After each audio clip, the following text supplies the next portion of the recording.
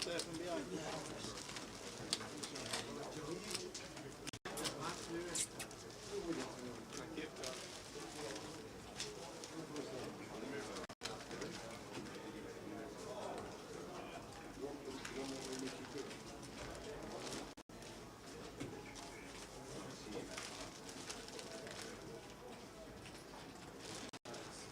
5? Table.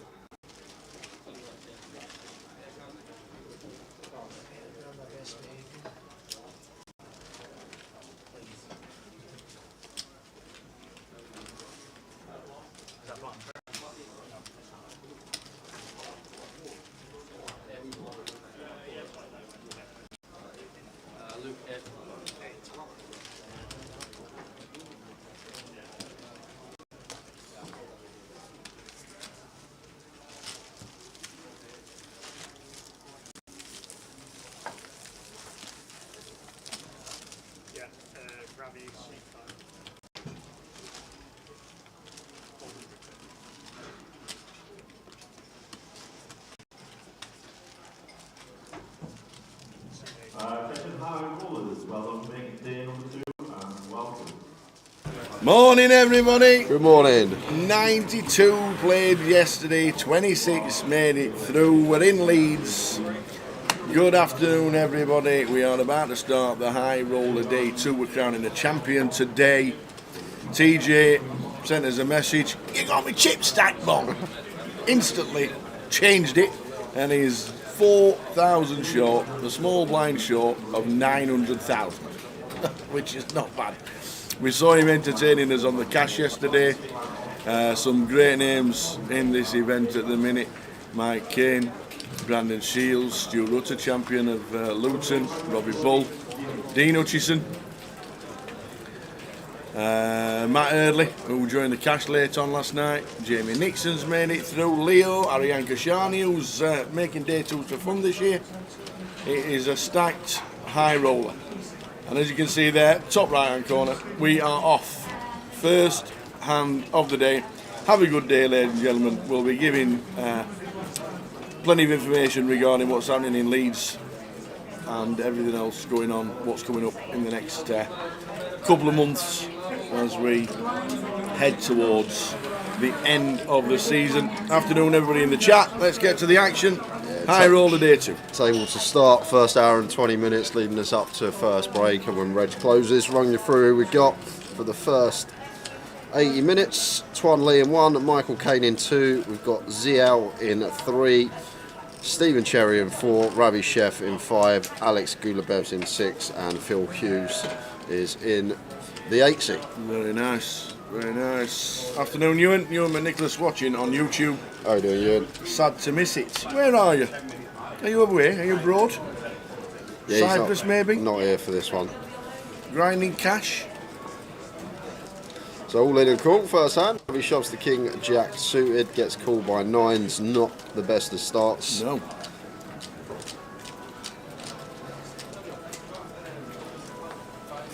Seven of clubs on the turn, so Ravi with his day 2 buy-in, needing a king or a jack. Oi, oi, there's the jack on the river.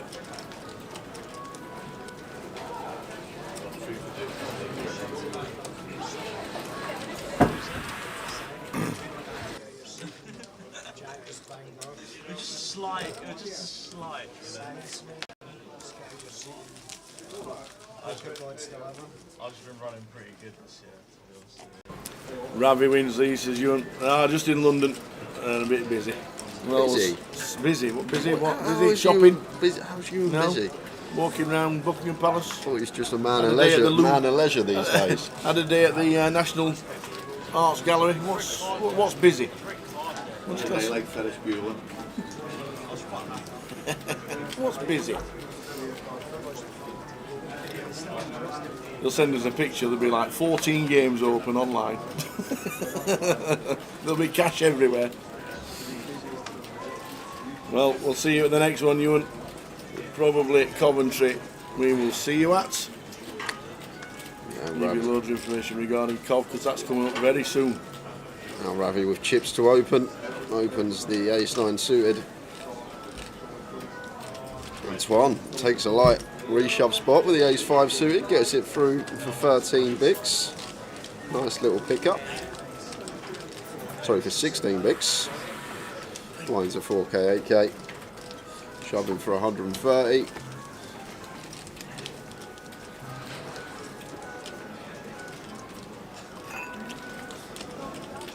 Going to be a long day. Yep. Just looking at structure, chips in play, players that we've got. Plus buy-ins so as well far. for 80 minutes. Well, we've already got 100 in the field tower, 100 entries so far, plus we got late reg, like 120 potentially, 130. Yeah. And the biggest high roller we've seen was 111 earlier on this year.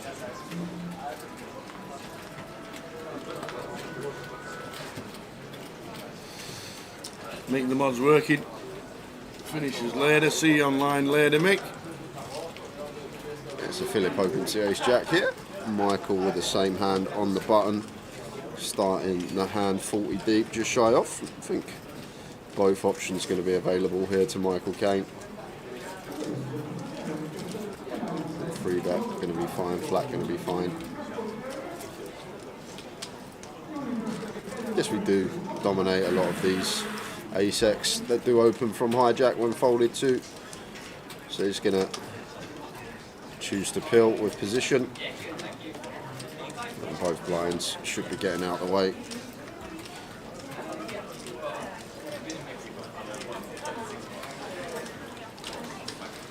Oi, oi, I didn't know that, Ewan. Got the tournament bug, got 11th in the 10k WCOOP main. Well with done, over sir. a mil up top. What's that? Well, that must have been well in the 6 figures, I'm guessing. Really? What, for 11th? I reckon. What, 10k? I think they've been short. I think they've been about 75. How many runners does that get, do you reckon? Pass. 500? I reckon it's got to be 10 buy-ins for 11th. No. 80k, there you go. Oh, There you go. what did I say? 80k. Well done, Ewan. Yeah, nice score, mate. Great score.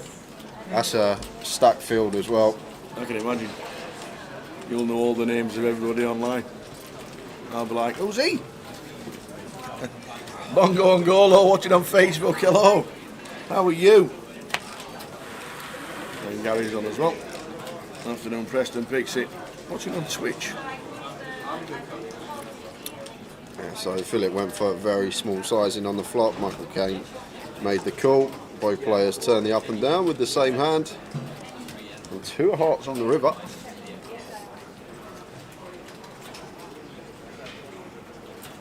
And look at this from Philip. Just going for it. 100k on the end here. 2/3 pot.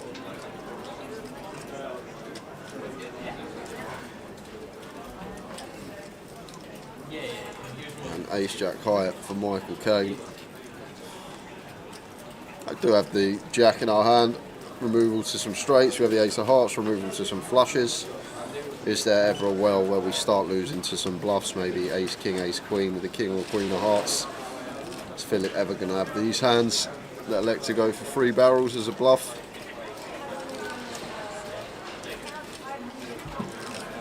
I'd be surprised if we saw a call here, Tower. I just think if we start going into that remit of Phil maybe having some ace queen, ace king with the king or queen of hearts, that we also lose to some bluffs in there. I think a bit optimistic to make the call. So does let it go. Don't think we can do much there as Michael Kane. Philip, nice little bluff early on, gets it through. 3 barrel successful.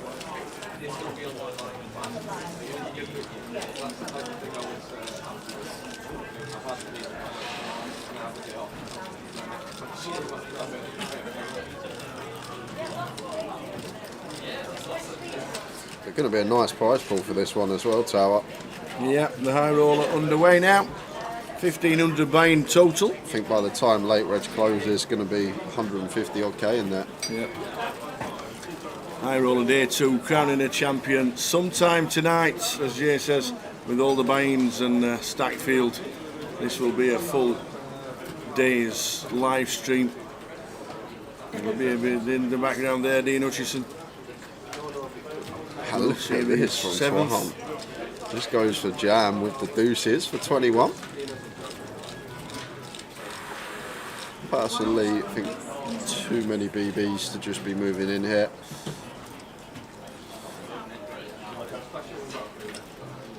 I've already seen him take the light reshove with the ace-5 suited. Maybe just looking to pick up some chips. Steve Cherry going to get out of the way with the queen-jack. And Ravi with the same hand in the big blind here. Not going to be able to call this one off. Into the muck it goes. Another nice little pick up from Twan. Gets to send through with the deuces.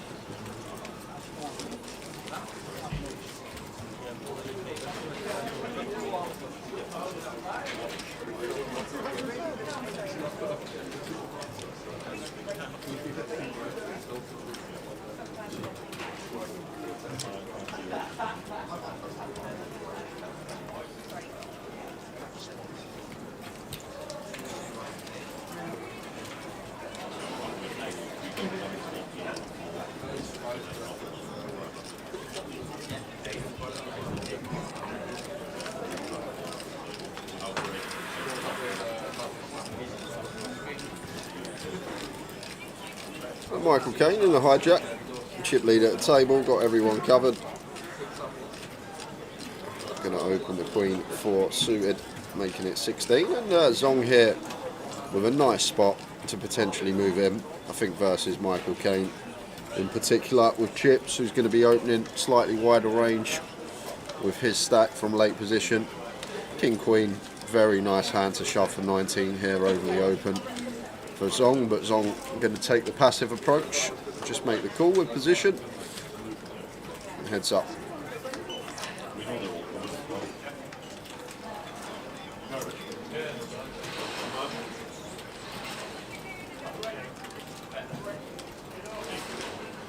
The blinds are now 5,000, 10,000, with a big blind answer of 10,000.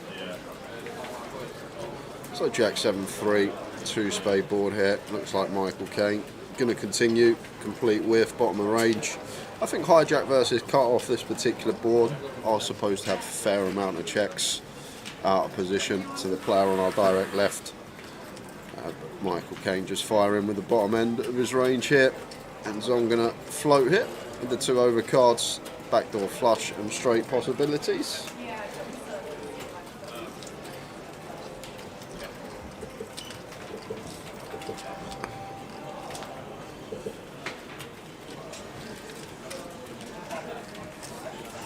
So after the turn, after the quarter pot c-bet has been called.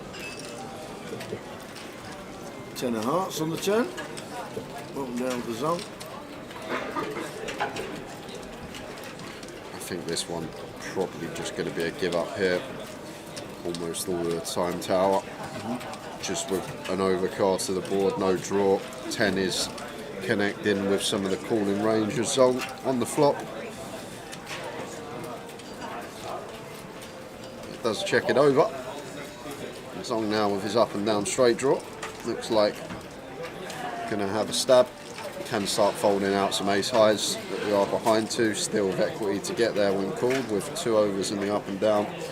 Both ends of the nuts, but going to take a freebie.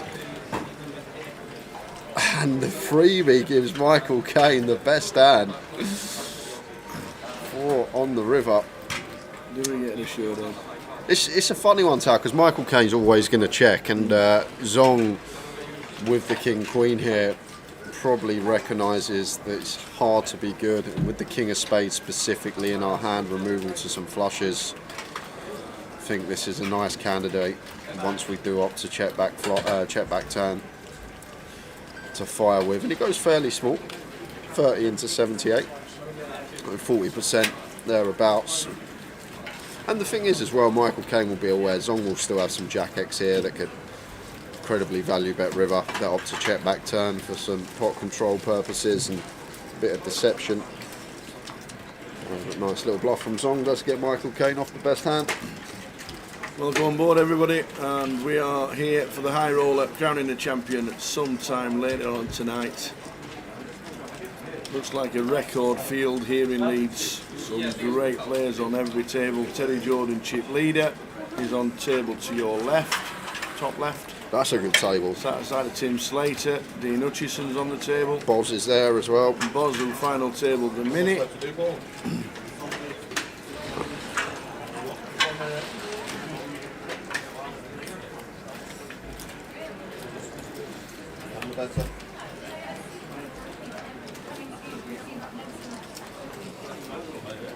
Ravi on the button, should see open with the ace-9.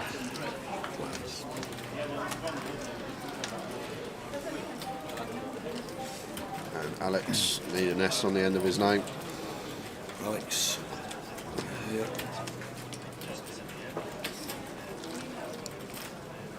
Out the way, and Phil calls with the 7-3 suited in the big, facing the min click from Ravi. And gets a delicious looking flop. Flop in middle pair and flush draw to go with. I think 10-7-4.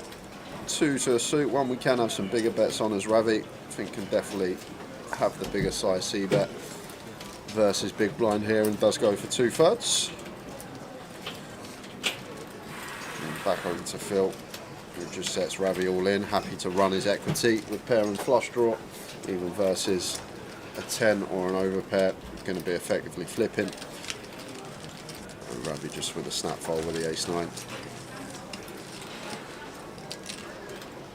Yeah, I think that's got to be second table of the day for us over there on the left tower. Just having a look. Yeah. Who's sat there. Also Alan Carr on that table, as well as Wadey in the 8 seat.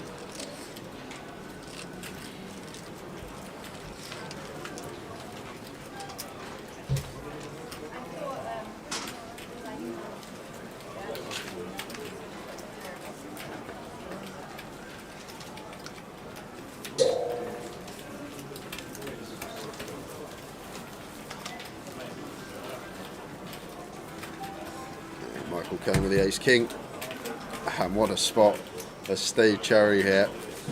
And off of 10 tower, I think we're always just going to be moving in. I do speak about flatting the big hands, the aces, the kings a lot off your short stack.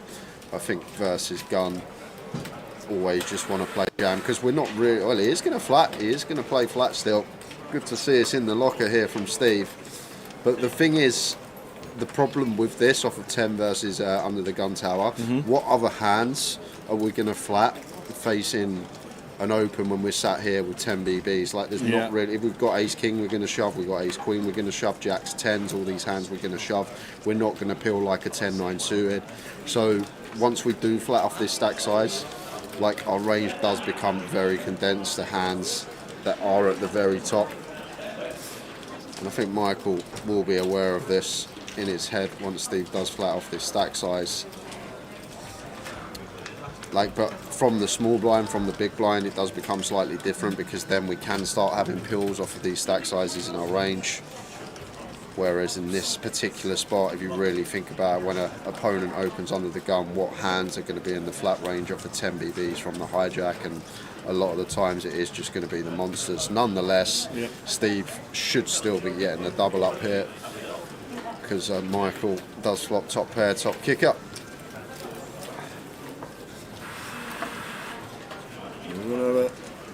Looks like a double up for Steve on his way. Steve Cherry, who played cash all last night. Yeah.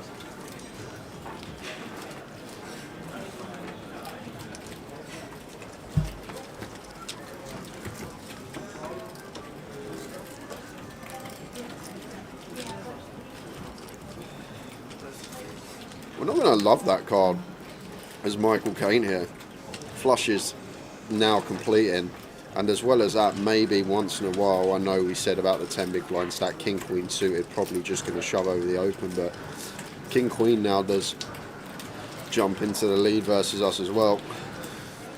Just too high up to be letting it go. I know maybe in the back of our head we can think that Steve is sitting there with the goods after the flat off that stack size.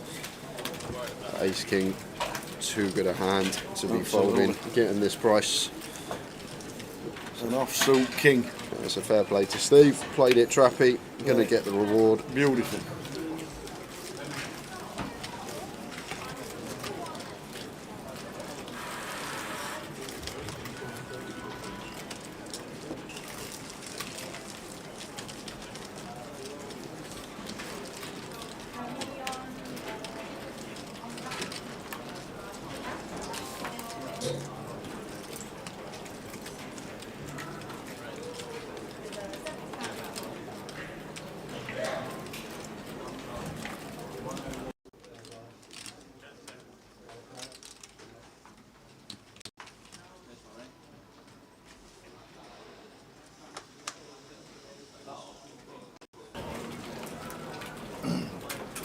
So welcome to Leeds, welcome to the high roller, Ravi Chef. Ravi, ole! I can't wait to see it. Let me tell you. Good old Ravi, he's turning into a bit of a star this year. Yeah, he only really started following the tour when he had them 2 wins in London in August, up the mini and the midi. I think he may have played the Vic leg earlier on in the year, but other than that, I haven't seen him outside of stock of London. Saw him in Luton the last leg. Now he's made his travels to Leeds looking for another title. Michael Caine has found another ace king in the big blind here and going to be getting squeezed up. Interesting one with stack sizing questions. Don't think we want to be going the full 5x here after an opening a call. I think with Alex's stack 30 bigs, probably happy to make this like 65. But he's just going to go for shove. For like 32 effective of Alex and 50 plus effective of Phil. I'm just happy to take what's in the middle. I think ace king off there might have gone for the 3-bet, not all in.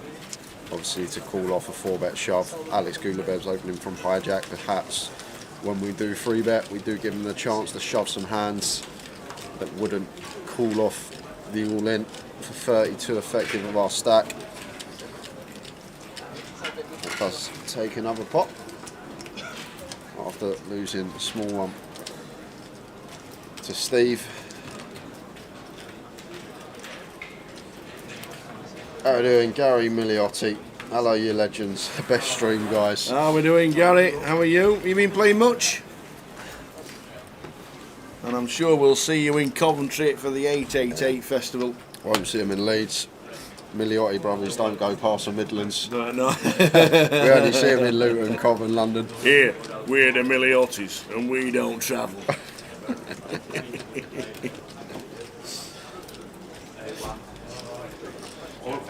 Yeah.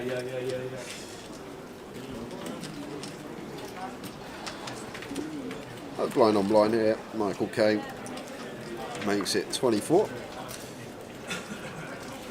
And Zong 8-9 off. I'm not going to defend. I'm just going to let Michael have that one.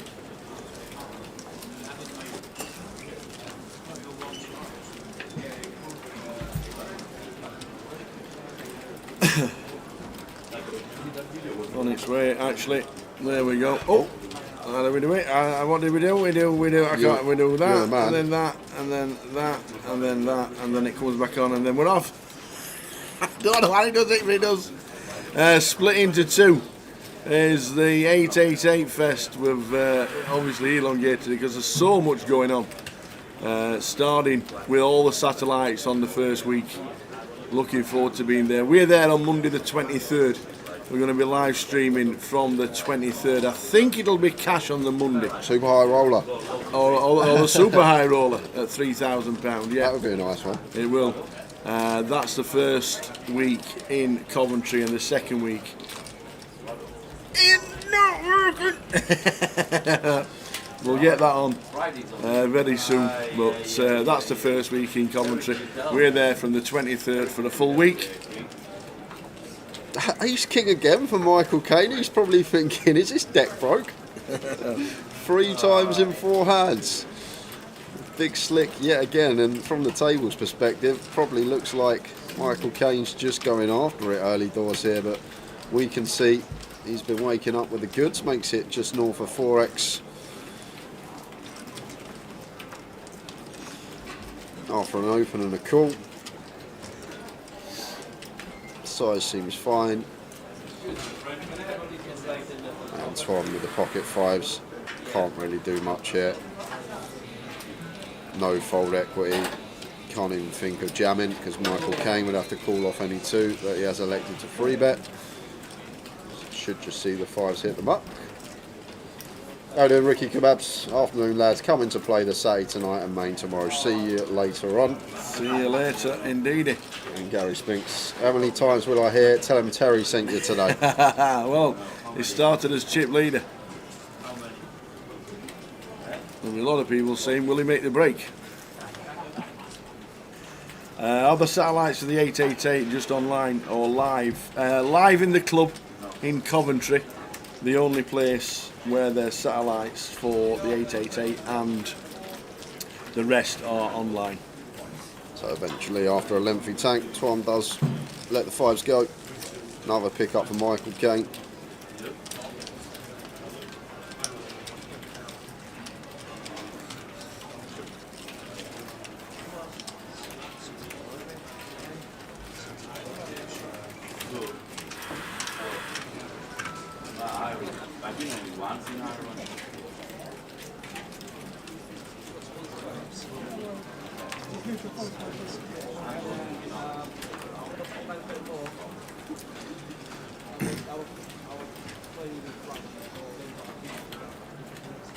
If you check the app for Coventry, it tells you on the 15th, 888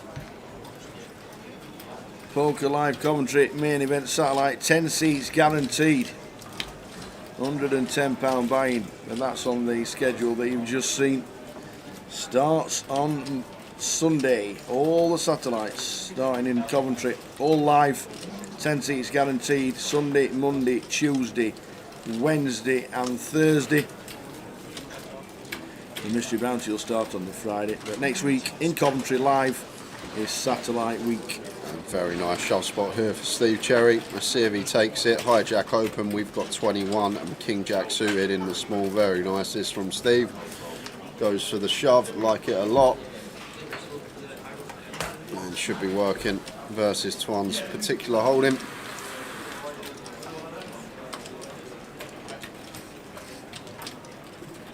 Such a powerful move versus an LP Open, even versus some MP or EP Opens, the suited broadways, shoving for around 20 BBs. And gets that one through. Gets the better hand to fold, nicely done.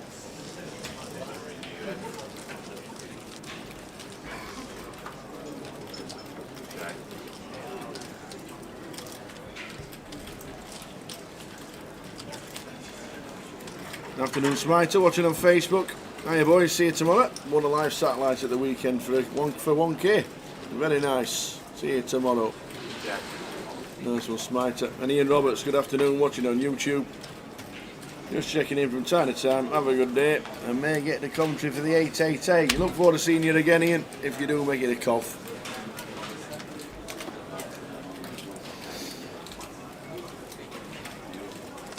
We need to find the schedule for next year that goes towards June and July to find out when we're going to be bracelet hunting. Again.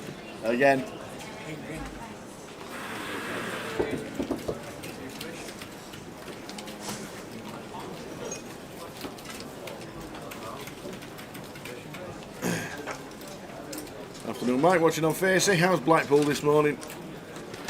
Bet it's windy. It's in windy in Leeds. I bet it's windy. Tomorrow, walking into work, you'll need an umbrella. I'll just or a taxi. Oh yeah, I was about to say I'll get something else beginning with you. That's what I was going to say. I'll go for something else beginning with you. I might join you. It's going to be torrential tomorrow in Leeds. You can't join me. Can you imagine how much PK will be panicking when neither of us are in at 12:28? Oh dear, imagine. Obviously I turned up for the 12 o'clock start today. Did you? Oh yes. Oh. I was in situ at 11:45. I'm sat here getting ready. Have you started the stream? We don't start till 1:30. Oh dear. It's Alex here. Nice spot to attempt to steal with the ace deuce on the button. Just try and pick up that big blind and ante. One gonna defend with the queen at 3 offsuit.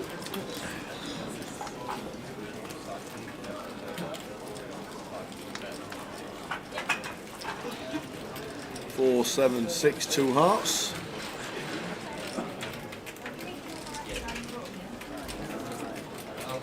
Antoine just goes for the donk shove with the dummy end gutter.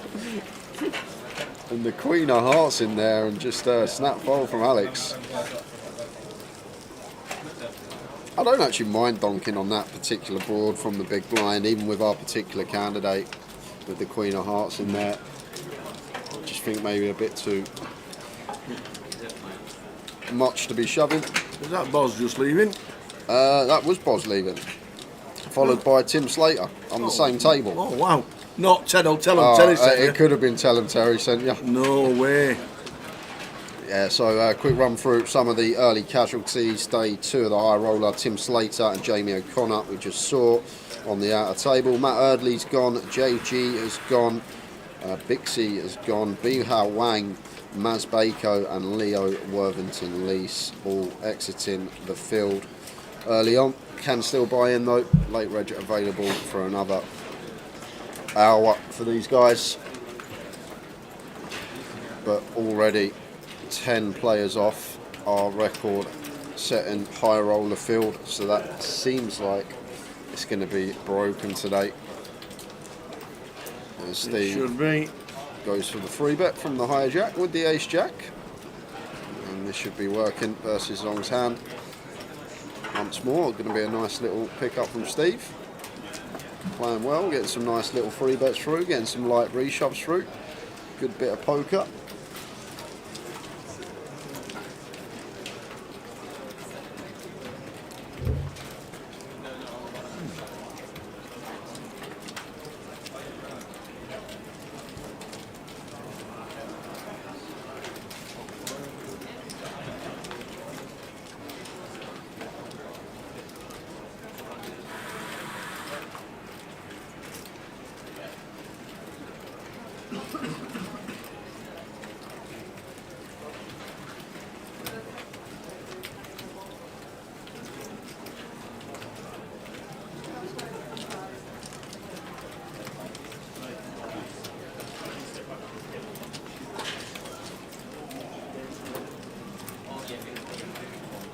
This time Swan with ace king suited on the button. Gonna open.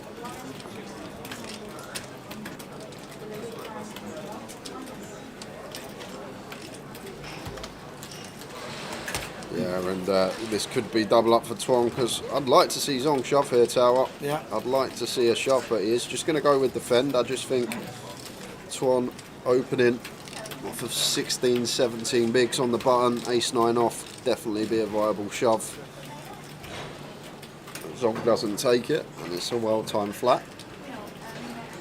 This would have been running into top end of Tuan's range here. The player going to like this board. Looks like C-bet is still incoming. Expect that to be hand done now. Should be, even though we've got the overs. Yeah, I probably would have just sent this ace-9 pre-flop, Tower versus a button open, but Zong going to live to fight another day because of the flat. MM on YouTube. Is that Marshall Mathers? Could be. Yeah. Mr. Magoo? MM. Can Grosvenor Life credit be used for the 888 events? Yes. Yes, it can. And by Blackpool, all your credit that's on the live app when you've signed in the top right hand corner doesn't look like mine that says naught. You'll be able to buy into events via the app starting from Blackpool in a month's time. But any Grosvenor Live credit can be used at the 888 event because it's an NPL event and it's in a Grosvenor casino. And in moving forward, all the events we do for 888 will be treated exactly the same. Cheers, Mr. Magoo. MM. Yeah, we've got to give him a name. I think Mr. Magoo's great.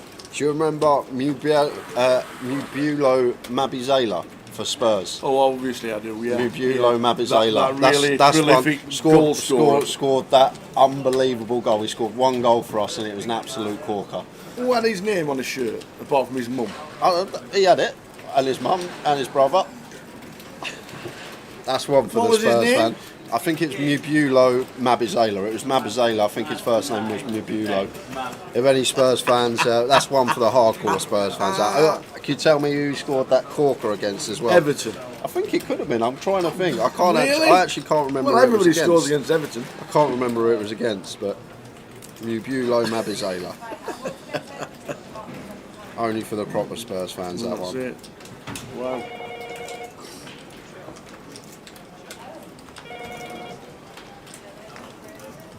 Nice little turn for Steve.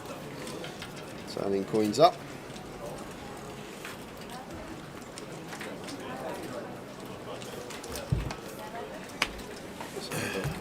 It's going to bug me, Tower. I've got to have a look. 2 pair for Steve. Swan with a gut shot.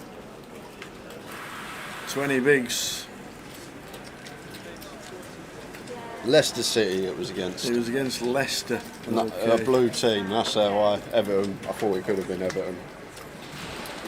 So 2 pair for Steve, gets the check mark.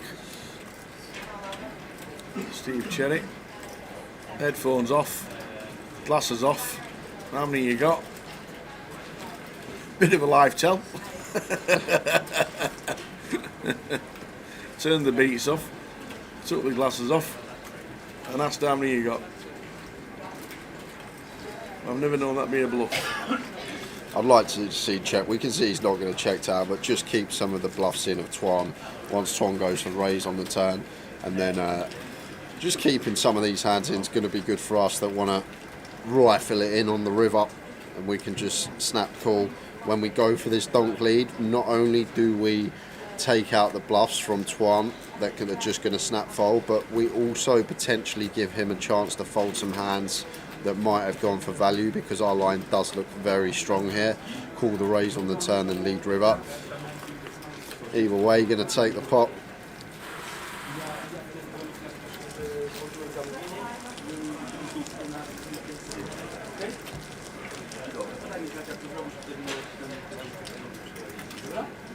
There we are, Rhys Agara. It was against Leicester on his debut. Spurs have proper fans, question mark, says Sprite. It was just one for the hardcore fans. Against Leicester on his debut. See, he scores on his debut, he's going to be the saviour of the club. Played about 4 games, shipped him out.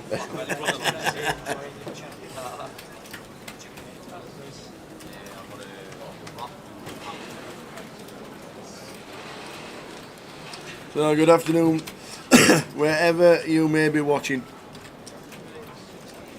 We had plenty watching from everywhere yesterday. It was really good to have everybody on board.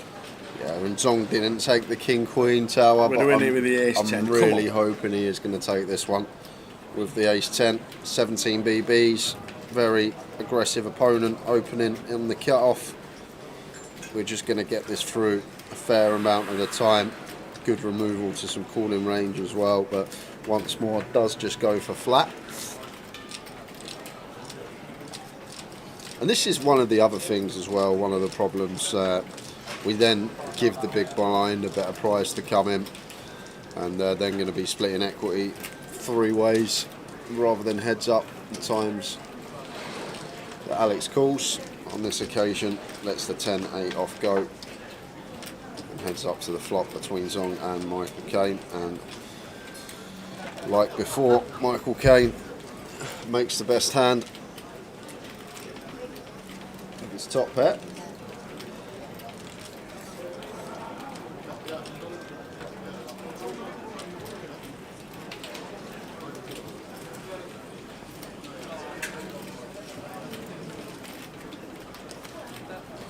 And I think this is actually supposed to be check here for Michael Caine. Like in theory, the solves do a fair amount of checking, cut off versus button, very high check frequency on most board textures.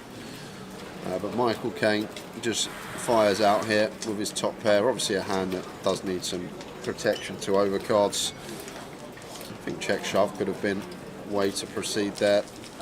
Lots of heavy checking, I think, in that particular scenario. Cut off versus button on 9 at 5-4, 2 to a suit.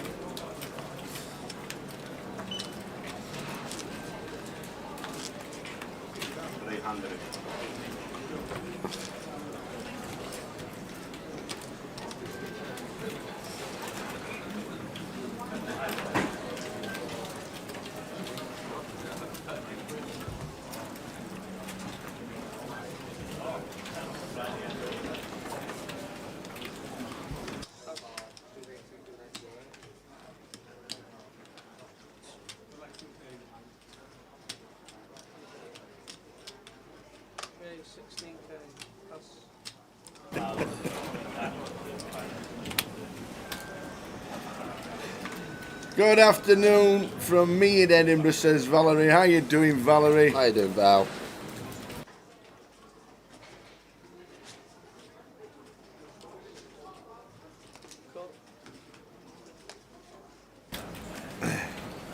YouTube on all day, live stream on the TV.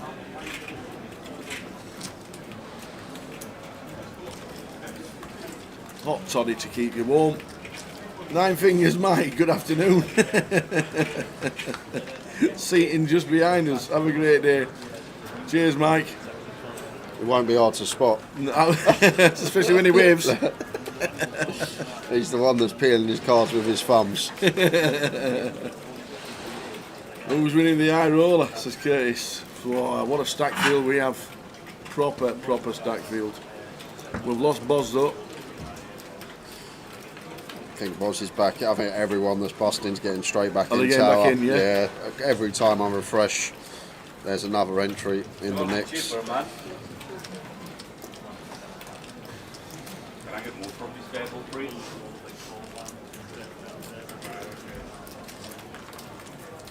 Yeah, I mean, Boris is okay.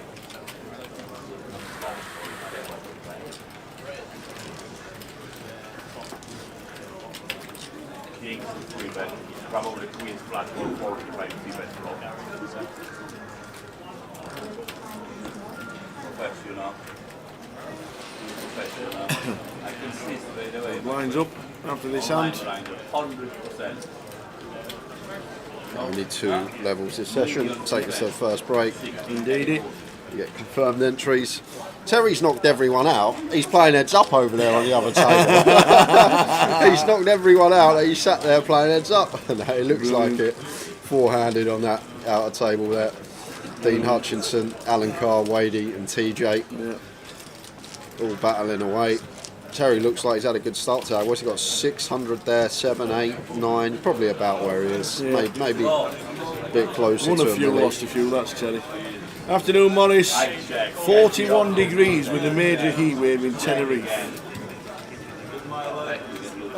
A part of Tenerife got evacuated last week because of wildfires Wow.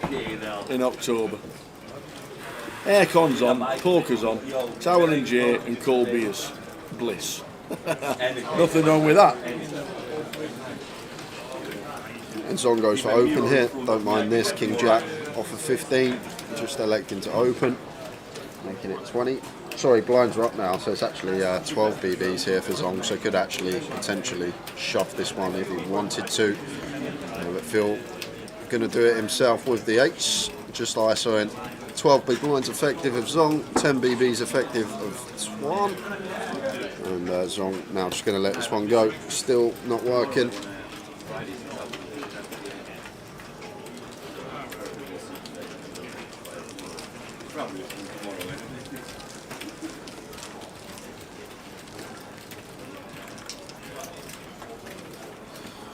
How's the treble looking for tomorrow, Tower? Oh, we've been in the lab, already started looking.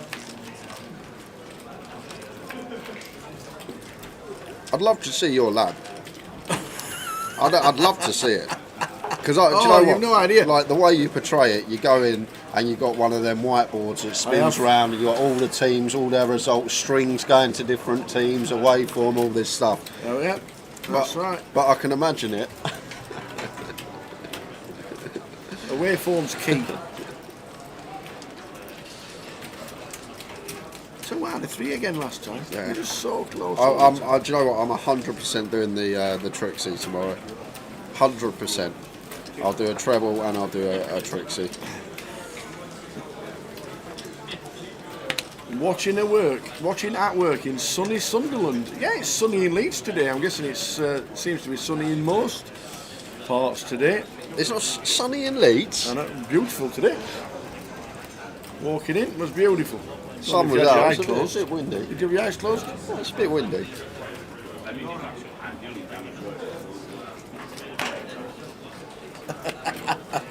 Tower's Lab is a dartboard, a blindfold, and a fixture list. Not even that, Jim. No fixture list, just the other 2.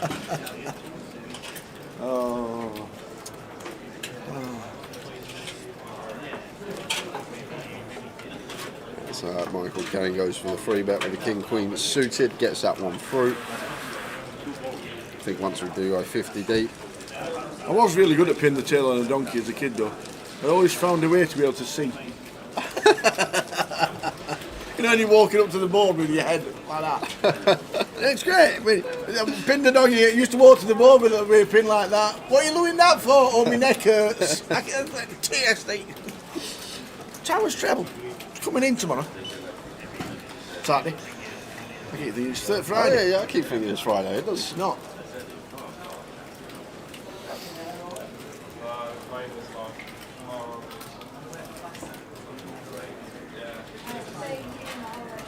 You've never done that. Have you ever put in the national team in the treble? No. No.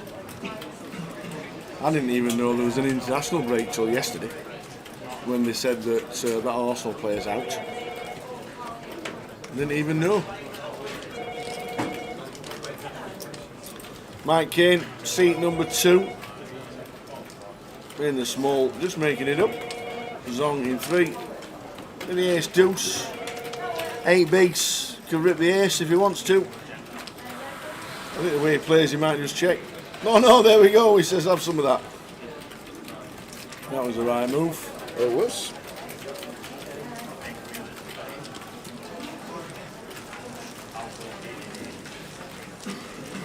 Northern Ireland.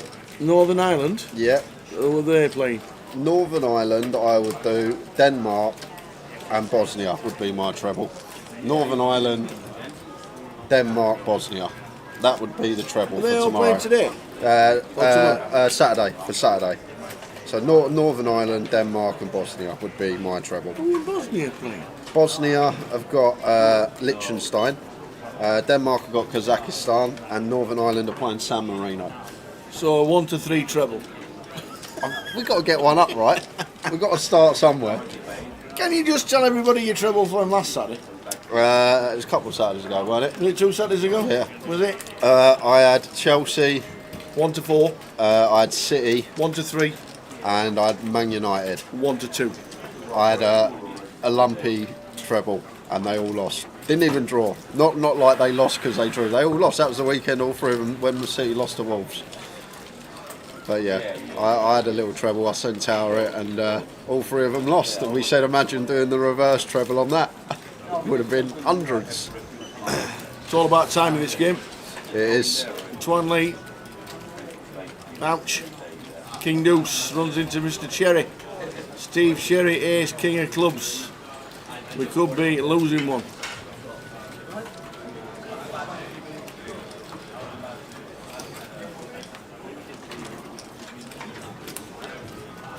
So Twan going to need a deuce. Or a lot of diamonds. And that's not it. Well, running hearts, back doors. Or a 2. We're down to a 2. Or Twan Lee is out the door.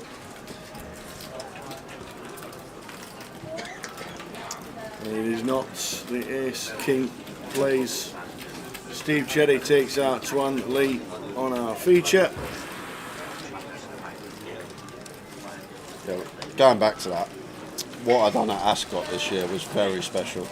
Ascot? At Ascot. Not something you do but horse racing as well. Just for like the big meetings, meetings. There was Royal Ascot.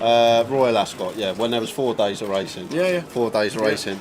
I done a lucky 63 each way. Lucky 63 each way. Yeah. How many horses is that? 6 horses. 6 horses. Yeah. Over the 4 days. Right, nothing big, like pound each way. Lucky 63. No, Yeah. not massive money. Yeah. Just little flutter better on the horses. Yeah. Out of all 24 races, how many winners, how many places do you think I got?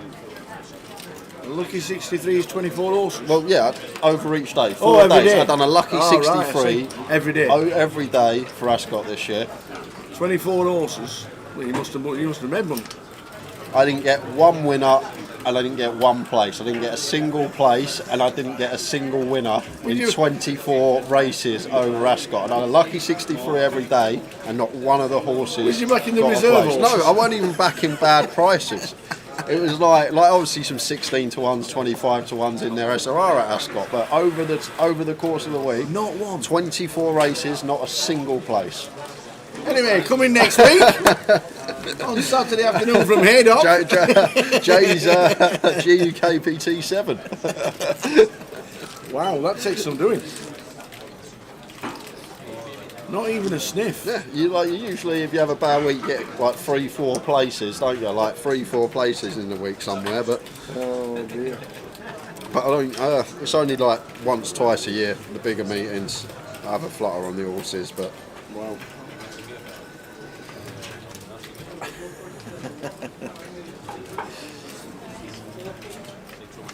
back to the action. Losing Twan Lee, couple more casualties in the field as well just before him. Maz Bako, Alex Todd, Goliath champion, is out, as well as Richard Hare. So 27 in the field at the moment, but that number should almost double, I reckon, by the time we get to break. A lot of players sitting in the wings waiting for that break to register, looking for the max late reg.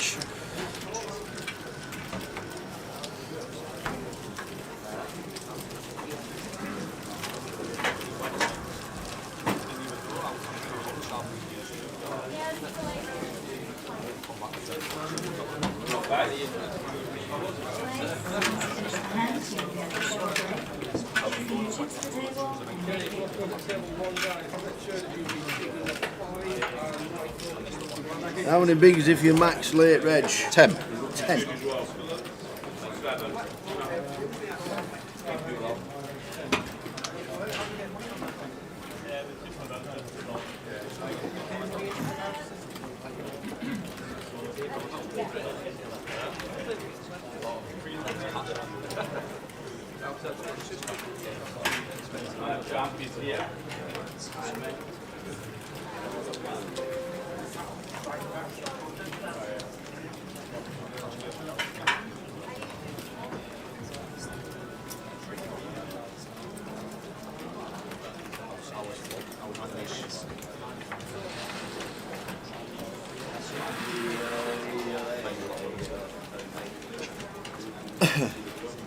Blind on blind till it completes. Michael Caine with the King 9 off.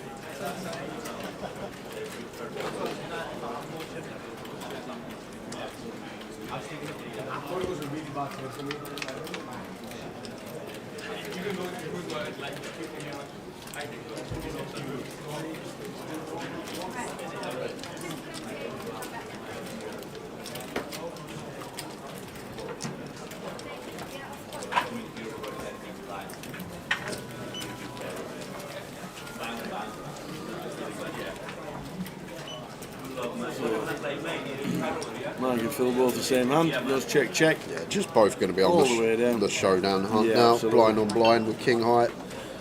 Both I am players. king, me too. I've got a 9 with it. Yeah, me too. So that's just checked down. Going to chop it up.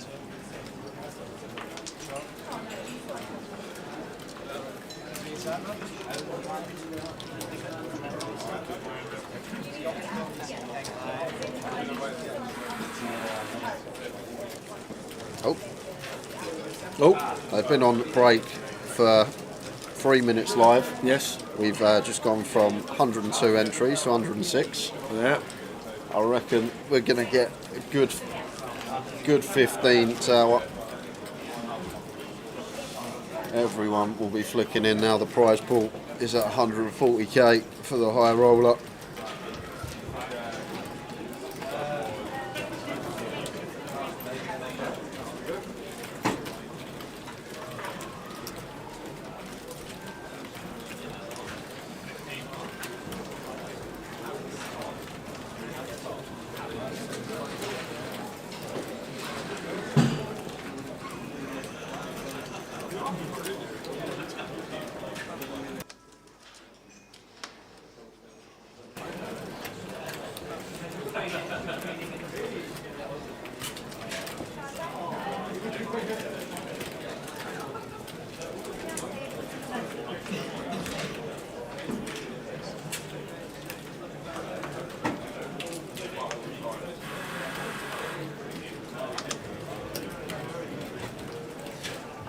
Michael Caine with Ace King again. Been an Ace King magnet.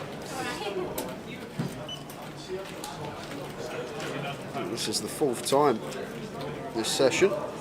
This time suited varieties. I'm going to pill the Queen 6 suited with position. It does flop top pair here. I think we're still happy to c-bet this one as Michael Caine. Expect Zong to shove any pair pre-flop with his stack size, so we're ahead of all hands in this range. They don't contain a 6 or a 3, so can just flush out some equity of some 2 random cards. Also get some value from some potential gut shots up and down of 4-5 and maybe some worse ace highs, although probably going to eradicate those from Zong's range. We expect all the ace highs to be shoving blind on blind for this effective stack size. This does go for 12-20%. 7 of diamonds turn. But now we're not loving this turn as Michael Caine. I think probably just want to play check here now. Tower 7 connecting with the calling range on the flop. The 4-5, the 7-5, the 7-4 all going ahead of us. And 6x and 3x obviously already behind to that. So should just be check. And going to show the Ace King, and so I'm going to show the Queen 6. Who's going to max late reg from an hour away? From an hour away? If you're an hour away from the building, who's going to max late reg? Bowie effect. Correct. Yeah.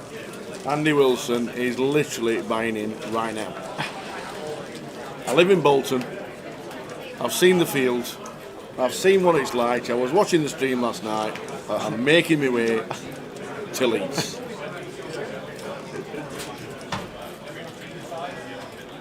The thing is, it's like, it's 10 big blinds. It can be done in 30 seconds now. You can get it in first hand. Yep. You've travelled an hour. Yep. Off you pop.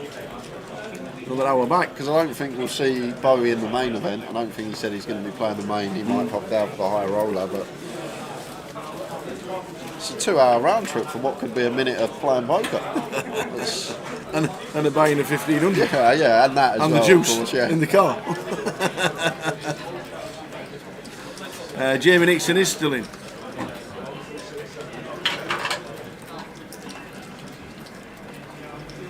This should just be raise and take for Philip with the Ace 10.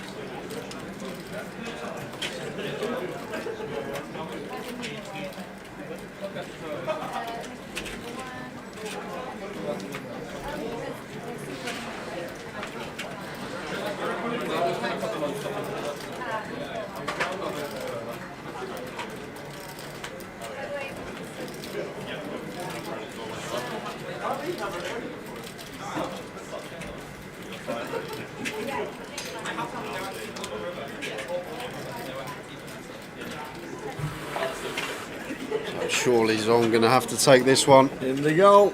Ace Queen suited. Yeah, I'll keep very back forward. Mike says, how much?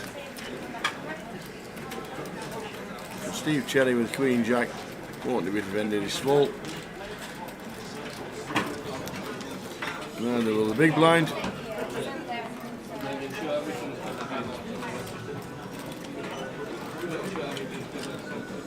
And Mike not happy.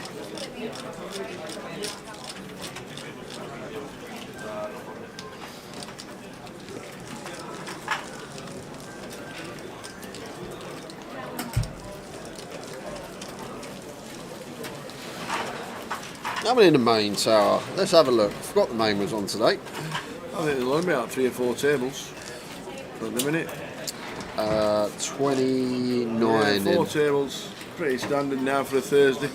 Everybody jumping into the high roller. Literally everyone. Especially when the buy-in price point of the high roller is £500 more. Yeah. Type mid-roller. Yeah. Yeah, it works well for Leeds though. Works really well. Not seen midi though. Middy's away. I spoke to Is Middy a couple of days ago. Oh, right, okay. He's away. I'm not sure if he's in Cyprus, but Right, okay. he said to me he's not about for Leeds. Okay.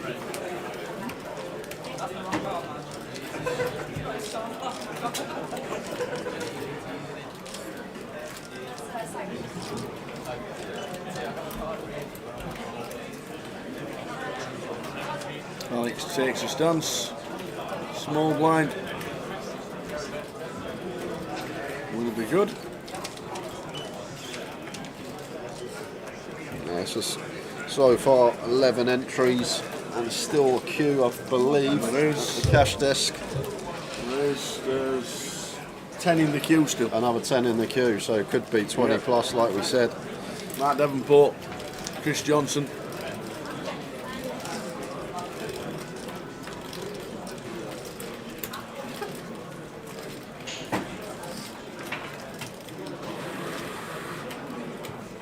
Goliath winner from 2 years ago. Carl Jeffries here. Yep. He's Leeds United topper. Yeah. Not too sure about the Leeds United top. It looks grim. Quite orange and yellow. Matt Davenport's buying in. Some numbers coming in through this door. They could be at 45 after the buy-ins are finished. And as Jay said, it's making for a full 13 or 14 hour streaming day today. Oh, they got a dinner break in today. I didn't even realise Have that. they really? Break after 30 minutes, the end of level 17 they put into the high roller. I like that, I do. There's Phil, wine on wine with the Oh, eggs. it's that time we go and get some fruit and veg and Yep. all that. There's a platter of it. So Phil gets that one through with the eights. There's a lovely platter of fruit outside, let me tell you. Please bring your chips to the table and No, lovely. This fruit, let me tell you, this fruit is beautiful. Really nice. It's got some sultanas in it. Really nice.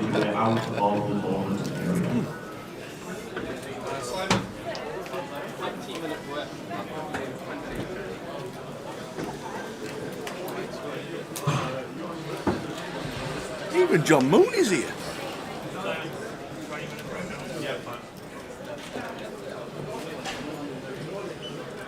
Excuse me, sir, it's not a fancy dress comp.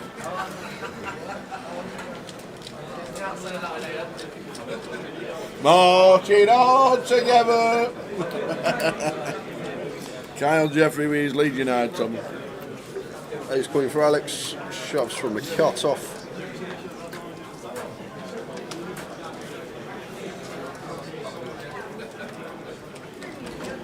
Gets it through.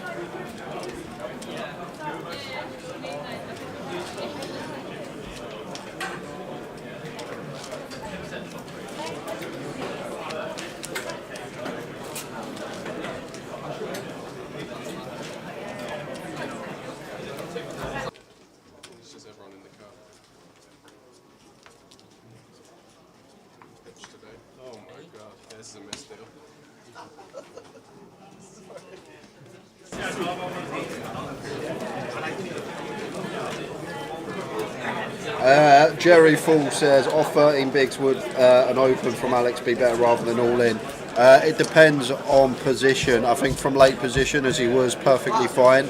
If we're gun, even early position can start having more opens, just simply because we've got more players to get through. Like the earlier position we are, Jerry, the less we're going to shove. The later position we are, the more we're going to shove it for that stack size. So.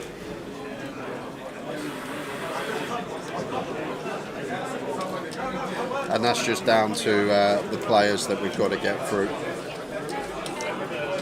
like these days, off of even 11, 10 BBs can just start opening, clicking off a 10, 11 big blind stack from under the gun, but from like cut off button we're always just going to be sending in our continued range. As Phil goes for open with the King 10, makes it 22. And everyone is trying to get into this high roller. It's going to be record breaking here in Leeds. How do we go from the quietest in Luton to the very next stop to the Game of busiest? poker player in Britain who play an high roller, and they're here. They are here.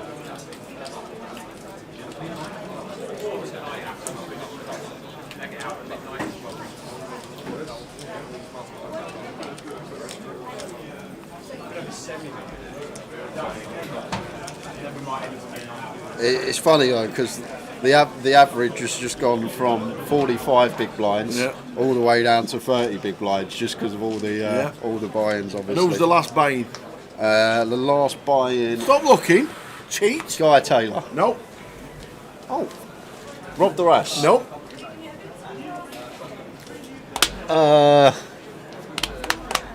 Matt Davenport. No. He's in. Last buy-in. Who is the last buy-in? You just can't see him.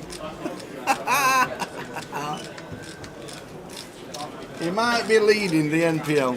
Oh, Cal Morial. The LPL leader is jumping in to the HR.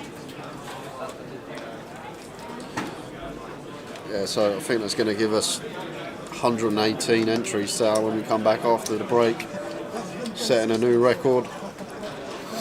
Yeah, Toddy's back in. Talking of the NPL, this is updated till before Leeds. This is the beginning of Leeds, so none of Leeds is added yet. John Barsfield's had a cash this week. Macapac has had a cash this week. Chris Johnson. He's had a couple, I think, Chris Johnson. Yeah. Did Cal cash? I think he has. I think he did in the mystery, perhaps. He cashed in the mystery. Didn't in the mini. Brandon Shields did. Arian has. Yeah, Arian's had another good week. Mini final table, cash in the mystery. Yeah. So these points will change. They'll all be updated before Coventry, the NPL. 13 10k packages. Expect 18 and 19 by the end of it.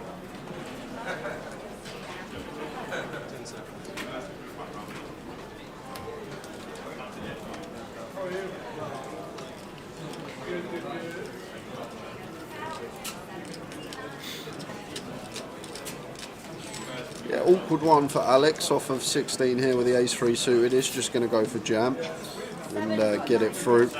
Jam going to be fine. Can we have a limp shove this one? Could be an option. Just taking his ace, sending it into the middle.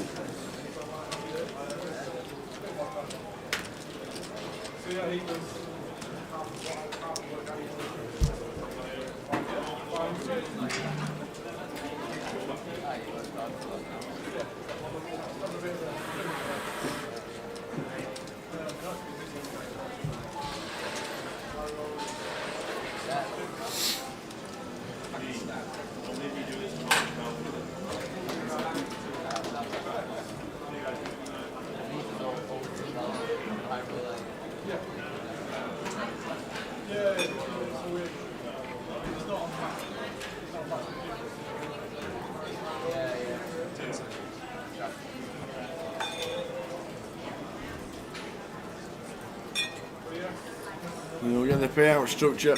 We're on a break in 12-13 minutes time, and then there'll be a 15-minute break. Is it 15 or 20? Mike, is it 15 or 20? 15. Mike, as well, the cash out satellite, has that been moved to 7 o'clock? Oh, it was always 7 o'clock. It says 9 on the app, someone's saying, but yeah, okay.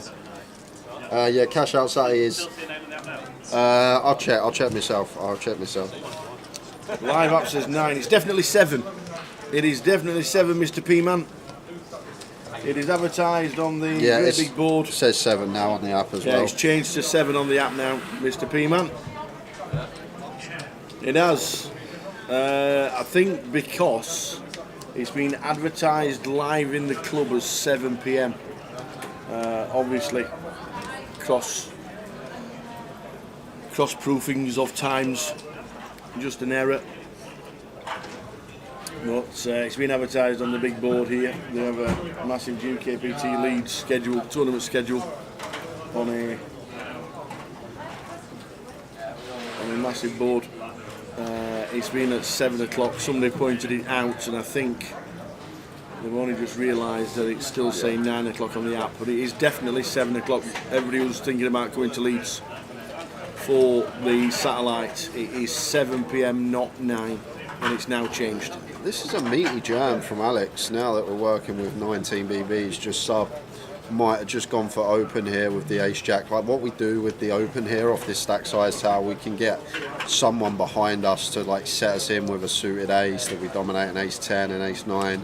Hands that not going to be calling off the jam for just sub 19. We can potentially get action from when we open that go for the shove over our open. Also do get value from the big blind defend range as well. We can get our opponent to put in chips with a worse hand, and we get to go post with position. I just went for the shove. Sit through.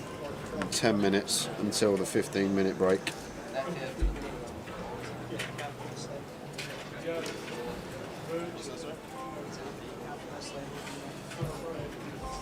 It is, yeah. 10 minutes it'll be a break. So the blue line, that's like the session. It's fairly new.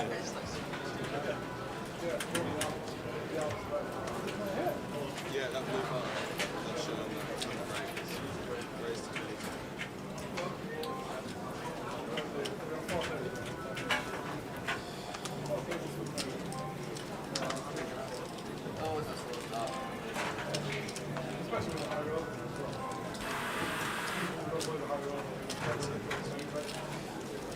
Fill it with the ace 9 in the cut-off. Makes it 22. So I'm going to peel the ace 6 suited here from the small.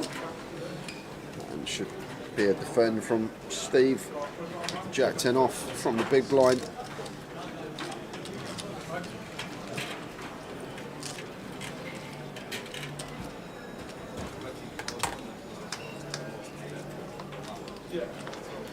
Six-eye flop. Beautiful flop for Zong. Top kicker, no flush draw.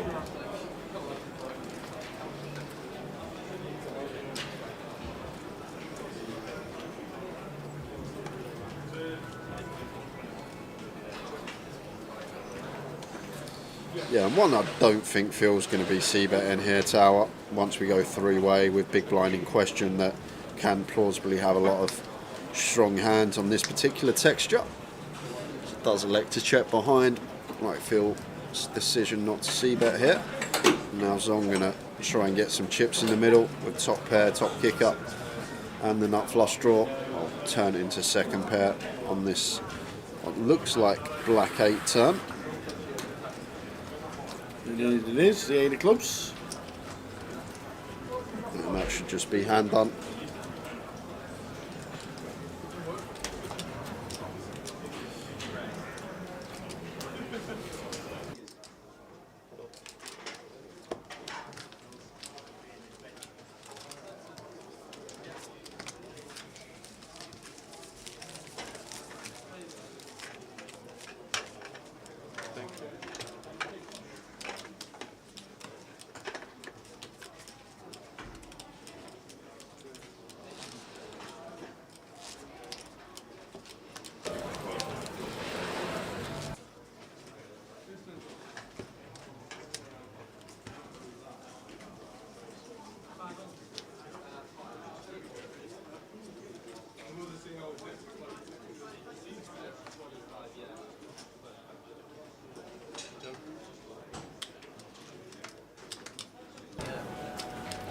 Yeah, so anybody coming for the satellite tonight, please remember it's 7 PM, not 9 as advertised on the app. The app's now being changed, so anybody looking now won't realise that it was 9 o'clock, but anybody who watched the previous saw the 9 o'clock and thought I might flick it in, please be aware it's 7 PM in the club. And Jim released yesterday as well. If you want to buy in via the app now, in Coventry. That's all going to be kicking off. Not Coventry? From Blackpool. From Blackpool. From the GUKPT Blackpool. So from Blackpool onwards, you've got credit in your account. Don't have to queue up. Yeah. Just go on your phone. And anybody who's got live credit can use it in Coventry for the 888 events. Plenty coming up next year. You see those events there, the yellow, the blue and the yellows, next year, reverse it with all the blue, dark blues to the yellows that we're not doing. The rest we are. Yeah. It's a busy old year. It's the schedule is going to be busy, but obviously 888 Coventry starting this week. The 15th is when the live satellites start. The first comps start on the 18th. We're there from the Monday the 23rd all the way through, 7 days of live streaming. Then it's Blackpool, shorts, flip-flops, sun visors, sun cream. And then London to finish off the year for another GUKPT season. Saw this fist.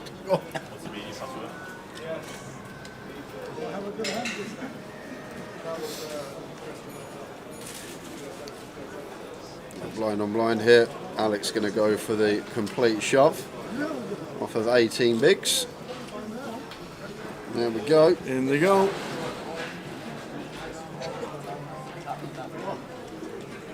For 19. Unfolded King 10. Dave Chatterjee on Facebook says, when is Blackpool 2024 going to be? There's definitely two. The dates, I don't know.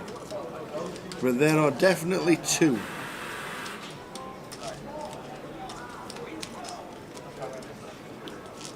Hey then, JJ. I've made a bet with TJ at 2-1 that he won't make FT. Not sure which is better, the odds or the bet. May give him some focus, but happy enough with the bet. 2-1. What was that at the start of the day? With the chip lead.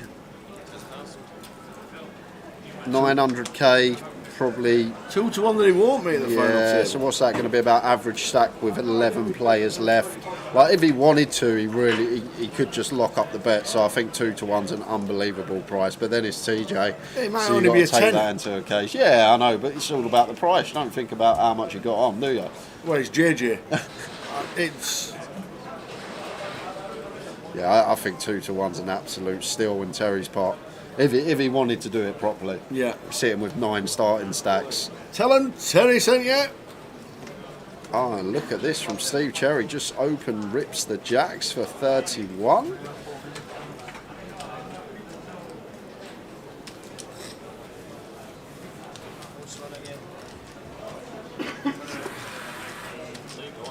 Doesn't want any action. Does not. Out to play pocket jacks. Yeah. For anybody that's wanting the Blackpool schedule,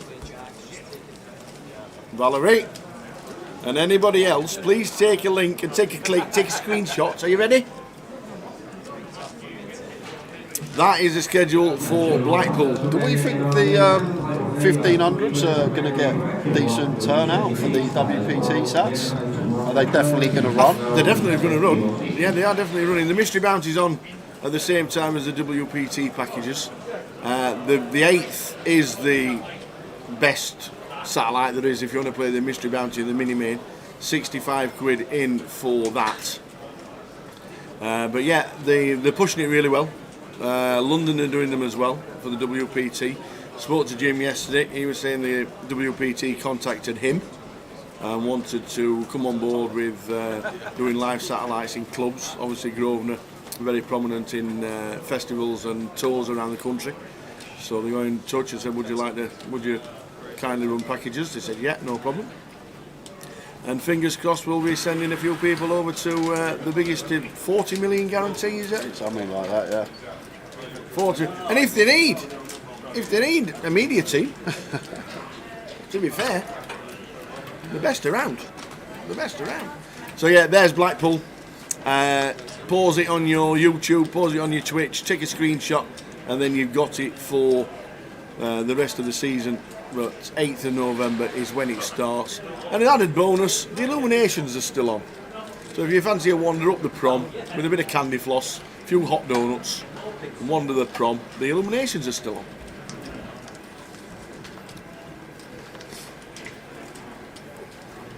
Tell you what, it's like the who's who of poker in this building today. It's great.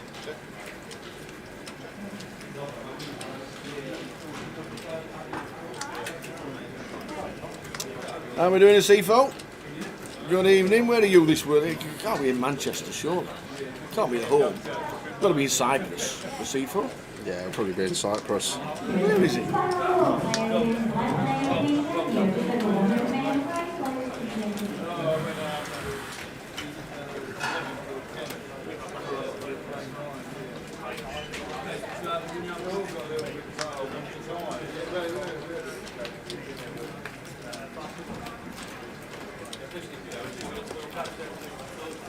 So, with 10 seconds on the clock, we're going to squeeze one more hand in.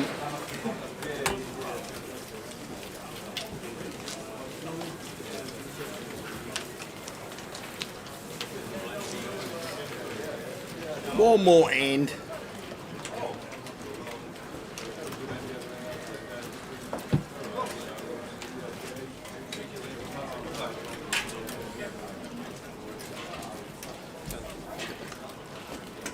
And just get one in. Why not? Why not? We'll 15 minute break. we'll rush to get one in. 15-minute break at the end of this level. End of this hand. We'll flick in a final hand. Alex goes for open with the ace queen from gun, raises to 20. Small blind, get out of the way. Steve Cherry says, let's go and have 15 minutes. Oh, probably happy to flick and defend here. Town, queen 5 suited, facing min click, 4.5 to 1 no money. Be surprised if Steve did elect to fold this one.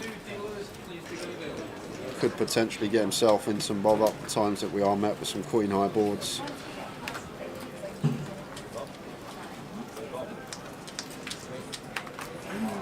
Everybody's off. What are we here to 5, does Steve? Redraws for Alex. Yeah, I expect this to be check bet. And then it's kind of close here with Steve. Like a lot of the time we can be peeling off one bet, even with bottom pair facing the C bet. But it is a board that is very advantageous for Alex here. Just going to have all the strongest hands. So I wouldn't be surprised if Steve Cherry did actually let the bottom pair go here. Just a hand that's not going to be able to withstand heat of double barrels. We're not really going to enjoy any turns other than maybe a queen or a 5. That does take one off here. And 3 of diamonds on the turn. And I think this should now be hand done. I think this is just going to be check, bet, fold.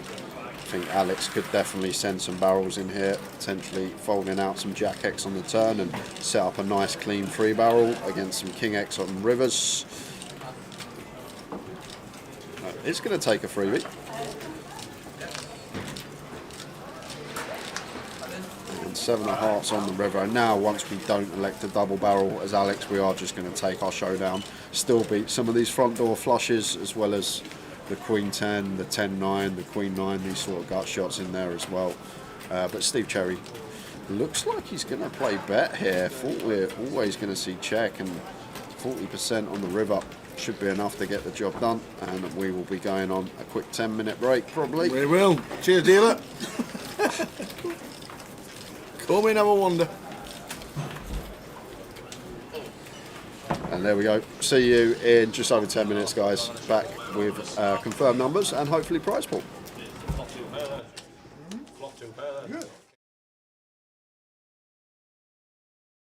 Going to bring the rest of the field in. Yeah. Gary with 8s, Ed with 7s. We're going 7 way to the flop here. Victor's in with the King 4 suited. Ollie's out the way in the small, and Christian going to defend an unknown holding in the big blind. So we have got 7-way action here. 7 way. This is a 1K, guys. Don't adjust your sets. Oh! What a flop! What a flop! Who's got their 7s? Quad 7s for Ed. Oh, wow. So nice to have the check mark on the flop. That doesn't happen very often. especially when you go 7-weight. But the way that we're going to get paid is what I'm thinking, Tower. It's going to be difficult. I guess we're going to get a street from Gary. Gary has pocket 8s, but in this multi-way coup, Jimmy's in. need to be proceeding with caution. Well, Jimmy just goes for the C-bet into 6 players under turn. Got the backdoor hearts. Mark's going to call the ace-king with 5 players behind on 7-7-3. And Gary here now with the ace. This is actually a tricky spot, Tower. The thing is, we're getting 8-1 on a call, so we're probably going to take one off with position. Like the times we do hit an 8, in general, we can win a huge pot, but it would actually be a disaster on this occasion because we got Ed sat there with quads. And what's Ed thinking, Tower? He's thinking, what have you all got? He can tell with his face, he's like, how many 7s in this deck? Does he raise or he just calls? Of course he calls. Of course Like, what on earth have these lot got? He's thinking, I've got 2 7s in my hand, it's gone bet, call. Yeah. So, Wow. see the turn, and it's an Gary 8 Bush! on the Gary turn. Bush, Tata!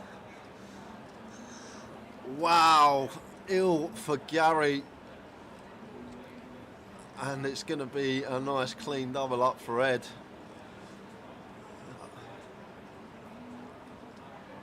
Jimmy has to check. 3 players calling behind. He's What is he doing? He's Oh my He's at word. it again. So he bets into 6 players. He gets called in 3 spots. He's now continuing into 3 players. Yes, we picked up the nut flush draw, Tower, but there has to be a 7 out there. Once it goes bet, call on the flop, there's so likely a 7x is out there. And the times that we're met by a raise, and if it's a chunky raise, we then just got to fold and don't get to realise our equity because our ace and our 10 are never any good. We have to hit a heart. We can be drawing dead. He's like, what have you It's got? just a dream for Ed. It's the absolute dream, Tower. These scenarios, you sleep and you have dreams about these situations. Flopping quads in Hold'em and someone turning the nut boat and keeping it trappy as he should be with position. Wow. Just fading the one out on the river. Well, Oh my word! Oh my gosh! Is this actually happening? wow. We've got quads over quads, guys, on the feature table. And oh my word, I said on the flop, Ed's got the check mark. I forgot about that less than 1% next to Gary's name for the running 8s. What on earth is this run out? And to be honest with you, Tal, something really interesting about this hand. The 8 of clubs is on board. So 8x of clubs is not a thing. So when Gary bets the river here, Yeah, 4K. as he does, he can't actually have an 8x. He's not going to have 8-3. He's not going to have 7-8 from Ed's perspective because Ed has 2 7s in his hand. And there's no bare 8x that pills flop. So how does Gary get to the river with 8s full? He just doesn't. It's not possible. 8x of clubs isn't a thing, and there's no 8x that actually want to just pill flop overcall against 2 players. So Ed here should just call. Really? Should just call. Simply because the 8 of clubs is on board. So 8x of clubs is not a thing, so we can't get value from 8s full. So he has to have either a bluff or quad 8s here, right? Because a bare 8x isn't going to float flop. There's no 8x that has any draw now with the 8 of clubs on board. So Gary basically has to have quads here or a bluff because 8's full isn't a thing with the 8 of clubs on board. So I'd love to just see a call here from Ed. It seems crazy. It seems absolutely crazy to just flat. To see the cards, that is for sure. But in reality, it makes sense. If you really think about it, guys, what 8's full does Gary get to the river with once we go 7-way to the flop and the 8 of clubs now rolls off on the river? There's no 8x of clubs, so he can't backdoor a boat with a flush draw, and he can't call like 8-6, he can't call 8-9. All these hands just fold flop. There's no draw there, so he basically has to have quads or a bluff, and Ed's figured it out. Look at his face, he's figured it out. It makes sense. And if he folds here, it would be incredible, but I don't see how we can fold, but I'd love to just see flat. Yes, we've got quads, but really deduct the hand and think about it. Like, what's Gary supposed to have here? There's no bare 8x that get here this way, so it's either quads or a bluff. Pocket 3s isn't going to go for value. Can he not have ace-6 of clubs? Well, that's not gonna. We've gone 7-way to the flop tower. It's gone bet, call, call, call on the flop. Turn, it's gone bet, call, call. So why would ace-x of clubs go for value here? There's definitely a 7x out there in someone's eyes. And just to let you know, Ed has just called. Exactly. I think it's great. I think it's an unbelievable call. So many players are going to go broke here, but Ed's just deducted the hand and figured it out. There's no 8s-4 that Gary gets to the river with. There's just not. Come up with a hand for me, Tower, that gets to the river that makes 8s-4. There's none there. 7-8 isn't a thing because we got 2 7s in our hand. 8x of clubs isn't a thing because the 8 of clubs is on the river. Gary's not going to float 8-9, 8-9, 8-10, all these type of hands once he goes bet, call, call. He's not going to overcall these hands. So it has to be quads or a bluff. And I can't even think of a bluff here. Pocket freezes and then going to suddenly bet once their boat gets counterfeited. So, although from people that don't play much poker and your perspective watching this, you're probably like, what on earth is going on? How can he just flat with quads? But when you really think about the hand and break it down, like Gary's value range on the river is going to be 8s full, 7s full, and that's literally it. We've got 2 7s in our hands. The 7s full isn't a thing, and 8s full obviously isn't a thing because of how the hand is played out. And Ed says, nice hand, and it is a sicko, quads over quads. Great flat on the river tower, but I actually think it's an easy flat. It sounds crazy, but in my opinion, it's a very easy flat on the river. Wow. Wow.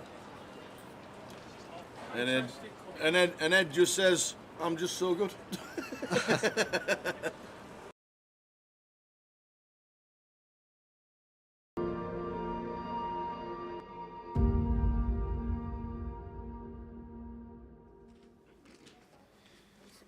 SU Queen in the small. Expect to see a complete.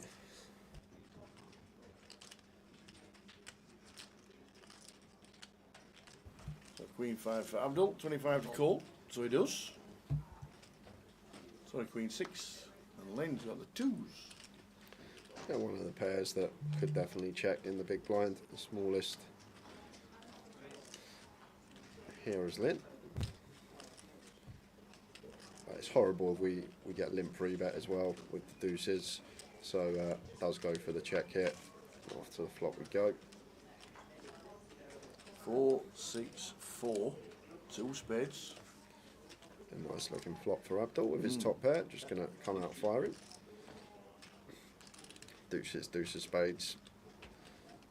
Could even be a raise this one, Tower. I think the deuces, deuce of spades, deuce of hearts, I think this could be a plausible raise just to flush out equity from overs, flush out equity for counterfeit outs. And he does go for the raise here. Like, you just know in poker these days, so many players go for the one big blind lead from the small blind, blind on blind with almost any 2. Really cool. 10 of spades turn. So Lynn just counteracting that by choosing his deuces to raise and flush out all this equity of overcards.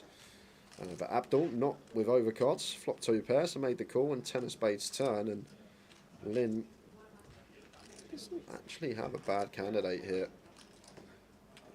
Deuces, deuce of spades after the flush completes, the small pairs with one of the suit that contains the flush are going to be very nice candidates to be barreling on, and Lynn does go for the double barrel with the deuce deuce. Like it.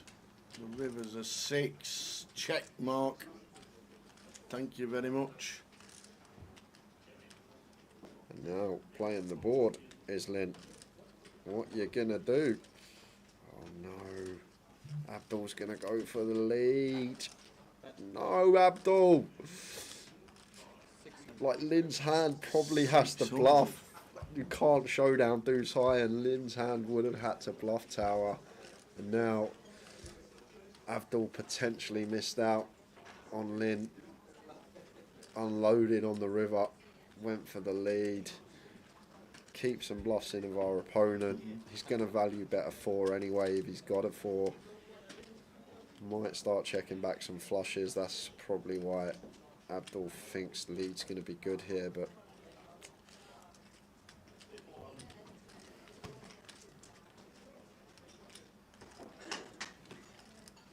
Is he really tanking with the board tower? No. Thinking it's like 7. Oh, he's he's gone announced for the all in. shove. Oh, he's announced all in. Oh my God, he went for the shove. Wow. And Abdul didn't have too much back. He put in half his stack basically. Oh, Abdul gets up. On the river, Lynn What down a to double. 820k. What a lead from Abdul Tower. What a lead. Don't do it, Abdul. What are you doing? Don't do it. What a great lead. I'd never lead that.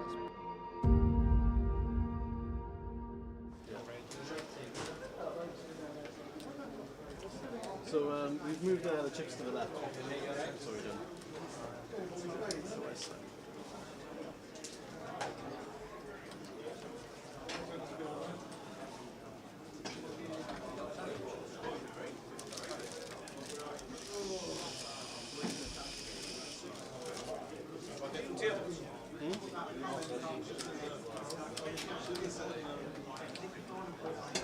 Those are yours, right? Yeah, yeah. I need so long, no. Can I get some time, mate? Yes.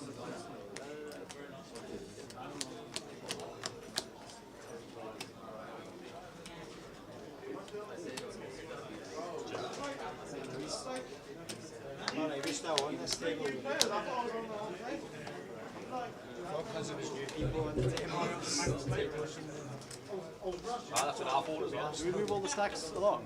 They're probably straight in the big one. So, Get a little snuggle. so this gentleman moves to C number 8, right? Yes. Yeah, but it's okay. We're going to remain 8-handed on this table. Oh. So we pull this back out. It was just because we had a massive skew. So you can sit there. You guys, if you all move round one, you guys move round one to the left. Okay. And I'm going to take out this chair. Was it Terry? Alright. Okay, was it Terry? Oh, no. Right. Oh, right, I see, fair.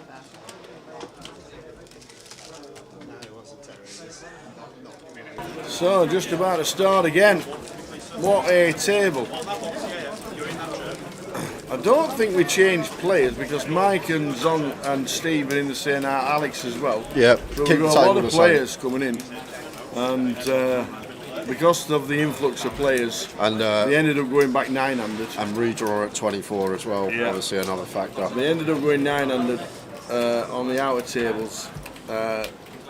800 on every table, which is why they took one out. Which is why Andy Wilson is now in 6.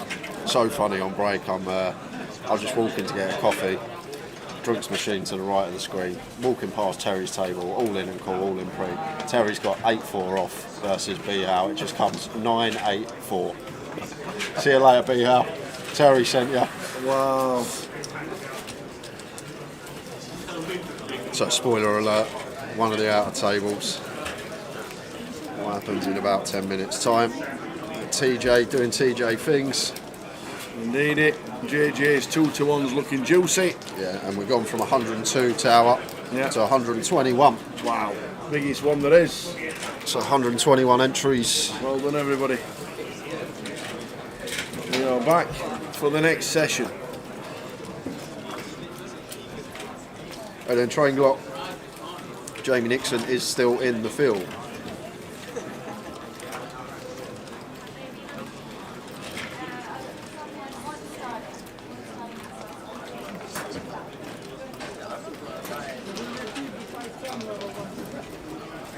Had a little look on break, finish time. Don't think it's going to be late. I reckon between 1 and 2 in the morning, assuming this is with breaks, 30-minute dinner break and 15-minute breaks. Yeah. Not taking when the clock gets shortened to 30 minutes at 5-hand into account. Did you say there's a dinner break? Yeah, 30 minutes after the end of this level. End of this session? End of this session. Oh, yeah. okay.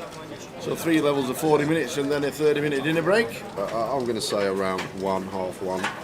For finish time, obviously that can change. Terry's in the field, could be done by 10 o'clock if he just knocks everyone out like he's doing at the moment.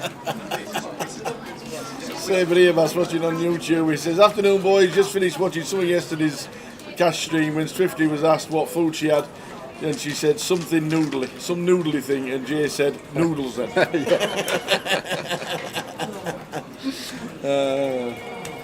Yeah, it was a comedy moment. It really was. Glad you watched it back. Some parts were very interesting. Obviously, the Terry Jordan half an hour was clip worthy, and we had a full ring by the time we finished. It was pretty good. Maurice Wigan watching in Red Hot Tenerife. Must be nice. Says, is Gary Fowler still in? And if so, do we have a rough chip count? We don't have any chip counts from the outer tables, unfortunately, because PK and the social media team are in a meeting at this moment in time. So we'll just get them to you when they come to our tables. Next break, the dinner break, there will definitely be a full chip count of the remaining players that are still in. Top pair here, Steve, and Bowie Effect with the Queen 9. Could potentially stab here with our gut shot on the King High board. Is going to go for the check behind. 7 on the turn. So Steve with the King 7. Oh, nice little sneaky double check here versus the Bowie Effect. And is Andy Wilson going to take the bait here with the Queen 9? He is not. Maybe Andy thinking here, Tower, that Steve is going to shovel the Ace-X pre, so maybe just happy to try and get to Showdown here with the Queen 9. And sees the King 7. Makes the call after river and a pair. Steve gets maximum. The way he's played that one. Hiya Paul, good to watch it on the cash stream last night, watching on Facebook. He says, has the satellite time changed? You know that board that you walk past to your right, that's on the just before the stairs going down? That's been advertising 7 PM all week. In fact, for the last 3 weeks, it's been there. It's been advertising 7 PM. They realised that it said 9 o'clock on the app, so the actual time has changed from the app, but not as advertised here in the club for the last 3 weeks. So it's 7 o'clock for the satellite. It's definitely 7 o'clock. So I think it's now changed on the app and everywhere else. It is definitely 7, Paul. If you are going to make the satellite 7 PM.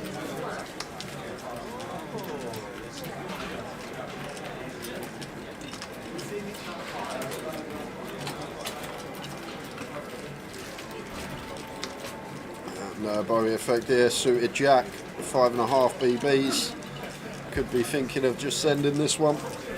There's the shove. And Alex in the big blind, going to make the call with the Ace-8 off. And Bowie with 2 live cards. Could it be short and sweet for Andy Wilson? Or is he going to get the double up?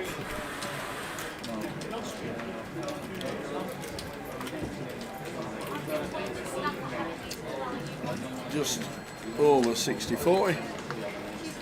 There you are. That looks like Not curtains.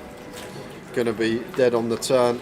High percentage of the time. Well, does pick up the little gut shot here. Any 5s about? 5 going to be working. Unlucky Andy Wilson takes a trip over. I'm sure he'll flick in the main now he's here. Just must be so tilted, Tower. Yeah. You travel an hour to get here to Max Lake Ridge, and then you're out 5 minutes after. I'm sure he's done it many a time. Yep. Old Bowie.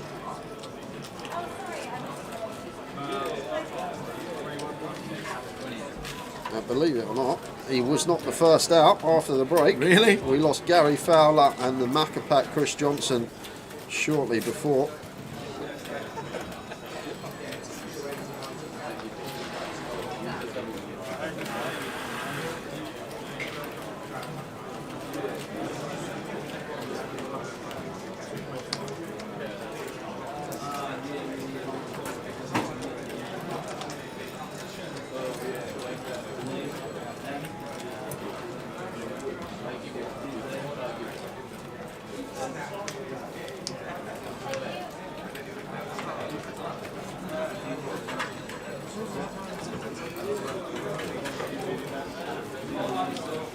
Kington suited for Steve, brought in start of the day. Got 4 starting stacks in front of him now. Meaty open here though, makes it full 4x. Just going to be raise and take.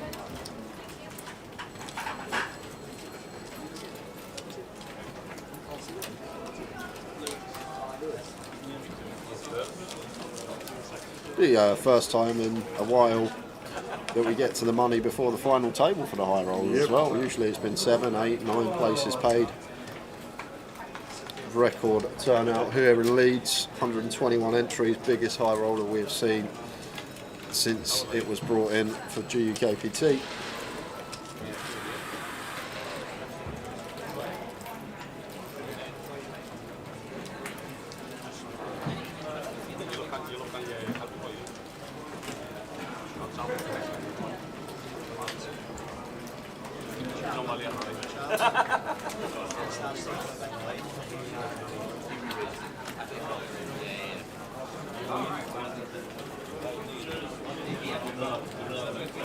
I might have opened that one with Steve there with the Jack 10. Ops the fold and over to Alex here on the button. 10-9 off. Out the way. And Tim gonna let Phil have a walk, and very well timed fold from Tim. Would have ran into the pocket nines, would have snapped him off.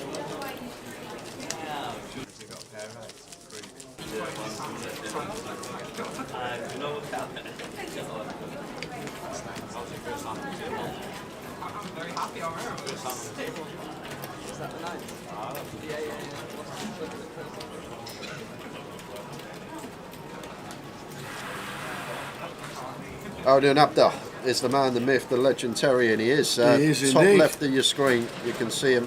One of the chip leaders still.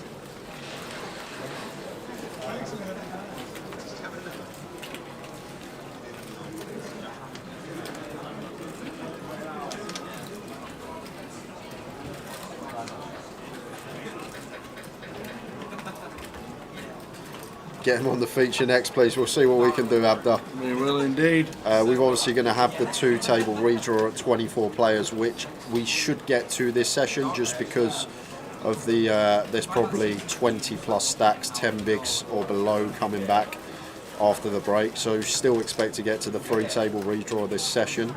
So if we're lucky, we could still see him before we get to the next break. So Zong opens from +1 with the King 10 suited. Lewis defends with the Queen 9 from the big.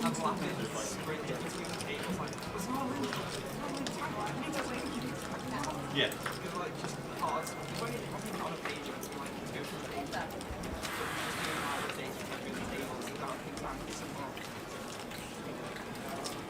Queen 8-6, top pair Lewis. C number 1. And just going to be check shove here for Lewis. Like usually we're just going to be calling our top pairs, but with our stack size in question tower, just 7 BBs behind top pair. Just going to be sending this as Lewis Spencer. Yep. Max layer edge from Lewis. Oh, he's going to go for call. Just electing to call. I think you see most of the field here just choosing to check shove over this from Zong. Just simply because we can't fold at any point now. Once we make top pair, and Zong going to set Lewis in on the turn, and surely just going to call this off now. Yeah. Way too high up our range here. Got the gut shot as well. Not only that, getting a nice price. Nearly 3-1 on the call.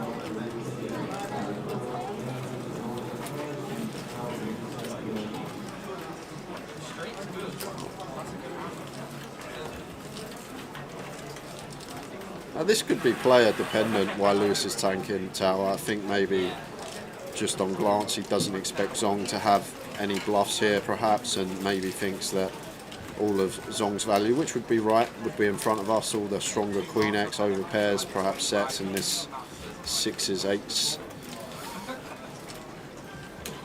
Did we ever see a fold? I can't see it, Tower. Can't see it, but Lewis really taking his time. Yeah. But I get it. I get it where he's coming from, thinking that Zong probably not going to have the correct bluffs, and if any bluffs at all, therefore we don't beat any value. So a lot of the time going to be drawing to 7 outs, needing to catch a 9 or a 7. Sometimes a Queen as well. Sometimes can have 9 outs versus the overpair. Against better Queen X, just going to be the 7. I'm using them all, he says.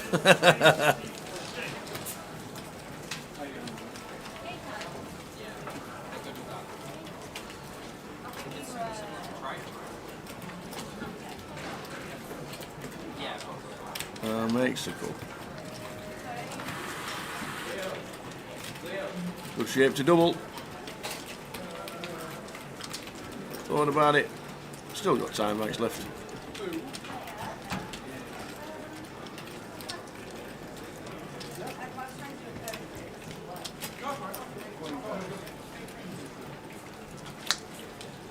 Just in case. There's another lady. Just another one. Lewis with the double. So the flat on the flop actually paid dividends and actually got Lewis the full double. If he did go for the check shove on flop, wouldn't have got the lot.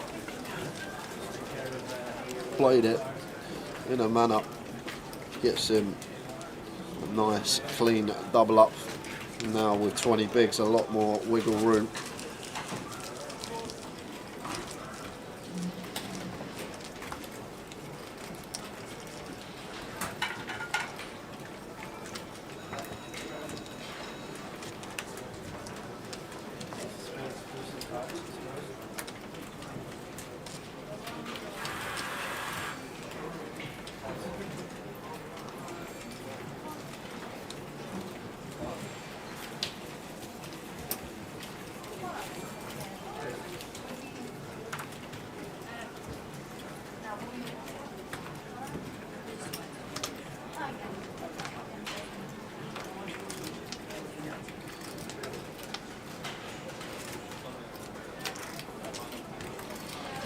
King Queen for Alex.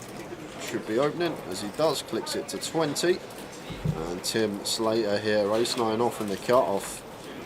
Another max late reg. But this is actually a tougher one than it looks, Al. We prefer shoving this if we have like 13 big blinds rather than 7.5 here, because haven't really got fold equity. Maybe there's a smidge of Alex's range that opens that can have some folds facing the jam, but I think Tim will be aware if he does elect to move in here that Alex is going to have to call off most of the range that he has open once he's then going to be getting over 2-1 on the call.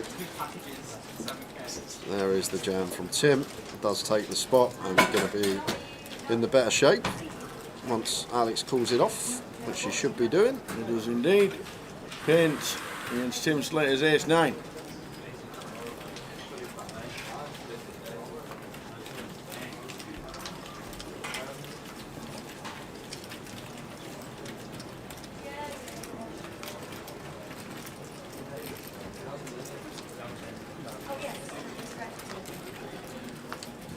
Very good start. Absolutely. No runners at all here for the King Queen to just fade in the 6 outs twice.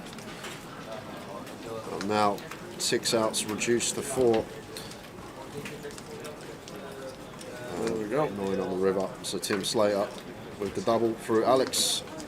175 up to 17.5 bigs. Same as Lewis. As we said before, a lot more workable stack now. Can have some opens, don't just need to shove or fold.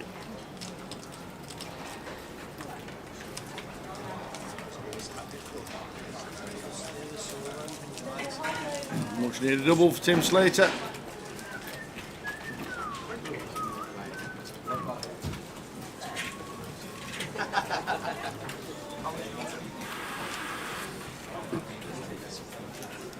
Mehmet, the EPT Cyprus all week.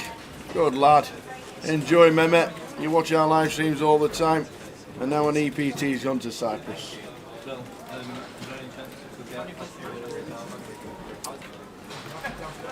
Let us know how it looks, Mehmet, and how busy it is.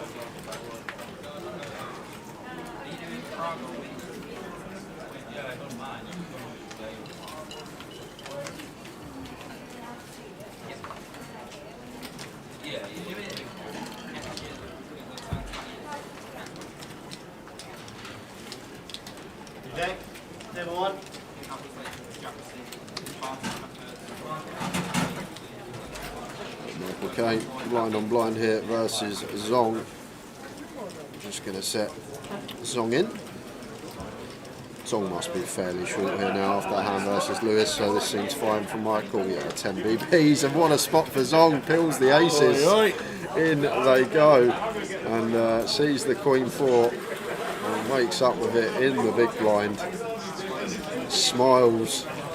He's standing up.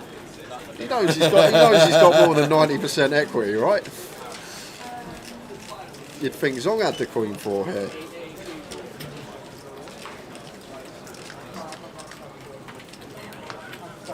Nice Clean as you like. start. Just runners to fade. We'll have it locked up on the turn most of the time. Oh. However, 5 outs coming in directly for Michael now. Fading queens and 4s. And doesn't. So Zong gets a full double. Michael drops down to 360. This is a 1500 buying corner. We haven't got the payout structure just yet. As soon as we get it, we will bring it to you. There's 35 out of 121. What's this? A GUKPT main event meal choice. One of each, please. That's my choice. Thank you. Yeah, I'll have what Tower's having. Yeah. Just a salad for me, please, Phil. Cheers, mate. Hang on a minute. I know I said one of each. I didn't really mean it. I'm slimming. I'm trying to slim. Yeah, one of each.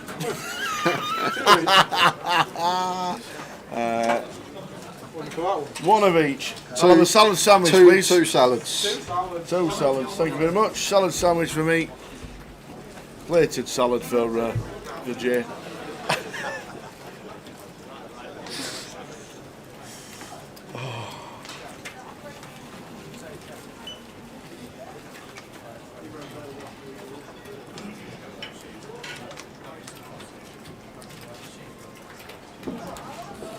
They say so for Philip.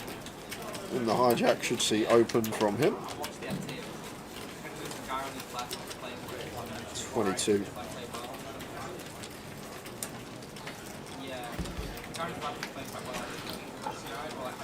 And to Michael Caine.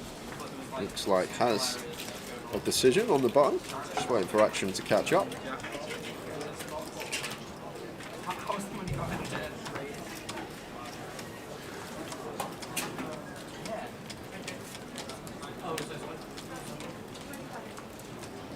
Just plays cool.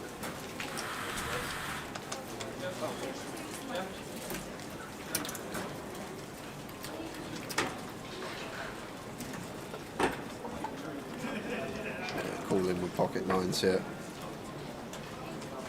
Like, it's one of these situations where we can still have a lot of hands dominated that Phil opens in the hijack, and the times that we do elect to take the aggressive route and 3-bet the 9s, like shoving for 35 effective as a 4-bet would be fine for Philip, and then we're not loving life with the pocket 9s.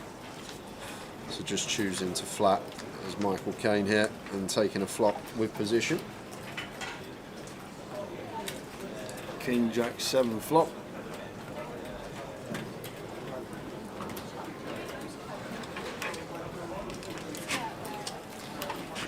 See that from Philip, just north of 3rd.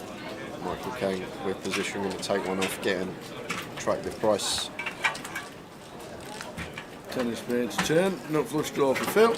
Yeah, not just nut flush draw, Tower, a card that this just has to be a double barrel, mandatory. We pick up heaps and heaps of equity, turn a double gutter, turn the nut flush draw, and not only that, we're still going to have all the strongest hands on this board. We will have the 8-9 suited, we'll have the Queen 9 suited, we'll have all 16 combinations of Ace Queen, and then we're going to have some sets in here that shouldn't be in the range of Michael Caine. So not only in terms of range is this going to be a good double barrel for us, but in terms of actual hand, the equity we have, the hands we can fold out, Jack X, 10X, even a hand like Michael Caine has, all going to be in a really tough spot here on the turn. And we can also line up some 3 barrels, blocking some of the straights, trying to get some King X to fold out by rivers. So nicely done there from Philip with the Ace-8 suited, gets it through. Afternoon Coney, watching in York, beautiful part of the country. Not too far from Leeds, down the A64. Lovely place, York. You've never been, take a trip. No, I don't feel I've never been there. Beautiful. I've been to the new one. I've not been to the old one, just the new Oh, you one. been to the Rotherham United Stadium? What is that called, the New York Stadium? Yeah. Is it? Yeah. I never knew that. Because back in the 50s, New York was a council estate in Rotherham. True. Yeah. True story. It was flattened to put steelworks on it in the 60s, and New York area was a part of Rotherham back in the 50s, which is why it's called the New York Stadium. Yeah, this one's a bit dicey for Tim. 5's under the gun here, 7 max. Might just choose to fold this. Couple of reshove stacks at the table. Not blocking any of the stronger hands. Might have elected to pass the 5s here for Tim. Maybe close, 7 max, but as I always say, these smaller pocket pairs, as you get deeper in the tournament, they do reduce in value. Does get Zong off the ace-2 suited. And Steve in the small line with the ace-10. Just going to set both Alex and Tim in from behind us. Nice this from Steve. Picked a nice little candidate. I think it's like 20 effective. No, less than 20. Alex has got 16, so just setting them both in. And this is one of the problems here as Tim. We've got the whole table to get through, not blocking any of this like continue range stuff. And then the times that we are met with a free bet, it's just going to have to hit the bin.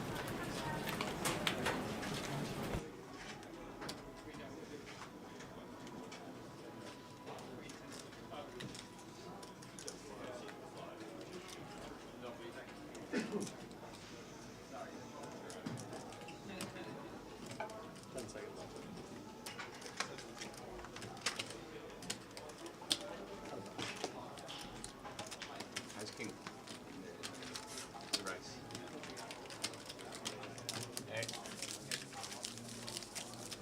I want to be the shoving up the corner. Bazza, how we doing? Barry Neville and Luke Vinicum. Are we going to Malta next week? No, unfortunately not. Unfortunately not. Malta clashes with this. Malta clashes with this, the 23rd, and the week after. So Malta, unfortunately, clashes with Coventry's 888. Sort it out. We want to go to Malta. We want to go to Coventry. We need to go everywhere else, but we'd like to do Malta as well. Battle of Malta is a great festival.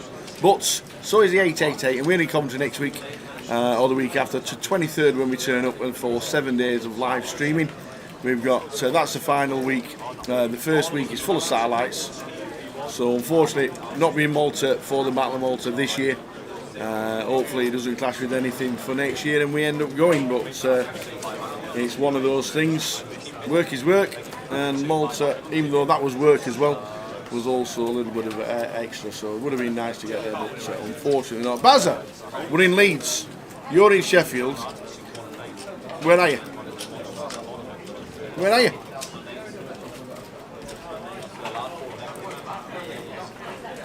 What's the delay on the stream? We are on a 30-minute delay for the live stream. Stu Rutter, GUKPT, reigning champion, won the main event in Luton a couple of weeks ago.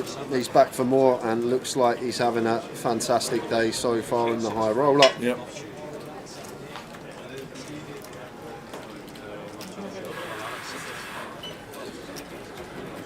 And Alex just sets Tim in with the Queen 8. This one should be getting through.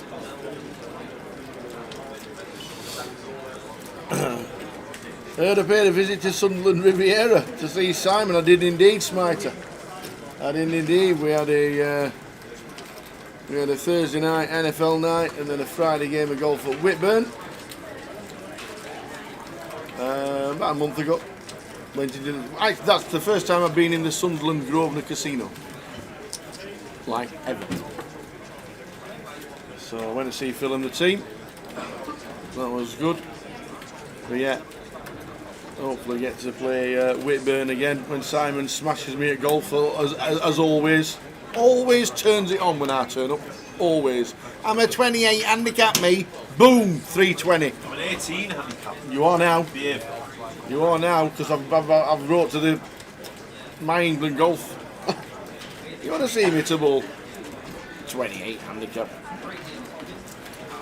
I know Simon's a member of Whitburn on the coast at South Shields. Beautiful place. Baz is on his way tomorrow. Yes. Oh, there'll be cuddles and all sorts going on. will be crying over the football.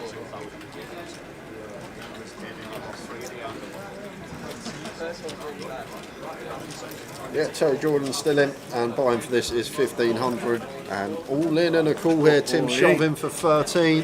He had ace 9 and doubled, he's now got ace 10. Trying to double again.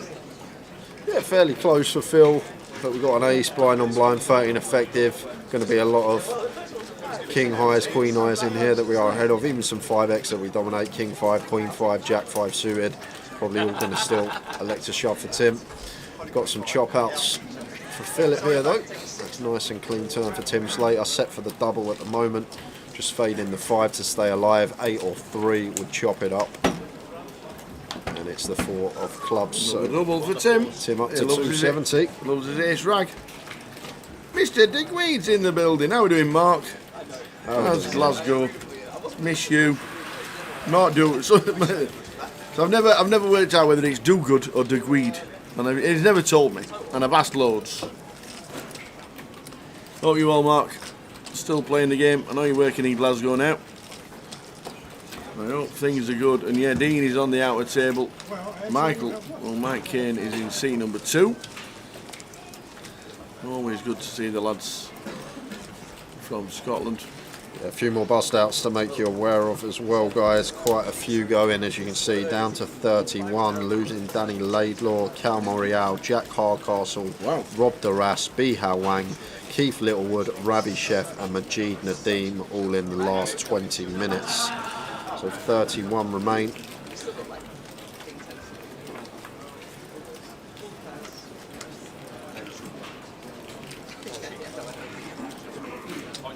I reckon within the next hour I should have payout structure for everyone. Who's getting paid, how much is up top, what's some in cash.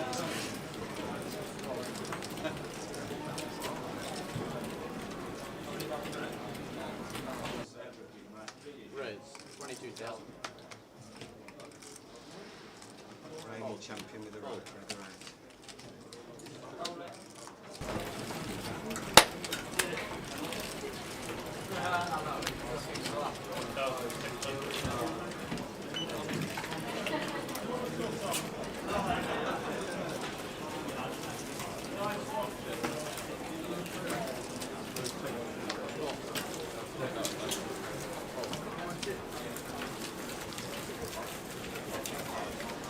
Good day, Doc 1709. Is that a good day because we're in Australia? Must be. How are we doing, Doc?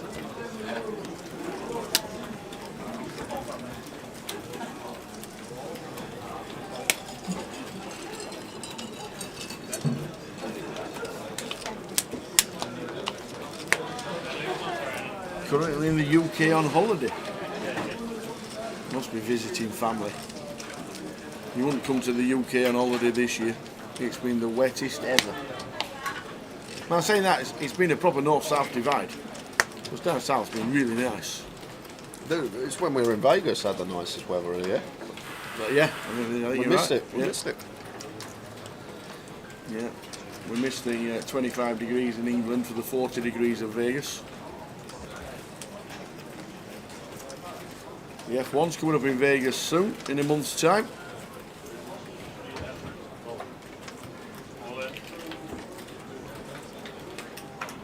Yeah, I was just saying down south it's been really good. Up north, anything literally Birmingham and above has been just the wettest ever.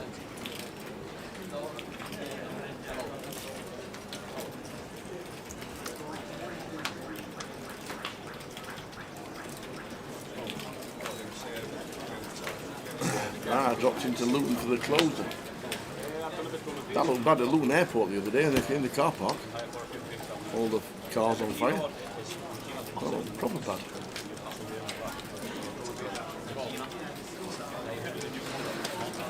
High roller. We're on 31 of 121. We'll get the payout structure as soon as we get it. And we'll bring it to you. So blind on blind. Lewis goes for complete, off of 16 with the A6 suited. I think maybe in here at some frequency to shove this one. from the small blind at least. Like if it's the other way around, small blind and we're in the big, like we'll start checking a lot of suited aces off of the stack size. It does go for the 1BB bet and King Jack 9. And Michael Caine with pair and gut shot, never going anywhere. Just proceeds with call and position.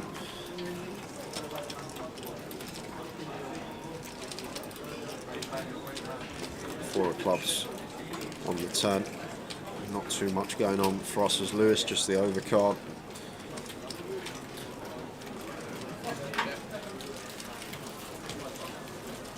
Checks it over to Michael, who's probably happy to check this one behind here. Third pair with the gut shot to go along with it. Does exactly that. Checks behind, queen on the river. Michael Caine does make the king high straight.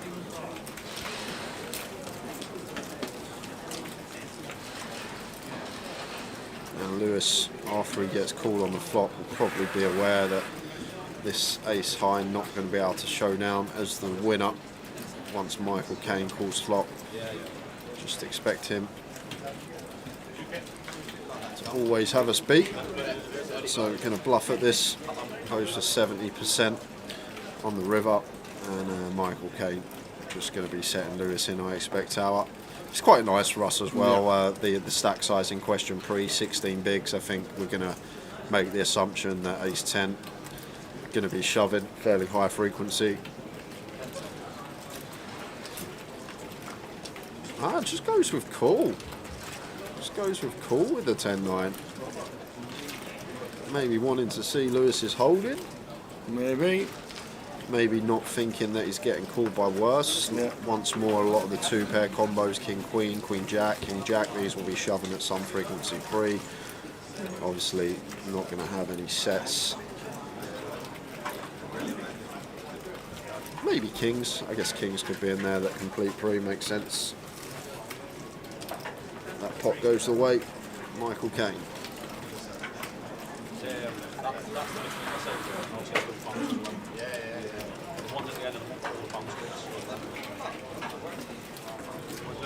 $29. Still left.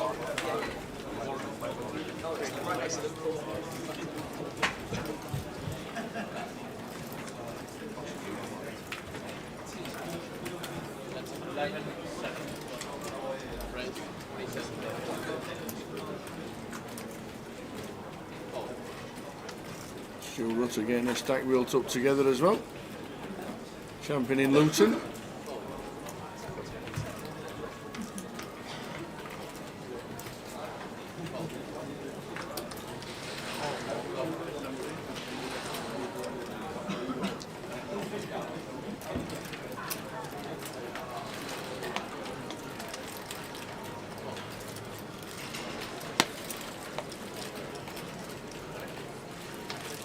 $560k, Stu Rutter, chip leader at the table.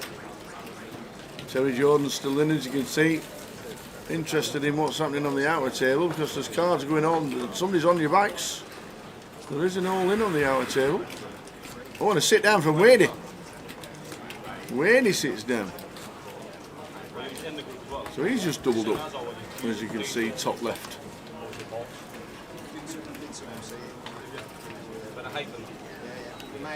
Have we lost anybody in the last few minutes? We have lost one. Matt Davenport. Slow down. Oh, Matt. Oh, saying that, Matt Davenport just bust out, and Doc 1709 was playing with Mr. Davenport in Luton a bit closer. They should be on the technique still.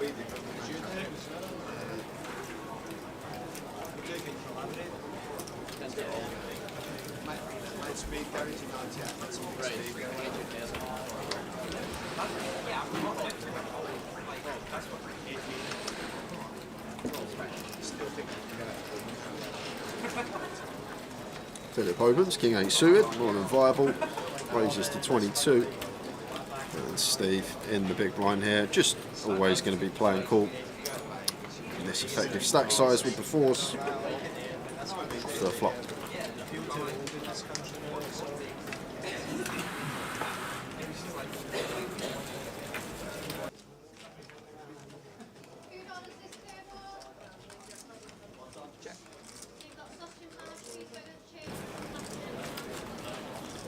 It's a small bet, no more than third. Does go for third, slightly more, and that should be end of hand.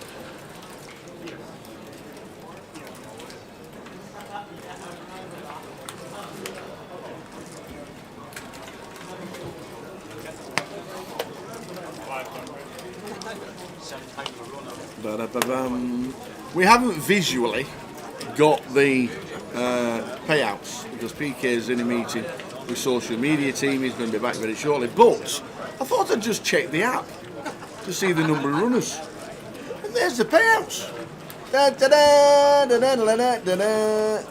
the payouts for the high roll. I didn't know it was on the app. I was only checking. £47,790 to the winner. Not bad. £31,050 for second. Not bad. They're paying 13, and 13 is £3,000. It's on the app. Little Check the app, ladies and gentlemen. Check the app. All the payouts are on the app. We'll get that visually when PK comes back after his meeting.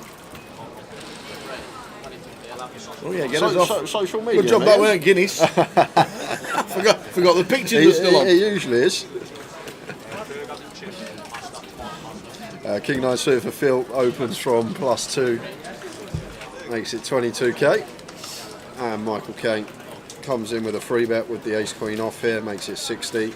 All seems good.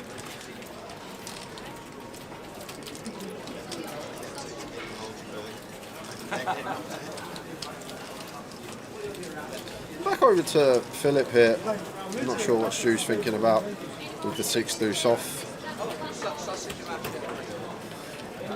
Maybe having a little tank here running down the clock because blinds are about to go up, and just recognises that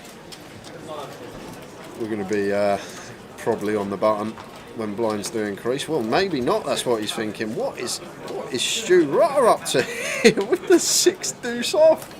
Do you remember when he said when you said in Luton 9-3 3 betting with 9-3 it's got to be a card reader error? Do you remember that? It wasn't. I asked him. Well, here we go. I asked him, and he went, I just thought it was the right time to do it. And gets it through with the 6 deuce off, and once again thought it was the right time to do it. No blockers in there, Tower, but maybe just going after it. Yeah. No, PK's not slacking. He's in a meeting with all the online team, the marketing team as well. They'll be in there for a couple of hours. What that could even be, since Stu sat down, Phil's actually opened a couple of hands, and maybe Stu recognises that Michael Caine recognises that Phil's opening too much, and now he's starting to put in some light free bets to combat that, and maybe Stu just thought that Michael Caine was going after it because Phil was opening a few hands since we sat down, but just takes the 6 deuce off and finds the cold 4.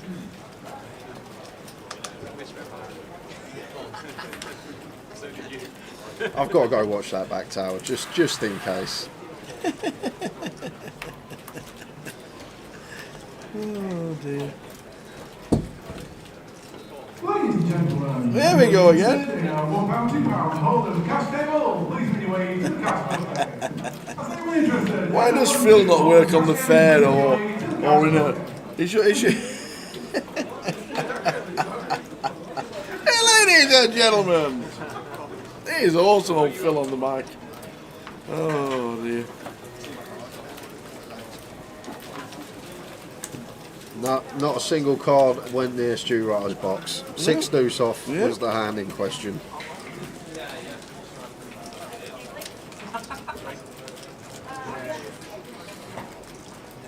Yeah, not sure when PK is going to be out of that meeting. It's been Right, see, it could be 3 and 4 hours by the time they're done.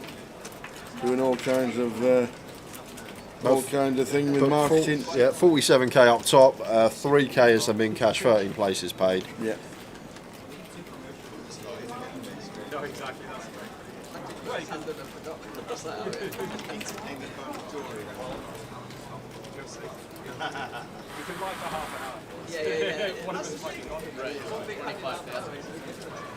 Ace queen suited for Lewis.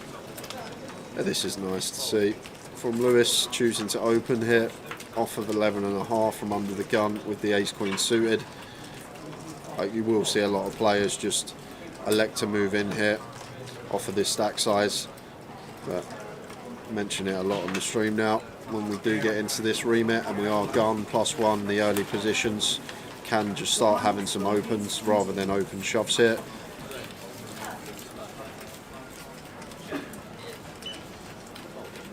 And just going to be getting it in here versus Stuart.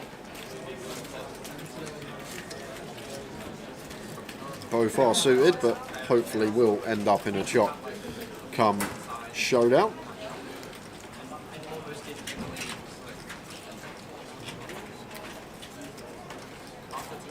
Tom saying it's right. Still got 3 time banks. Says I'm all in. And a call. Chop it up. Oh, exciting. Steve Cherry's loving it. He wants to see some sickness. Wants to see some clubs or hearts as a spectator in this pot. But we're hoping nice clean free roll going the way of Lewis Spencer. Little 4% free roll for him. Hopefully, there we go. Rainbow board on the turn. They're going to chop it up. We're gonna chop it up. Don't you know? Chop it up. We're gonna chop it up. Don't you know we're chopping up?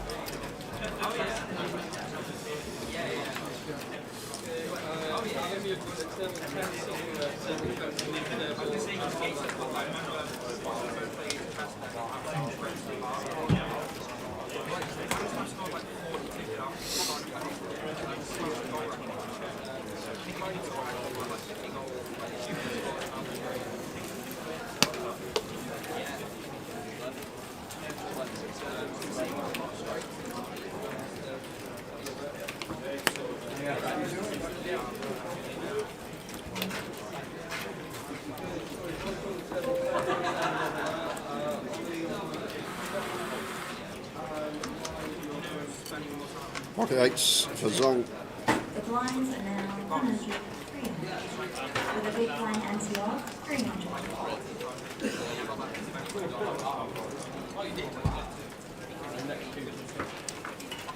Mr. Not Rod Adams. How are we doing? Watching on Twitch. Seeing Zong raising to 31 with the 8s. Interesting one here for Stuart. Facing over a 2.5x open here from Zong. How are we going to proceed with the ace jack? Started the hands on with like 18 BBs. I think versus EP, a bit wary about 3-bet calling this off, so maybe just happy to proceed with flat here as Stu Rutter. But is a man that did just cold 4-bet 6 deuce off, so may choose to go for the aggressive route. I think versus this size tower, I'd like to just see call. Like if we 3-bet, we've got to make it 90k, 40% as long as effective stack. Well, just going for fold. I don't actually hate that option. I think I'd much prefer it than 3-bet. I think call or fold, better way to proceed. Fairly hefty open from Zong. From +1. And 10-7 of spades for Lewis in the big blind. Does flick in the defend for 19k more, and that does get met with the 10 high board, and Zong just sets him in. Lewis makes the quick call, and Zong going to be drawing to just 2 outs here. Got some nice backdoors. 8 is needed. Lewis once more looking set for the double through Zong. Here we go.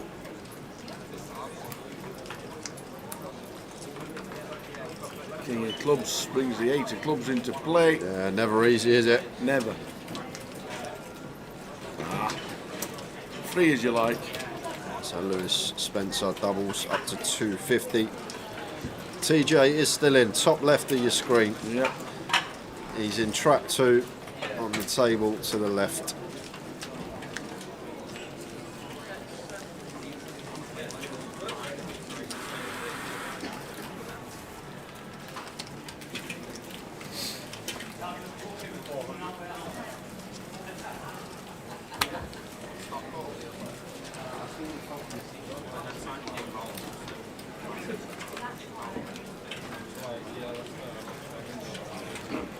.27 out of 121, a record-breaking 121. Superb numbers in the high roller.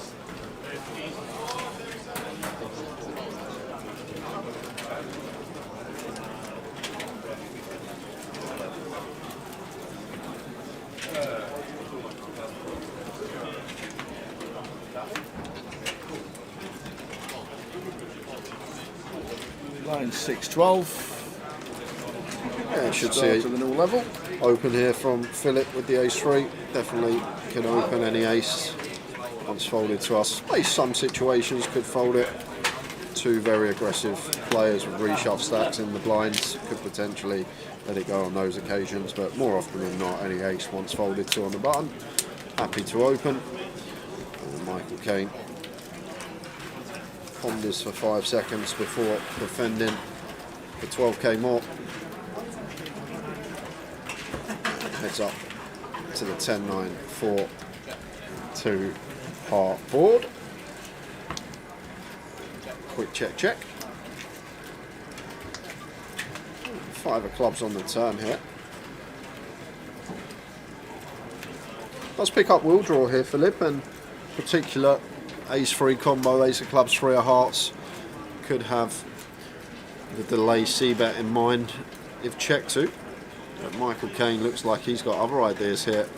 Going to go for a lead of his own, which is fairly hefty here. 75k into 66, so we've got 120% coming in.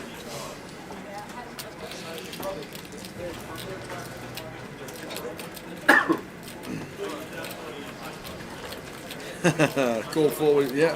First hand, you tune into the Scholes. Call forward 6-2. That's Stu Rutter.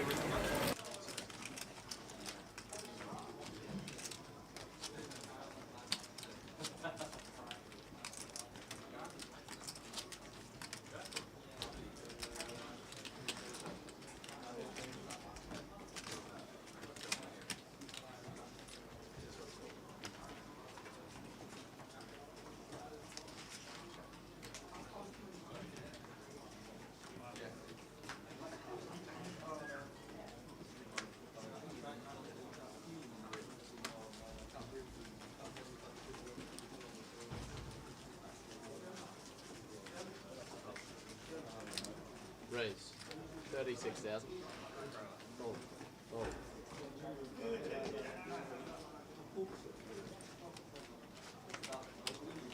Fold.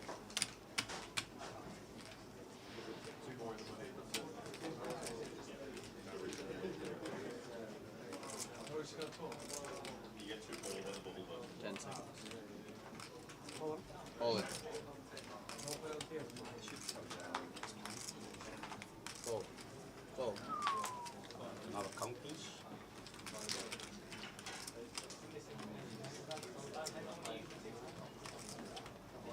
Ace 8 for Steve. What are you doing at home, Charles? That's exactly the question you should be asking yourself. You're an hour and a half away, if you live in Anfield. Get yourself down, straight across. One end at 62 to Tother. Come off at junction 2 on the M1. Get yourself in. Ellen Road. Don't look right, so you'll see it. Turn left. Round the roundabout, you're here. And this one should just be getting through for Lewis. Steve can't be calling this one off for 20 once we open gun.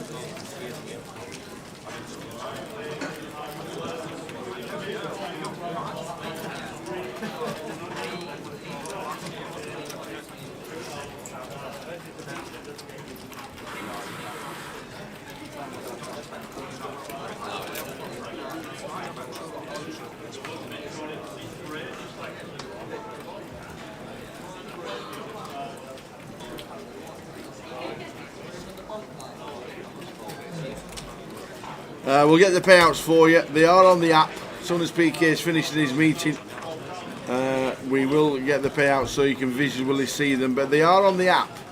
If you want to check the Poker Live app, Click onto Leeds, obviously. Then click on the tournaments. Click onto the high roller day 2. It tells you how many players that are in it. Obviously that's currently live. We're on that 30-minute delay, don't forget.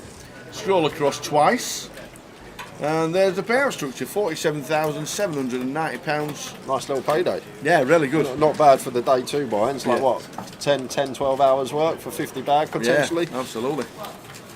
And more often than not, there's a day 2 buy-in on the FT. Yeah, so, And a min cash of £3,000. But we'll get them visually for you.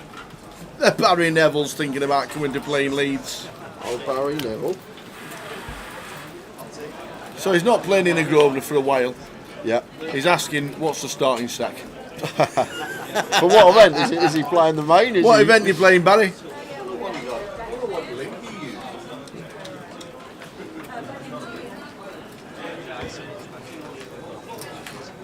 The main event, you start with 20,000. The blinds start at 100 for an hour. Everything's on a 60-minute clock. Then it goes 111. If you've got the app, it's on there. Click on the main event, day 18. Look at the players, scroll right, and it'll show you the structure. 60-minute clock. Blinds start at 1-1. Then it goes to 111. And up it goes in 60-minute levels. Comp usually finishes round about level 28, 29, sometimes 30.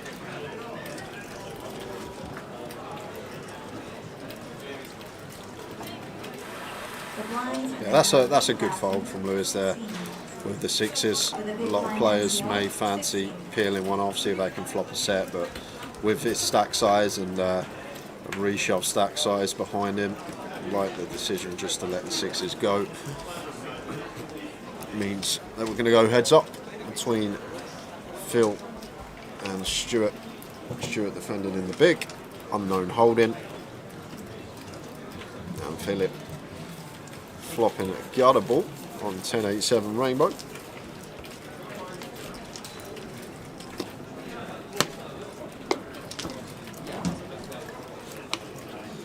It just continues for 30%. Job done.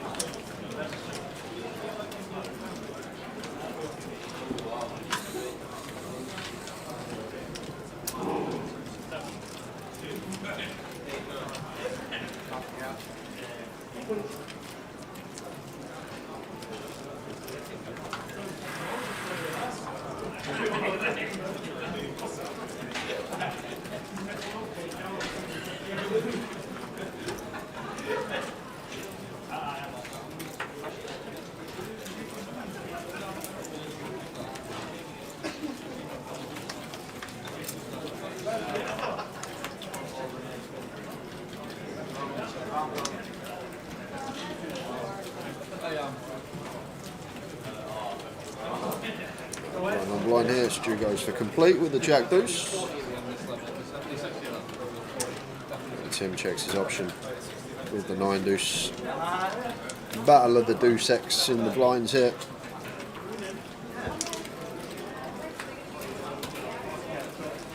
And both players managed to whiff this one. Could be seeing a stab here from Tin. I wouldn't mind seeing a 1 big blind stab with the 9 deuce. Can fold out 10 highs, jack highs, queen highs, king highs. Can also just find the 9 on the turn.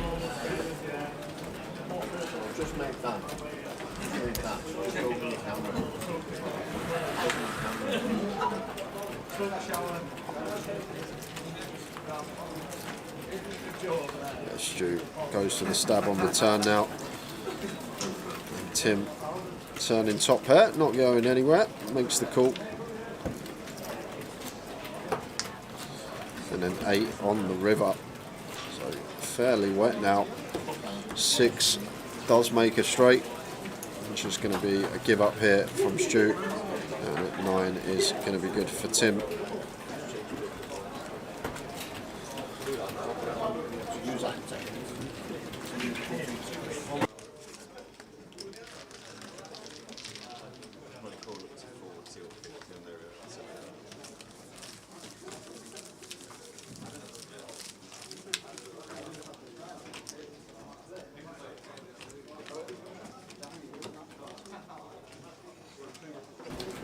26 out of 121. Yeah, just lost Leo Worthington Lees No. and Yuzu Yin both exit the field, and just before them Matt Bonham as well. He dropped from 29 to 26. Matt Bonham went about 20 minutes ago.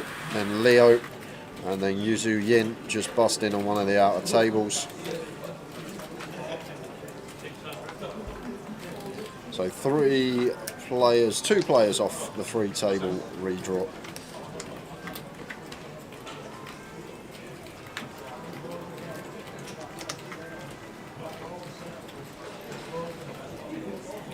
Ace King suited for Steve in the cutoff.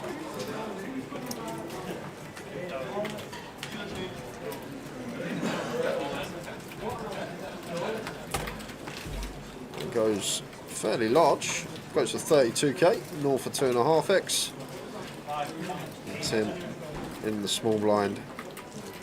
This is like one of the. How do you think something that's out of the ordinary when you look at the way most players play an high roller? It's typically 2x all the time. Yeah. When somebody sticks in a like a 2.8x or something like that, how do you instantly think? Well, this is why it's so important to pay attention at your table, because when you've got a player that is opening all these different sizes, opens 2x, 3x, 4x, like, it's very important that when they do get to Showdown in these hands that you are taking notes, seeing if you can spot any patterns, something that's going to help you down the streets in later hands.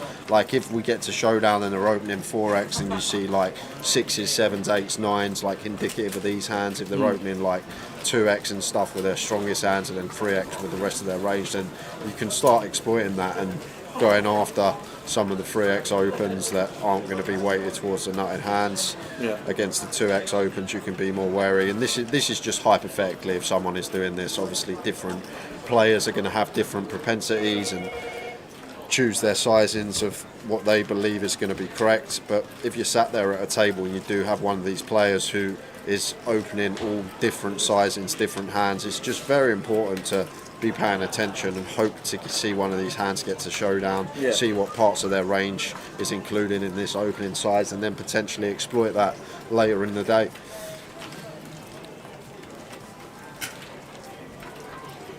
Oh, look at this from Tim Slater, just rattles it in with the King Jack on the Queen High board. Goes for the check raise to half his stack, 131k, and gets Steve Cherry off the best hand. So Tim Slater making moves on the featured table.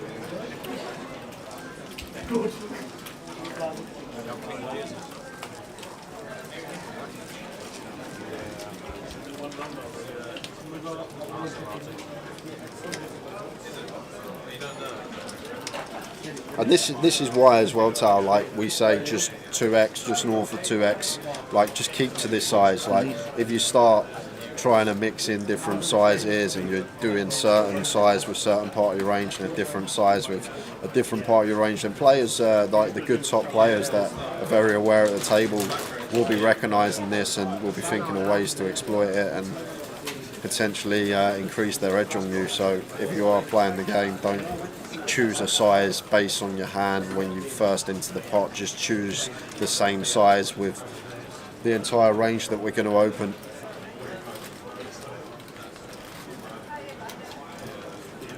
It's King Jack for Zong, good enough for 5.5 BBs into the middle.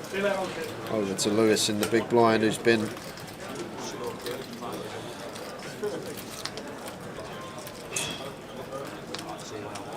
ace deuce off. Ugh, this is ugh. Not nice. So it's not the nicest spot, because this is going to be the situation a lot of the time when we are in front. We're just going to be a 60-40 and then can obviously be dominated by a lot of the range, but we got a big blind in there. It's only another 4.5 BBs to call, so in it goes. We'll be ahead of the King Highs. The Queen Highs, although only working with 60% equity, and Zong gets his own back on Lewis. Lewis doubled through Zong twice already today. Yeah. And 10 on the turn. Zong set for that double up, fading back again. Kings, and does fade the King.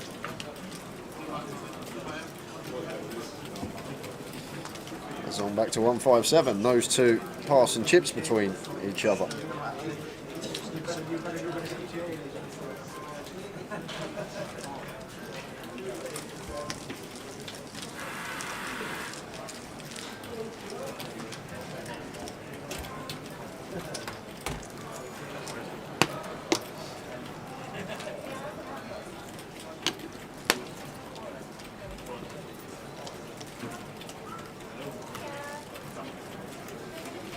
So 26 out of 121. We will be crowning a champion tonight.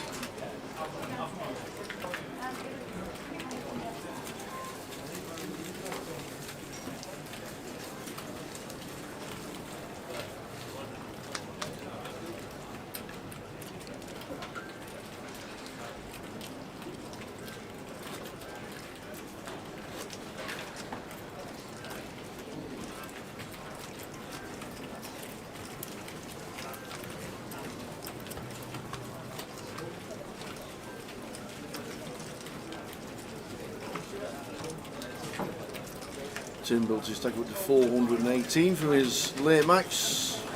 Yeah, this is slightly too wide here from Philip Tower, especially raising into the blinds where Michael Caine has us covered and Lewis has a reshove stack.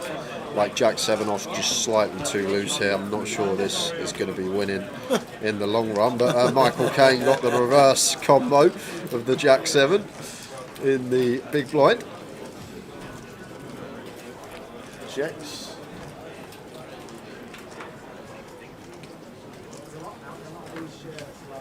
And the other factor as well, now we're sitting tower with like 20% of the field left, so obviously ICM's still going to be in play as it always is, and maybe do need to start tightening up our range slightly, sitting with one of these like 25 to 30 BB stacks. But is going to win this one. Once we get to this turn, I'm a big fan of the double barrel here from Philip. And that should just be hand over. Oh, sorry, delayed C-bet here from Philip, not double barrel. Flop one, check, check. 50 weeks for Stewart's chip leader on the table. TJ's still in. Come on, the TJ. JJ's watching. Sweating. Absolutely. 2 to 1. 2 to 1 on Terry Jordan making the final table. There will be a sports book on the main event come Sunday, plus all the other events going on online. Give you loads of information regarding online over the course of the next 4 days. Yeah, we're in 67 entries now in the main, so that's rocketed up. Yeah, that's building up nicely. I think this is going to be a biggie, the main event. Yeah. I think tomorrow is going to be rammed in here in this card room.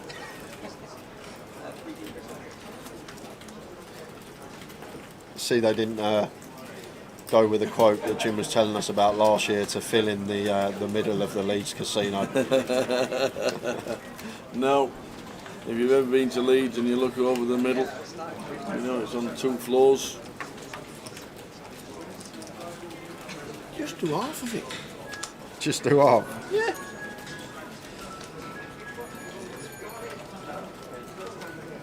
I don't see how it can cost millions just to fill that in. I'm no construction worker, but No. It'll be the safety harnesses and it'll be all the scaffolding and everything else. I have no idea. you could just put two double-decker buses, or you could put 6 cars there, 2 cars on top of each other, another 2 on top of each other, and then just put some cement on top of them. There you go. Get some old double-decker buses in here. How is that going to cost millions? It's not.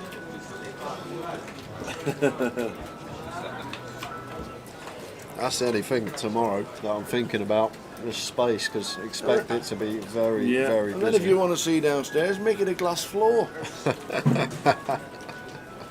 That'd be cool. A glass floor, yeah. That's what you should do. Blackpool Tower, Yeah, you and Alice, yeah, 412 foot up in the air, yeah. glass floor down to look down. Have a look down.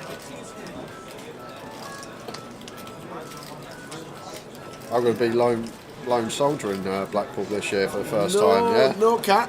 I know, yeah, Unbelievable. just me, myself and I.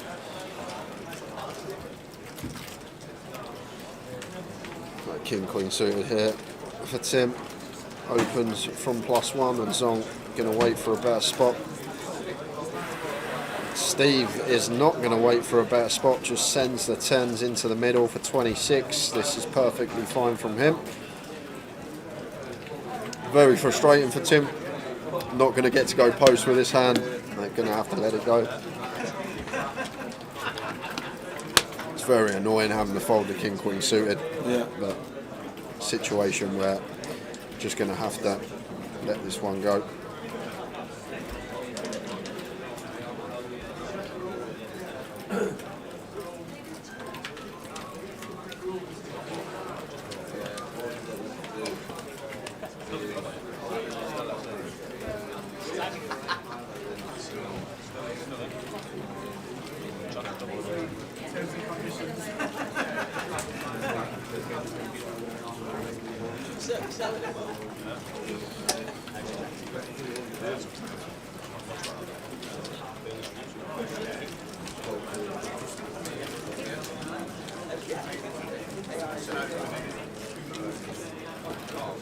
Oh, then Joe Diego. Afternoon, guys. When Stu Rutter won last time out, I said the West Midlands is pound for pound the strongest UK poker territory.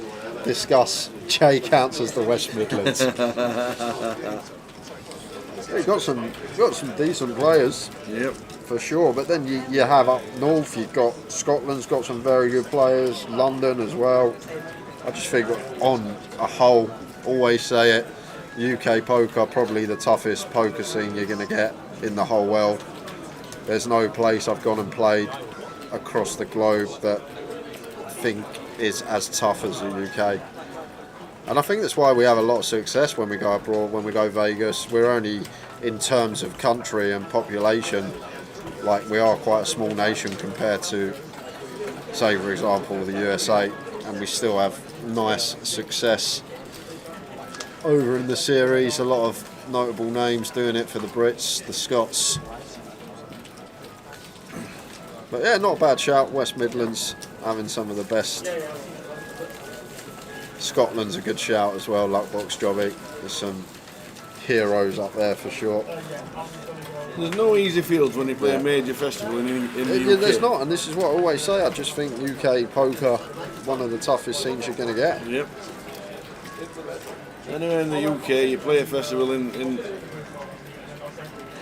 whatever town it's in, and it's a tough field.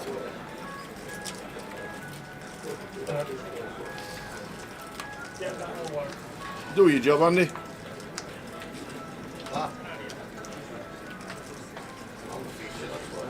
Turn them all down. Yeah. Why don't you just go stand behind them, tell them to mute it, and you do the music for them? When they get the bonus, you just stand there going da da da da da. It can be your job for the weekend. Yeah, right next to the slot area, guys. So we'll be hearing the slots over the course of the weekend. Philip goes for delay c-bet here on this ace turn. Michael Caine makes the call. It should be the end of the hand for Steve Cherry. He's surprised if he continued. He's out of there. And off to the river we go.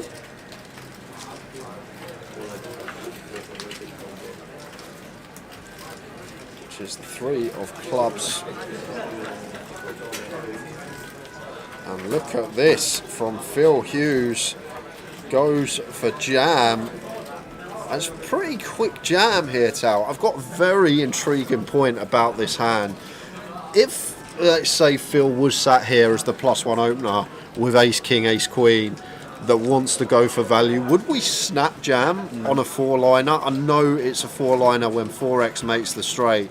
But I guess Michael Caine can still have ace 4 suited. He can have pocket 4s maybe. No, 4-5 suited not going to be in there at this stack depth. But I guess he can have a smidge of 4x still. But if we're sitting there as Phil, and imagine we're in Phil's shoes, like we bet ace king or ace queen for value on the turn, and now the 3 comes on the river, are we really going to just snap jam that quickly, like half a second to put our chips in the middle? Would we not at least take 5-10 seconds like, we could definitely go for value of ace king, ace queen here, but are we really gonna go for the snap shove once the 4-liner completes? And something I'd be thinking about as Michael came here, the timing that Phil went with jam on the river. Now, forget about the live tells and the timing. Let's actually look at this hand from theory perspective of Michael. And sitting here with ace 10, we'll be aware we do lose to the value bets of the ace king, the ace queen. I guess pocket nines could be in there, maybe some suited wheel ace, that is 2 pair that elected to check flop with ace 5, ace 2 suited. But bluffs, I guess, are going to come from hands that Phil has here. Well, he's made the call, does make the call. And Phil shows the king jack, and great call there, Michael Caine, for his tournament life with the ace 10. Nice little candidate to catch with as well. Unblocking diamonds, unblocking hearts, blocking some of the ace king, which would be in the value range, maybe ace jack at a smidge of the time. But I think the key component there was the river snap jam from Phil. Yeah. Like, if you really think about it, are we really going to snap jam ace king, ace queen? Not saying that we wouldn't shove these hands for value, but I think once the 4-liner to straight completes, we're at least going to take a step back for 5-10 seconds, maybe longer, and think about what hands we're going to get called by of ace king, ace queen, all this stuff. Can there ever be 4x in Michael Caine's range? How much of it's in there? Great call. But does make the call for tournament life. Very good stuff from Michael Caine. Top-notch call there. Someone was just saying about Scotland as the bosses of the UK poker scene. Great example of it there. 11th on the Scottish all-time money list, Michael Caine. He takes a nice pot there with a very nice call indeed.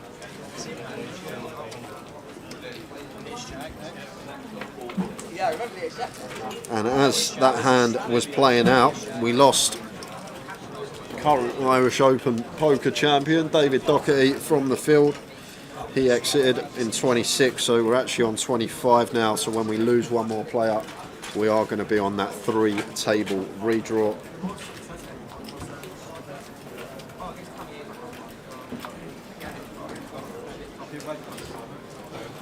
Well played, Mr. Caine.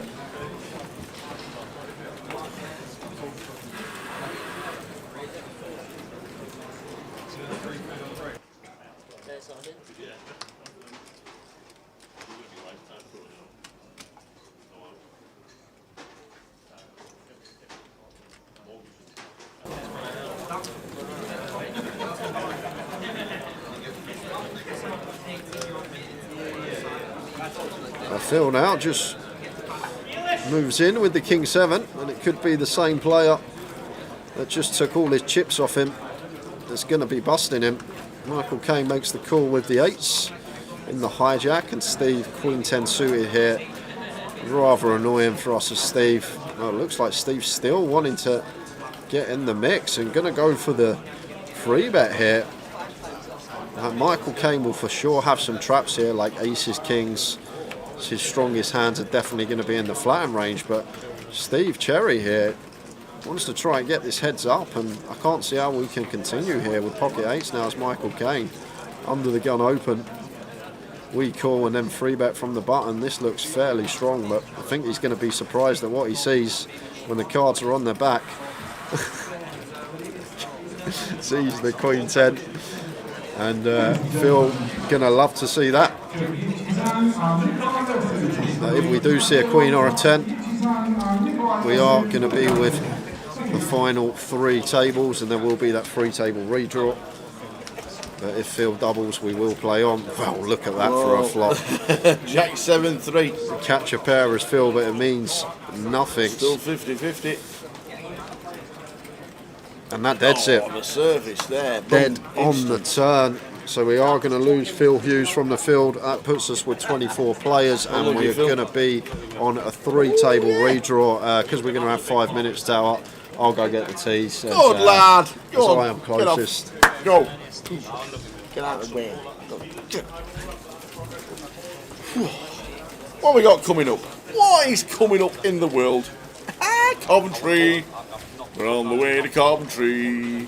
Sunday the 15th is main event satellite week. Basically start of a week of satellites. They're all going on starting on Sunday, Monday, Tuesday, Wednesday, Thursday, all satellites in Coventry. Friday is the ladies' event. The Mystery Bounty starts. There's a main event satellite. Ladies' Day 2 on the Saturday. We're turning up on the Monday. We'll be there Monday for the... What are we streaming on the Monday? Cash. Yes, get the nod from the background. Cash is being streamed on the Monday, and then we turn to Tuesday. And we've got the Big Shot Turbo, the Super High Roller Day 2. That is what we're going to be streaming on Day 2. We've got the High Roller Day 1. We've got the main event Day 1 here. We've got the Big Shot Day 3. We could be doing that. Are we doing the Big Shot on the Wednesday? Day 3. Big Shot Day 3. We start at 5. Jay doesn't know yet. We start at 5 on the... Whoa, what shall I do Wednesday? All day Wednesday, like that. Thursday, High Roller Day 2. And then Friday, Saturday and Sunday we'll be concentrating on the main event of the 888.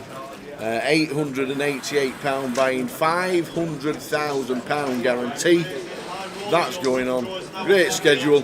And then it's the old Blackers. We're on our way to Blackpool. We'll be there.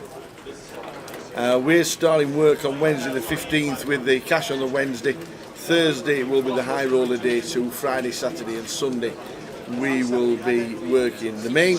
So 5 days of live coverage from Blackpool. Before that, Wednesday the 8th is the Mystery and Mini Main satellite. So popular. £65 in to get your chance to win 2 satellites. 2 tickets, one for the Mystery, one for the Mini.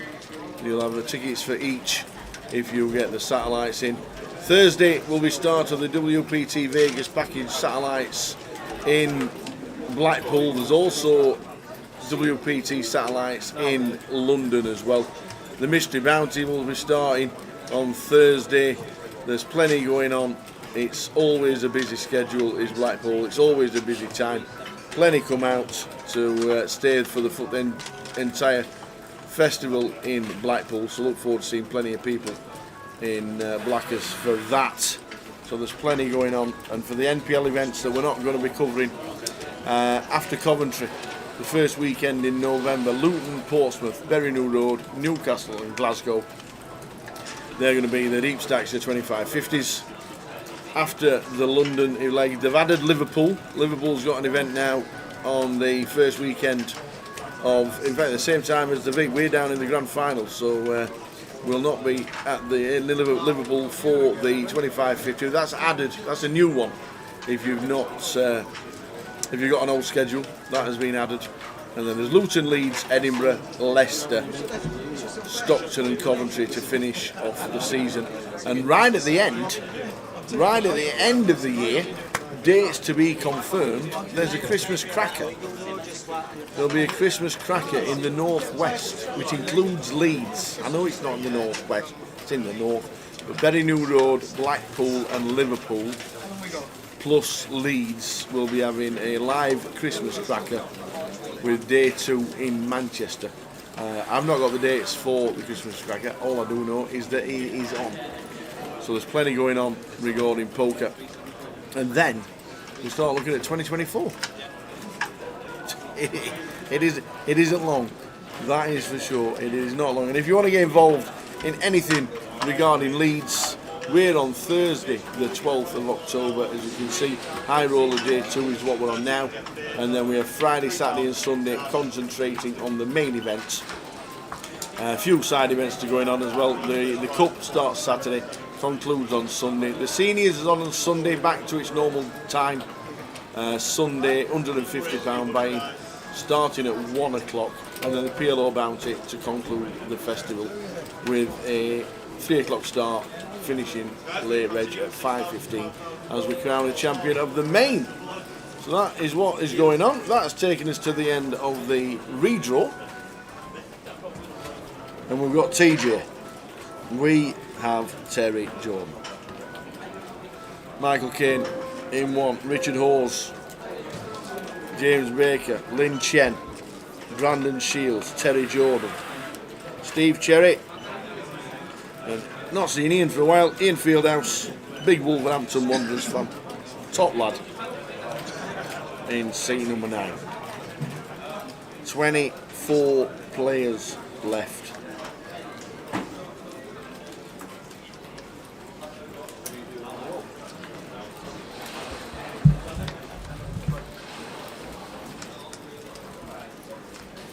What are you doing to me? I hope I'm live.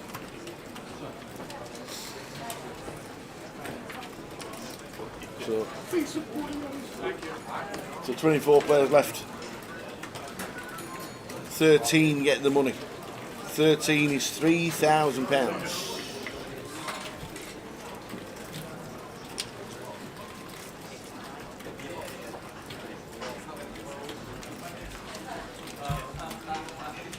Cup of tea. Perfect timing. Who we got? Just sat Did we down. get him? Just a Brandon Shields sat aside of Teddy Jordan. Oh yes. Lynn Chen. Richard Hawes. I really recognise Richard, regular from years ago. Years and years ago, yeah. I'm pretty sure he used to play the tours before Yeah. I had this job, and Yeah. very familiar face. Yeah, lives locally. Doesn't do too much of the tour these days. Now look at the Lynn Chen stack.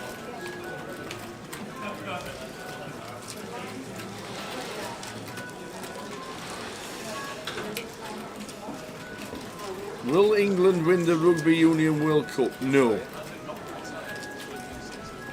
Will England win the Cricket World Cup? No.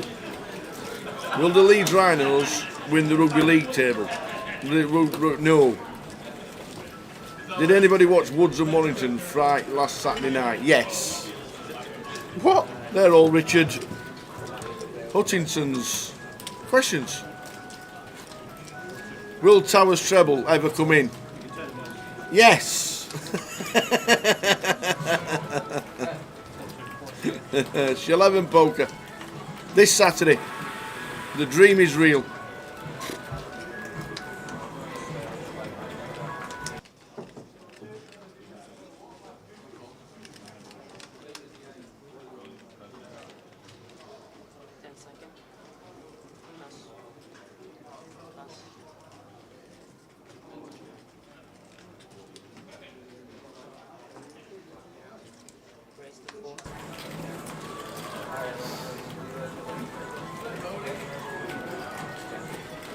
How did I go on the predictions with the... yeah, I thought the Warrington fight was a cracker.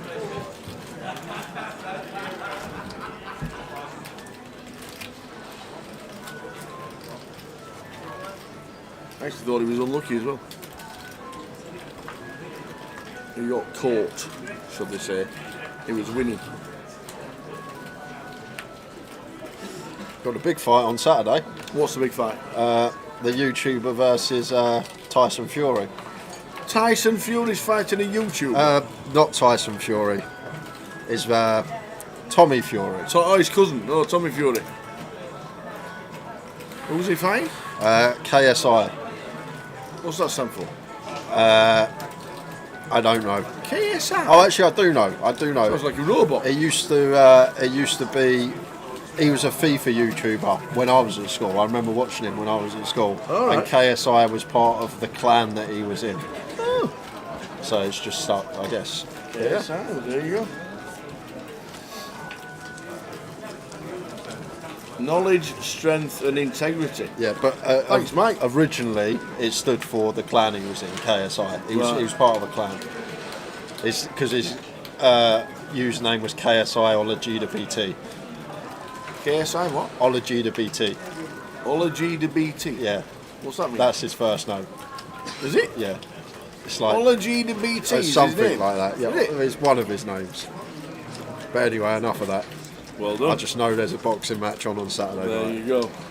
Who wins? I think Tommy Fury's favourite. Right. Stuart Sefton watching on Facebook paid £2.20 for an 888 main event ticket. Looking forward to playing. That's some satellite winning. I like that. Well done. That is some satellite. 220 into an 888 main event ticket. That is quality. Oh, Lin Chen's got heaps, I've just seen. 900,000 chip leader. We'll get the full chip counts at the break.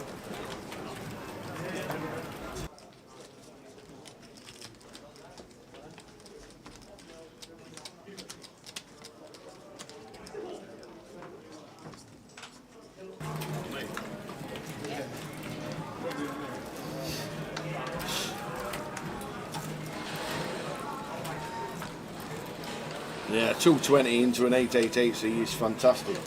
Really good. Looking forward to catching up with all the team when they turn up in Cov.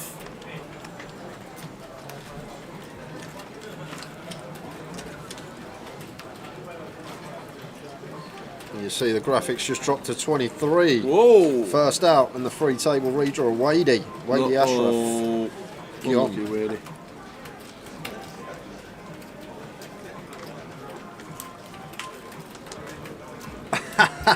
HCC. I do love that. He doesn't sound like what you'd expect him to sound like. You are right. Lin Chen got to be top contender for most unexpected accent in the UK. I spoke to him. Yeah, you interviewed him. I interviewed him. When he won Blackpool. Yeah. And, Ace King for Michael Caine. And Terry not going anywhere with his suited connector. In the mix with a 10-9 of diamonds. Whoa. Top pair. This could be a big pot. Top against an up and down draw for Teddy Jordan. Yeah, and against Terry here, Michael Caine just going to be wanting to try and get this in over 3 streets. Goes for 100k, 40% to kick things off. Call from Terry. Start of the just short of a mil. Diamond would be fun. Did it pair the 8? It looks like it has black 8 as well, so may have brought in the flush, so probably going to go check now.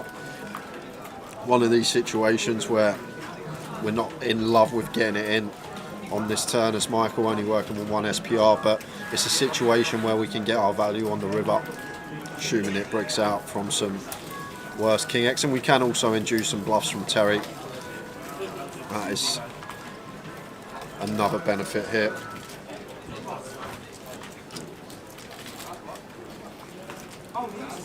Terry is going to bluff at it. And we're not folding versus this versus this man, as Michael Caine. Should be a pretty quick call.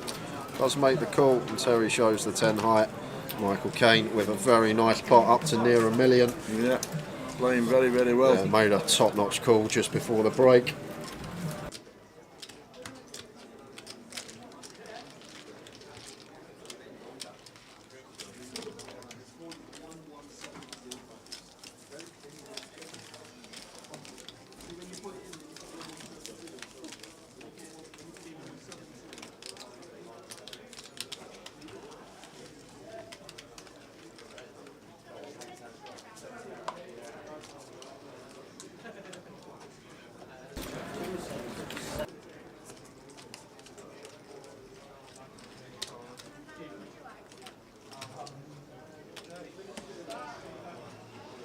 Mackham's Mackham. Just checking what I thought I heard, that online tickets can be used for 888. I didn't say that. That wasn't the thing. Live credit is what can be used in the Grosvenor Casino. It's a little bit different to online tickets. We'll try and get Jim to confirm it if he's got a minute before he leaves. I'm not sure if the online tickets can be used for an 888, but your live credit can be. But if you've got an online ticket for the closer, I'm not too sure you can use it for an 888 in Coventry, but live credit definitely.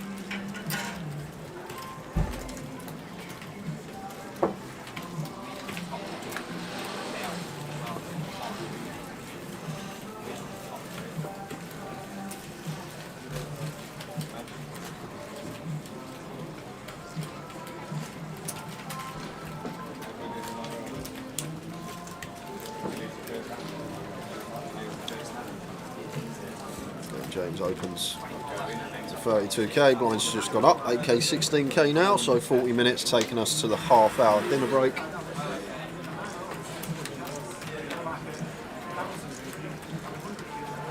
Well, would you look at this from Brandon? Jack 6 off. Goes for the free bet here.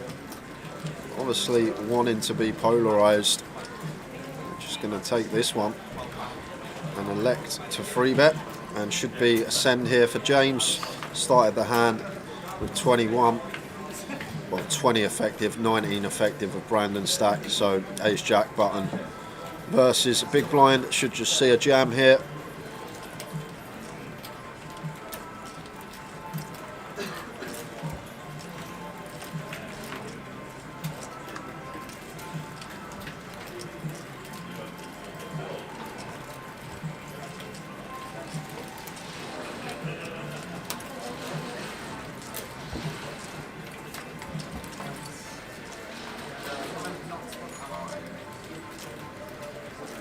I'll 10 spots off the money, but especially versus Brandon, who going to find enough bluffs like ace jack for 19 effective, button versus big blind.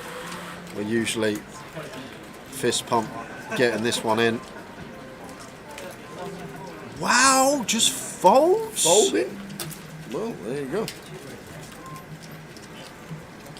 That is very tight tower. It is indeed. And Ace if- jack off on the button. And like if information gets fed, like you can just take any ace X, any king X, any queen X, even dip into the jack X as Brandon's done here and just relentlessly free bet any button opener James.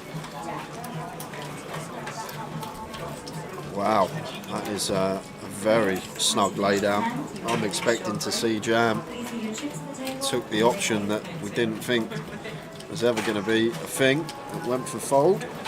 Maybe thought we picked up on something on Brandon, thinking he was strong. Well, very weak as we could see with the jack 6.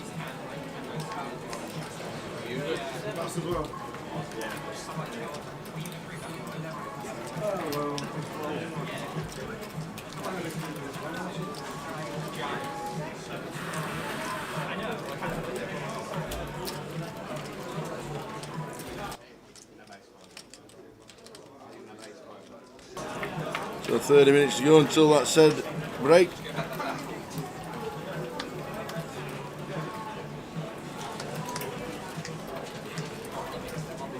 Ian opens the queen jack to 35. Met with the free bet from Richard, making it 100k, and should be hand over. Pretty easy fold for him.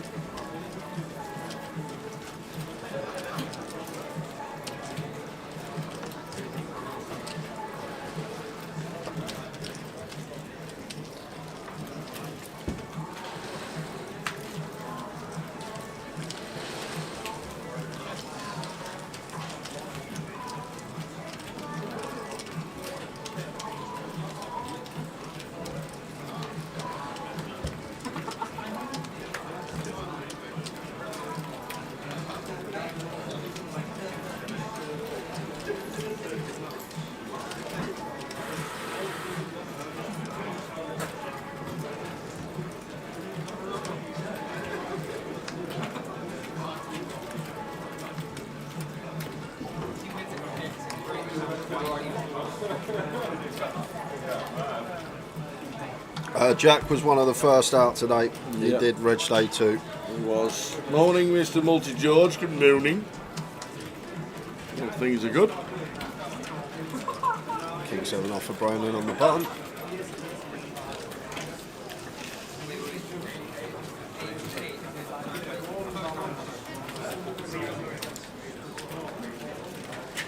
It's at 32 and Terry's in with the queen deuce suited, and Steve could just send this one tower. I'd like to see send here from Steve. Very nice indeed. Good stuff from him.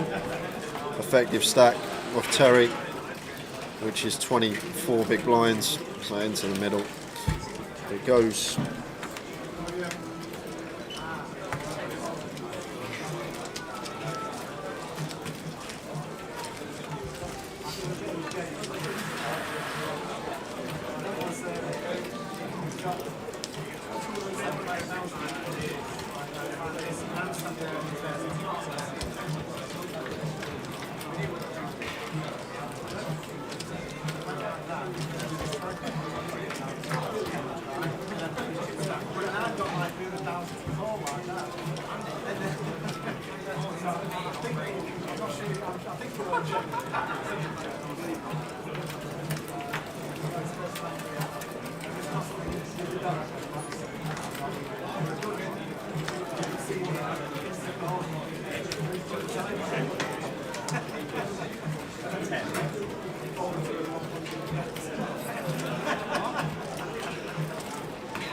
Shack suit for Terry.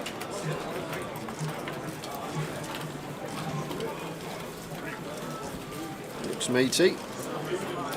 44k. 44. I think versus this open size, probably just happy to let this one go with Steve.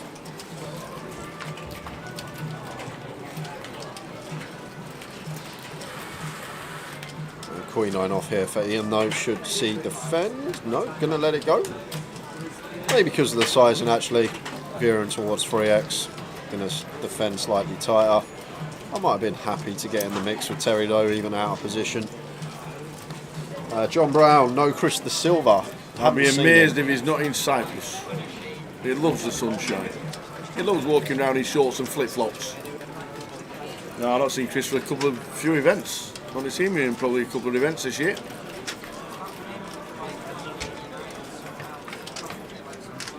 Pretty sure he won't be in Leeds this week. And I'm pretty sure he would be in Cyprus for the EPT. Mike Kane gone to balance the tables.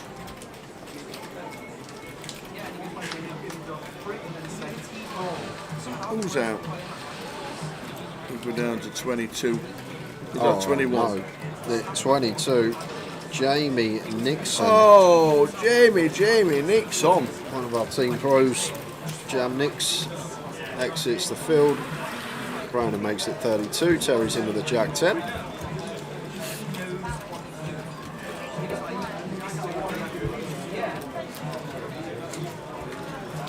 Richard goes for defend with the King 9 off.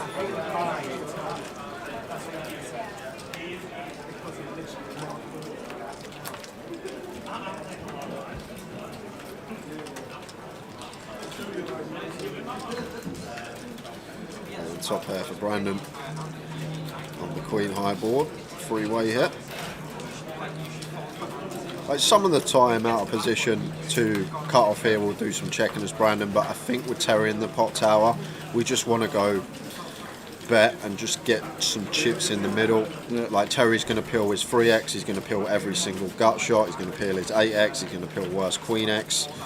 All these type of hands. Well, doesn't actually peel his gut shot on this occasion. Goes for the snap fold versus what looked like 80k from Brandon.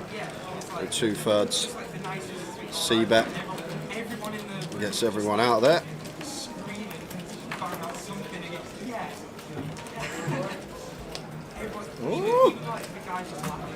Oh, it's getting serious now. We've got 2 pages. 888 on its way. 888 on its way. What I want you to try, I need you to try something. Yeah. What's that? I don't know. I need you to try something. And everybody at home, can you screenshot that or do what you do with a QR code? What does it do and what does it take you to? Oh no, it pulls up Towers treble for Saturday. Yes! No. Takes you to Blackpool, leg 8. Like it. Does Straight it? there, takes you to the page. Blackpool, leg 8. There's the QR code. If you can see that QR code on your screen, have a quick pop at it, stick your phone to it, and it's a QR code for the schedule for Blackpool. Nice. Oi, oi.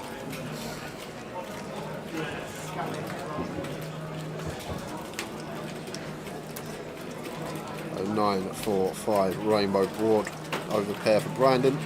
Should get 1 street here with the jacks. James does have his gutter ball here. I think this is a board that we can have some bigger sizes on as well versus big blind. 9-4-5, lots of these like straight possibilities out there. A lot of gutter balls.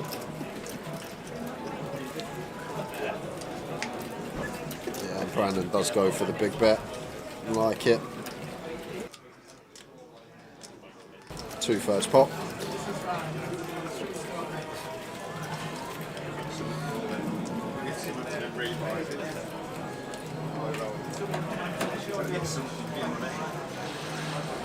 And it's at 25% of our stack here is James, so although we do have the gut shot to the nuts on a rainbow board and 2 middling cards in between top and middle pair, so it's still tough to continue here and could just see fold because of stack size in question.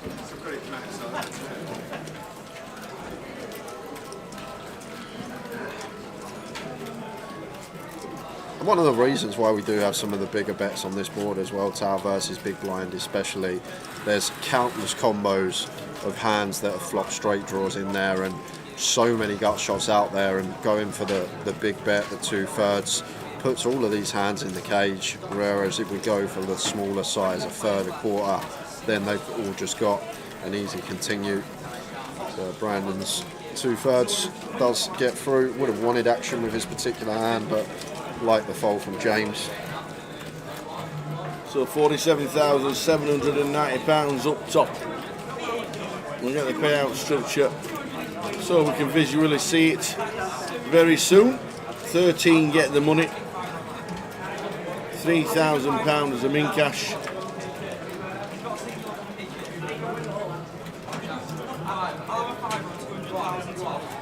They keep winning on that machine.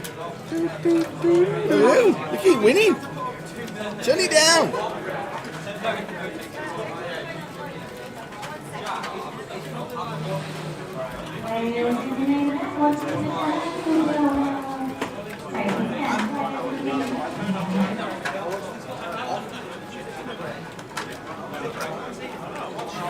So TJ with the ace-8 +1, raising it up. Ian 3 bets to 105.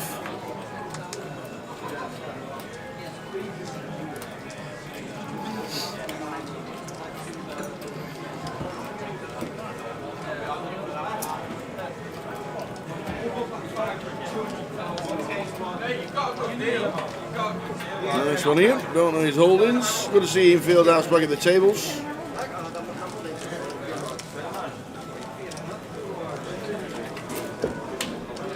When that music sounds, is that a bonus? Yeah, that's the bonus music. They've had it a lot today. Yeah. Lots. They must be winning chunks.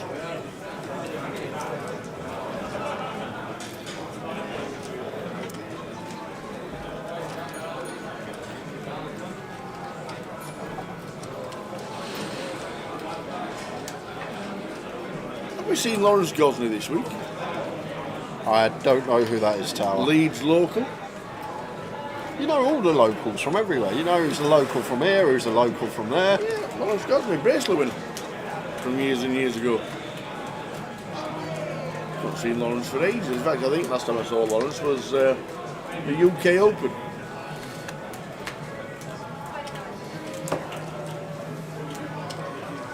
But they do keep winning on that machine. I might go and play it in the break myself.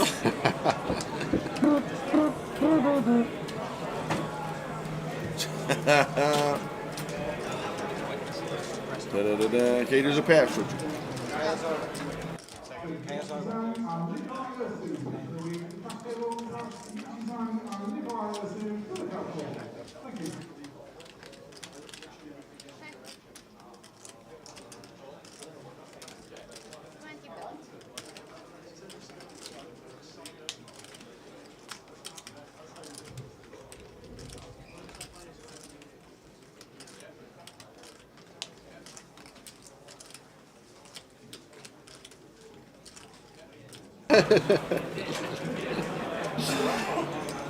See, that's the thing with the QR code. We'll keep flicking up the QR code. That's a new thing. I can just imagine one day Andy's going to stick on Rabbit by Chaz and Dave on the QR code or something like that. Just click on the QR code. Go, Rabbit.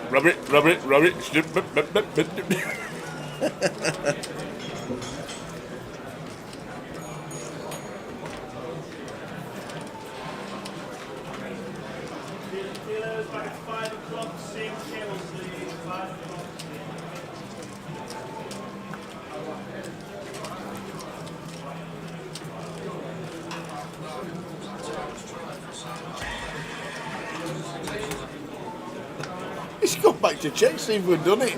He's checking on us, he's sat here, he's checking on the boss, is checking on us.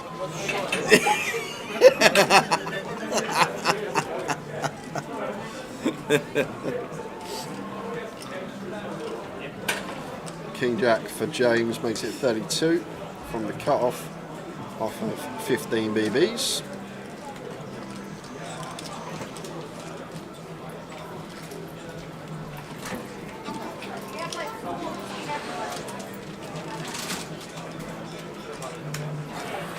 Lawrence was in the mini, says Mackams. Alright, cool.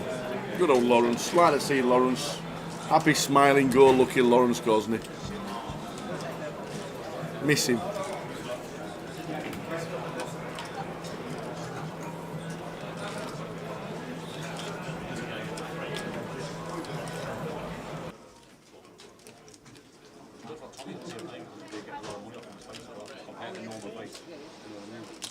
Top pair for James, starting seat 3.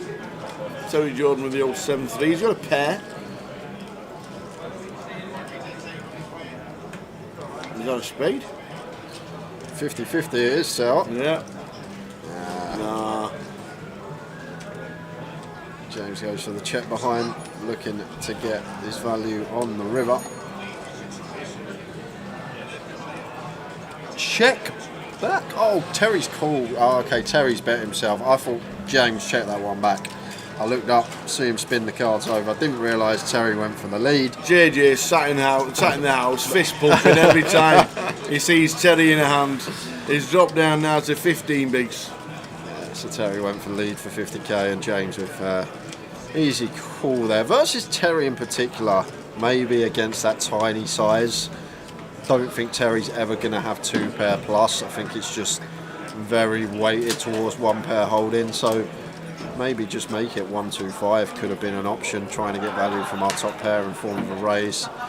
Terry not the kind that's just going to run a 3-bet bluff on us. So might have even gone for a smidge more value there as James. But cool, the way to proceed most of the time.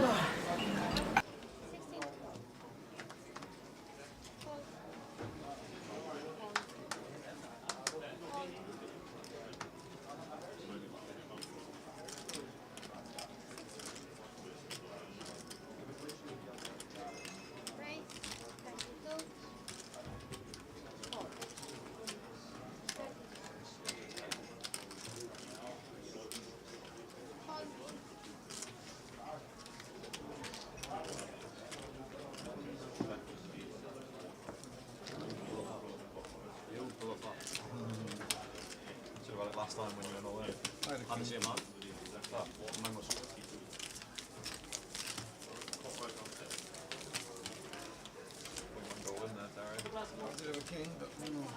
Will there be a book open for day 3 of this leg? Yes, there will, Hanscom. We've had confirmation by the online team that there will be. Look at that! We asked for a payout structure. Can we see it? Yes, you can. There we go. First place, 47,790, £3,000 when we gain the money. We are 9 spots off the money. Great turnout, 122 players. They're creating a prize pool of 156,820. When we get the FT, £4,075 locked up. And yes, there will be a book when we get to the main event on Sunday.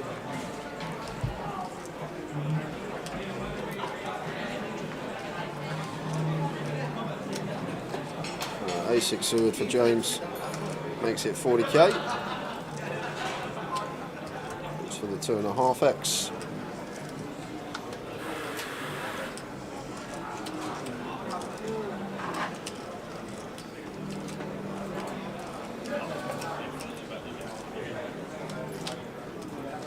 Oh, but defender with a 10-7.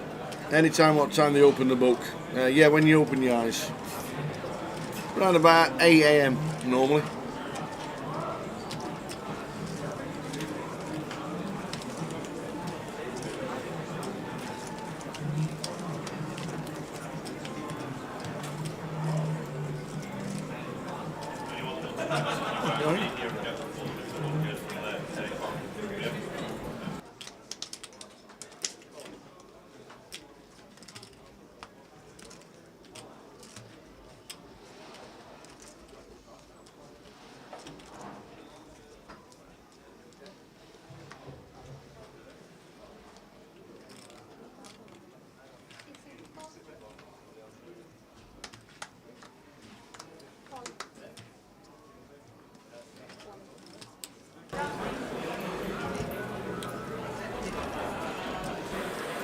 Baltusa, the dealer, told me she lost a cat the other day in London. Oh, I hope she found the cat. She told me that she'd lost a cat in London. Oh.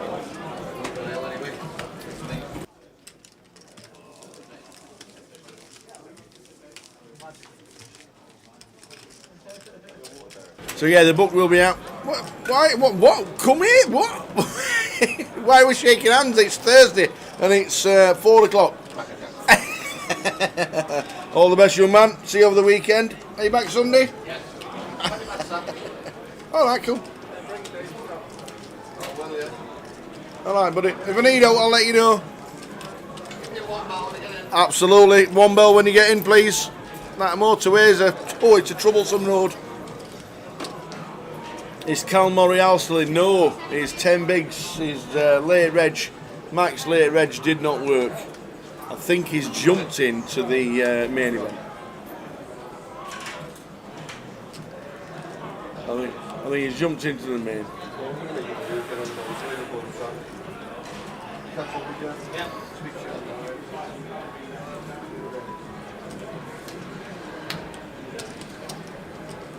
So 10 minutes to go until the end of this sesh. Is it the end of this session after this level? No, high roller on break. High roller. Is the high roller on break? Half an hour. Half an hour. Oh. So is the high roller on a break after this level? Yeah, cool. 30-minute break for the high roller in 10 minutes time. Boosh. Dun, dun, dun, dun, dun. So we're on 22.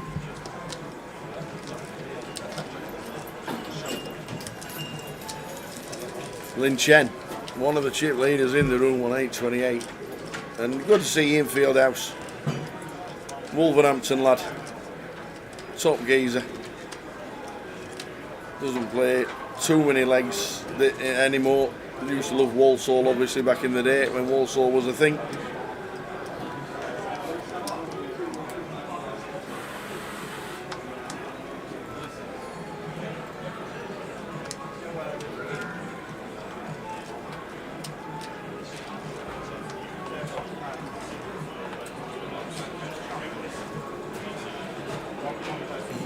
Payouts on the screen as well, 47,000 to the winner, 3,000 as a min cash. Terry Jordan dropped down to 15 bigs. Raising to 32.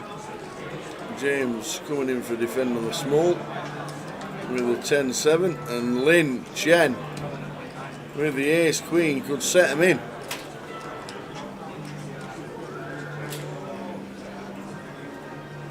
I don't think he will. Oh, he has done.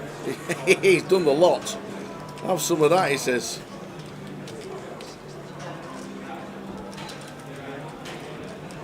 TJ says no, and James will say no, thank you as well.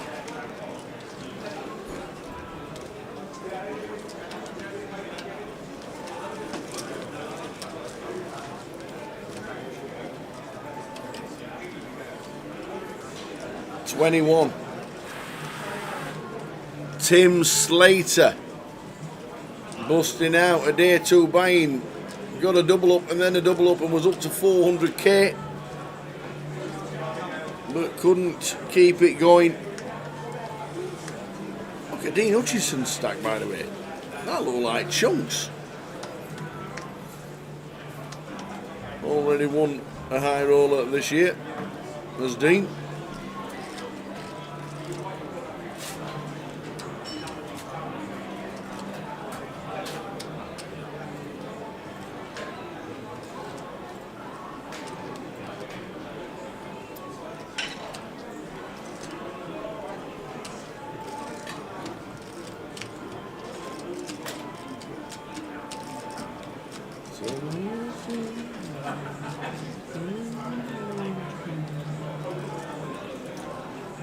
Terry calls with a king 7.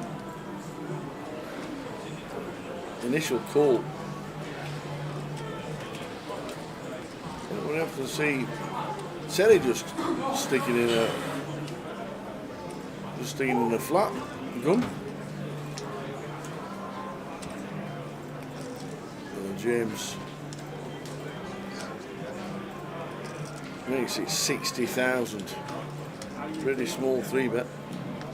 Well, pretty small raise. 60,000. Brandon with a suit of connectors. He could see a flop with 10-9.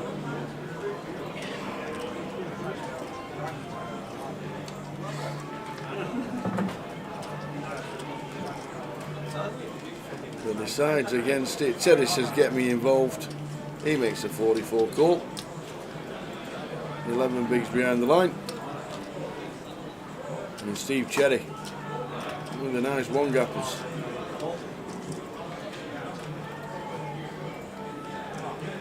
Oh, beats are turned off. The glasses are on. And he sticks it in the eye of James with the Queen 10. Saw him on the cash game last night, and it was a good watch. And there's a call from James, a non-believer. Wow. The non-believer of James. Oh, cool.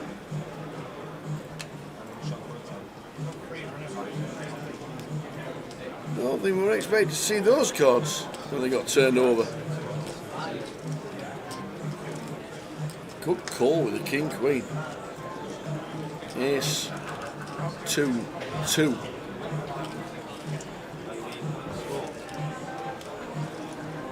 King Queen looking prime to double.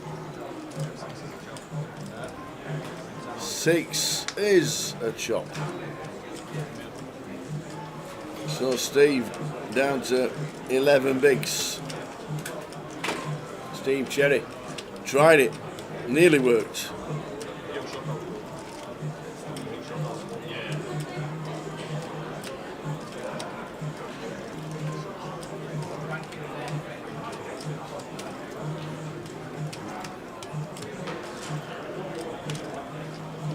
Big hand, King Queen of Spades, big call, nice stack. QR code on the screen. It's for the Blackpool schedule. Obviously can't keep it on too long. It covers up seats 1 and 2. But that is a great addition. Click on the QR code, make sure it gets on your camera, and it takes you straight to the schedule in Blackpool. Jamie Nixon is out. He was out 23rd. 13 get the money.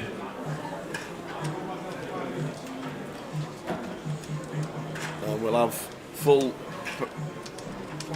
chip counts when we come back.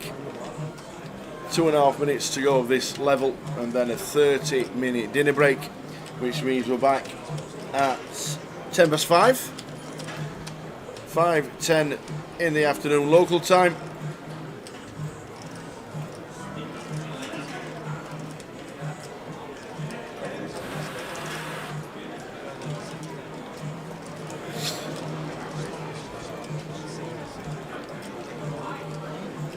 Terry with his 8-7 suited gets it all in.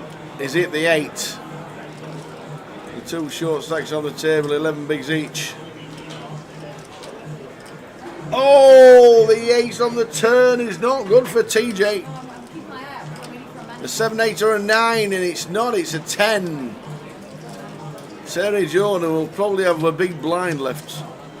Man, looks that, we're just checking the stacks.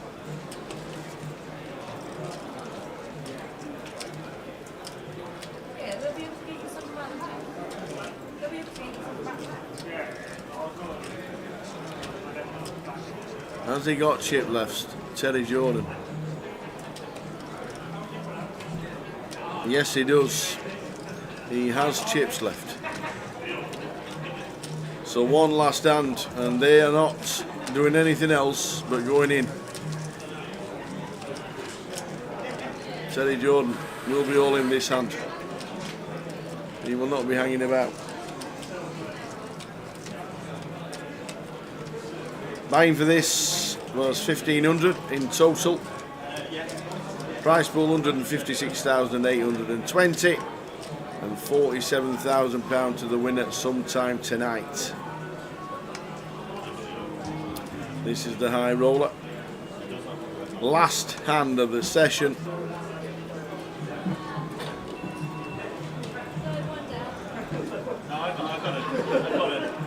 Richard says cool. Oh no, is that 35? Makes it 35, does Richard? All folding round in turn. TJ says I call. So the final flop of the session, does TJ survive?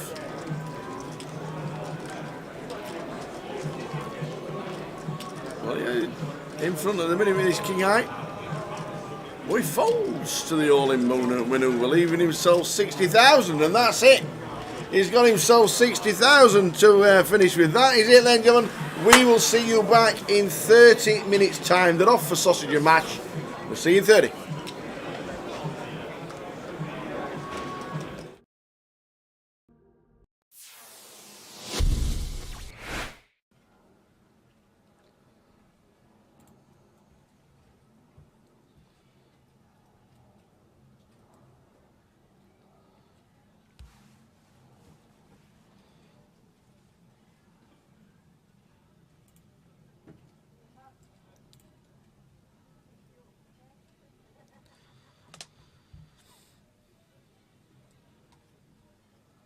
So Carl, Queen 10, 9, 7, pocket 8s with one suit.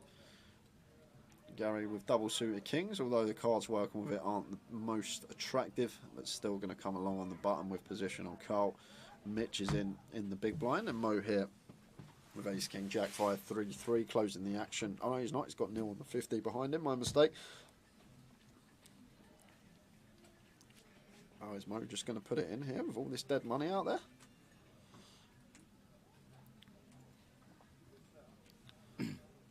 He's just going to flat, and Neil is going to pot it because Neil has got triple suited aces here. Queen 9 6 deuce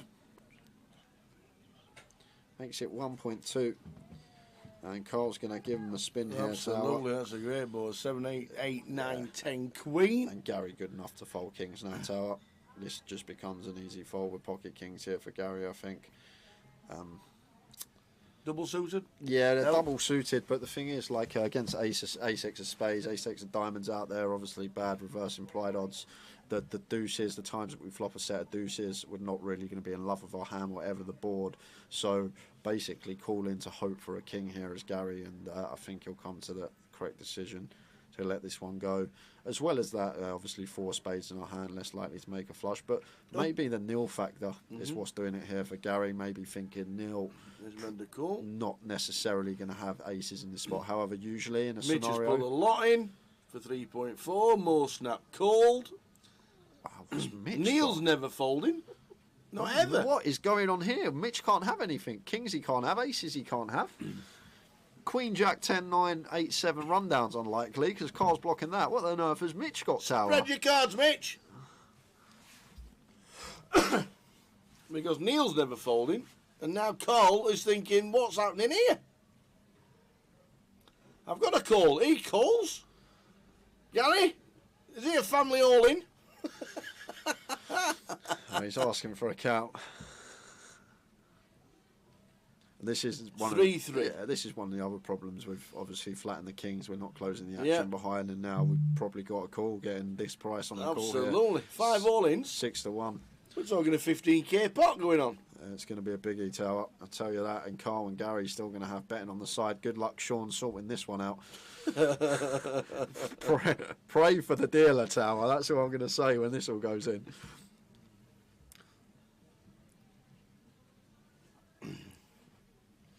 I mean, it's still like to know what Mitch has got. Yeah, it just don't make sense to me because obviously he can't have aces, he can't have kings. He's just took a picture of them for his fans. I reckon he's going to have Queen, Queen, Jack, Jack, 10, 10. We'll go with that.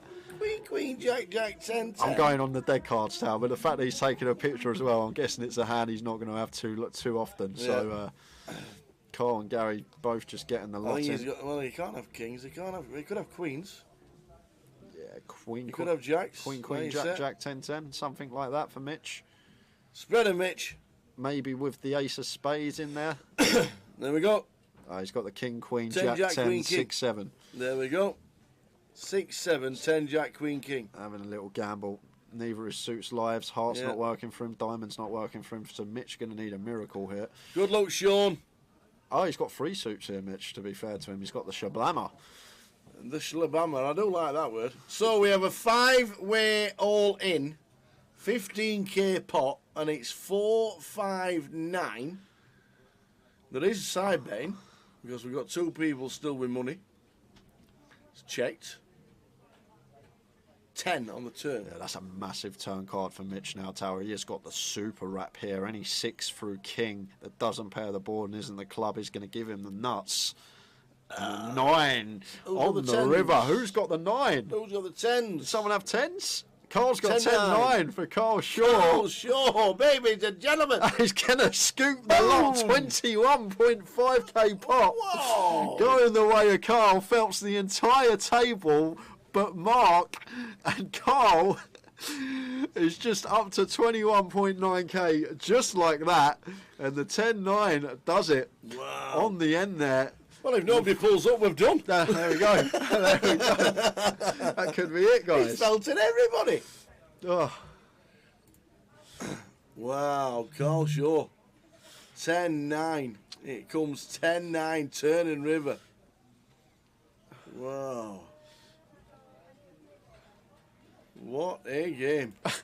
Well done to the dealer. Big round of applause, please. It's just for Sean. Kelly and Mark weren't in that one. Well, it shouldn't be too hard, Tao, because I think Carl's got everyone covered. So Yeah. it's not. It's just everyone give Carl their chips, I think.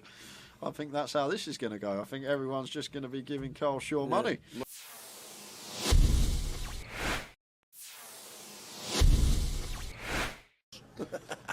So you see Tom opening Jack 9 off in the hijack, can open a lot wider here with the chip lead, a lot of pressure on these guys with ladders and approaching the FT. But Matt never going to be going anywhere here with pocket 8s, easy decision for him in the small, just the call. And it's heads up between Tom and Matt Davenport here. Let's see a flop. Flop time, ace 9-3. Second pair for Tom. Takes the lead in the hand. It's still may bet small here, Tom Hall. This is a board that's just going to favour us a lot of the time here, being the opener. We do have middle pair as well, so do have some disguised trips or 2 pair when the turn is a jack or a 9. So potential. You can go really small here, as small as quarter potentially.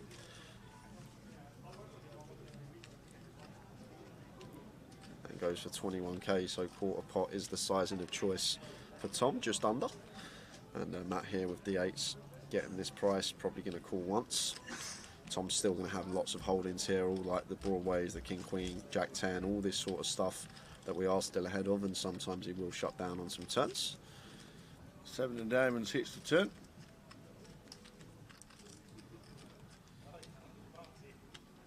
So this is where it's probably just going to go check here. Tower. I think Tom maybe a bit optimistic to fire our 9 here again.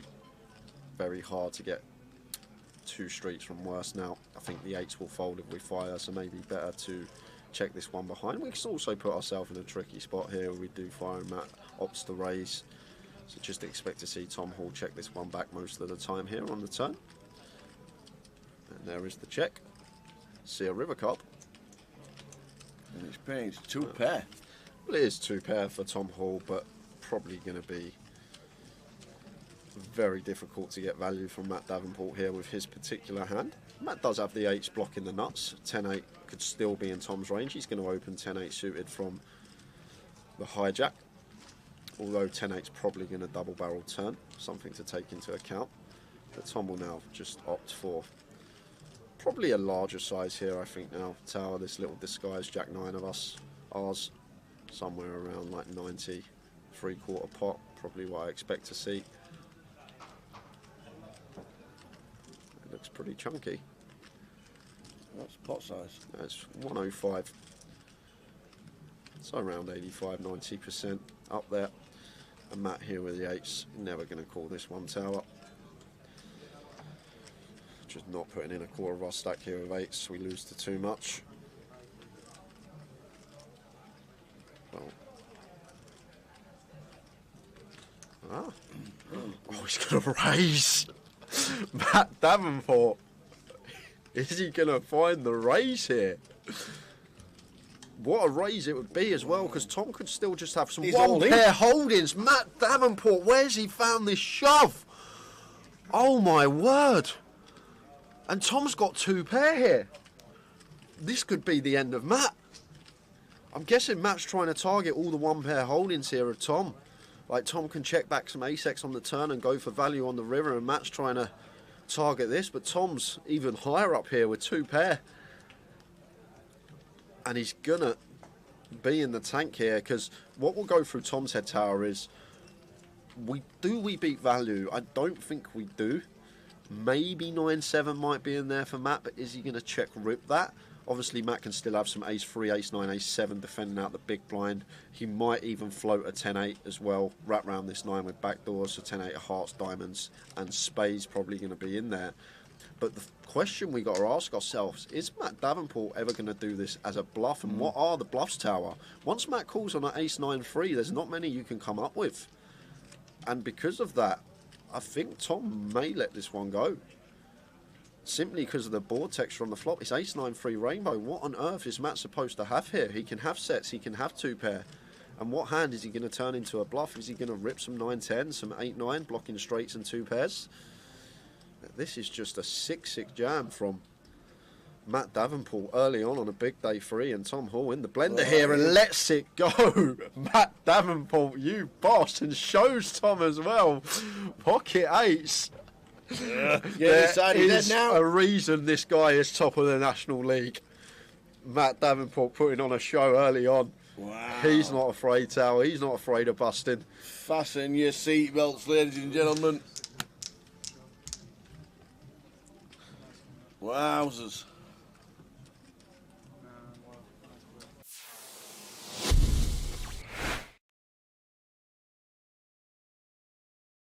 Going to bring the rest of the field in. Yeah. Gary with 8s, Ed with 7s. We're going 7 way to the flop here. Victor's in with the king 4 suited. Ollie's out the way in the small, and Christian going to defend an unknown holding in the big blind. So we have got 7-way action here. 7-way. This is a 1K, guys. Don't adjust your sets. Oh! What a flop! What a flop! Who's got their 7s? Quad 7s for Ed. Oh, wow. So nice to have the check mark on the flop. That doesn't happen very often, especially when you go 7-way. But the way that we're going to get paid is what I'm thinking, Tower. It's going to be difficult. I guess we're going to get a street from Gary. Gary has pocket 8s, but in this multi-way coup, Jimmy's in. need to be proceeding with caution. Well, Jimmy just goes for the C-bet into 6 players under turn. Got the backdoor hearts. Mark's going to call the ace-king with 5 players behind on 7-7-3. And Gary here now with the 8s. This is actually a tricky spot, Tower. The thing is, we're getting 8-1 on a call, so probably going to take one off with position. Like the times we do hit an 8, in general, we can win a huge pot, but it would actually be a disaster on this occasion because we got Ed sat there with quads. And what's Ed thinking, Tower? He's thinking, what have you all got? He can tell with his face, he's like, how many 7s in this deck? Does he raise or he just calls? Of course he calls. Of Like, course what he on does. earth have these lot got? He's thinking, I've got 2 7s in my hand. It's gone bet, call. Yeah. So, Wow. see the turn. And it's an Gary 8 Bush! on the Gary turn. Bush, Tata! Wow, ill for Gary. And it's going to be a nice clean double up for Ed.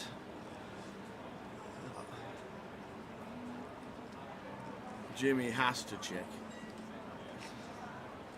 3 players calling behind. He's What is he doing? Oh my He's at word. it again. So he bets into 6 players. He gets called in 3 spots. He's now continuing into 3 players. Yes, we picked up the nut flush draw, Tower, but there has to be a 7 out there.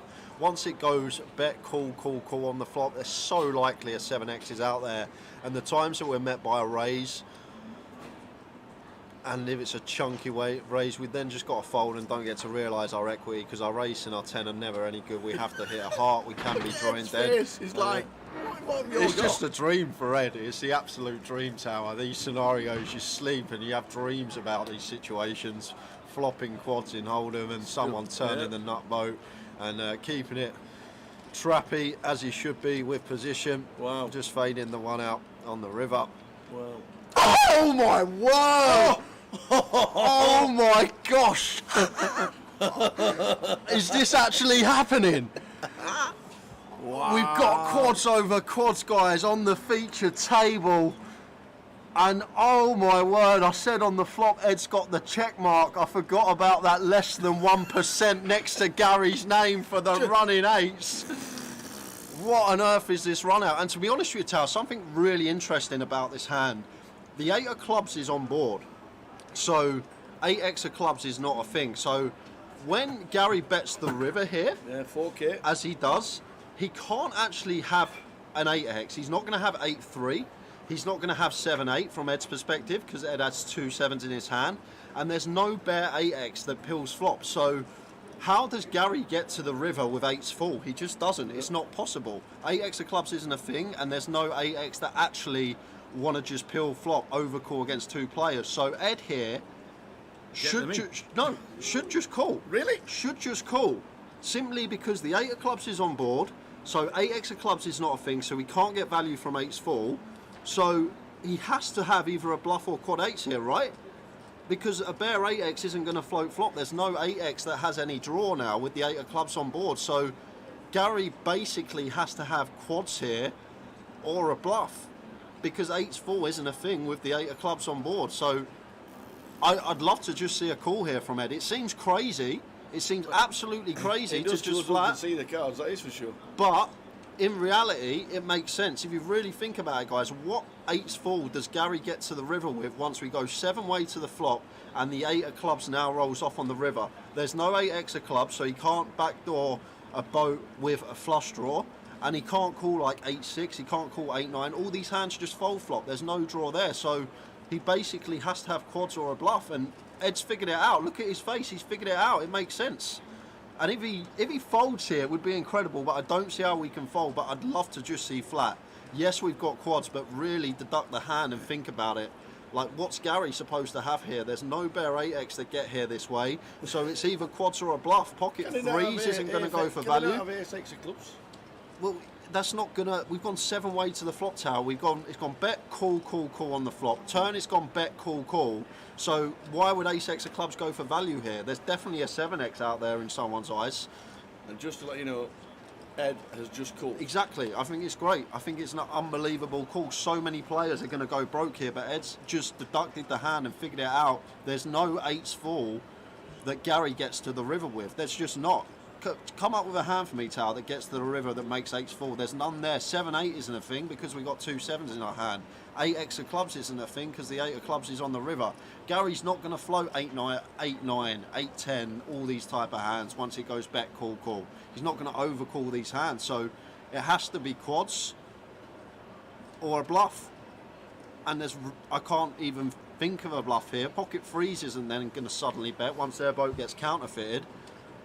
So, although from people that don't play much poker and your perspective watching this, you're probably like, what on earth is going on? How can he just flat with quads? But when you really think about the hand and break it down, like Gary's value range on the river is going to be 8s full, 7s full, and that's literally it. We've got 2 7s in our hands. The 7s full isn't a thing, and 8s full obviously isn't a thing because of how the hand is played out. And Ed says, nice hand, and it is a sicko, quads over quads. Great flat on the river tower, but I actually think it's an easy flat. It sounds crazy, but in my opinion, it's a very easy flat on the river. Wow. And Ed just says, I'm just so good.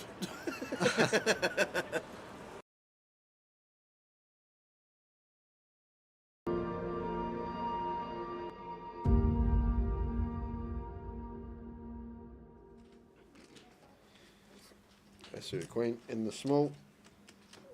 Expect to see a complete.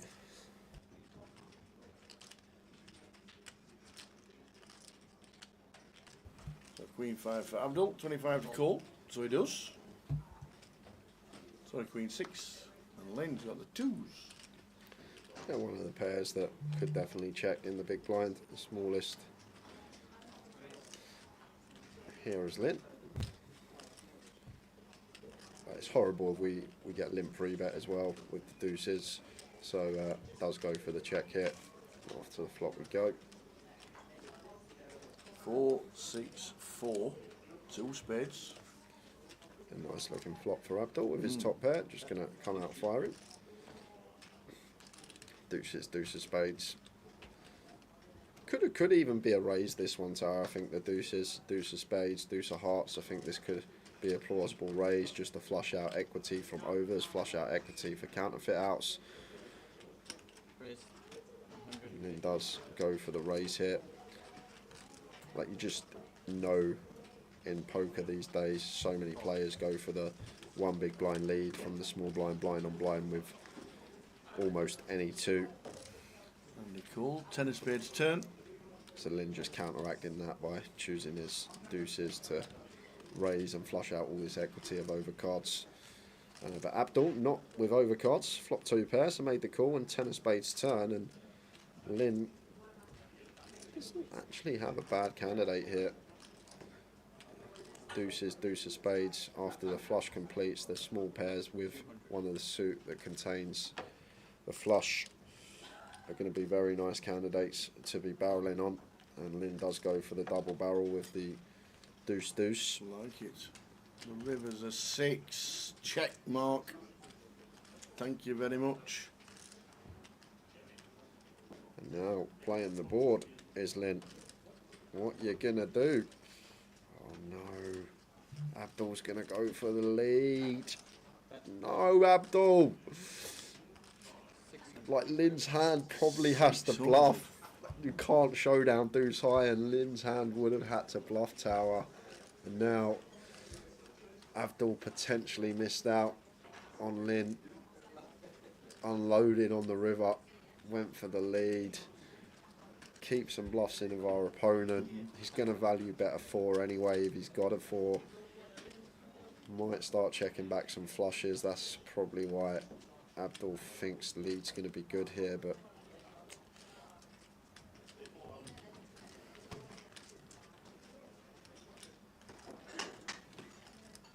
is he really tanking with the board tower? No. Thinking it's like 7. Oh, he's gone announced for the all in. shove! Oh, he's announced all in. Oh my god, he went for the shove. Wow. And Abdul didn't have too much back. He put in half his stack basically. Oh, Abdul gets up.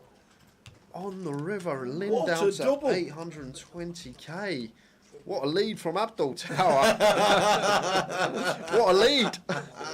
Don't do it, Abdul. What are you doing? Don't do it. What a great lead. I'd never lead that.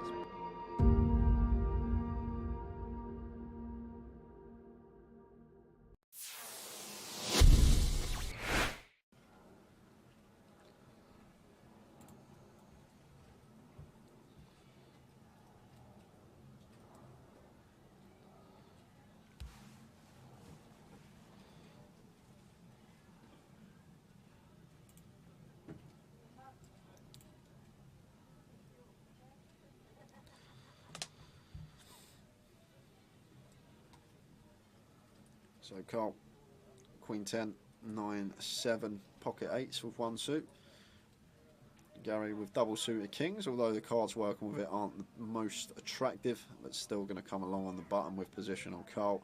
Mitch is in the big blind, and Mo here with ace king jack 5 3 3 closing the action. Oh no, he's not, he's got nil on the 50 behind him, my mistake. Oh, is Mo just going to put it in here with all this dead money out there?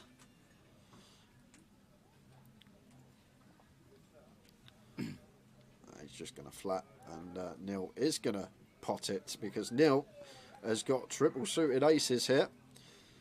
Queen 9 6 deuce makes it 1.2, and Carl's going to give him a spin here. Absolutely, that's a great board. 7, 8, 8, 9, 10, Queen. And Gary good enough to fold kings now tower. This just becomes an easy fold with pocket kings here for Gary, I think. Double suited? Yeah, they're No. double suited, but the thing is, like against ace-x of spades, ace-x of diamonds out there, obviously bad reverse implied odds.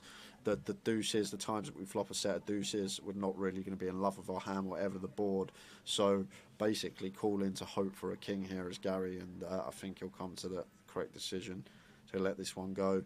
As well as that, obviously 4 spades in our hand, less likely to make a flush. But maybe the nil factor is what's doing it here for Gary. Maybe thinking nil, not necessarily going to have aces in this spot. However, usually in a Mitch has scenario, put a lot in for 3.4. More snap called. wow, what's Mitch Neil's got? never folding. Not ever. What is going on here? Mitch can't have anything. Kings he can't have. Aces he can't have. Queen, Jack, 10, 9, 8, 7 rundown's unlikely because Carl's blocking that. What on earth has Mitch got, Tower? Spread your cards, Mitch. Because Neil's never folding, and now Carl is thinking, what's happening here? I've got a call. He calls. Gary, is he a family all-in? Oh, he's asking for a count. This is one 3-3. Yeah, this is one of the other problems with obviously flattening the kings. We're not closing the action Yeah. behind, and now we've probably got a call getting this price on the call here. Absolutely. 5 all-ins. 6 to 1. We're talking a 15k pot going on. It's going to be a biggie, Tower. I'll tell you that. And Carl and Gary still going to have betting on the side. Good luck, Sean, sorting this one out. pray for the dealer, Tower. That's what I'm going to say when this all goes in.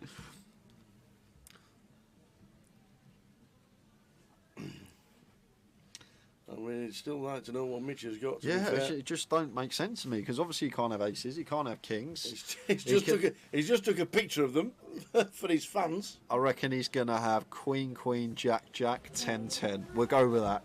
Queen, Queen, Jack, Jack, 10, 10. I'm going on the dead cards now, but the fact that he's taking a picture as well, I'm guessing it's a hand he's not going to have too often. Yeah. So Carl and Gary both just getting the I lot think he's in. got, well, he can't have kings. He could have queens. Yeah, Queen, He could have jacks. Queen, Like you Jack, said. Jack, 10, 10, something like that for Mitch. Spread him, Mitch. Maybe with the ace of spades in there. There we go. He's got the King, Queen, 10, Jack, Jack, 10, Queen, King. 6, 7. There we go. 6, 7, 10, Jack, Queen, King. Having a little gamble. Neither his suits lives. Heart's Yeah. not working for him. Diamond's not working for him. So Mitch going to need a miracle here. Good luck, Sean. Oh, he's got 3 suits here, Mitch, to be fair to him. He's got the Shablammer. The Shlabama, I do like that word. So we have a 5-way all-in, 15k pot, and it's 4, 5, 9. There is side betting, because we've got 2 people still with money. It's checked. 10 on the turn. Yeah, that's a massive turn card for Mitch now, Tower. He has got the super wrap here. Any 6 through king that doesn't pair the board and isn't the club is going to give him the nuts. And the 9 who's on got the the 10s? river. Who's got the 9? Who's got the 10s? Does someone have 10s? Carl's got 10, 10-9 for Carl Shaw. Oh, sure, baby, the gentleman. He's going to scoop the lot. Boom. 21.5k pot. Whoa. Going the way of Carl. Phelps the entire table, but Mark and Carl is just up to 21.9k, just like that. And the 10-9 does it. Wow. On the end there. Well, if nobody pulls up, we've done. There we go. There we go. That could be it, He's guys. felted everybody. Oh. Wow, Carl Shaw. 10-9. It comes 10-9, turning river. Wow. What a game.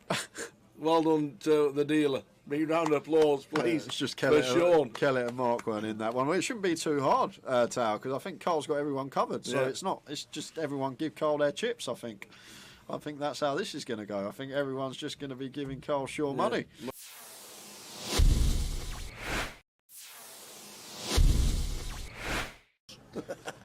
So we see Tom opening Jack-9 off in the hijack. Can open a lot wider here with the chip lead. A lot of pressure on these guys with ladders and approaching the FT.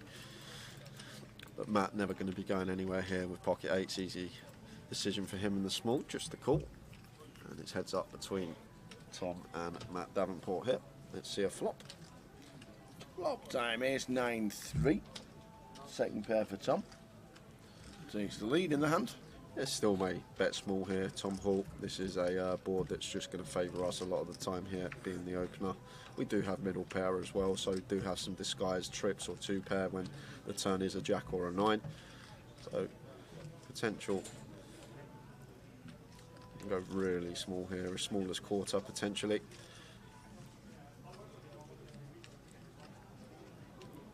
And goes for 21k, so quarter pot is the sizing of choice for Tom, just under. And Matt here with D8s getting this price, probably going to call once. Tom's still going to have lots of holdings here, all like the broadways, the king queen, jack 10, all this sort of stuff that we are still ahead of, and sometimes he will shut down on some turns. 7 of diamonds hits the turn.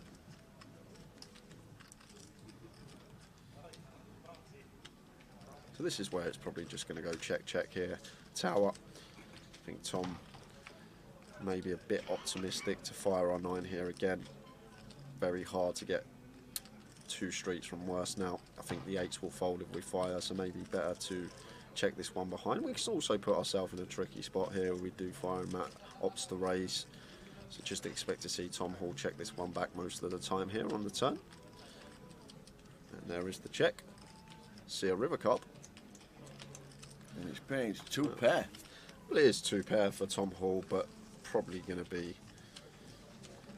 very difficult to get value from Matt Davenport here with his particular hand. Matt does have the 8s blocking the nuts. 10-8 could still be in Tom's range. He's going to open 10-8 suited from the hijack, although 10-8's probably going to double barrel turn, something to take into account.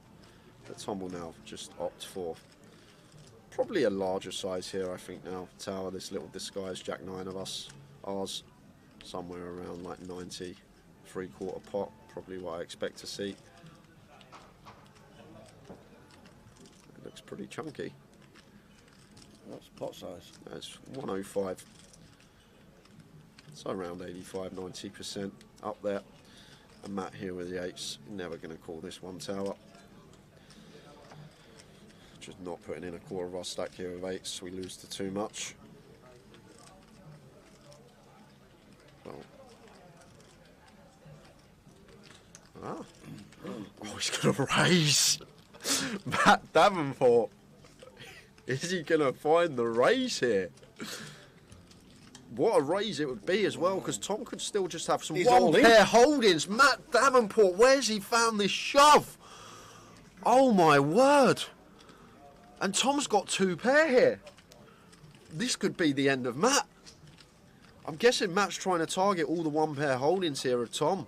Like Tom can check back some ace-x on the turn and go for value on the river, and Matt's trying to target this, but Tom's even higher up here with 2 pair. And he's gonna be in the tank here, because what will go through Tom's head tower is, we beat value? I don't think we do. Maybe 9-7 might be in there for Matt, but is he going to check rip that? Obviously Matt can still have some ace-3, ace-9, ace-7 defending out the big blind. He might even float a 10-8 as well, wrap round this 9 with backdoors, so 10-8 of hearts, diamonds and spades probably going to be in there. But the question we got to ask ourselves, is Matt Davenport ever going to do this as a bluff, and what are the bluffs, Tower? Once Matt calls on an ace-9-3, there's not many you can come up with. And because of that, I think Tom may let this one go. Simply because of the board texture on the flop. It's ace-9-3 rainbow. What on earth is Matt supposed to have here? He can have sets, he can have 2 pair. And what hand is he going to turn into a bluff? Is he going to rip some 9-10, some 8-9, blocking straights and 2 pairs? This is just a 6-6 jam from Matt Davenport early on a big day 3, and Tom Hall in the blender here and lets it go. Matt Davenport, you boss, and shows Tom as well. Pocket 8s. There is a reason this guy is top of the National League. Matt Davenport putting on a show early on. Wow. He's not afraid, Tower. He's not afraid of busting. Fasten your seatbelts, ladies and gentlemen. Wowzers.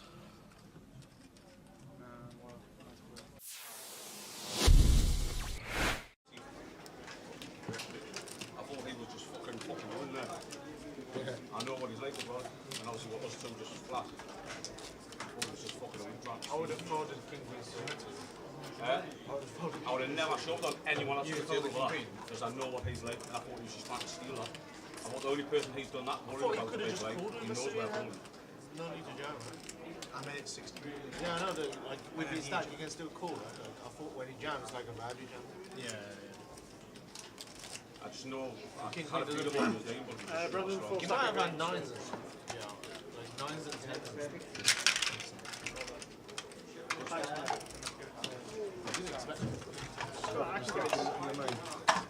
Oh, you're the main as well? Playing out there. Played it for 20 minutes and the break come up. Only kidding. Only kidding. Welcome back. Look at the chip leader. Look at the signing chips. Look at this. This is just amazing. Alian Kashani, 1.1 mil. Dean Hutchinson, 1.1 mil. Michael Caine, $1 million. Lin Chen, 885. Paul Petouliot, 825. Ian Fieldhouse, 820. Look at these names still in. Alex Gulibov still in. To Zong still in. Steve Cherry. And down at the bottom. Is that right? Yeah. Well, I'm there. Roger Lewis. Could have been a situation where he moved all in and left one chip back as a bluff, like could seen it done. Still got a tiny smidge of equity within the prize pool, but just one chip. One chip. 5K chip. One chip. Well, they are the final 21 players. Let's do it again.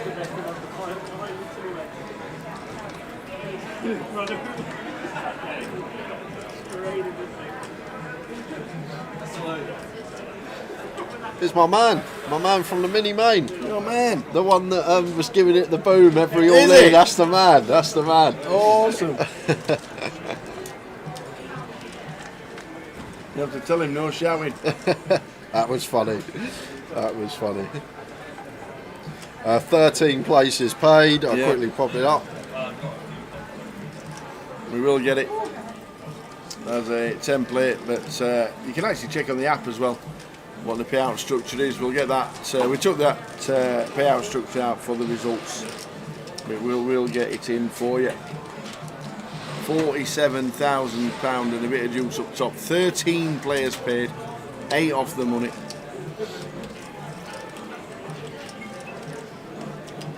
Big Tom, how you doing, kidder? Nice to see you. How you doing, Tom? Mate, good? You're good.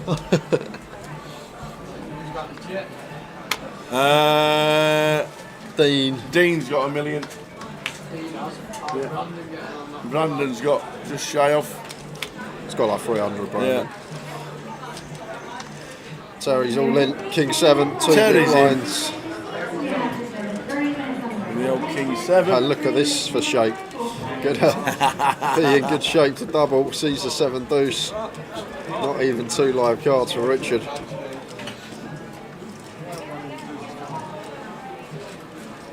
Teddy's just said nobody's deuces are coming.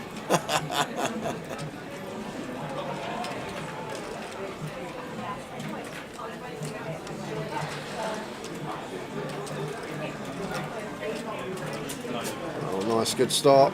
And that will lock it That will on do the it. turn. There we go. Terry, the spin is on. There we go. Can you do the...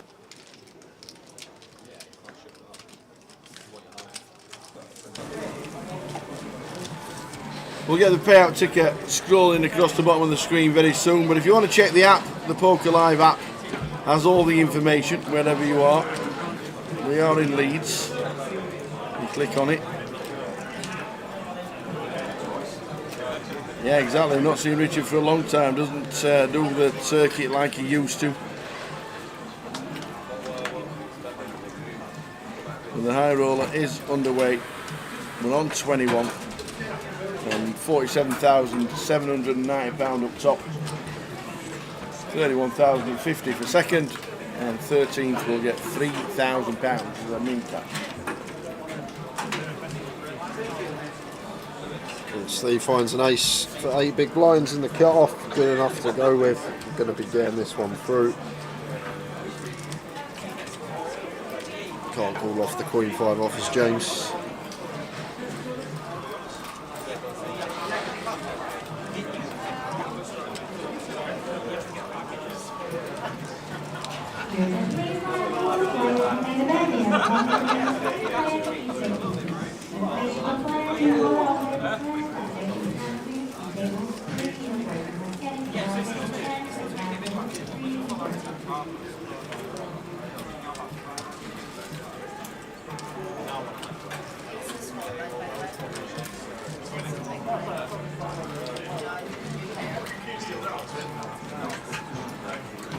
Gary Whitehead's living the dream in the building. Oh, he's retired. Never in the country. He'll be off to Malta next week, I reckon. If not, he'll be in Coventry for the 888.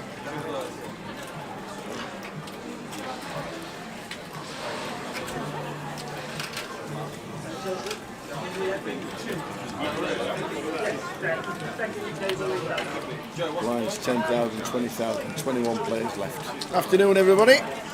Welcome to Leeds. 21 players left in the high roller. Crowning a champion on the stream at some point tonight.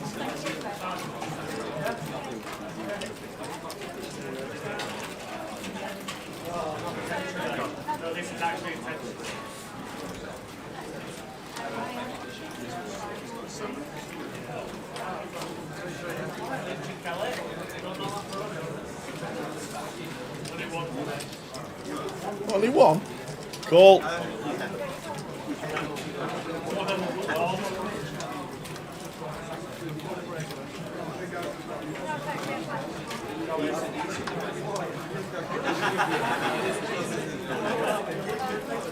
blind on blind here. Two of the top 5 in the NPL. Lynn Chen, Brendan Shields. Yes, there are some NPL players left in. Unfortunately, Cal Monreal's not involved in this one.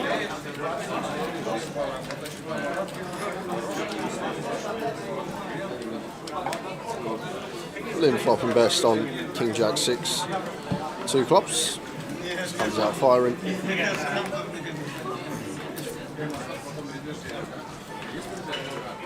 And just 5 high here for Brandon. Be surprised if he continued. If Lynn checked, definitely one we could have stabbed.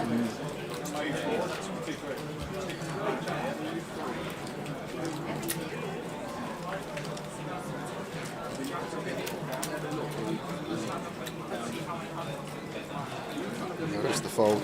Yeah, just running the clock down because getting closer and closer to that money bubble. I'm talking to the NPL, 28 points for this event. What for scooping it? Yeah. Robbie Ball's still in. Robbie Bull's still in. Lynn Chen's still in. Brandon Shields still in. Ariane Kashani's still in. No, not see Minji.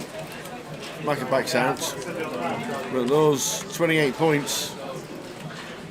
Yeah. Wow. That could, if Robbie scooped it, that's suddenly 24 points at the top. Yeah, 28 points for winning this one. Wowzers. It's getting tight.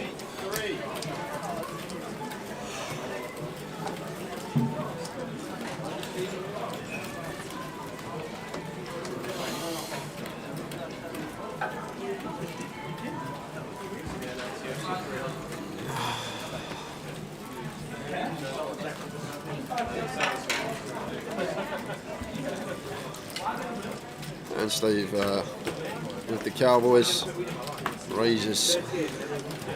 Terry defends the 8-3 off.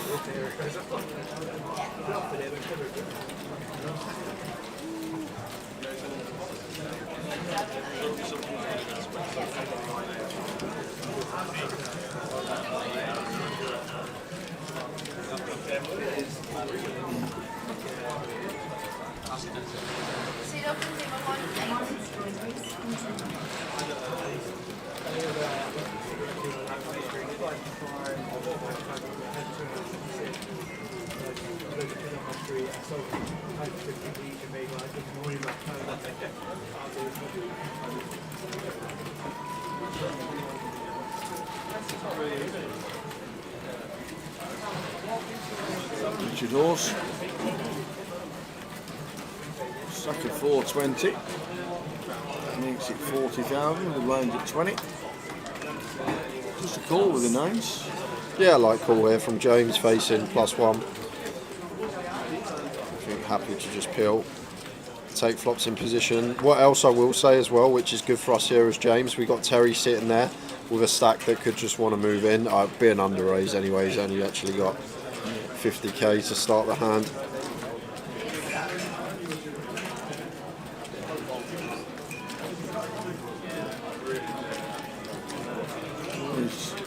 Splashed it in on a flop. Queen 5-8 after hitting the 8. But a flush draw for Richard. The nut flush draw.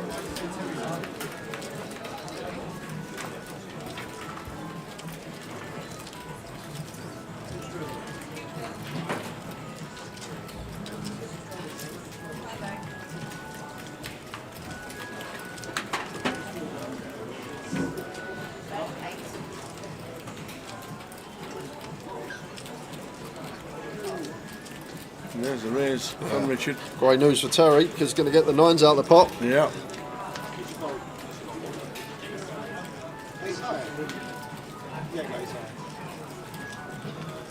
Look at this pure coin flip. Absolutely.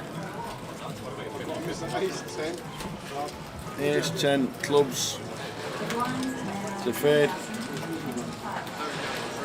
9 on a jack for a sweat. Oh! Oi, oi. It takes away the ace and the 10. Still needing to fade the club. Oi, oi, the spin is on. TJ back to 220. Come back with 40k. Now got 220. Good start to the session for Terry. And we've got someone on the move, so must mean In field house on the move. that we've lost one, and we've actually lost 2 in the same hand on table 6. Oh.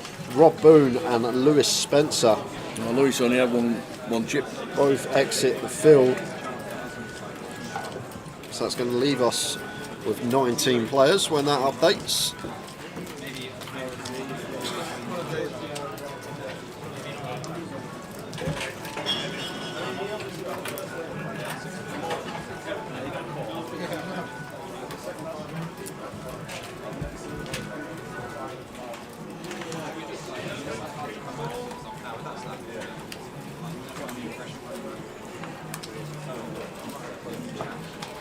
Lines 10-20.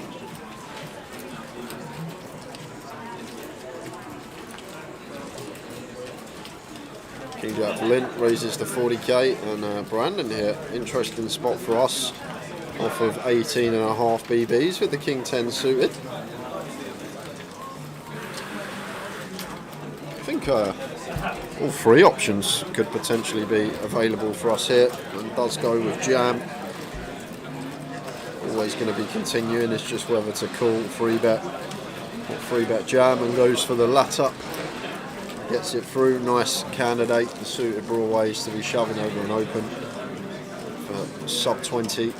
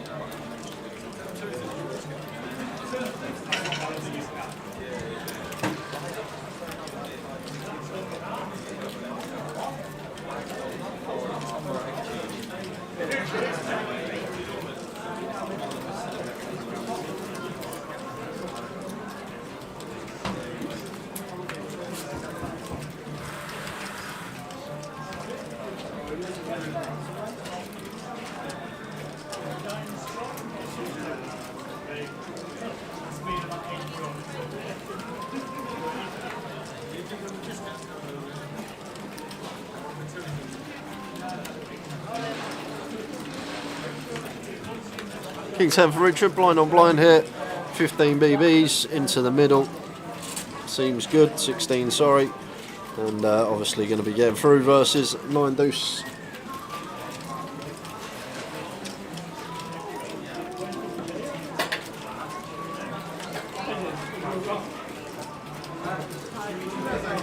Yeah, James, maybe just thinking about running the clock down a little bit, maybe it's slightly too early to think about the 8 money places bubble. off the money, 13 getting the money. Still a good couple of hours, I reckon. Tower. Yes. Oh, we lost a couple, didn't we? So Yeah, we're on 19. we're on 19.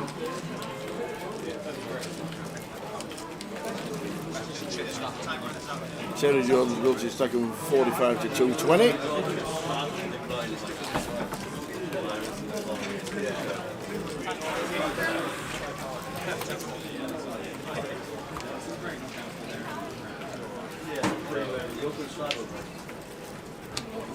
I think Richard just lives local to Leeds now and he only ever plays this event. I saw him last year at Leeds.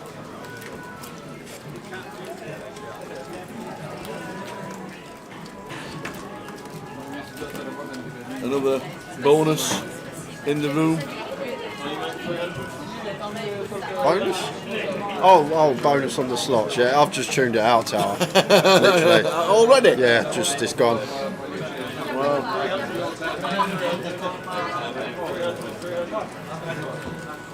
We'll get you a charger if you can turn that stupid promotion off. If you turn it off for the 5 days, I'll get you any charger you want.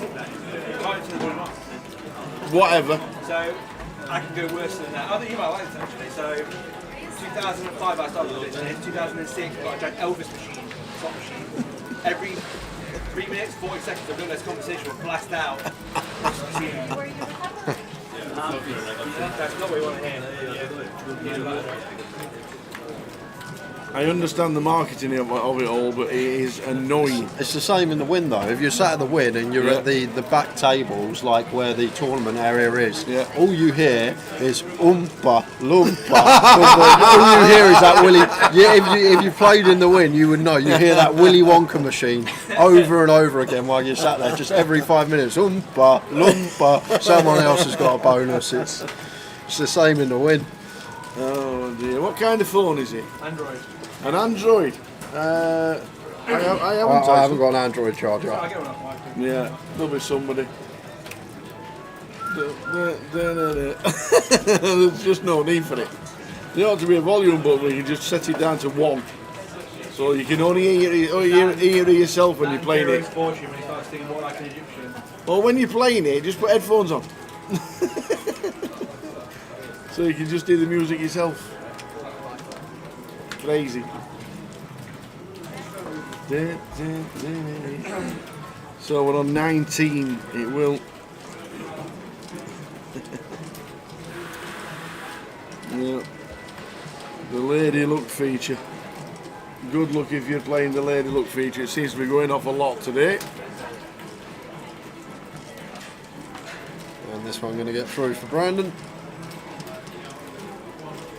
Ladies and gentlemen, to the cash area, a second book to London is about to start. That's all players from the cash book collection. Please make your way to the cash book area. Thank you. And Bully's star prize. A speedboat. And on both sides tonight, Game on. Good old Phil. So 28 points and just a little bit more for winning this event. And the top 4 out of the top 5 are still in.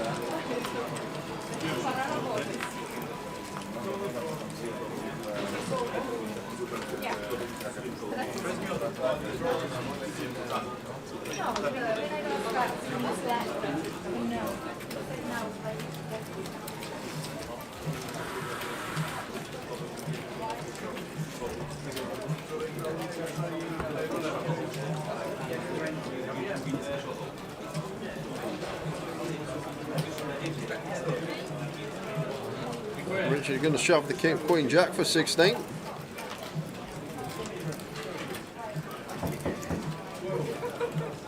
Brandon on the big says no thank you. That's, oh, sorry, on the small. Terry with his final 160 behind the line. No, gets away. 8 bigs for Terry Jones.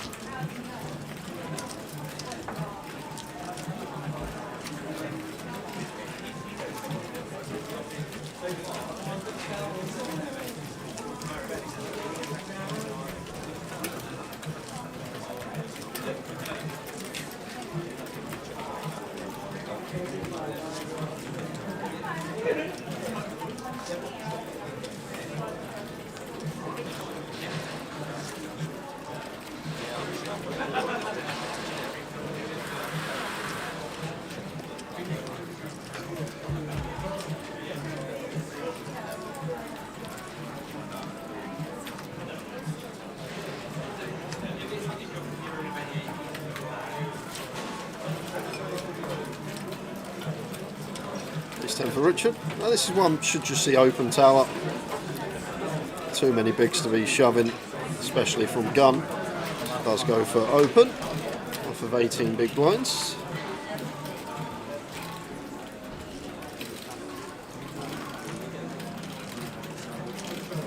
Steve Cherry moves down to ace deuce.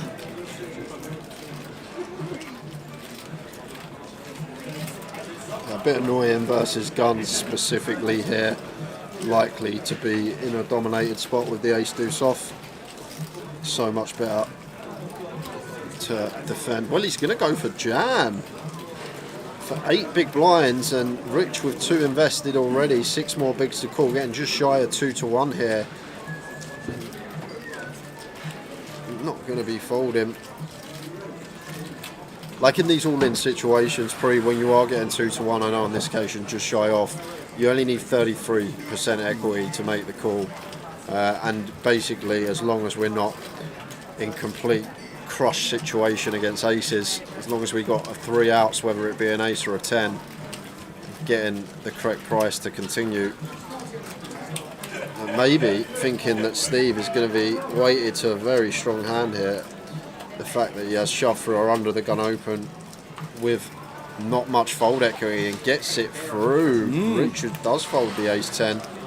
Was for a decent proportion of his stack. But Steve Cherry, fair play to the man. Wins a pot that I don't think many would have.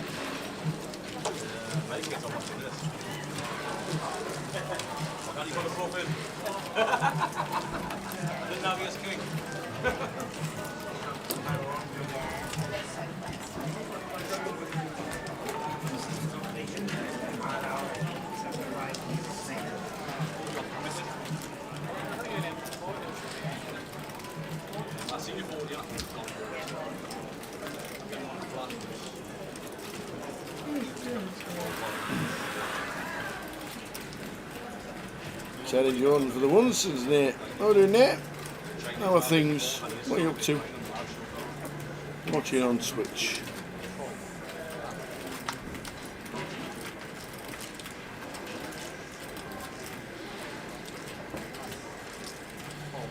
Let's go see for James. Goes for limp under the gun. Just a call. Maybe trying to induce something from these shorter stacks of Terry and Steve. Yes, I flop as well. And a set of 2s for Steve. Yeah, and James going to get himself in a lot of bother now with the ace king. Going to be a nice clean double up you expect for Steve Cherry.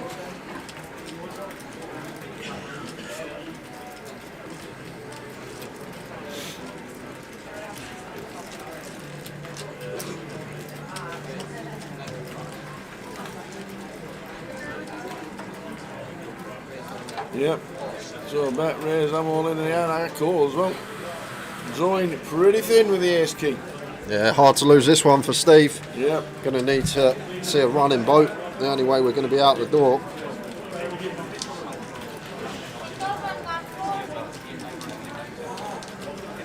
We'll have this done and dusted around 90% of the time on the turn. Well, it's done in the form that we can't bust the tournament, but there are some chop outs now for James. 4 would be ill.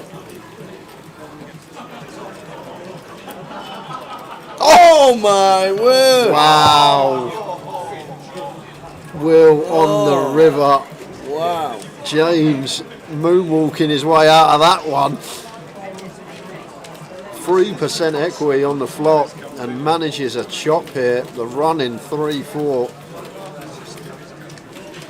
Louis to the rescue. Miss you too, Nate. Not at this event.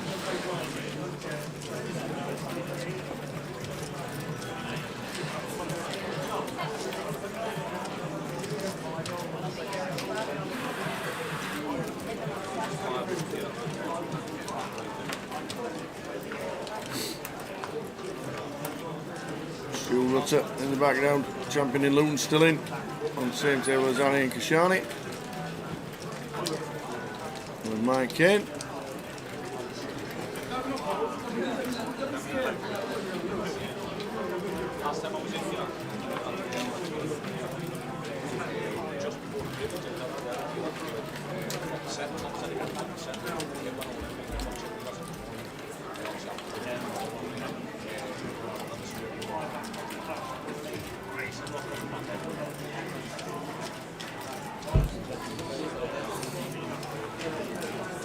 It is the spot for Terry. Jack 8 suited, moves all in from the cut-off, and Richard with the ace jack isolating in the small blind.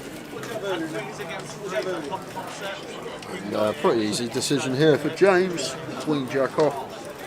Never calling this one off after the action in front of us.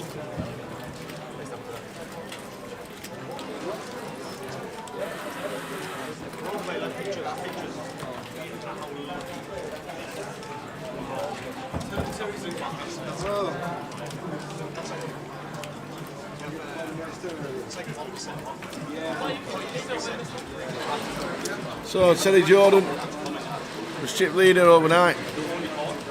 Now facing elimination Jack 8 against Ace Jack of Richard Hawes. Well, it does have a gut shot, so actually an additional out now, gone from 3 to 4. 8's not working anymore, but the 4 9s are. Down to those 4 outs on the river here. So Terry, 1 foot out the door, needs a 9. Needs a 9. Any 9s about? It is not. No 9s for TJ, so we lose Terry. Oh, not lucky, Teddy. And that's going to leave us with 18. 3 tables to 6.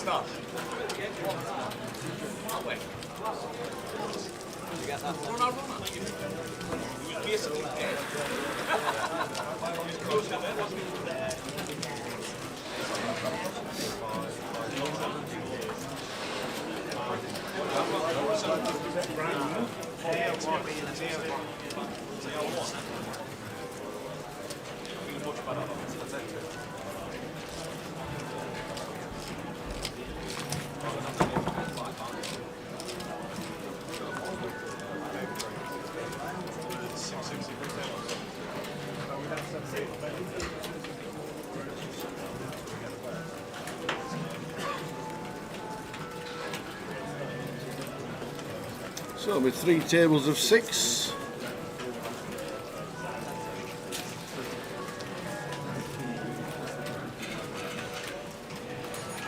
Yep, should be getting a player over. Yeah, very shortly. At 16.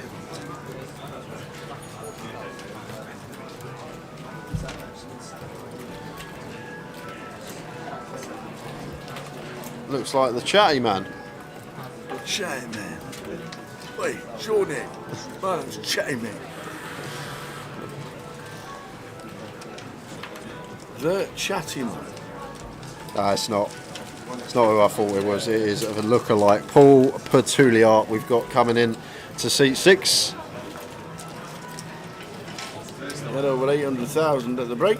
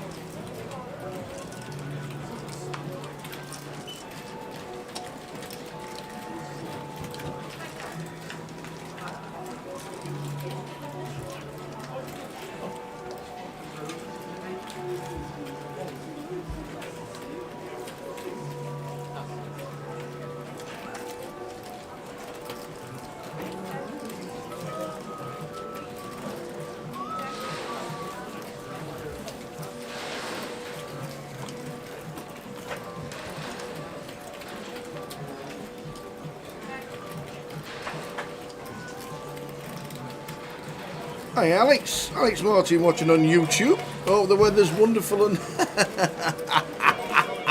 hope the weather's wonderful and Tom stuck a few quid on the beer kitty. There's on to the next. There's one part of those 3 parts of the sentence that is true. Yeah, the first bit. The first bit, yeah. The first bit before the comma. Has Tom ever done that? Stuck a few quid into a beer kitty for us? No.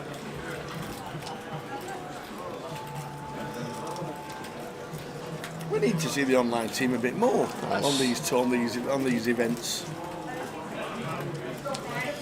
Well, it's alright for me, so only 104 more GUKPTs and I get a ticket to Vegas. Counting it down.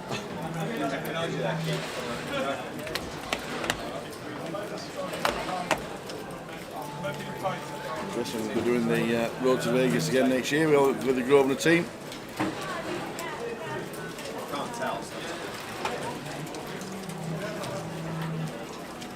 Quite a few players cashed for quite a bit of money this year. There's an excellent turnout.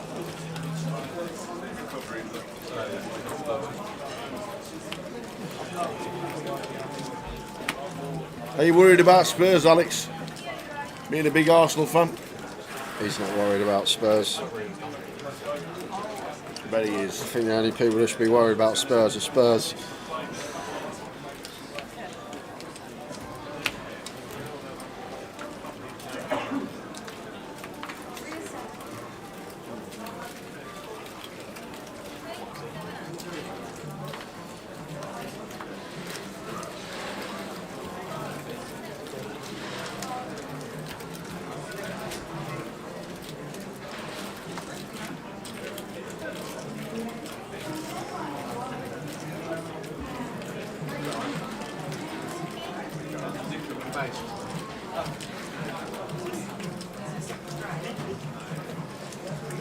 And Chen just under a mil with a blind at 20,000.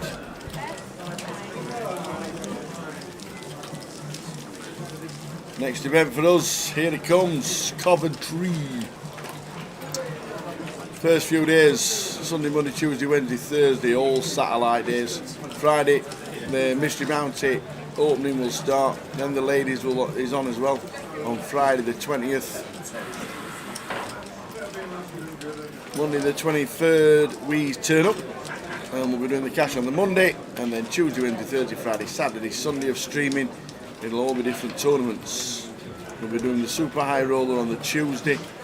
We'll be doing the Big Shot Day 3. I'll give you the afternoon, morning off. Oh, lovely. What, on the Tuesday? Yeah, no, on the Wednesday. On the Wednesday, sorry, yeah. Oh, nice. What are we doing on the Tuesday then? Super High Roller. Super High Roller Day 2. Super High Roller Day 2, the Big Shot Day 3, the High Roller Day 2 on Thursday, and then the main event Friday, Saturday, Sunday.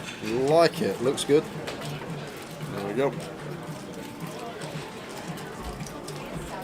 have to press it twice nowadays.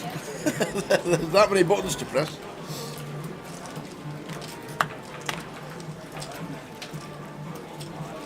Just under 7 minutes until the blinds go.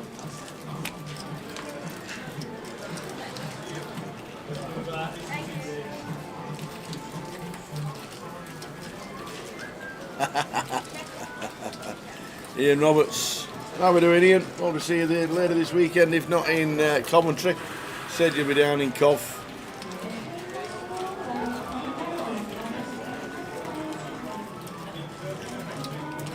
This is very nice from Richard Tower. Size I really like because of effective stack size. And Paul going to be in a tough spot now with the King 10. Probably just happy to let it go. Yeah, very nice app from Richard. Nice little free bet. Very good candidate to choose as well. The sort of high-low offsuit ace-x from the big blind. Good stuff. Any good golf courses around Coventry? Yes, there's plenty. There'll be quite a few. The Belfry's only 20 minutes away. We're going to play the Belfry. There are plenty of good courses. I couldn't name them, but there are quite a few that do get mentioned in the chat quite a lot. If you want to play golf before you go to 888, And the clocks go back at the end of October. Boom.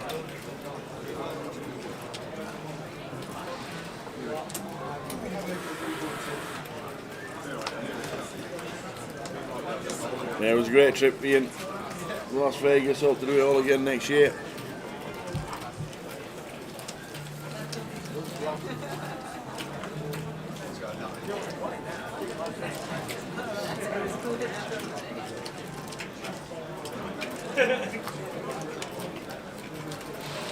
$18 players out, 13 getting the money.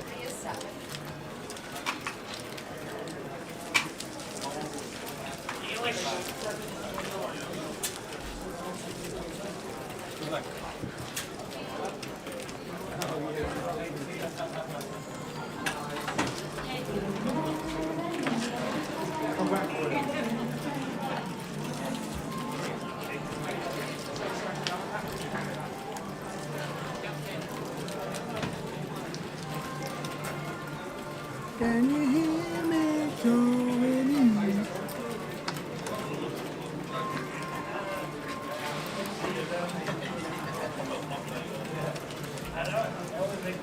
Steve with the 6 in the cloth. Standard open or a rip? Off of 11 here, Tower. Could even go for fold if we wanted to.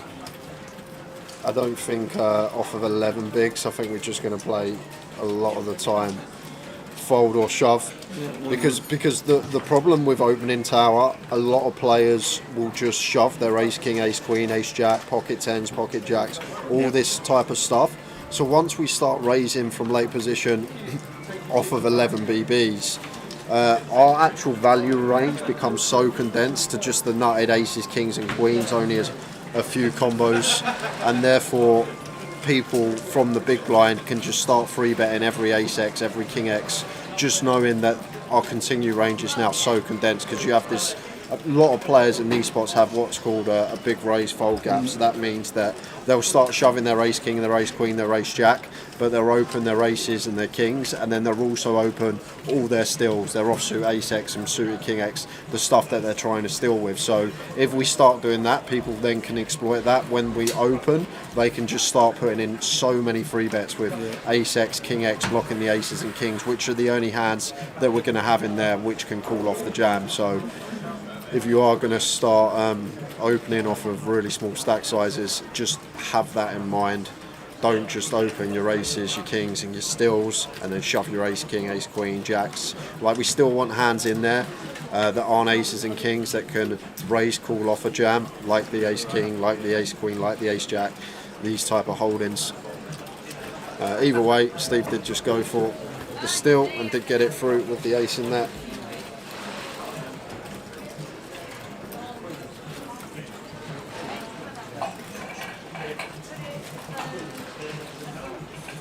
Only 5 spots off the money now, getting closer and closer.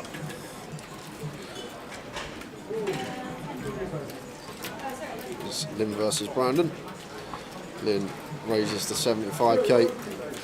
Brandon makes the call with the queen jack and position.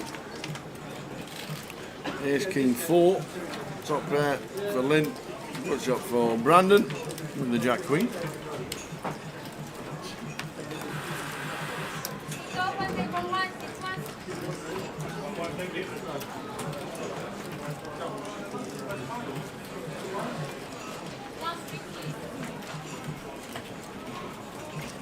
So bets at 50.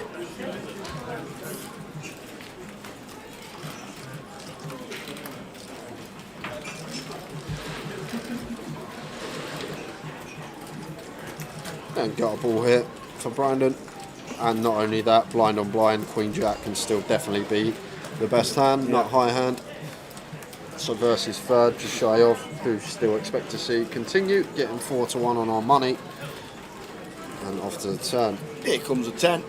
Oh, it's a 7. So Lynn now turning 2 pair, just going to be wanting to get this in over 2 streets. So now it just comes down to size, and I really like half pot here, Tower. Half's nice because if we go half here on the turn, Yeah. it gives us just over half pot on the river. So choosing a size that we can go with on the turn and on the river. That looks exactly half. Yeah, very nice from Lynn. Just recognising what the size of the pot's going to be. When we get to the river, if Brandon calls and sees that going to be around half left back to shove, like the 135 from Lynn. Either way, I think this will be end of hand. Brandon with his gut shot can definitely have the best of it still, blind on blind. Very wet board, plenty of bluffs in there for Lynn, but I just think the Queen Jack higher, maybe a bit optimistic. But maybe Brandon aware as well that Lynn is supposed to be applying maximum pressure. 5 off the money now. Lynn having us covered.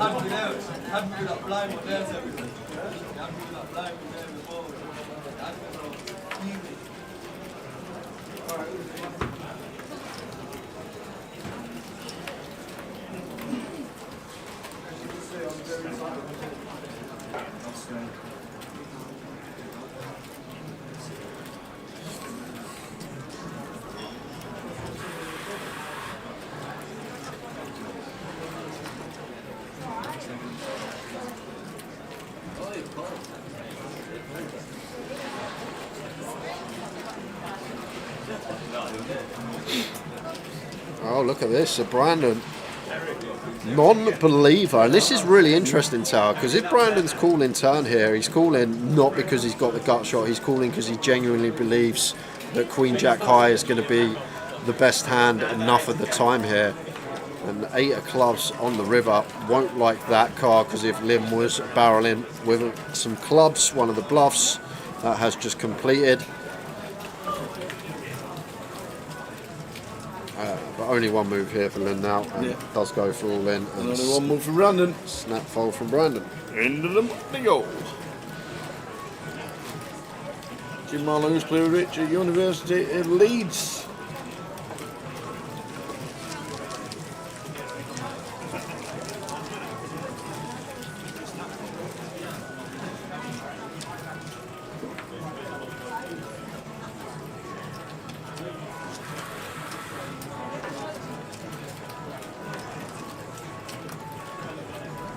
I used to deliver beer to the University of Leeds.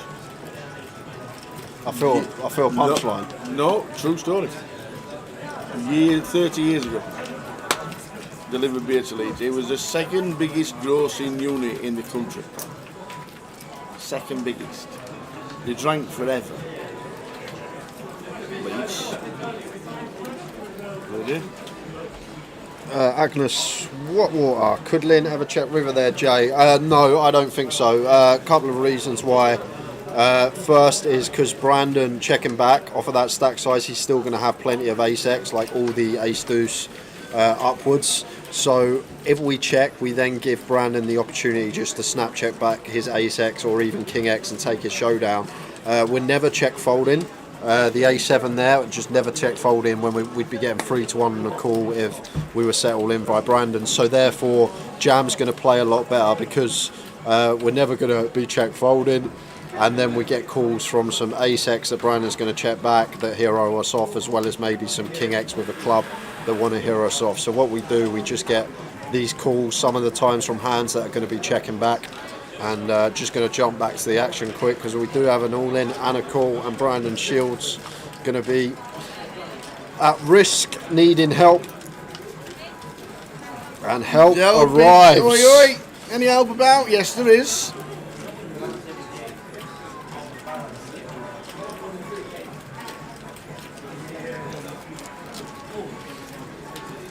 Needs to fade a king to get a much-needed double.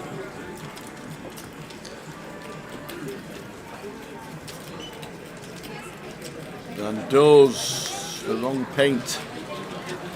There we go, Brandon gets a little bit fortunate and back over 600k.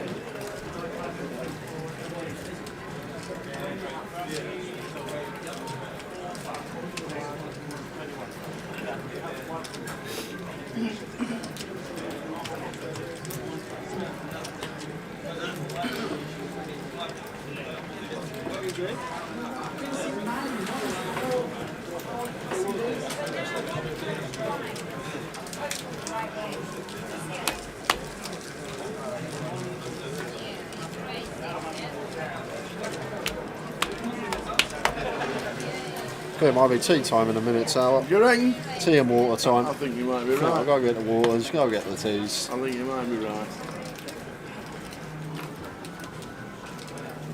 It's amazing, isn't it?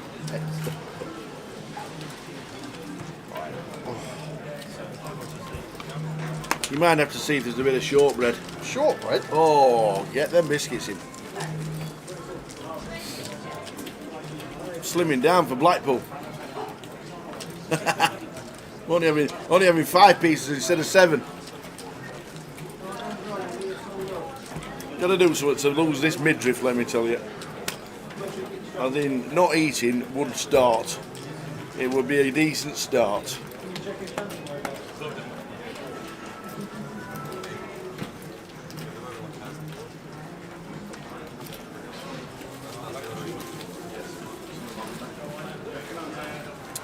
$18 players left, 13 get the money.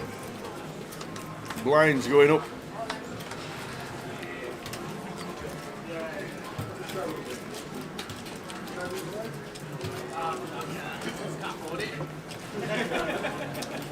Blinds are up, blinds are 10.25.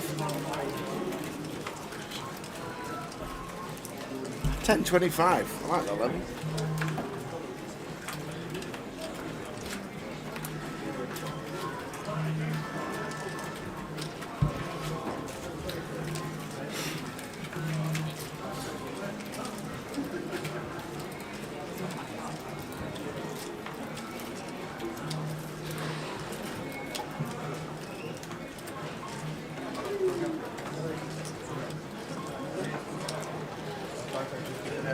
So the blind's 10.25, not 10.20.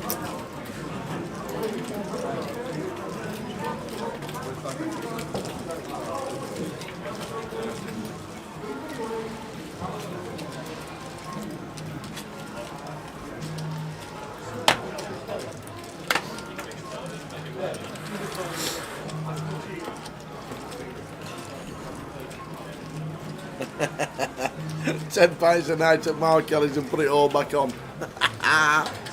Oh, you can't beat a bit of Mark Kelly's. You can't. You cannot beat a bit of Mark Kelly's.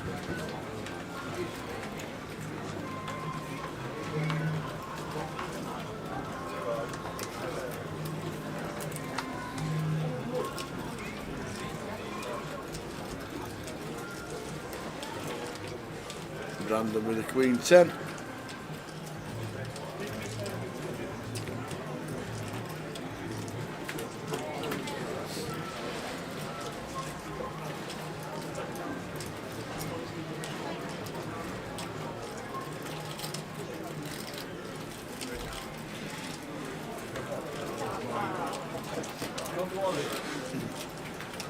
Steve with his 9 big, so just under with the blind at 10.25. Jams with ace queen, gets it through.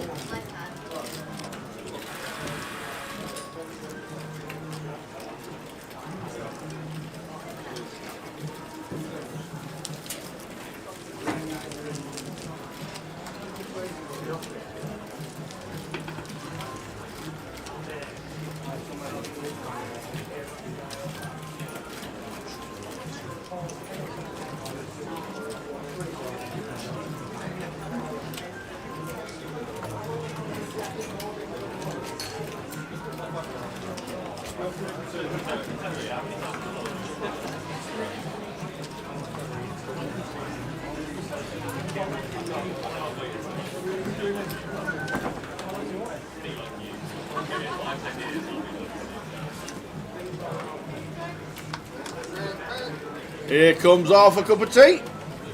Can't be any more. Good 80%. A good 80%. Ish. I'm not having that. Are you scared of spilling it or something? No. No? Okay. It's just how much hot water comes out of the machine. No, it's not. It actually is. That's how much hot water comes out of the machine. Oh, you don't go in the back and make it yourself? No, I don't. I do it from the machine. Hot water, I press the hot water button and that's where it stops at.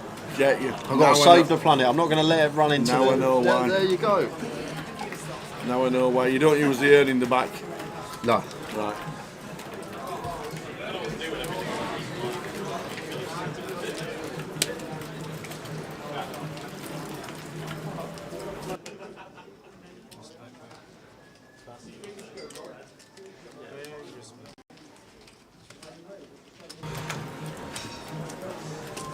You're at it, my GF. It certainly is. Now I realise why. I didn't realise he used the machine. I thought he used the urn. 1.1 mil for Lin Chen. 28 points for winning this event. It's a lot. Yeah.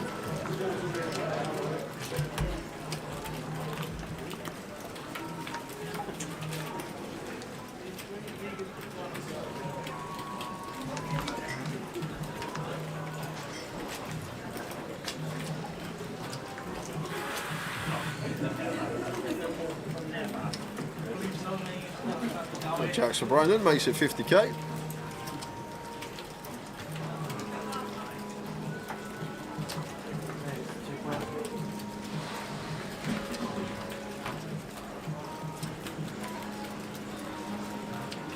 So Cherry out of that with 7-5 over to Lynn in the big.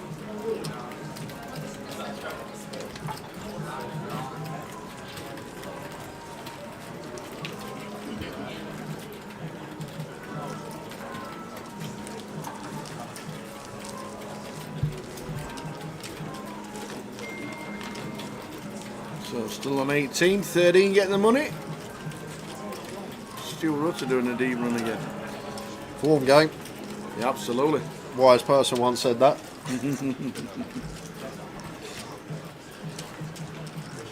Ride the waves. Ali and Kashani's on one.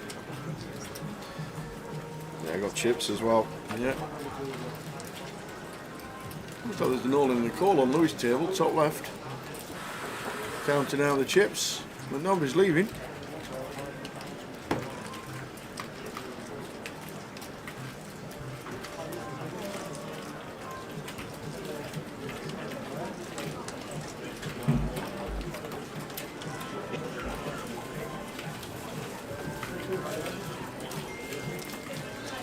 So the blinds are 10.25, not 10.20. They do get changed. Yeah, complete here for Lynn.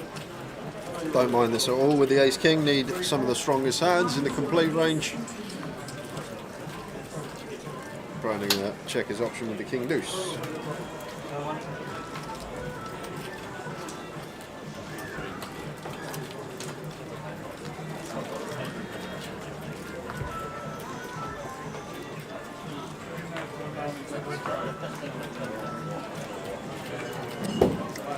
Not the best flop here for Lynn. Brandon with a dummy and gut up. Could be thinking about a stab. Maybe better to stab like the 8 deuce and the 9 deuce and the 10 deuce. Like King High still going to have a smidge of showdown blind on blind. Just wouldn't be surprised to see check. But as I say, I think stab going to be okay as well. He is going to go for a stab.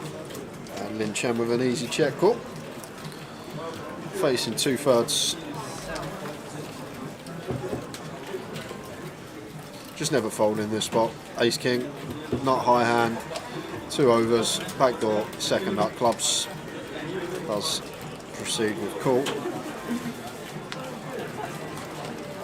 Brandon turns the 3 outer. Well, did have the straight draw as well, so I should say 7 outer. Nonetheless, has got there. And Lynn does have the second nut flush draw here.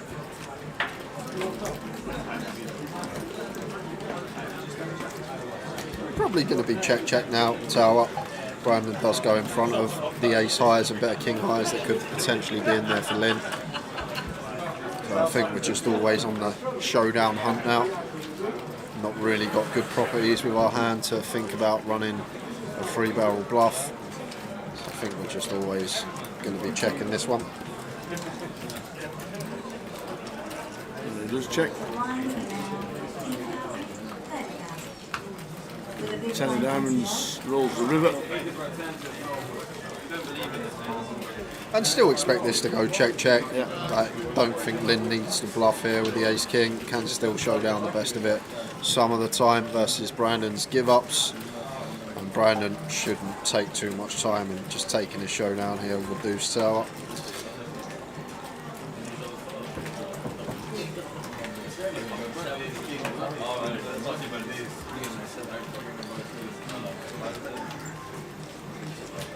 just running the clock down as well. Yep. Just why he's taking it. 30 seconds every decision here. Getting closer and closer to that money. So it is just going to show the king deuce, which is good.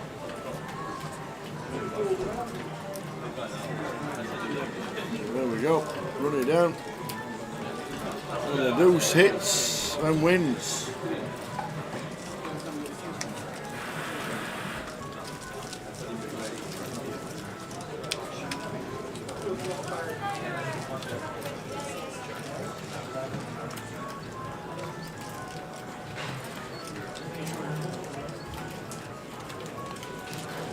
Did we change his channel name? Nope, it's GUKPT. Grosvenor Poker on the GUKPT on YouTube and on Twitch, and Grosvenor Poker on Facebook.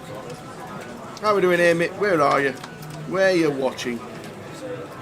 Cupid 1-4. You want to know when we're live? Just click on the follow or subscribe button, and every time we go live you'll get a notification.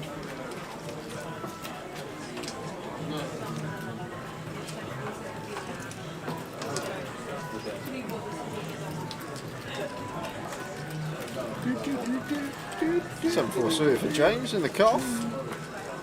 Gonna open. It's at 50. Blinds now up. 10k, 25k.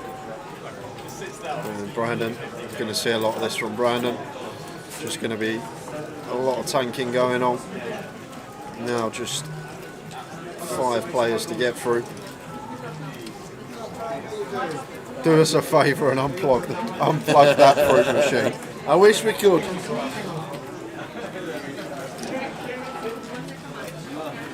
Yeah, Paul defends with the queen 9.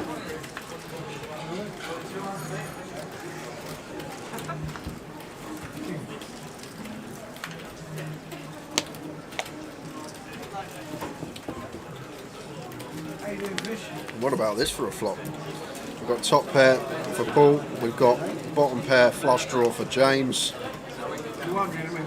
2 big hands colliding. James probably still happy to c-bet this one.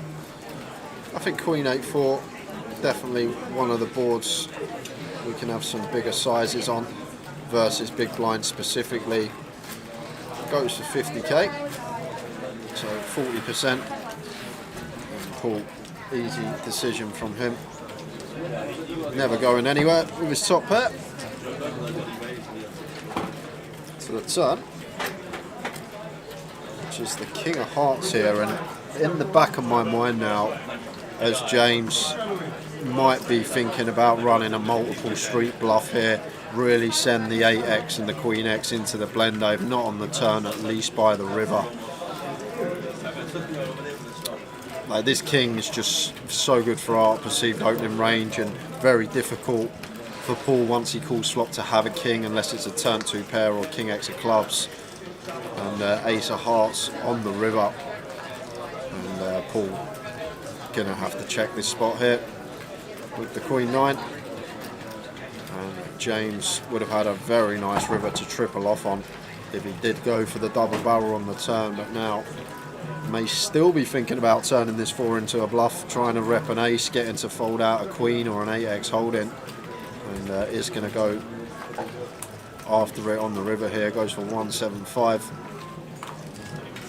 And Paul does have the queen of hearts here. He's got the old nut blocker, and could definitely get to the river with the nut flush in that manner. All the queen x suited are going to defend from the big blind, so he does have the queen x suited from queen deuce all the way up. Time bank going to be used. I think once he ponders like this, Tao, I think he's just thinking about call or fold. But yeah.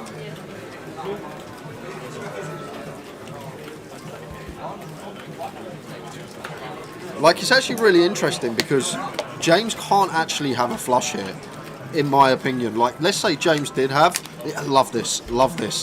Simply because Tower, let's say James did have a jack 10 of hearts, a jack 9 of hearts, something along those lines. They're always going to double barrel this turn They're going to double barrel this turn once they pick up the flush draw with the king. And then when the ace of hearts comes on the board as well, obviously nut flush not possible now. So the only real hearts he should have, as James there, would be Queen X of hearts specifically, and we have the Queen of hearts in our hand. So Paul just unloads there with the Queen 9 and a snap fold from James. Nice move indeed from Paul. Absolutely. Not seen much of Paul before, but he's got the game.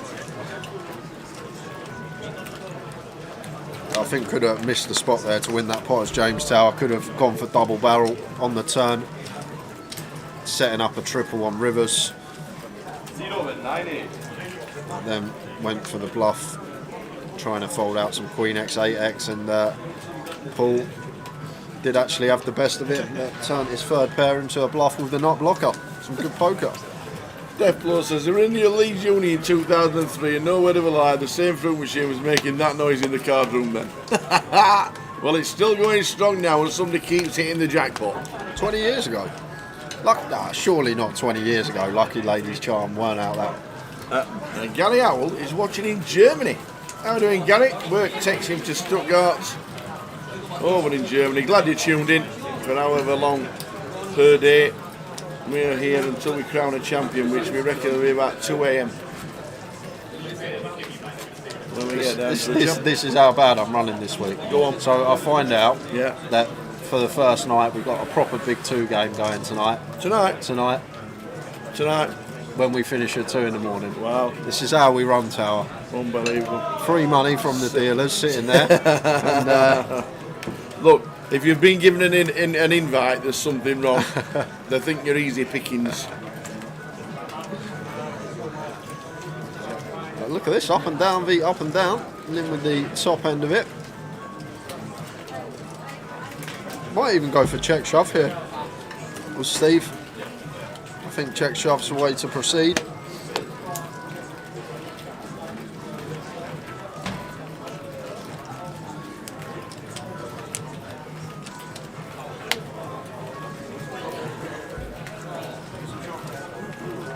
No. I only want one request all weekend, and I will not eat. I will not do anything at all if you do me one favour all week. Cool. You think he'd go a week without eating? I would. In fact, if hold on, Sal. We got all in. Sorry about this, just guys. want to cover it. 2 on the turn, 4 on the river. Steve so is gone with the 8-7. 7-8. Good to watch you, Steve. Steve Sherry, all in the cash game last night and today as well. Well done, he says. Lynn Chen up to 1.4 mil. Steve Cherry taps him on the shoulder. Yeah, needed a jack, a 7 or a 6, no good. Here's one. If that machine gets its noise turned off for the next 4 days, there'll be no Towers treble. Sort it out, Jack. go sort it out. Well, there's 8 machines there, so we won't do the treble for 8 weeks. Each machine worth a week off a Towers treble. We can turn them all off.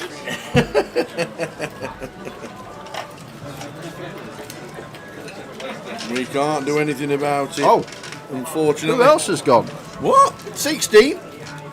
Ooh, we lost. It is ZL. Zong has gone. Oh, our Zonga. Zonga has gonga.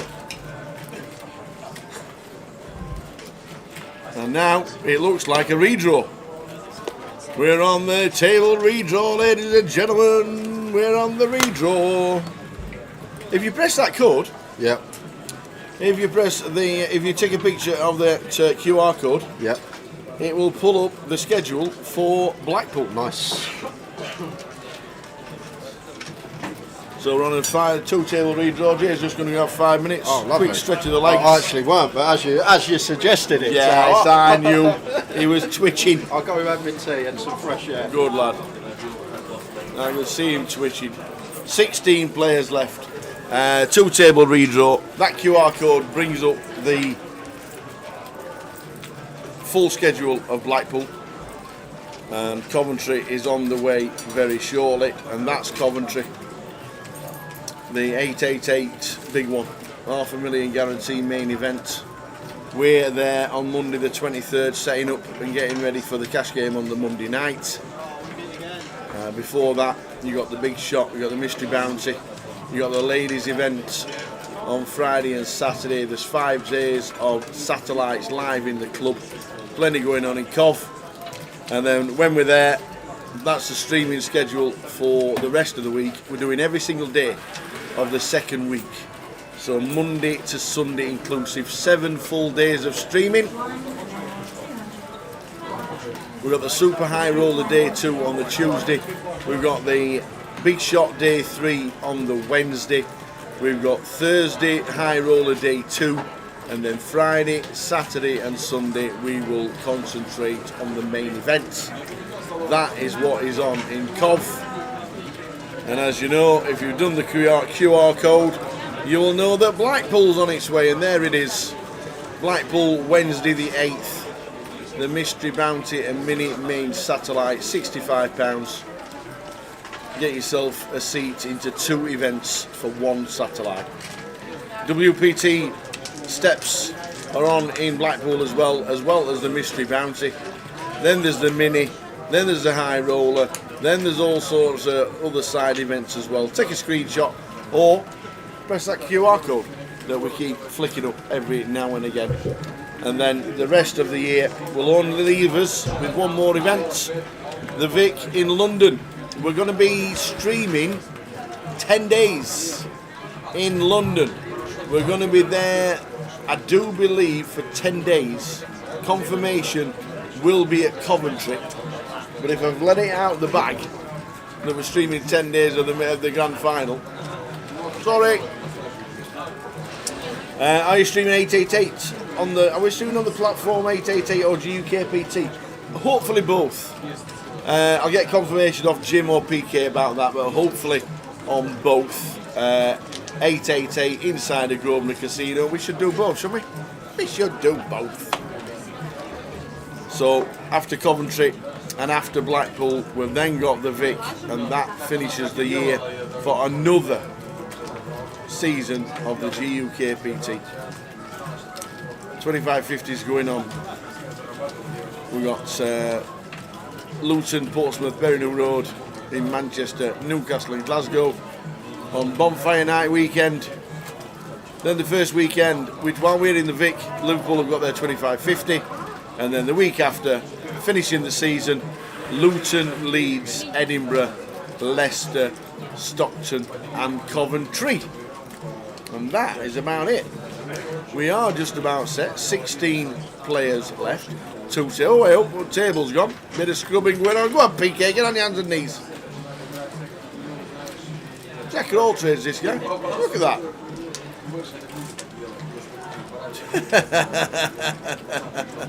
What a lad.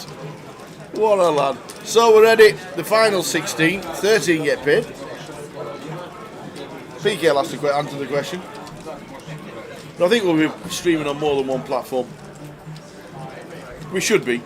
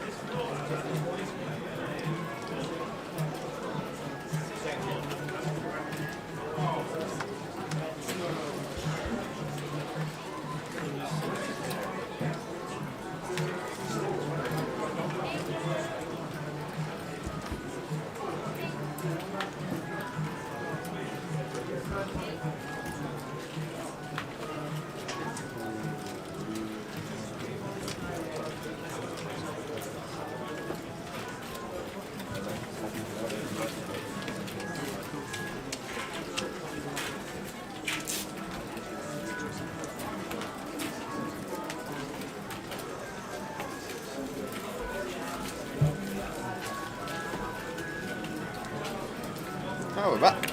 We are. It was pretty swift.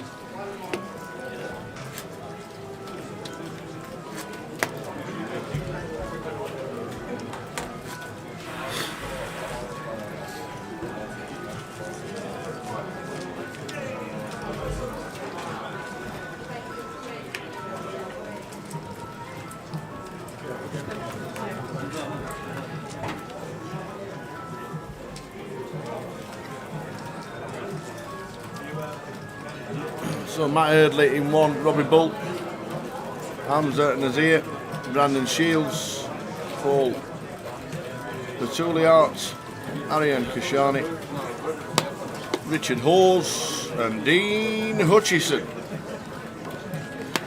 My GF Tao, do you like steak and owl pie? Is the sky blue? Oh, I tell you what, the other day I made brisket in the slow cooker and it was the greatest gravy in the history of mankind. I could have sold it. It was amazing. But yes, it is the sky blue. Somewhere in the world, yes.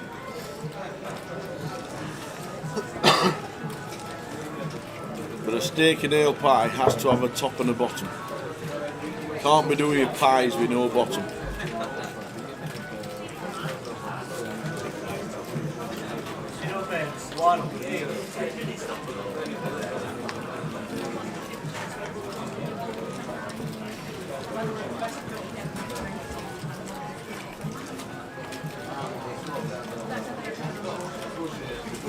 So Richard Hawes down to 6 bigs. Ariane's on 12. He had a millboat. Ariane Kashani. Yeah, I wonder what happened on the outer. Yeah, Matt Eardley's up to 1.2.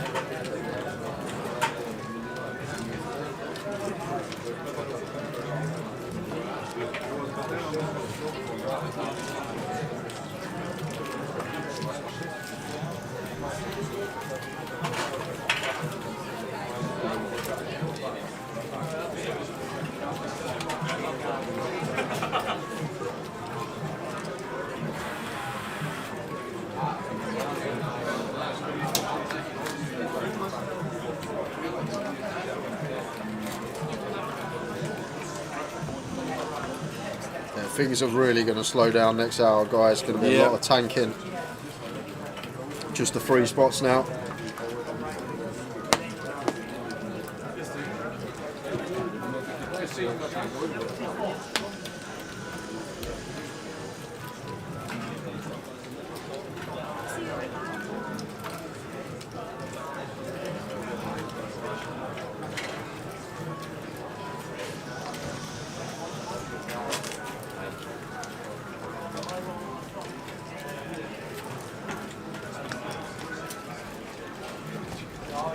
Where did steak and ale pie come from anyway, my GF?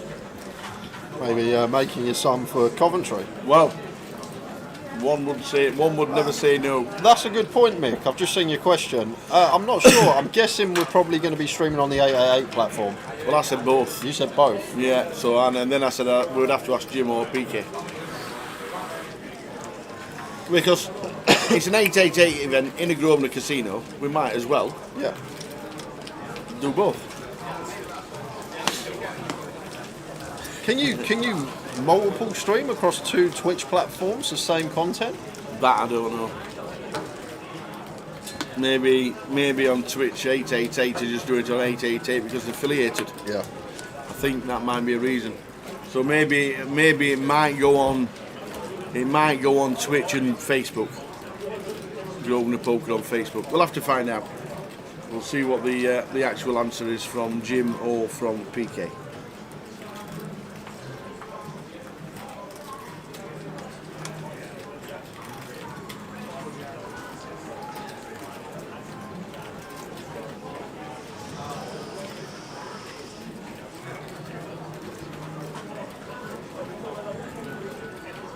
Stream it on 888, then host it through Grosvenor Twitch page. That way 888 still get their follows, etc. Cheers, Phil. Cheers, Phil. Ace King suited for Paul, raises to 50k.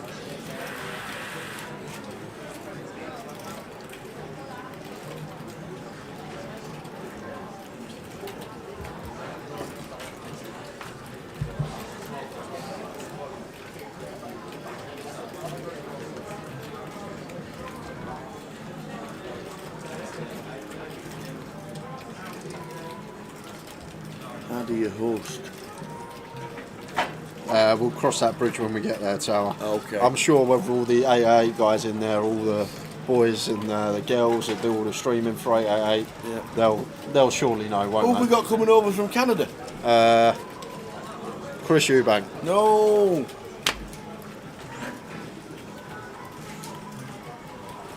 Is it Limey? Oh yeah, Lime Ricky. Lime Ricky. Lime Ricky's coming from Canada. Yes.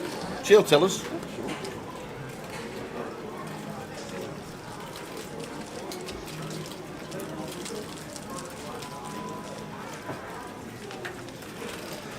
Seat 4 has disappeared from the outer table, Tower, but it still says 16. I think we have lost one. Uh-oh. Wait for that to update, but we have got it filtered through that James Baker, Oh, Jimmy. who was in seat 4 on table 4, has just busted. So 16th was James Baker, which means we're on 15, so 2 spots off the money. 1 spot off hand for hand. Ooh. Oofed. Oofed.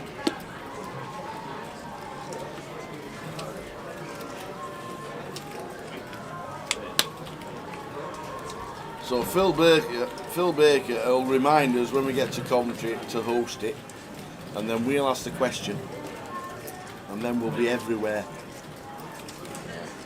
And this is going to be it for Richard Hawes, Tower. Ace 9 off, 8 BBs. Going to have to take this spot as the shortest stack in the field.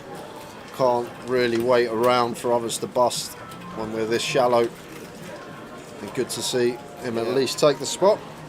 Go on, Rich.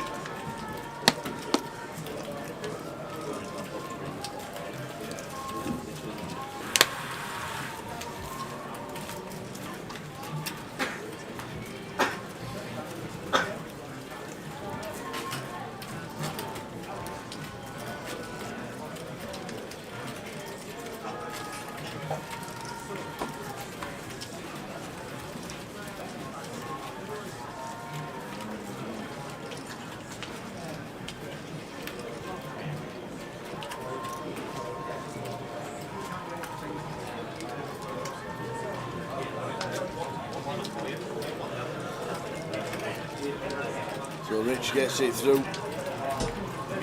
Survives that one. 15 players left. 13 get the money. Michael scrolling across the bottom. Payouts for this event. Ladies and gentlemen. Hey, gentlemen. Hey, boy. Please make your way to the cash book area and you want to hold them. It's about to start. That's all I wonder if Michael Buffer takes a weekend off. If Michael Buffer takes a weekend off, does Phil take over?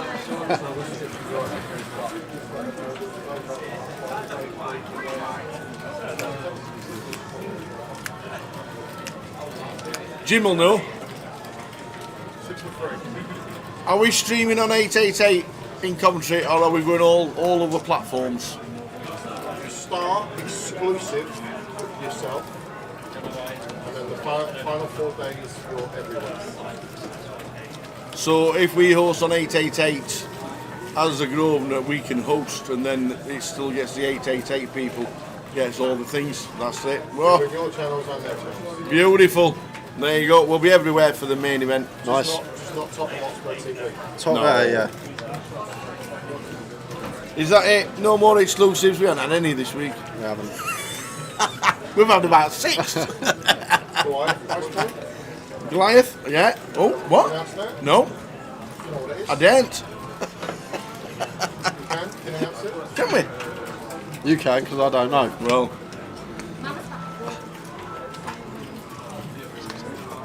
Well done, Jim. 888 on its way. Are you there for the duration in Coventry? You go in there now?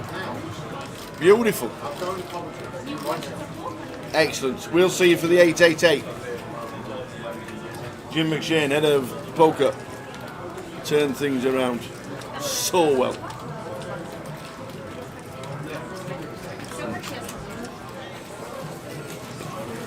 Hey, meet the mod, you never know. We can always ask the 888 team what we can do. Yeah, Rich taking another shove. Come on, Rich. Once again, perfectly fine. Matt Eardley in the tank in C1. Pretty close to Matt. I expect to see call. 8 big blind shove. Going to be a lot of ace-X in here that we do dominate. And that does go with call.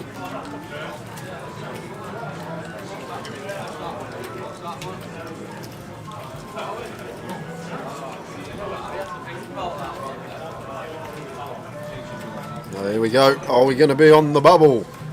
Or is Rich going to get a double? Almost a coin flip this one.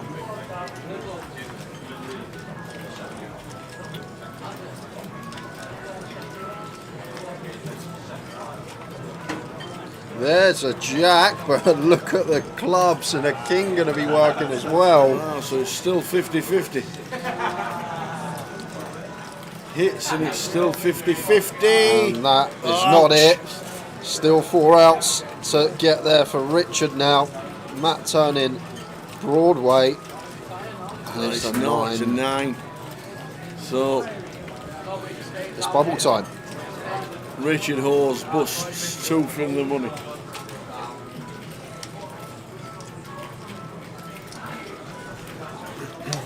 Robbie's having a little butchers at the other table, stack sizes, looking for some vital points at this stage, back end of the year, closing the gap on the leader Cow, sitting in second. We might as well go there while we got a minute. What we got? There we go. This is going to be close. Yeah, so if Robbie wins this 28 points, with shot like the gap, so that anyone's then 20 points in it. Yeah. Don't think Lynn would be able to catch Cow even with a win and the rest of the year. Yeah. But Lynn, Brandon, Arian, all fighting for the top 3. Going to be close. We're on the bubble. On the bubble. We, ladies and gentlemen, are on the bubble. I never knew you spoke French. Le bubble.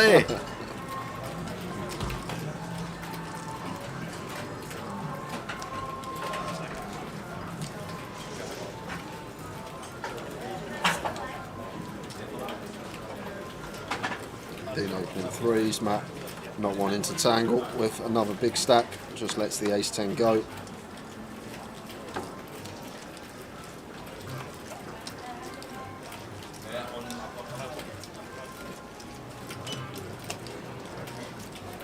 Paul in the big blind, not going to be going anywhere. Easy defend, king 9 suited.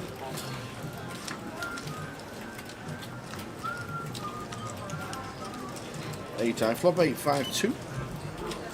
Nice looking board for Paul here with the 2 overcards, second up flush draw. Pocket 3s for Dean here, 3 of spades, 3 of diamonds. Good to see C-bet on the 8 high board.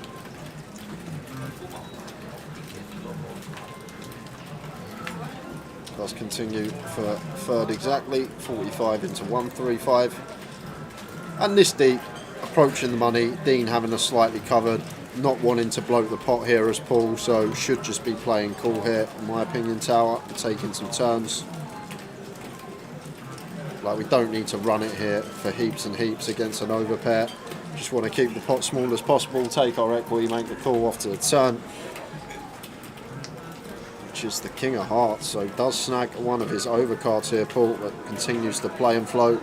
We'll be aware as well, this is a card that will connect with Dean's range. He will have a lot of king X that open, and then the times that he doesn't have a king in his hand, there's a chance that he is going to try and represent, and here we go. Dean does go for the second barrel, 160 into 225 on the turn, so just north of 2/3, getting closer to 80%.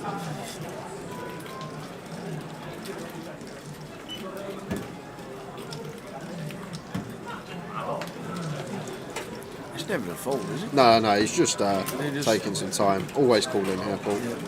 Taking a bit of time, making the call. Making the call of 160,000. The thing is, a spade on the river is actually really interesting, Tower, because with the 3 of spades, I think Dean may elect to run it. However, this is not the best river, not necessarily because Paul is going to contain a lot of King X. He only has minuscule King X, the King X of spades, and then turn 2 pairs. But now the 8X, which is going to call twice, which is going to be in Paul's range, may fancy throwing the cape on. And Dean does give up, does go with the surrender, checks back, and Dean's to show first, last aggressor, shows the freeze, and the King 9 suited is good for Paul.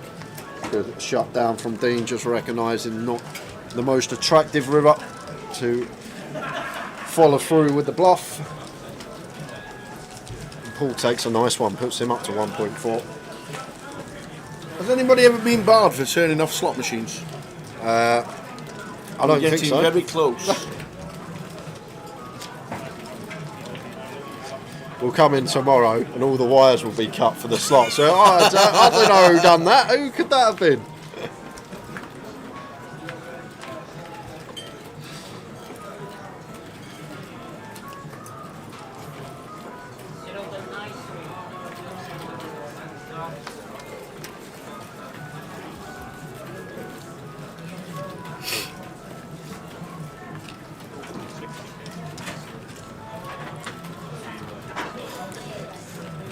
So I expect to see a fair amount of opens from Matt as the chip leader at the table on the bubble. Same for Paul as well. Should be getting in the mix a lot more, applying pressure.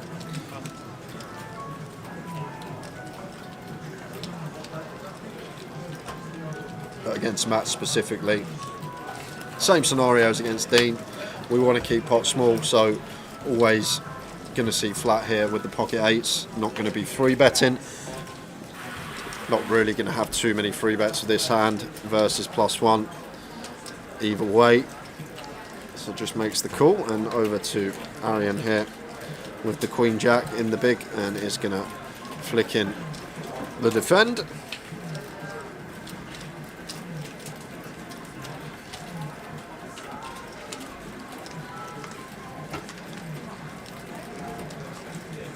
A 9-4-5 mono board. 1 over card to the 8s of Paul. Does have the 8 of diamonds in there for the flush draw. Checked over to Matt, original opener here.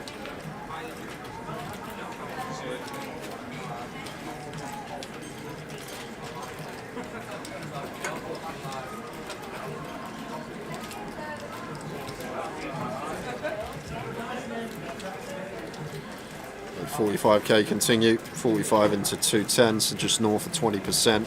And should see call from Paul, fold from Arian, what we expect. Arian does get out of the way pretty promptly. And off to the turn, sweating from Paul's perspective here. And 3 of hearts on the turn, so always playing check as Paul here, not going to have any leads. So checks it over to Matt. And going to be continuing here versus Matt if Matt does elect to go for the second barrel, unless we are met with a extortionate sizing. But if Matt does choose to barrel again, I think we're going to have to take one more off here with the 8s as Paul. Like, Matt's going to have a lot of these high cards in his range with a bare diamond, like the Ace King, Ace 10, King Queen, Queen Jack with a bare diamond, that are going to be sending in some second barrels. You get the gist. And then for value, we'll have some over pairs, we'll have some flop flushes, all the sets going to be in there as well for him. Not really too many 2 pairs, maybe 5-4 suited, the 3 combos of that, as we are on the bubble and we'll be opening a lot wider. But I still think facing half here, going to have to call once more as Paul with the 8s and see a river.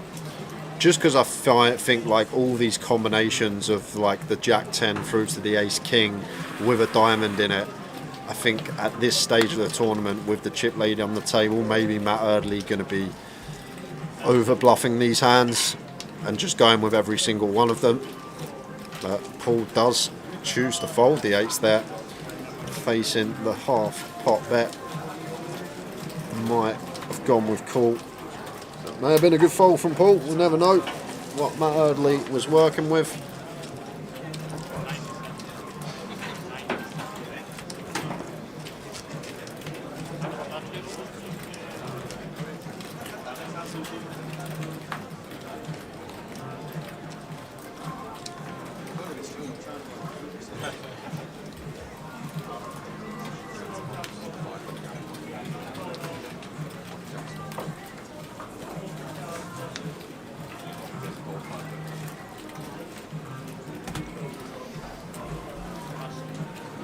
So the blind's 15:30. We are on the bubble. Hand for hand.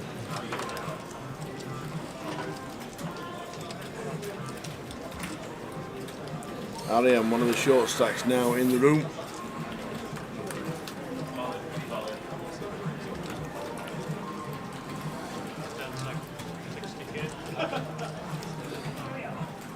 Looks down at 6-3, does Ariane?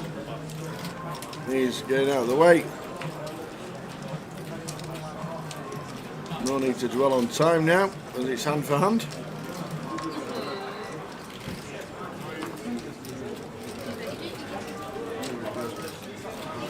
And just expect to see the fend here from Dean with the King Jack. Joel Kay probably didn't want to face aggression on the river if it bricked out, can conserve his chips and pressure smaller stacks himself rather than getting involved against the only stack cover him at the table. I understand that bit, what you're saying. Matt does have him covered only slightly, but it was only 10% of his stack to call the turn bet, and Matt probably will have a lot of shutdowns on the river because our range itself is going to contain a lot of traps. We're going to have more flop flushes than anyone from the big blind, going to have more two pair combinations, and we should have a fair amount of traps in there ourselves, so sometimes we have that protection that Matt does give up on rivers. And it's not a fact that we're going to be facing decision on the river for tournament life.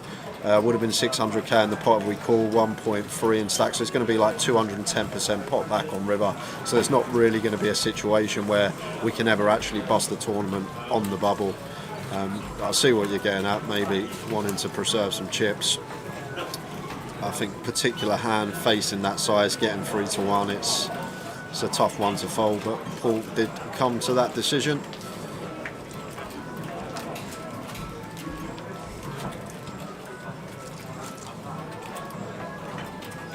No, it's still 30 seconds pre-flop mark for the time banks. 20 pre. Oh, is it 20 pre? Yep. I've not even realised that. I realised 20 pre, 30 post.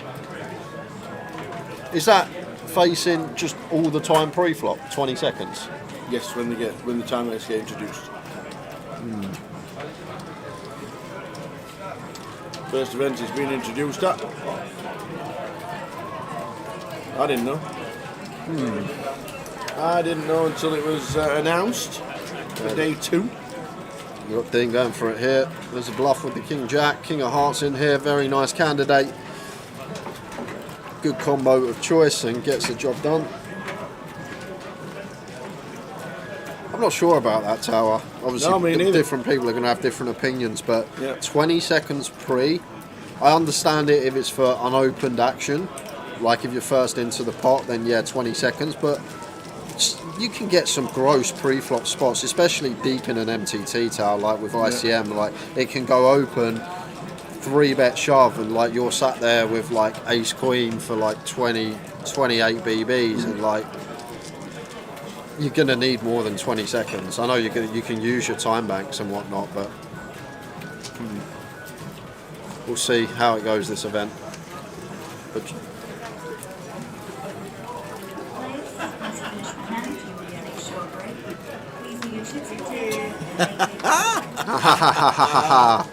haven't heard that one this week. Is that a dig at Jay, Kev?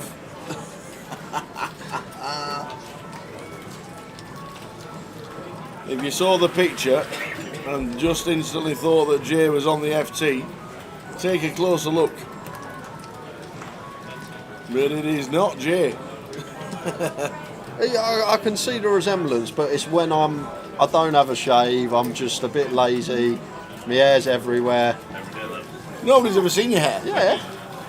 I've got quite a good head of hair. Yeah, but nobody's ever seen Yeah, it. I know. That's why. Keep it protected from the sun and stuff. Well, it'll never go grey, is that what you're saying?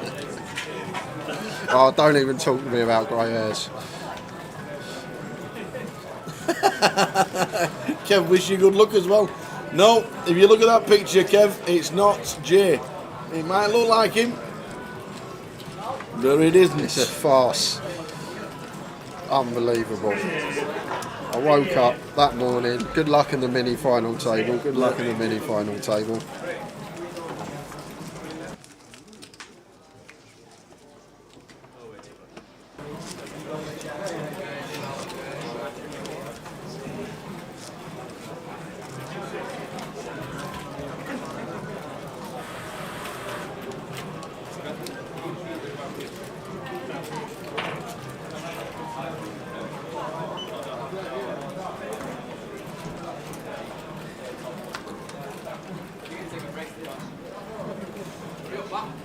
So blinds 15-30. Ariane, Jack, Queen off.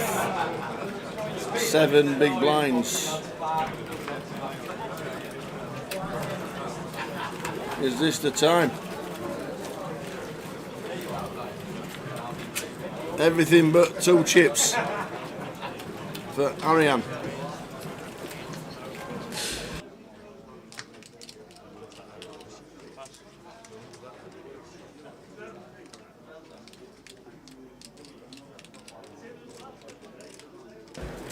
So Ariane raises all but 1 big blind. Robbie makes it the lot. And this is going to be 2 short stacks at risk.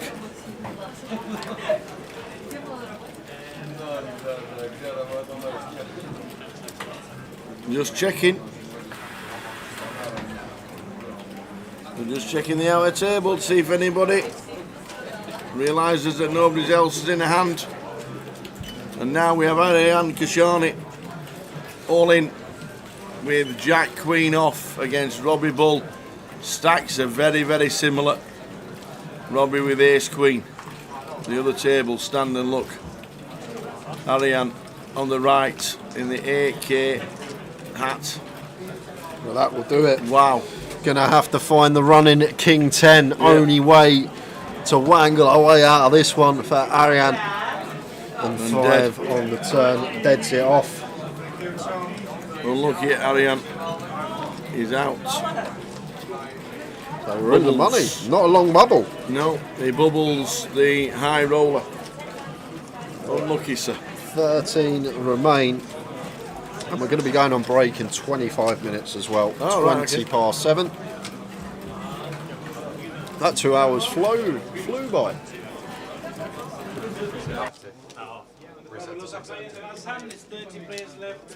So we're in the money.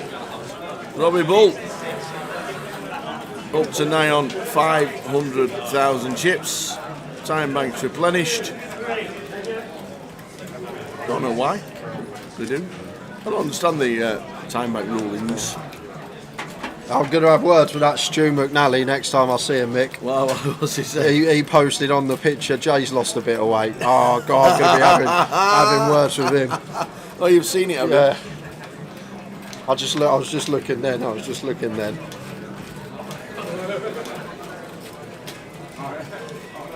Do you think he'll be as late as 2 or 3 o'clock? I said 1:30, Mick. Yeah. 1:30. I think it could well be a 7-hour final. Easy. It depends. It's very dependent on when we get 5-handed, as I always say. It's a big thing because clock gets reduced, and if we get it smashed out, 4 players lost in the final in like the first hour, then could still be 11, 12 o'clock finish. But in terms of chips in play, we get to the 150k big blind level around 1 o'clock. I think just before 1ish. So that's not accounting for the 30-minute clock. So maybe take off 30 minutes of that. So let's say midnight, 12:30. And that would be the level with 80 big blinds left in play, given a 40 big blind average heads up. So how we always work it out. I'd be surprised if we got done before 1, but I'd take it.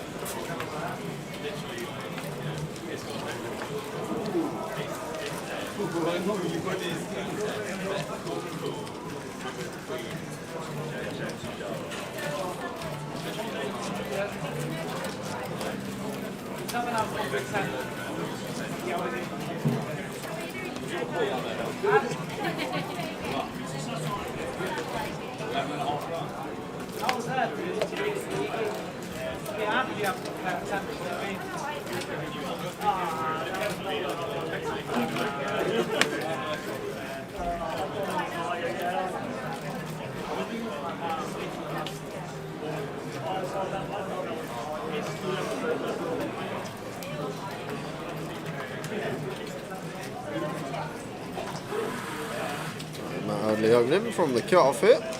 Robbie Ball on the button. King 8 suited for 16. Thinking about shoving here over the open from Matt. Not going to take the spot. Lets it go. Hamza will be taking the spot though. 17 BBs. Closer to 18. We're going to go for the free bet, not all in.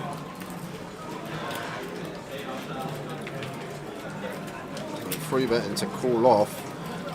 Might have gone smaller here as Hamza if we are going to go with a free bet, not all in. Simply because once we put in that proportion of our stack, our opponent knows that we can't fold to a shove. Like, we want to make it a size that leaves us chip behind, so we are met with the 4-bet. Not that he would have been folding ace king, but if we have a hand, a bluff there once in a while, we want to make it a size that if we are met from a jam, that we can still get away from it and not give ourselves a direct 2-to-1 price on the call. Either way, job done with the ace king.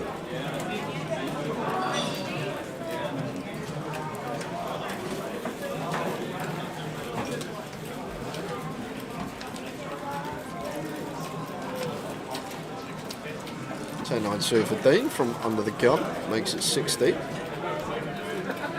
And Robbie with the ace king this time, and no room for a free bet, not all in here off a 16, so should just see jam from Robbie Ball. And there it is.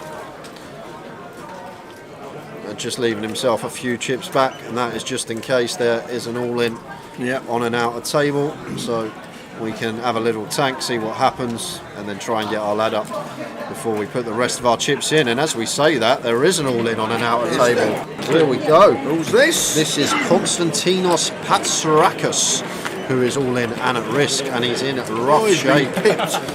Ace-9 for Konstantinos. Gonna need a 9. No help there. Backdoor spades a thing.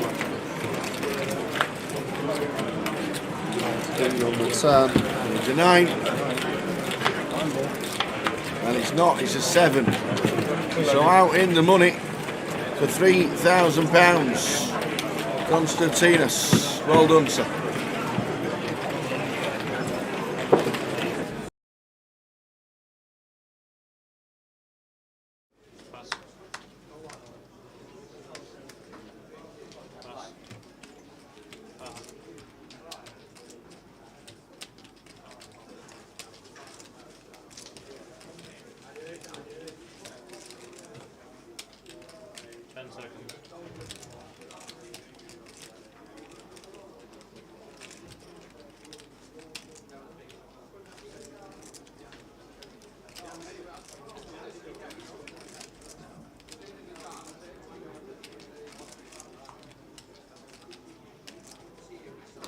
Seconds.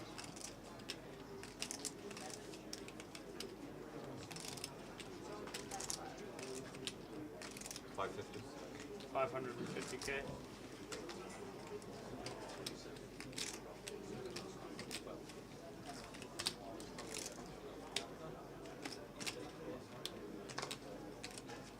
Seconds.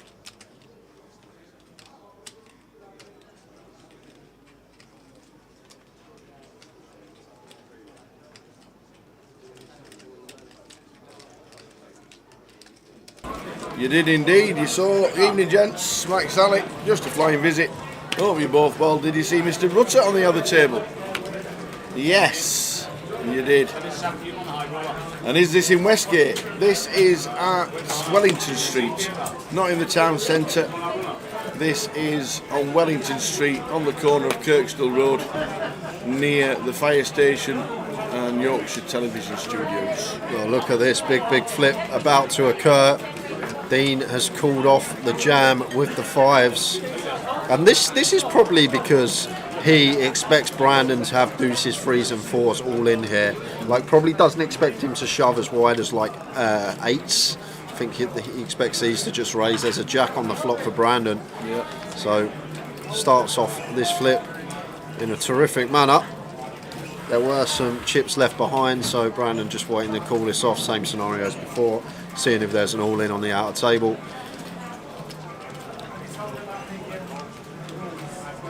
So Brandon looks like doubling.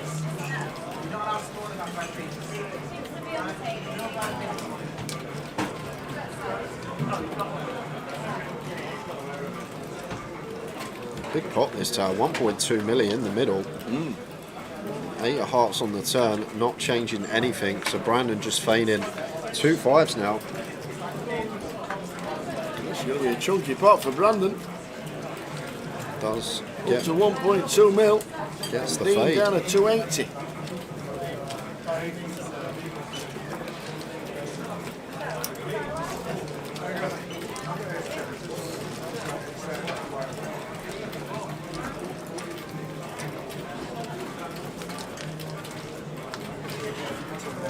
All players remaining in the high roller, you have 3 minutes remaining on your break. Please do retake your seats now. That is all high rollers. Please retake your seats. You have 3 minutes remaining on your break.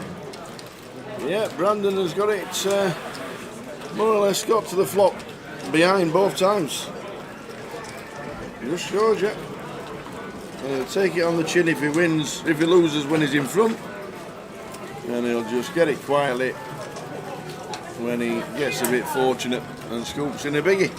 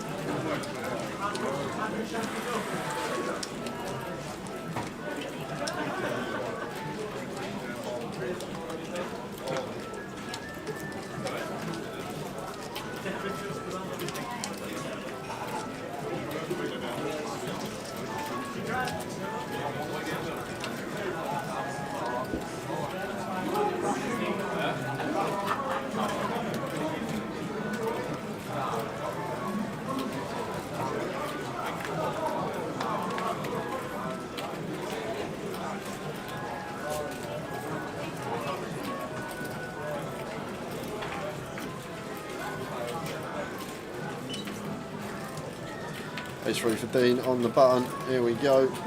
9 BBs just sub.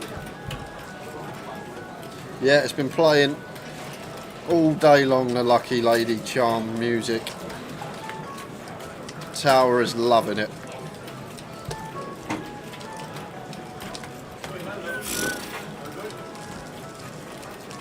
I might get barred before Sunday.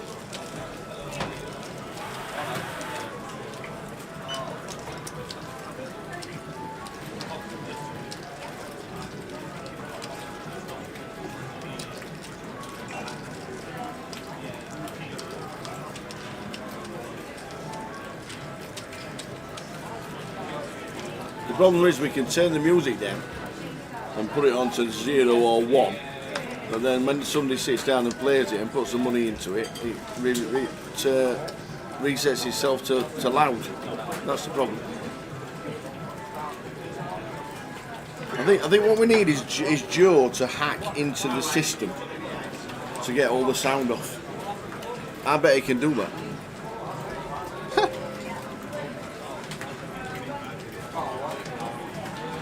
All of them have got it on there. Have they? Yeah. Is it all of them, is it? I wouldn't know. To be fair, there's only 2 slots being used at this moment in time and they're both playing it. Great.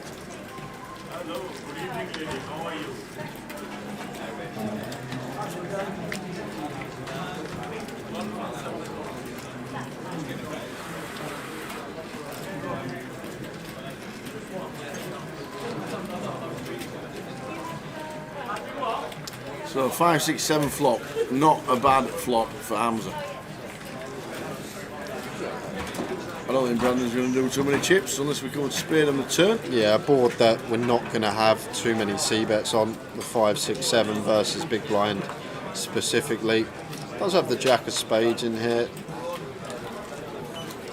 I think a lot of the time we'll see check, but he's going to have one stab, probably a situation and one and done. For Brandon, goes for third pot.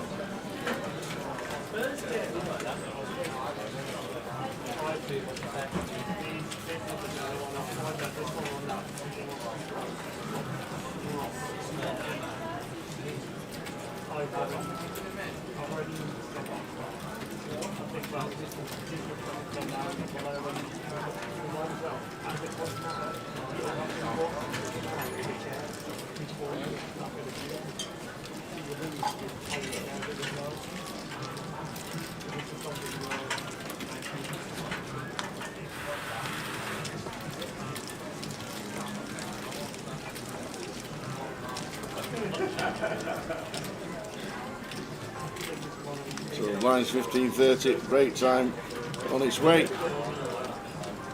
15-minute break, and when we get there.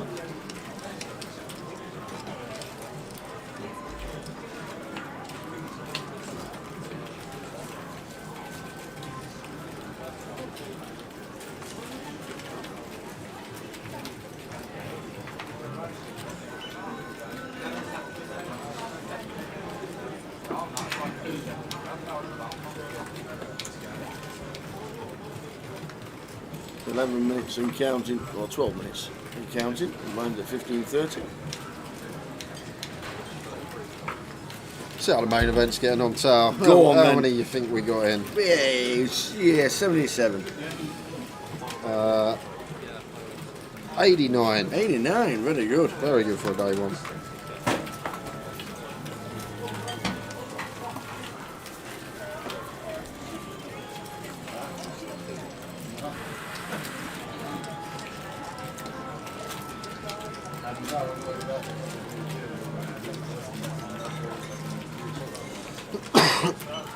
Opens a 7 suited.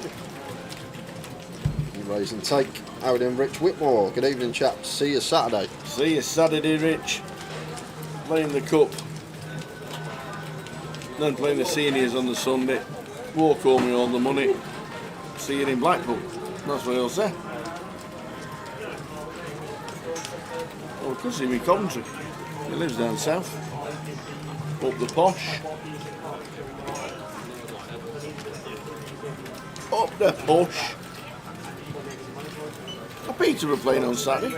We might be in Towers treble. Oh, I thought we weren't doing the treble. We haven't had the town turned off yet. That's your job. If we have a treble on Saturday, it's your fault.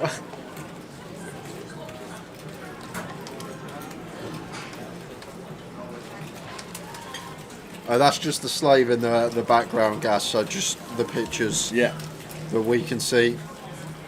But obviously without whole cards.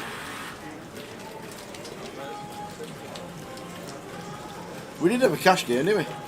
When they showed the cards, yeah. Which was great. So much fun. Oh, Peterborough not playing. Damn.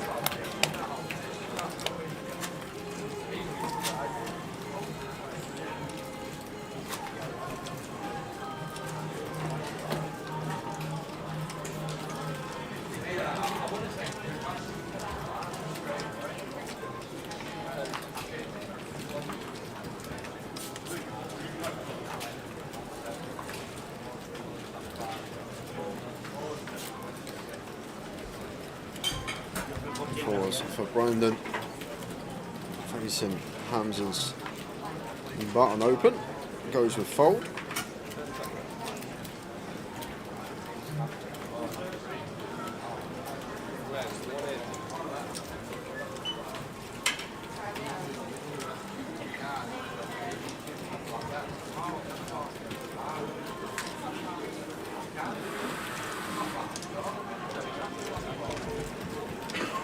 Queens for Paul, who 3 bets to 180,000.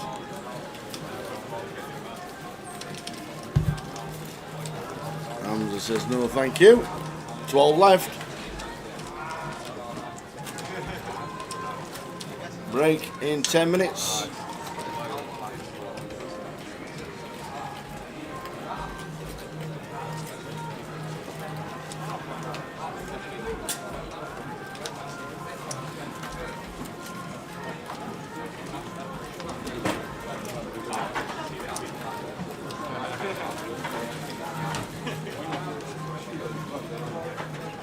You know when you wake up in the morning and you're not looking your best?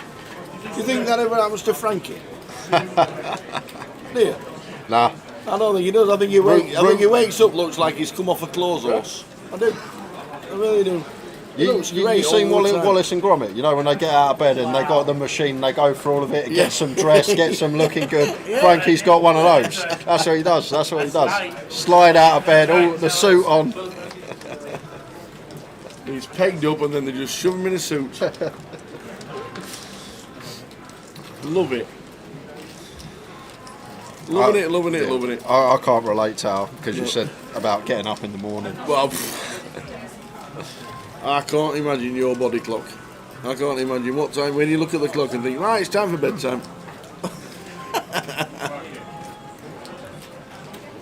It's not often you have a... PK was telling me on the way down, he sent you a message about the Spurs game. Yeah. And you'd not replied to something, and then it was like 12 o'clock midnight or something like that. So I've just got up. Yeah, I woke up at midnight, yeah. I've just got up. I had a lengthy session, yeah, I woke up at midnight. It was actually funny, because the night I woke up at midnight, I then stayed up until about 2:30 the next day. But before that, I actually got my hair cut. So I got my hair cut before I went to bed, which you don't do very often. How often do you get your hair cut before you go to bed? Oh my days. Yeah. Brilliant.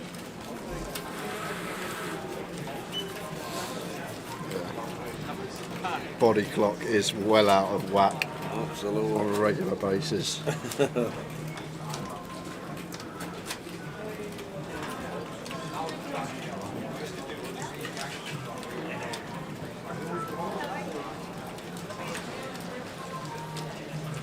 Pocket nines for Hamza. Should be opening.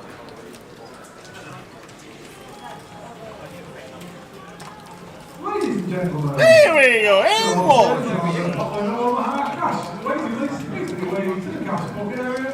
And you must be fellow cash game is about to start. That's all players on the weekend. Never found out what Bully's special prize was this week.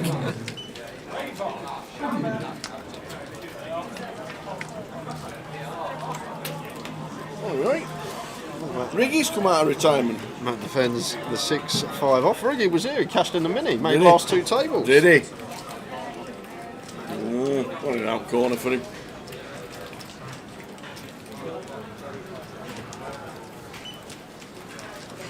So we're on 12 in the high roller. Break in about 4 minutes time. Matt Eardley C1, chip leader on the table. Matt must have bought in today. He was on our cash game yesterday. Or did he jump on after he bagged? I think he jumped on after he bagged. That's why he played the last hour. Makes sense. What are you doing during the break? Quick jog around the car park? Yeah. Yeah, see what happens. I might do the same. I might go and do some trading. My FIFA app. I found out they got an app today. An app? Yeah. So for FIFA. Right. So you can go and trade all your cards and stuff while you're on your phone and not even have to be on the PlayStation. You've got FIFA cards? No, yeah, because you're not build 7. No, you build your team. Right. You build your team online. You open like packs online, and they all come out of the pack, and then you build your team through the cards that you get. But like, you just pick players. No, you got to pack them. You got to get them in packs, or you can buy them off the transfer market. But you can't just How go. do people know if you've got that player in the card? Surely you just put him into your team. No, but it's like a trading card game, but online. So you'd open a pack. Say, for example, you get Romero in it, the Spurs player. If you've already got Romero in your team, then you can then put him on the transfer list and sell him.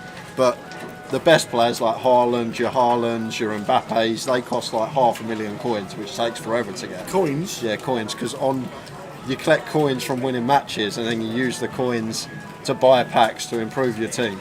Does that make sense? It makes sense. Yeah, and there's an app where you can go online and do all your team and trade cards whilst you're not at your PlayStation. So the virtual cards, so you don't have to send them through the post. No, they're virtual cards. Well, I thought you just pick your team and play it. FIFA Ultimate Team is huge, Tower. I'm surprised you've never heard of it. I thought I've never played FIFA. There is a game mode where you can just play as Spurs, play as Arsenal, and play as that team, but most people nowadays play Ultimate Team, where you build your own team and all the players around the world. So what kind of ultimate team do you start with, and not an ultimate team? Yeah, you get like bronze and silver players, like players from Rotherham and players from. All right, calm down. That this hand's over, just going to be C-bet fold. So yeah, just like that. You get like a bad team to start, and then you play matches. Yeah. You can buy more packs. How do you ever win a team with a bad team? How do you ever win? Well, you'd start playing against like on the lower difficulties, and then build the coins up, buy more packs. You'd hoping to get somebody playing against like me. Yeah. Who has no idea what the buttons exactly, do. But you can complete objectives like win a game with 3 Serie A players. That will give you more coins and stuff like that. But it's a good little thing when you get into it. Who are you trading? Wow, Matt's going to call King 9 suited. Well, back to we thought the hand Yeah, was over. I thought it was over. So we thought the hand was over. tangent. Matt calls as a chip leader. Jack of Diamonds' turn. Does pick up gut shot. Especially on this Jack turn, expect the barrels to be coming in from Hamza here. But not really too much Jack X. I guess we'll have the Queen Jack suited, backdoor flush draw, the Jack 9 suited, backdoor flush draw. Well, if Matt's peeling as wide as King 9, then I guess he's going to have slightly more on first glance. Surely now this will be hand over, faced with 40%. Because I wanted to tell you something. So Tal, when you in this game that we were just talking about, when you go and buy one of these packs, it flashes up the flag and the team that they play for and position, like the best card in the pack, and it flashes up. Yeah. And there is a huge troll on the game because there's a woman that plays for Man City and is Norwegian and who's also a striker. So when that flashes up on the screen, it comes up striker Norway. You're like, I got Haaland, and then it trolls you, and old whatever she's called comes walking out. It's the biggest troll in the game. Great programming. Oh well, pass me your phone at the break, and I'll trade a few cards for you. I'll show you trade my your team away. I'll tell you what, my team's looking all right. It's only been out a couple of weeks, but yeah, but you've not slept, so you've obviously built up a team of proper superstars.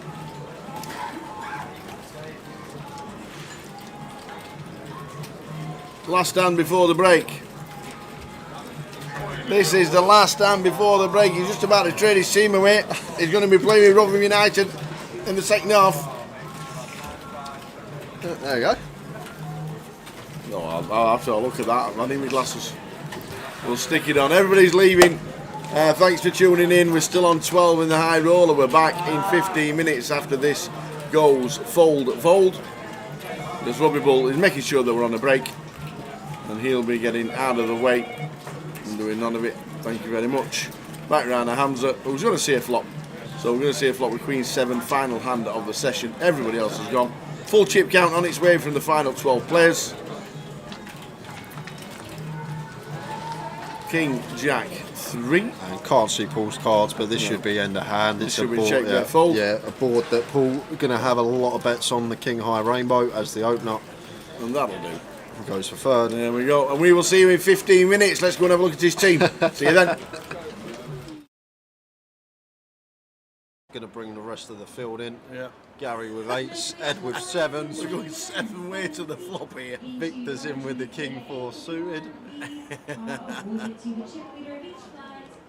Ollie's out of the way in the small, and Christian going to defend an unknown holding in the big blind. So we have got 7-way action here. 7-way. This is a 1K, guys. Don't adjust your sets. Oh! What a flop! What a flop! Who's got their 7s? Quad 7s for Ed. Oh, wow. So nice to have the check mark on the flop. That doesn't happen very often, especially when you go 7-way.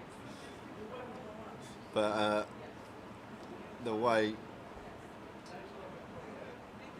that we're going to get paid is what I'm thinking, Tower. It's going to be difficult. I guess we're going to get a street from Gary. Gary has pocket 8s, but in this multi-way coup, Jimmy's in. Need to be proceeding with caution. Well, Jimmy just goes for the C-bet into 6 players under turn. Got the backdoor hearts. Mark's going to call the ace-king with 5 players behind on 7-7-3. And Gary here now with the 8s. This is actually a tricky spot, Tower. The thing is, we're getting 8-1 on a call, so probably going to take one off with position. Like the times we do hit an 8, in general, we can win a huge pot, but it would actually be a disaster on this occasion because we got Ed sat there with quads. And what's Ed thinking, Tower? He's thinking, what have you all got? He gets over his face. He's like, how many 7s in this deck? Does he raise or he just calls? Of course he calls. Of Like, course what on earth have these lot got? He's thinking, I've got 2 7s in my hand. It's gone bet, call. Yeah. So, wow. See the turn. Oh, and it's Gary Bush on the Gary turn. Bush, Tata. Wow, ill for Gary. And it's going to be a nice clean double up for Ed.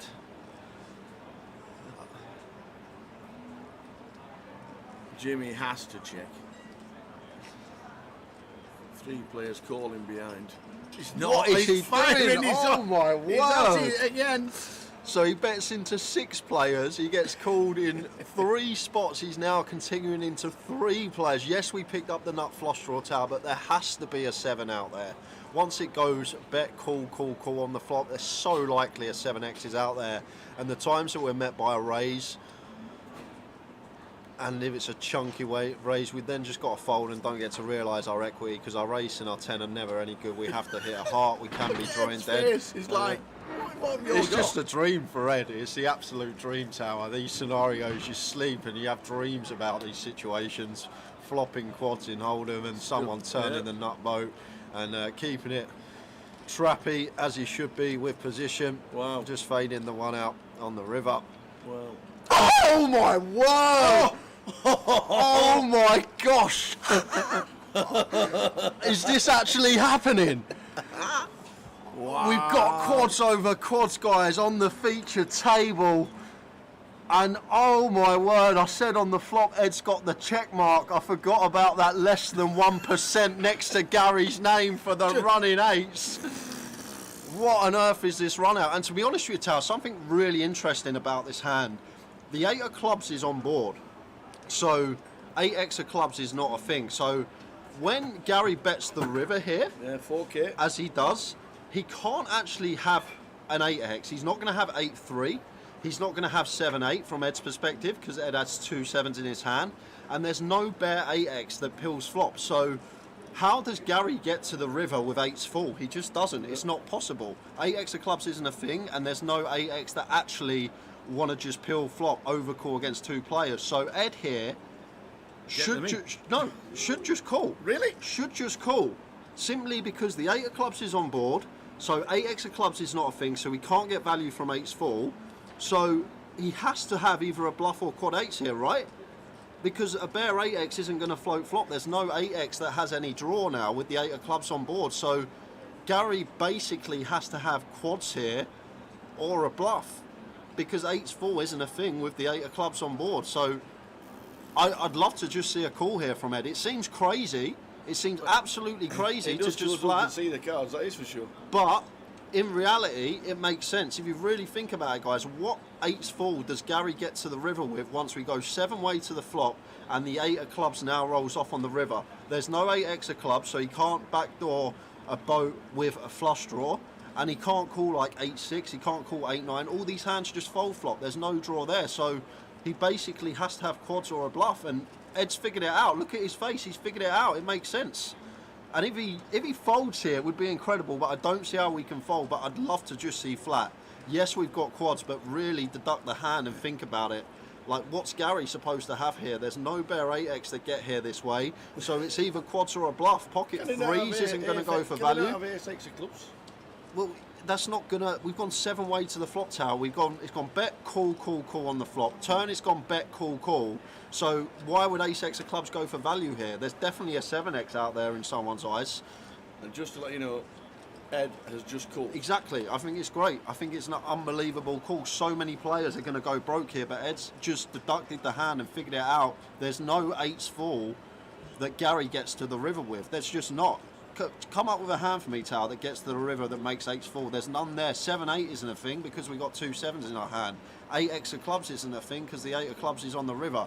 Gary's not going to float 8-9, 8-9, 8-10, all these type of hands once it goes bet, call, call. He's not going to overcall these hands. So it has to be quads or a bluff. And I can't even think of a bluff here. Pocket threes isn't then going to suddenly bet once their boat gets counterfeited. So, although from people that don't play much poker and your perspective watching this, you're probably like, what on earth is going on? How can he just flat with quads? But when you really think about the hand and break it down, like Gary's value range on the river is going to be 8's fall, 7's fall, and that's literally it. We've got 2 7s in our hands. The 7's fall isn't a thing, and 8's fall obviously isn't a thing because of how the hand is played out. And Ed says, nice hand, and it is a sicko, quads over quads. Great flat on the river tower, but I actually think it's an easy flat. It sounds crazy, but in my opinion, it's a very easy flat on the river. Wow. Wow.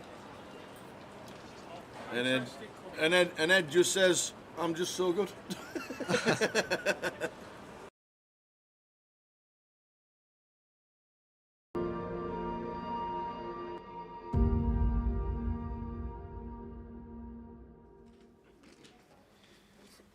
Suited queen in the small.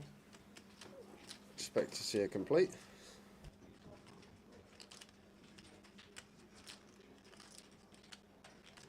So queen 5 for Abdul, 25 to call, so he does. Sorry, queen 6, and Lynn's got the 2s. Yeah, one of the pairs that could definitely check in the big blind, the smallest. Here is Lynn. It's horrible if we get limp free bet as well with the deuces, so does go for the check here. Off to the flop we go. 4, 6, 4, 2 spades. A nice looking flop for Abdul with his top pair, just going to come out firing. Deuces, deuces, spades. Could even be a raise this one, Tower. I think the deuces, deuce of spades, deuce of hearts, I think this could be a plausible raise just to flush out equity from overs, flush out equity for counterfeit outs. And then does go for the raise here. Like, you just know in poker these days, so many players go for the one big blind lead from the small blind, blind on blind with almost any 2. Only cool. 10 of spades turn. So Lynn just counteracting that by choosing his deuces to raise and flush out all this equity of overcards. But Abdul not with overcards, flop 2 pairs, so made the call and 10 of spades turn, and Lynn doesn't actually have a bad candidate here. Deuces, deuce of spades. After the flush completes, the small pairs with one of the suit that contains the flush are going to be very nice candidates to be barreling on. And Lynn does go for the double barrel with the deuce, deuce. Like it. The river's a 6. Check mark. Thank you very much. And now playing the board is Lynn. What you gonna do? Oh no. Abdul's gonna go for the lead. No, Abdul! Like, Lynn's hand probably has to bluff. You can't showdown deuce high, and Lynn's hand would have had to bluff tower. And now Abdul potentially missed out on Lynn unloading on the river. Went for the lead. keep some bluffs in of our opponent. He's going to value bet a 4 anyway if he's got a 4. Might start checking back some flushes. That's probably why Abdul thinks the lead's going to be good here, but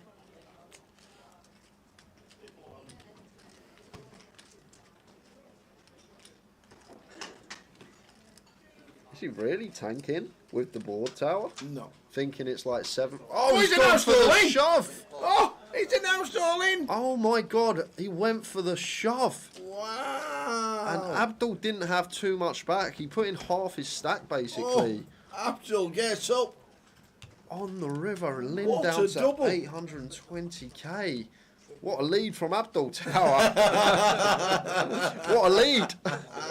Don't do it, Abdul. What are you doing? Don't do it. What a great lead. I'd never lead that.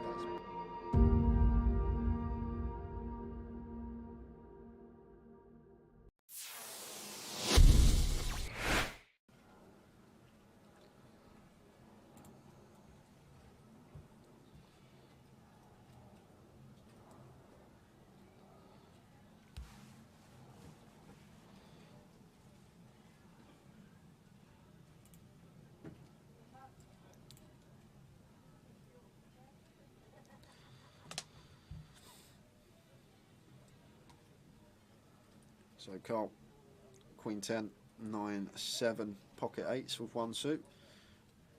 Gary with double suited kings, although the cards working with it aren't the most attractive, but still going to come along on the button with position on Carl. Mitch is in the big blind, and Mo here with ace king jack 5 3-3 closing the action. Oh no, he's not. He's got nil on the 50 behind him. My mistake. Oh, is Mo just going to put it in here with all this dead money out there?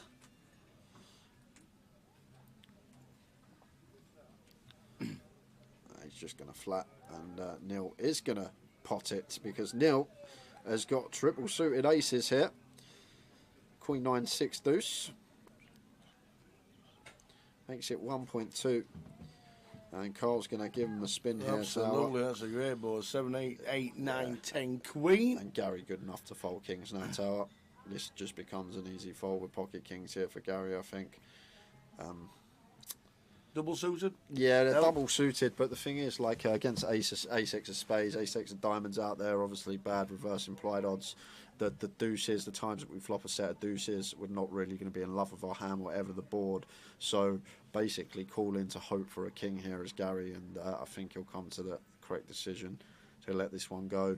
As well as that, obviously 4 spades in our hand, less likely to make a flush. But maybe the nil factor is what's doing it here for Gary. Maybe thinking nil, not necessarily going to have aces in this spot. However, usually in a Mitch scenario, has put a lot in for 3.4. More snap called. Wow, Mitch Neil's never folding. Not ever. What is going on here? Mitch can't have anything. Kings he can't have. Aces he can't have. Queen Jack 10 9 8 7 rundown's unlikely because Carl's blocking that. What on earth has Mitch got tower? Spread your cards, Mitch. Because Neil's never folding, and now Carl is thinking, what's happening here? I've got a call. He calls. Gary, is he a family all in? He's asking for a count. This is one 3-3. Yeah, this is one of the other problems with obviously flattening the kings. We're not closing the action behind, and now we've probably got a call getting this price on a call here. Absolutely. 5 all in. 6 to 1. We're talking a 15k pot going on. It's good.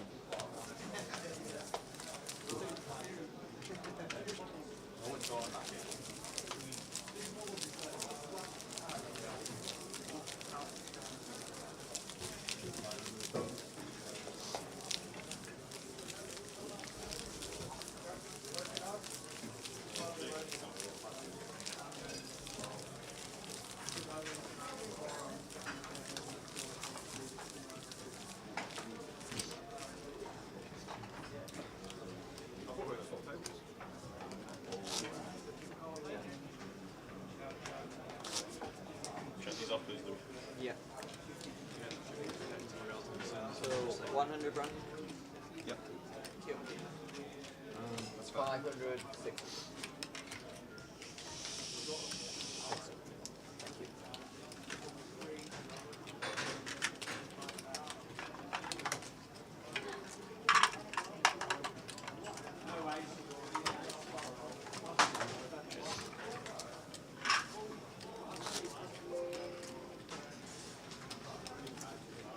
high roll, you have big blind level, small blind 20,000, big blind 40,000, 40,000, big blind 90 dealers. So no table change as we just had a redraw with 16. Back with it.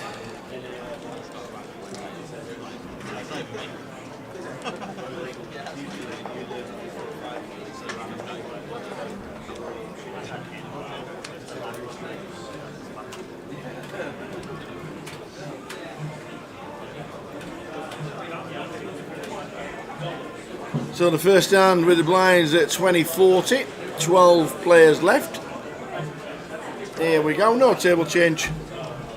Any giveaways tonight, says Rakshi? Probably not. Probably not. We'll do plenty tomorrow. Plenty Friday, plenty Saturday, and a couple on Sunday.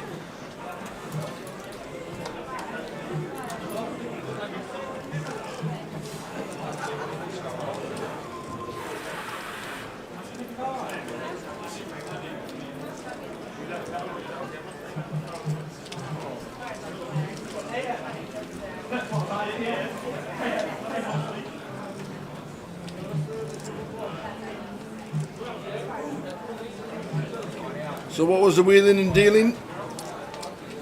I didn't even, I got chatting. I was talking. You didn't do anything? Yeah. Speaking of Riggy, John Mooney, Gary Whitehead, all still in the main. Main's on break.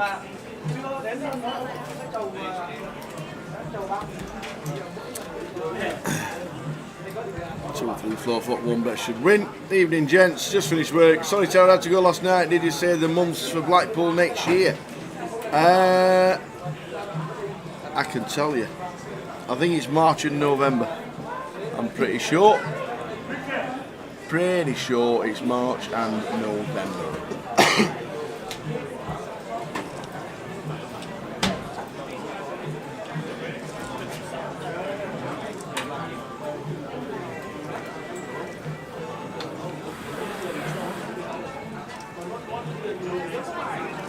There we go.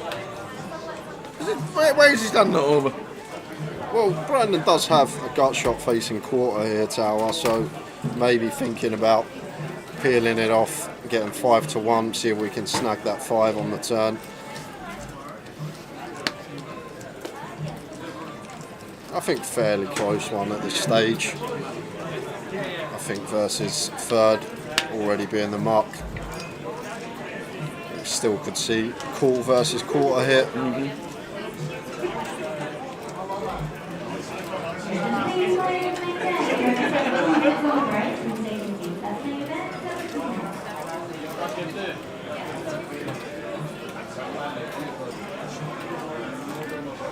Still does go with fold.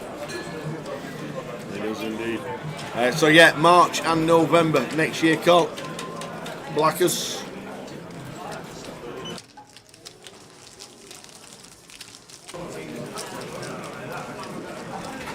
Alan Carr. Chatty man. Yeah, that's who I thought Chatty man. Alan Carr's played for years. Years and years and years. He used to have long hair. I don't know if he still got it. He used to have long haired old Alan Carr. Alex Gullabev's 1.4. Matt Eardley. Paul Petuliart. Brandon Shields. Pick your winner from those 12. All in the points. Lin Chen and Robbie Bull chasing down. And Brandon Shields chasing down. Cal. Very good session. Should get to the FT this session. Should do.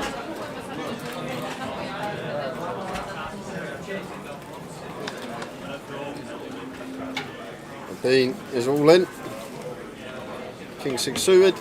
6.5 BBs. Fine from him.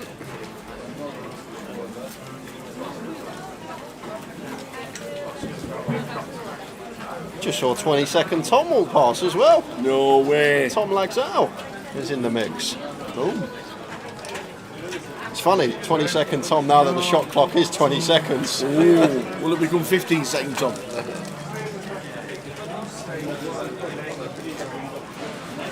Everyone is here in Leeds.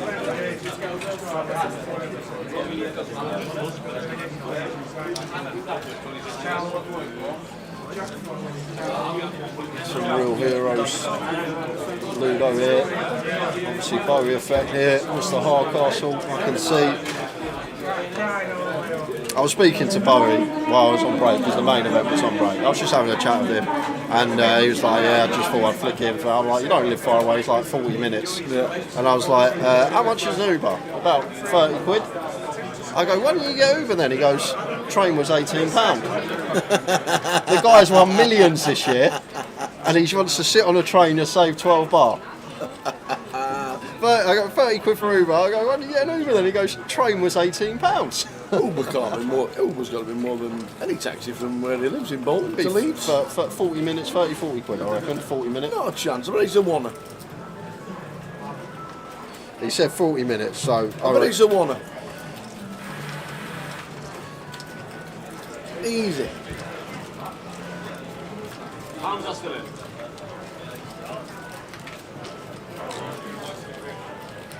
It's not going to be a one because it was from Birmingham to here the other night. It was like 150. Currently on the banks of the beautiful Ribble, knee deep in barbels and chubs. Why? It's dark. There's television on. The heating's on. Okay, 60 quid. You're not going to take him home and eat them. What's the point?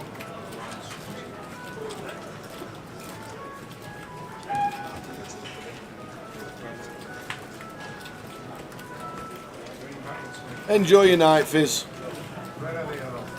I bet the tide is high though. Oh, on the Ribble. Oof, my inebriate nearly overflowing.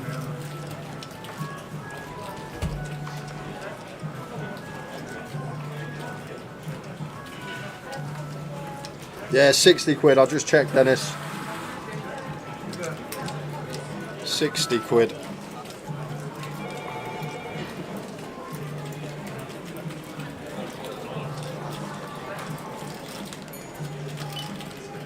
I guess it's done on mileage, isn't it? I do some 40-minute trips, which are usually between 30 and 40 quid.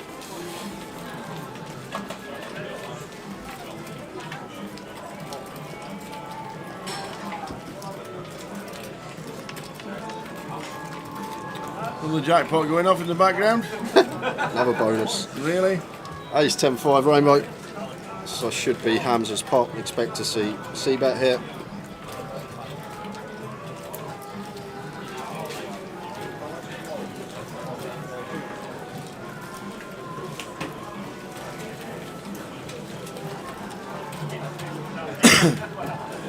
Better 40 wins the hand.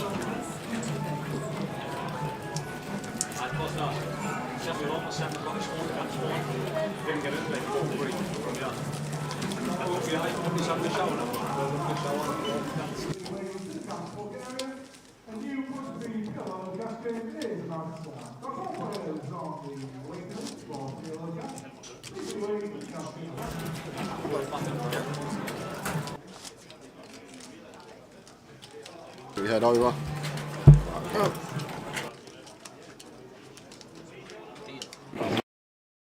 Oh, what's happening here? Just saw some carnage on the outer table. What's so happening? This is a huge pot tower. This is like a It's got a 1.8 milli. well. So we got 8s for Alan Carr, King 5 for Stu Rutter. Oh, sit down the Rutter. It's got a dirty stack as well. There's an 100k inside them 25s. Wow, that is a huge pot. Just So texted his mates as he does. goes all in on the flop on 3, 4, 5. So it went open from Alan Carr, 3-bet from Stu Rutter. Alan Carr called. Flop was 3, 4, 5 rainbow. And I think Stu went for check shove and got called by the 8s and finds the 5 outer on the river. So we got a new chip leader.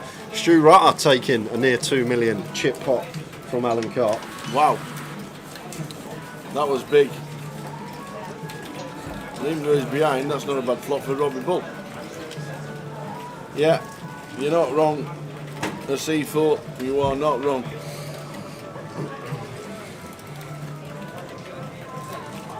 is the most annoying music I have ever heard in my life. It's even worse than Joe Pasquale. Joe Pasquale. I know a song that'll get on your nerves, get on your nerves, get on your nerves. I know a song that'll get on your nerves, get on your nerves.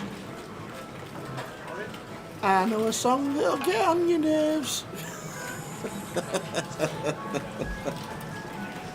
Oh dear. My Moonlight Shadow by Mark Oldfield. That's a good shout actually, Mike. The opening bars could be. Maybe you should sue him and shut it down.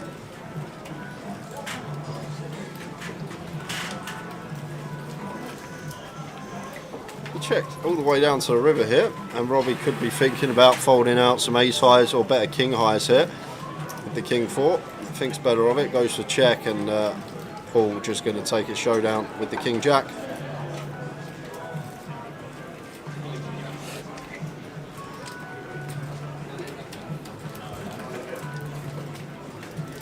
If you mute your mics, we don't hear it. Althea, cheers, 2G Jets, thanks very much. People have said that they're watching it without the music on, without the sound on, so they won't be able to hear this anyway, but...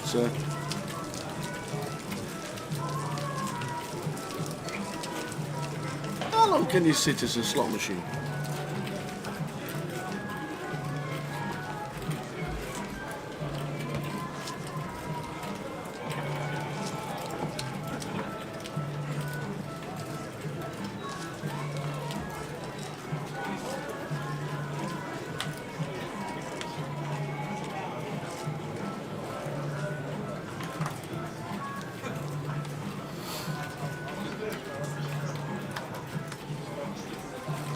Down now. £54 now if I want to go to Bolton Tower.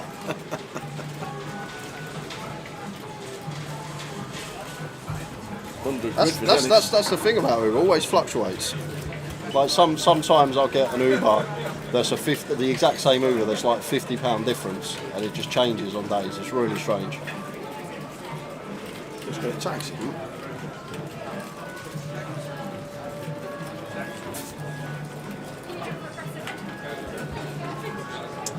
So we are on 12. And two in seat number 6. Two hands colliding here. The nines. Suited ace jack, like Matt's decision, just a flat. And Paul does have us covered.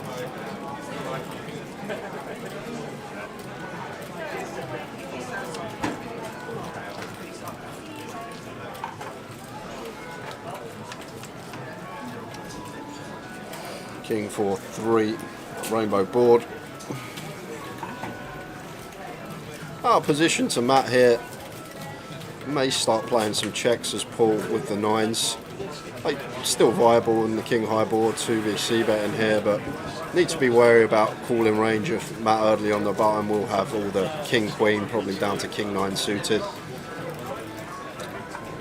And still undeterred is going to c-bet, very small, goes for the old 6th pot, just north of the big blind, and versus this size should see a call here from Matt Eardley with the ace jack of spades. And that should lose Hamza from the pot.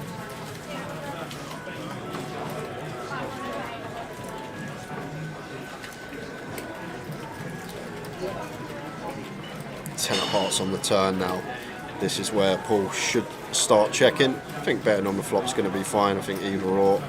But once we're called from Matt specifically here, I think this 10 of hearts turn, need to start putting our check shoes on. Let's check it over to Matt, who has picked up Broadway draw here with the ace jack. It's just whether in his mind, if he's got a hand good enough to just try and get to showdown with here. We will be ahead of some of the hands that Paul's still going to have in this spot that open from hijack, going to be all the suited ace-x in there that would go for one c-bet then shut down. So Matt is going to take that approach and go for the showdown hunt. And once more here, I don't think too much merit in betting here for Paul with the nines. Difficult to get value from worse, even pocket eights now going in front of us on the river. So not really targeting too much. 10x isn't a thing after Matt's called flop. Don't have any 10x in there. So it looks like it is going to try and eke some value out here. Just shy of quarter.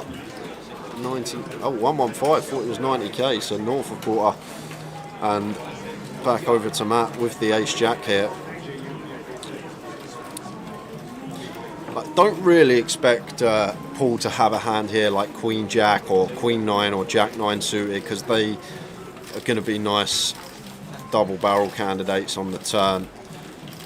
And also against good players need to be aware that they will have some check top pair out of position once they elect to c-bet flop, but Matt is going to pay this one off, and delicious little value bet on the river here from Paul.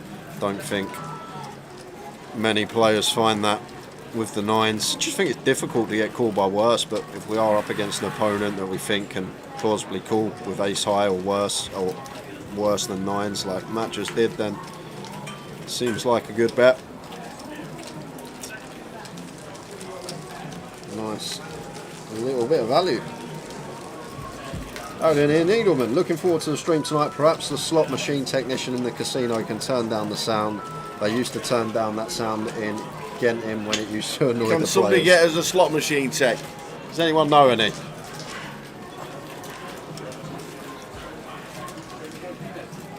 Only Phil can do it.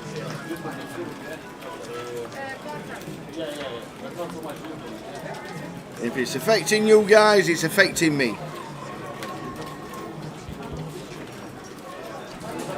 And if it's affecting me,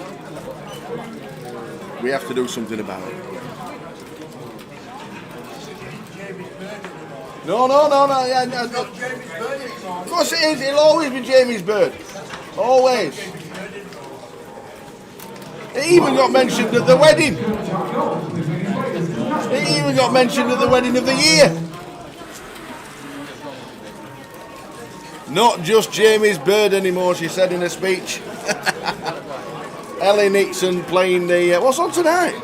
Cash Out Satellite, yeah. Cash Out Satellite.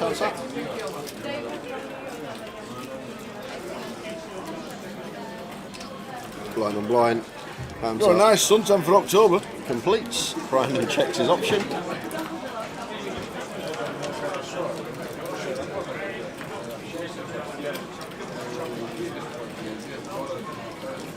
We should be in a soundproof booth. You're not wrong, Dennis, but unfortunately casinos aren't built for just us.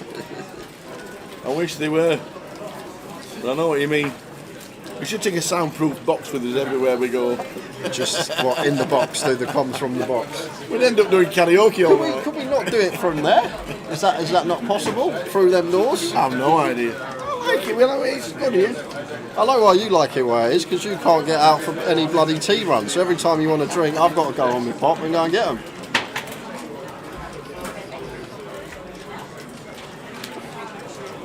So one big blind bet from Hamza.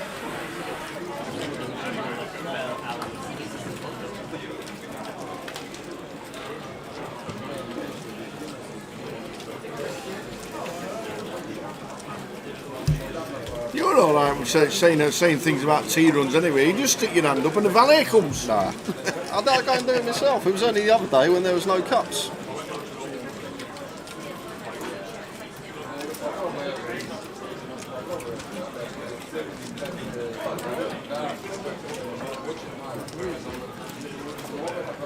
There's Phil. Walking past, see if he knows the slot technician.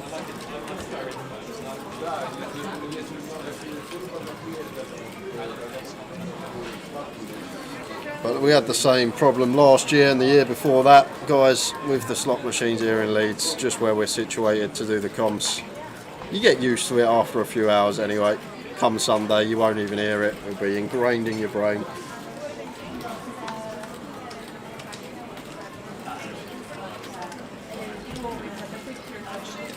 We're not so close to the action. If you, that's the problem, Dennis.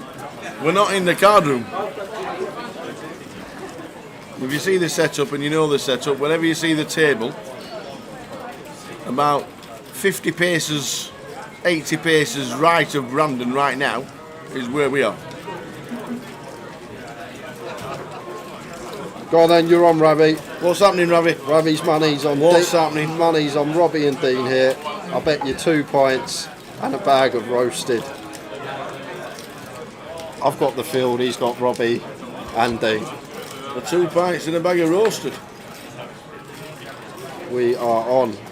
Alright, well, not looking good for you, Ravi. You could be losing one of your horses this hand. Hey, what have you done to them all? Oh dear. What have you done to him? Is it 1 bag of roasted or 2? But Dean's still in. But Robbie, 1 foot out the door. Paul with the ace-jack suited. Very likely to be losing Robbie Ball. Only 23% of the time is he going to survive. Oh, 23% is plenty some of the time. Absolutely. Jumps out into the lead, just fading an ace to bust. 9 would chop. Proper roll reversal in equity-wise. So, nice clean turn. Needs to fade an ace. Robbie Bull doubles. And it does. Robbie doubles. Is Ravi out there in the field live by any chance? Is he sitting there in the main event and he's got eyes on the high roller? I'm just thinking Ravi's actually here. Have I just been stitched up? Live, Dean and Robbie have got half the chips in play between them. Ravi's sitting in the main event and can see the castles. He's in the hotel, he says. I believe him.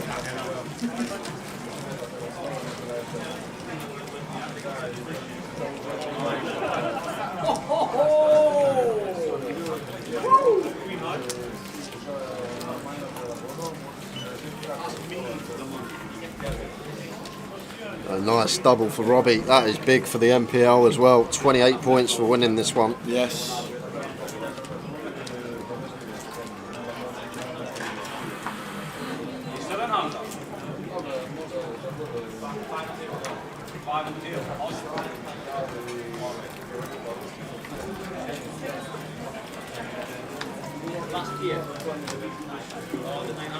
Yeah, King Jack for Hamza. Should see open from the cut-off.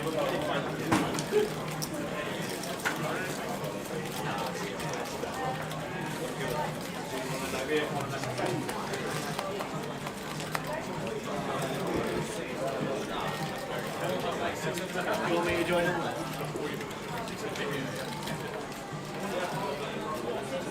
10-9 suited here for Brandon on the button. Just going to fold, take the tight approach. Ooh. Now then, Paul, one of the chip leaders, if not the chip leader. Yeah. Could you see jam here, Tower? Yeah. Dean's fairly short effective stack size of Hamza, 23 big blinds. And there is the jam. Effective. All of it. It's actually raised to 520. Dean gets out of the way.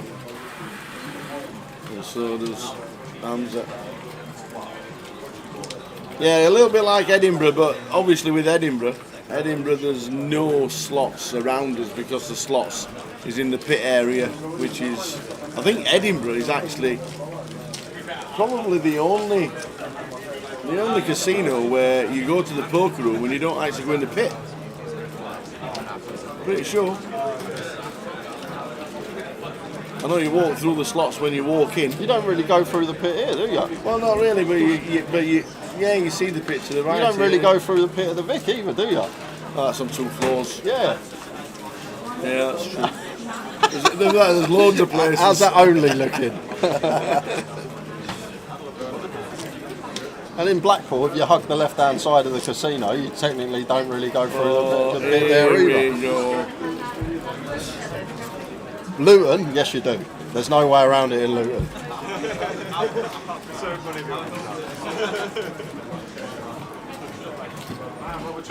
But yeah, there's no slots near us in Edinburgh, that's for sure.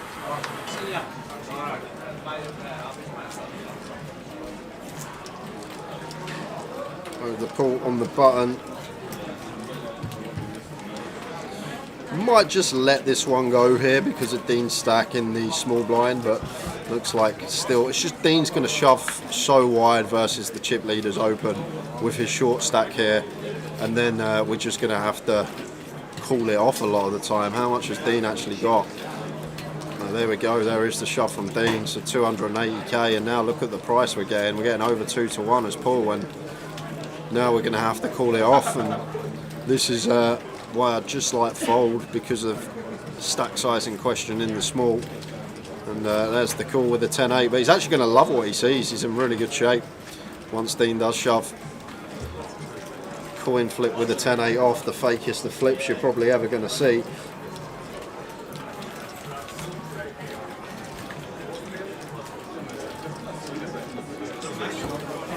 Relaxation, meditation, retreat music.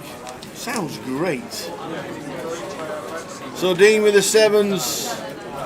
Great flop, great start. No runners either for the 10-8, so only... Oh, an 8! But we have clubs. Only We a have 10 or an clubs. 8. Do we get a redraw? Do we get a club?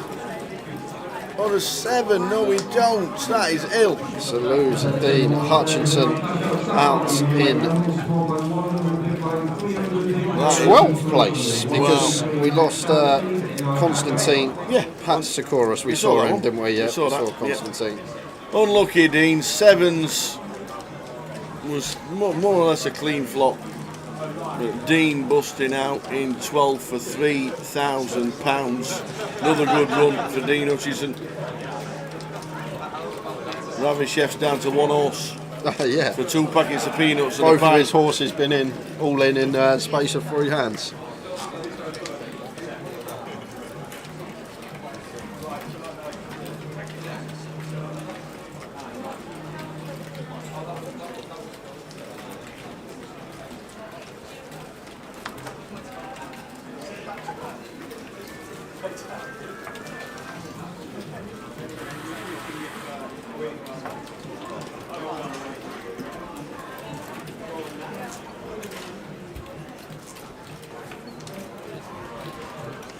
This is fairly wide from Hamza. Jack 10 off from gun here.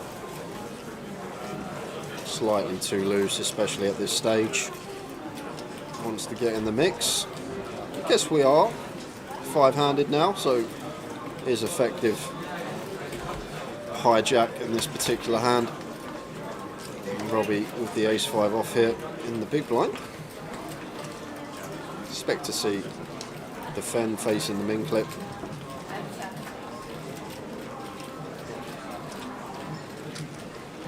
Does make the defend.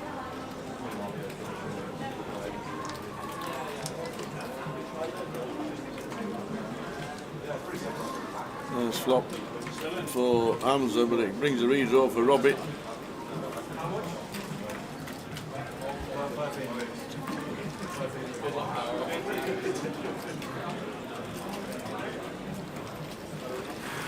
Nice small size on the mono board. Like to see it from Hamza. Goes for 40. So less than 20% here. And Robbie with the ace-5, ace of hearts obviously not going anywhere. Just factor a matter whether we want to take the aggressive route or just play flat here. I think I like flat. Maybe against this smaller size could think about going for a small check raise, but always going to be continuing here. Robbie, just a decision of what route we want to take. I roll balance. You please make your way to the final table. I roll balance. Please make your way back to the final table. Thanks.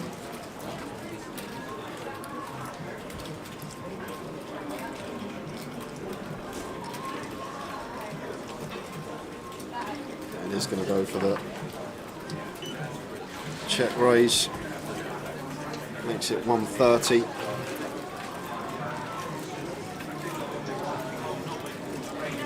Hands up. Always calling. Yes. Yeah, we got top pair. We don't love it tower, but like we've got hands here that we will want to fold and just get out of the way with. When we've got top pair, it's just a hand that's too Is strong. it the redraw that's maybe Not in his head that's thinking of maybe I'm flicking it Wow, just folds the top pair, and if we're getting top pair to fold that quickly, I guess raise is how we always want to proceed with that type of hand as Robbie. If we're folding out that proportion of Hamza's range, it's going to be print for us.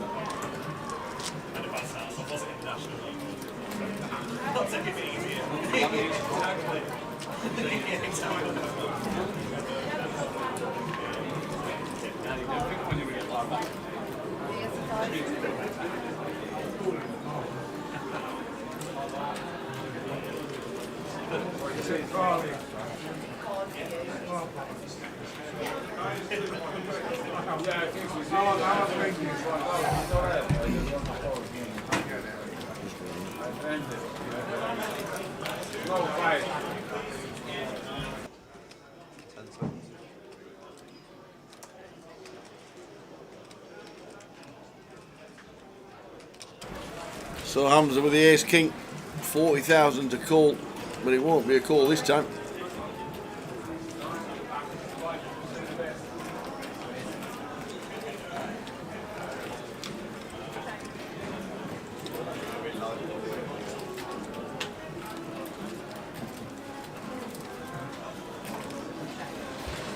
There's a big raise, looks like a 500k, is it?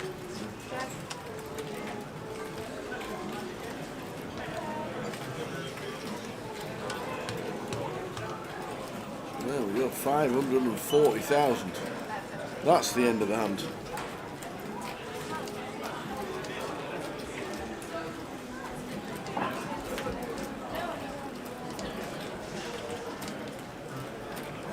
Who wins at Barbers? Well, tell.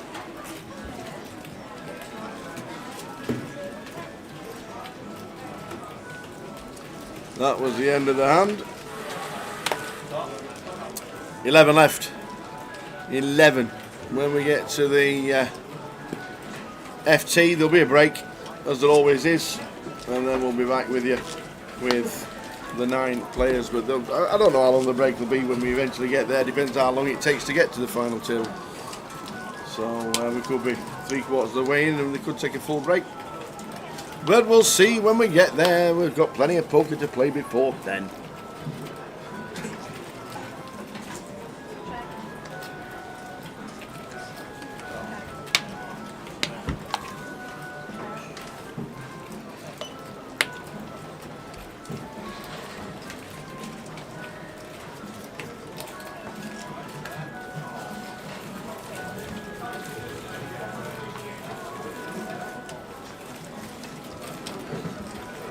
Blind on blind here, Hamza makes it 100k with the Queen 3 offsuit.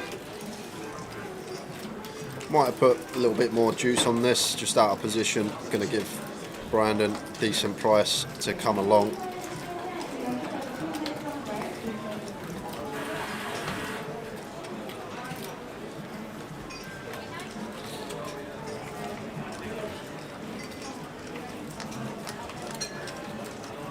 King out flop, King 6-2.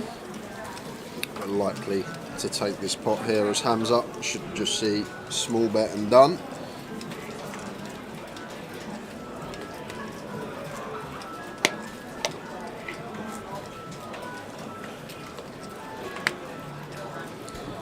And goes just shy of third.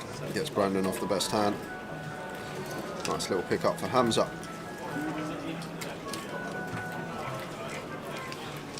And Alan Carr, PK must have just missed it. He's just walked over with the camera as Alan Carr walks away from the table, and it looks like it as well. Alex Gulabevs is stacking the chips. Oh yes, look at him. From the pot.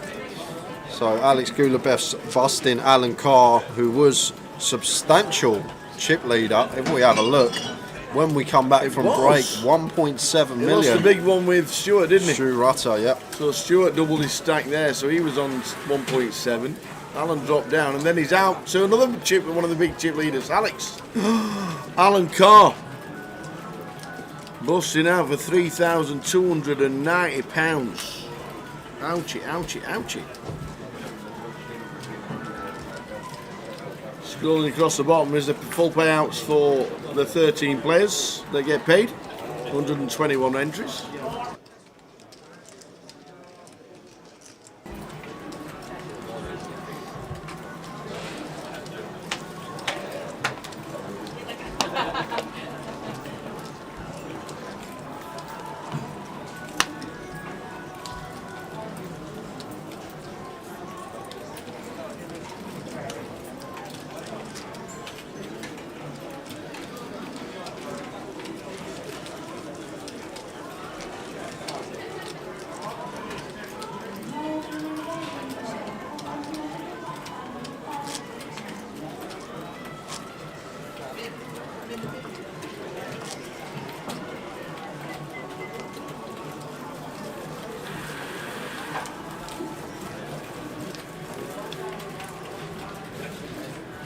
Final table bubble time, no hand for hand on F2 bubbles. Eradicated that a few years back. Yes. And a good thing as well.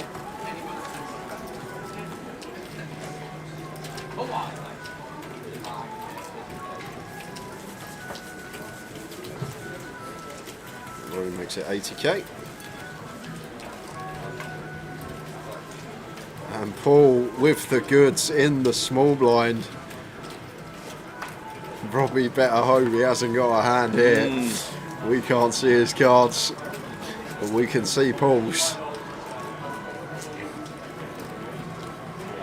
And against a 20 BB stack, I don't think we need to go too big here, Tower. Probably 240, 250 at most. As I say, we want to make it a size that Robbie, from his perspective, still has fold equity if he does elect a 4-bet jam. Like if we went for the initial size, we'd go most stages of the tournament, chip EV, like the full 4x, would then be getting priced in with any hand that we 3-bet. So even 215 goes even smaller here, Paul. Just down to stack size in question here, making it 215. And back over to Robbie Ball.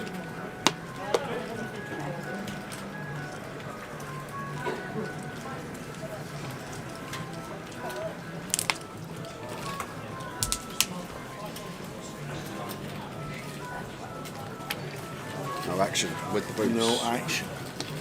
So we're on 10, the final table bubble.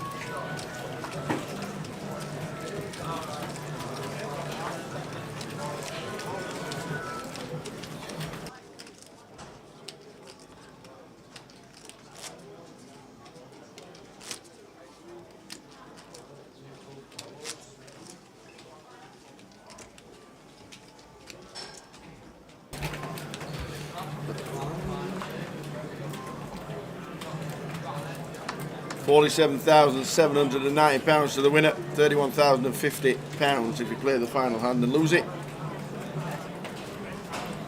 The King Jack for Hamza, I think a lot better open than the Jack 10 off we just saw.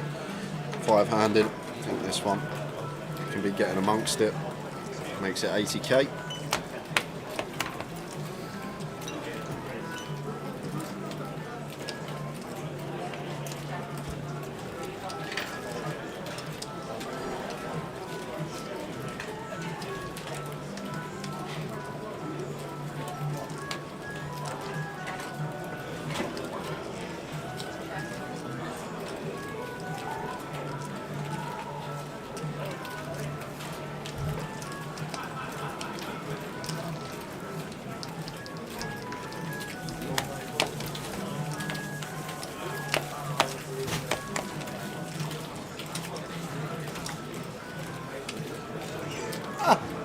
You speak of the old man and he turned up. Lawrence Godwin's just turned up. Gonna play the main event.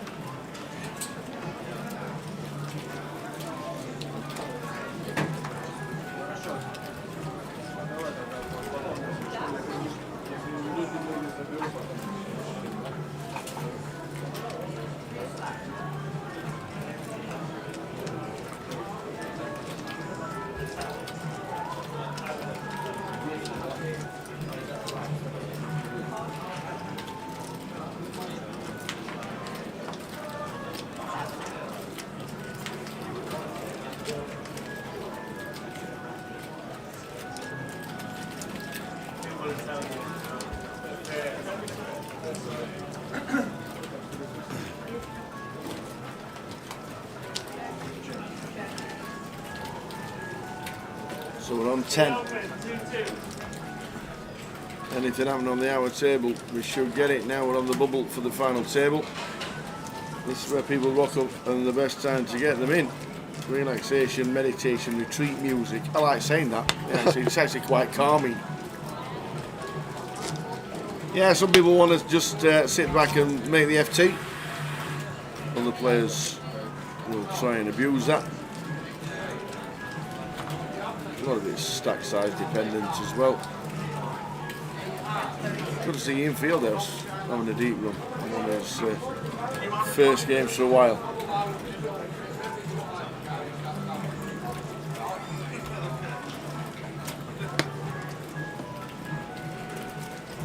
But as a chip leader there, Queen 3 suited as Paul, effective hijack, yes we're gone. I might have even opened that one. Just got such a substantial chip lead on the rest of this table here. People maybe wanting to make the FT, going to be tightening up, especially not wanting to get involved with the chip leader who has everyone covered. Went for fold. Get behind it. Hands up with the ace-3. Goes for complete. Jack 10 off here for Brandon in the big.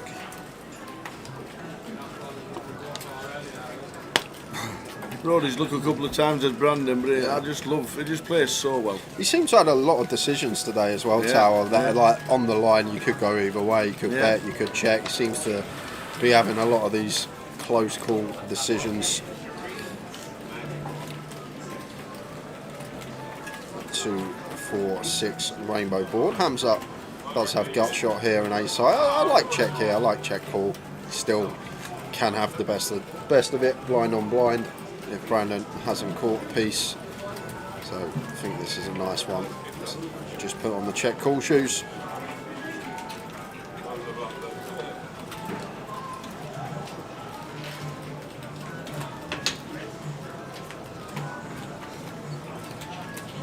And Brandon gonna check back.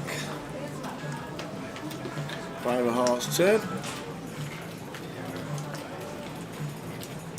Nice turn card for Hamza. I'd still like to see check again here, Tao, simply because in terms of 3x, like Brandon, although it's blind on blind and rage is obviously so wide, but I think still in terms of 3x, Brandon is going to have slightly more. Obviously he's got all the 3 deuce off up to ace 3 off. They're just going to check in the big blind. I guess some of the worst 3x may raise at a small frequency, but did just go for lead, and Brandon, easy decision with the jack high. How do I see how many players are remaining? Asked Daz. Look at the top right of your screen.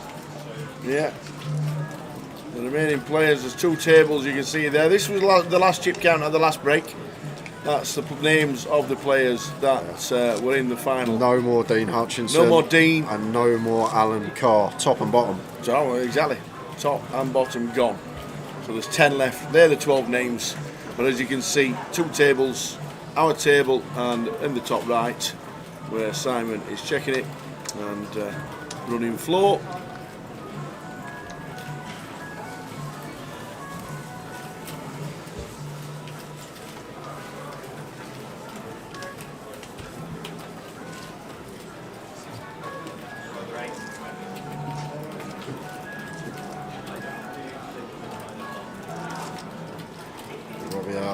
Hands are out there, blind on blind action. Yeah, again, this time between Brandon and Paul. Oh, Brandon, slight glance over his shoulder, always aware what's going on the outers. In this case, just the outer. Table 153.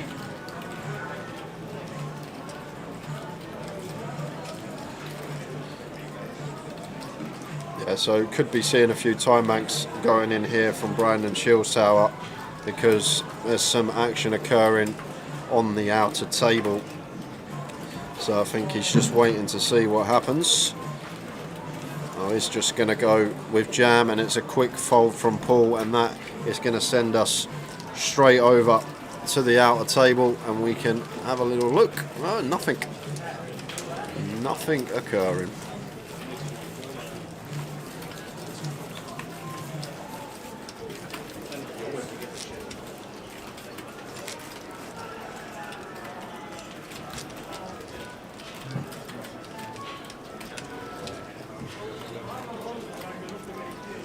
As we say that. Looks like Lin Chen has got someone at risk. What's happening? Oh no, Lin Chen's the man at risk. Lin has lost a few chips this session and he's up against sixes here. Deuce not going to be working, so going to need to find an ace or a 3 that isn't a club. It's not a club, and it's not, it's a deuce. It's the wrong one, the deuce. Oh, the face says it all. Lin Chen busting out final table bubble to Ian Fieldhouse, stacking them in, and that means, ladies and gentlemen, we are on the FT. There'll be a redraw, there'll be a full chip count, there'll be an input of chips. I'm off to smash a few slot machines, and we will see you. How long? Just under 20 minutes there. Final table starts at 20 to 9 on stream. So just under 20 minutes, guys. Stick we'll with be us. back at 20 to 9 for the final table. See you then. Still going to have betting on the side. Good luck, Sean, sorting this one out. Pray for the dealer tower. That's what I'm going to say when this all goes in.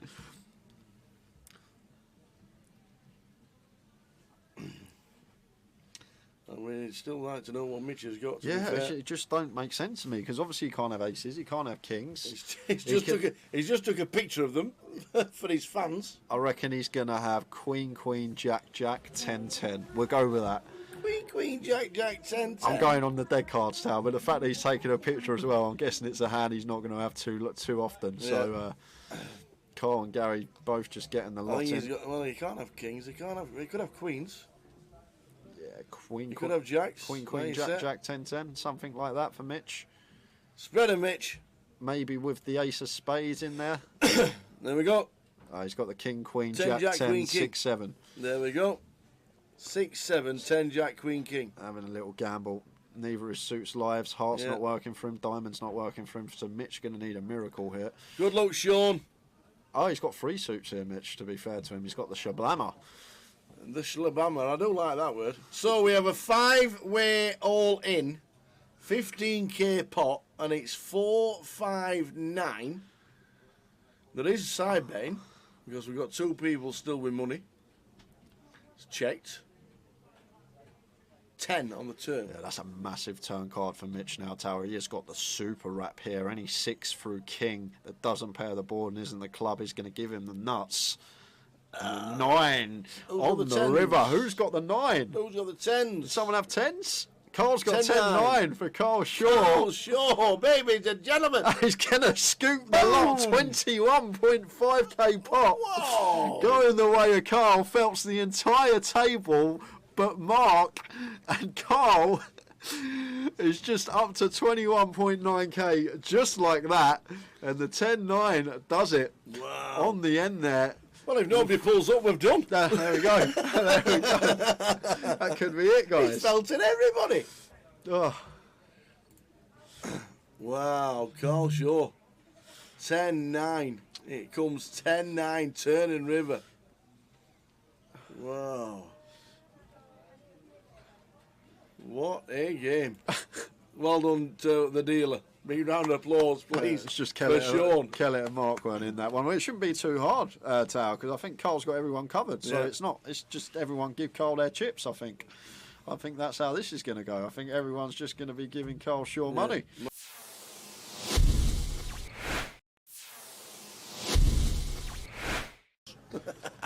So we see Tom opening Jack-9 off in the hijack. Can open a lot wider here with the chip lead. A lot of pressure on these guys with ladders and approaching the FT.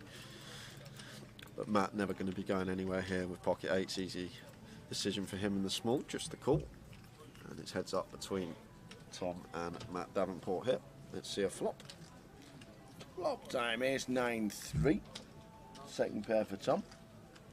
Takes the lead in the hand. It still may bet small here, Tom Hall. This is a board that's just going to favour us a lot of the time here, being the opener. We do have middle pair as well, so we do have some disguised trips or 2 pair when the turn is a jack or a 9. So potential. You can go really small here, as small as quarter potentially.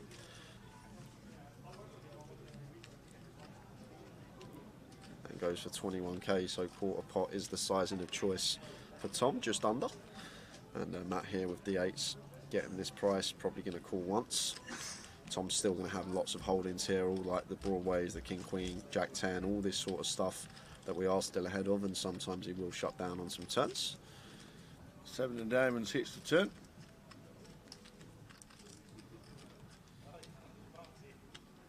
So this is where it's probably just going to go check, check here. Tower. I think Tom may be a bit optimistic to fire our 9 here again. Very hard to get 2 streets from worse now. I think the 8s will fold if we fire, so maybe better to check this one behind. We can also put ourselves in a tricky spot here where we do fire and Matt opts to raise. So just expect to see Tom Hall check this one back most of the time here on the turn. And there is the check. See a river card. And it's paying 2 pair. Well, it is 2 pair for Tom Hall, but probably going to be very difficult to get value from Matt Davenport here with his particular hand. Matt does have the 8s blocking the nuts. 10-8 could still be in Tom's range. He's going to open 10-8 suited from the hijack. Although 10-8's probably going to double barrel turn, something to take into account. But Tom will now just opt for probably a larger size here, I think now. Tower, this little disguised Jack 9 of us, ours, somewhere around like 90, 3/4 pot, probably what I expect to see. It looks pretty chunky. That's pot size. That's 105. So around 85–90% up there. And Matt here with the 8s, never going to call this one tower. Just not putting in a quarter of our stack here with 8s, we lose to too much. Well. Oh, he's going to raise. Matt Davenport. Is he going to find the raise here? What a raise it would be as well, because Tom could still just have some one pair holdings. Matt Davenport, where's he found this shove? Oh my word. And Tom's got 2 pair here. This could be the end of Matt. I'm guessing Matt's trying to target all the 1 pair holdings here of Tom. Like Tom can check back some ace-x on the turn and go for value on the river, and Matt's trying to target this, but Tom's even higher up here with 2 pair. And he's gonna be in the tank here, because what will go through Tom's head, Tower, is we beat value? I don't think we do. Maybe 9-7 might be in there for Matt, but is he going to check rip that? Obviously Matt can still have some ace-3, ace-9, ace-7 defending out the big blind. He might even float a 10-8 as well, wrap round this 9 with backdoors, so 10-8 of hearts, diamonds and spades probably going to be in there. But the question we got to ask ourselves, is Matt Davenport ever going to do this as a bluff? And what are the bluffs, Tower? Once Matt calls on an ace-9-3, there's not many you can come up with. And because of that, I think Tom may let this one go. Simply because of the board text from the flop. It's ace-9-3 rainbow. What on earth is Matt supposed to have here? He can have sets, he can have 2 pair. And what hand is he going to turn into a bluff? Is he going to rip some 9-10, some 8-9, blocking straights and 2 pairs? This is just a 6-6 jam from Matt Davenport early on a big day 3, and Tom Hall in the blender here and lets it go. Matt Davenport, you boss, and shows Tom as well. Pocket 8s. There is a reason this guy is top of the National League. Matt Davenport putting on a show early on. Wow. He's not afraid, Tower. He's not afraid of busting. Fasten your seatbelts, ladies and gentlemen. Wowzers.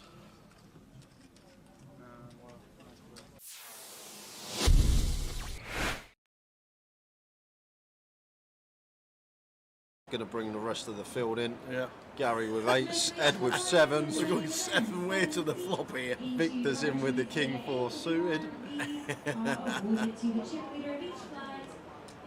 Ollie's out the way in the small, and Christian going to defend an unknown holding in the big blind. So we have got 7-way action here. 7-way. This is a 1K, guys. Don't adjust your sets. Oh! What a flop! What a flop! Who's got their 7s? Quad 7s for Ed. Oh, wow. So nice to have the check mark on the flop. That doesn't happen very often, especially when you go 7-way. But the way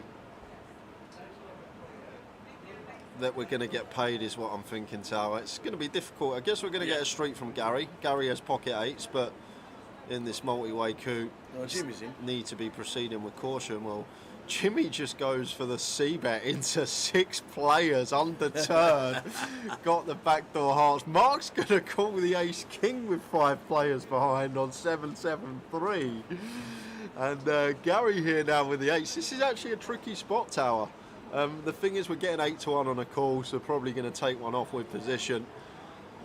Like the times we do hit an 8, in general, we can win a huge pot, but it would actually be a disaster on this occasion because we got Ed sat there with quads. And what's Ed thinking, Tower? He's thinking, what have you all got? He gets over with his face. He's like, how many 7s in this deck? Does he raise or he just calls? Of course he calls. Of Like, course what on earth have these lot got? He's thinking, I've got 2 7s in my hand. It's gone bet, call. Yeah. So, wow.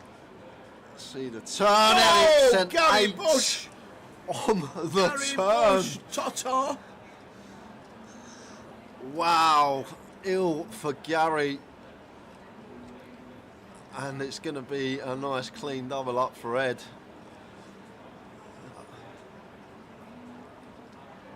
Jimmy has to check. 3 players calling behind. He's not. What is he firing. doing? Oh my word! He's at it again. So he bets into 6 players. He gets called in 3 spots. He's now continuing into 3 players. Yes, we picked up the nut flush draw, Tower, but there has to be a 7 out there. Once it goes bet, call on the flop, there's so likely a 7x is out there. And the times that we're met by a raise, and if it's a chunky raise, we then just got to fold and don't get to realise our equity because our ace and our 10 are never any good. We have to hit a heart. We can be drawing dead. He's like, what have you it's got? just a dream for Ed. It's the absolute dream, Tower. These scenarios, you sleep and you have dreams about these situations, flopping quads in hold'em and someone turning the nut boat and keeping it trappy as he should be with position. Wow. Just fading the one out on the river. Wow. Oh my word! Oh my gosh! Is this actually happening? Wow. We've got quads over quads, guys, on the feature table. And oh my word, I said on the flop, Ed's got the check mark. I forgot about that less than 1% next to Gary's name for the running 8s. What on earth is this run out? And to be honest with you, Tal, something really interesting about this hand. The 8 of clubs is on board. So 8x of clubs is not a thing. So when Gary bets the river here, 4K, as he does, he can't actually have an 8x. He's not going to have 8-3. He's not going to have 7-8 from Ed's perspective because Ed has 2 7s in his hand. And there's no bare 8x that pills flop. So how does Gary get to the river with 8s full? He just doesn't. It's not possible. 8x of clubs isn't a thing, and there's no 8x that actually want to just pill flop overcall against 2 players. So Ed here should just call. Really? Should just call. Simply because the 8 of clubs is on board, so 8x of clubs is not a thing, so we can't get value from 8s full. So he has to have either a bluff or quad 8s here, right? Because a bare 8x isn't going to float flop. There's no 8x that has any draw now with the 8 of clubs on board. So Gary basically has to have quads here or a bluff because 8's full isn't a thing with the 8 of clubs on board. So I'd love to just see a call here from Ed. It seems crazy. It seems absolutely crazy to just flat. See the cards, that is for sure. But in reality, it makes sense. If you really think about it, guys, what 8's full does Gary get to the river with once we go 7-way to the flop and the 8 of clubs now rolls off on the river? There's no 8x of clubs, so he can't backdoor a boat with a flush draw, and he can't call like 8-6, he can't call 8-9. All these hands just fold flop. There's no draw there, so he basically has to have quads or a bluff, and Ed's figured it out. Look at his face, he's figured it out. It makes sense. And if he folds here, it would be incredible, but I don't see how we can fold, but I'd love to just see flat.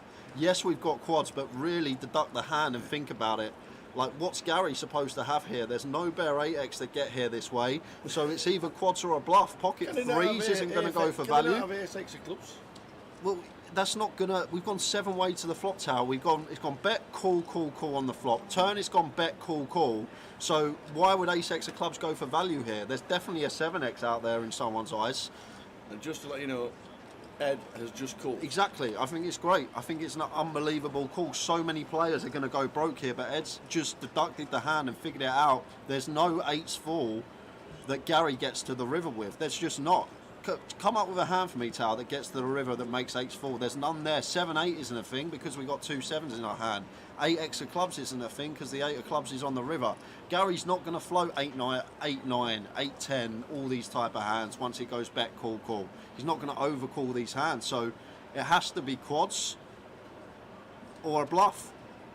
And I can't even think of a bluff here. Pocket threes isn't then going to suddenly bet once their boat gets counterfeited. So, although from people that don't play much poker and your perspective watching this, you're probably like, what on earth is going on? How can he just flat with quads? But when you really think about the hand and break it down, like Gary's value range on the river is going to be 8's full, 7's full, and that's literally it. We've got 2 7s in our hands. The 7's full isn't a thing, and 8's full obviously isn't a thing because of how the hand is played out. And Ed says, nice hand, and it is a sicko, quads over quads. Great flat on the river tower, but I actually think it's an easy flat. It sounds crazy, but in my opinion, it's a very easy flat on the river. Slightly more win. And then you stand that side. So basically, what I want to see is the logo in the middle. Yeah. Russian one. Yeah. Go on then. Yeah. Stu, can you just go that way? Stu, can you just go that way? This way, sure. Yeah. Should have Yeah, big smile, guys. just throw them up.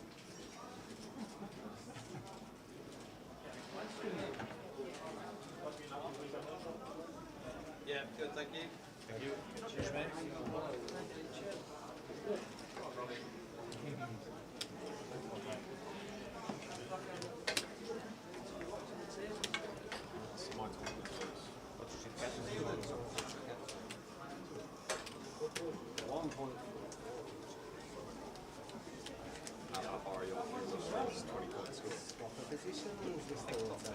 Really? Oh, I got first.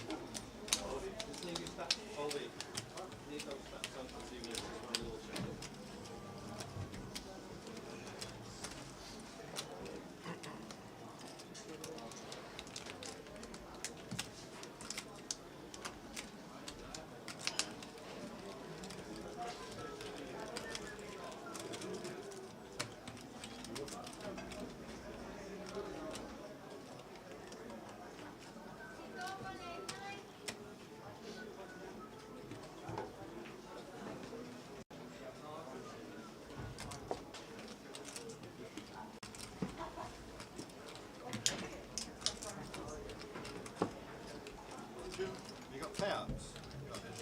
I think it's on the app. They're in the app. Just thinking over our live app.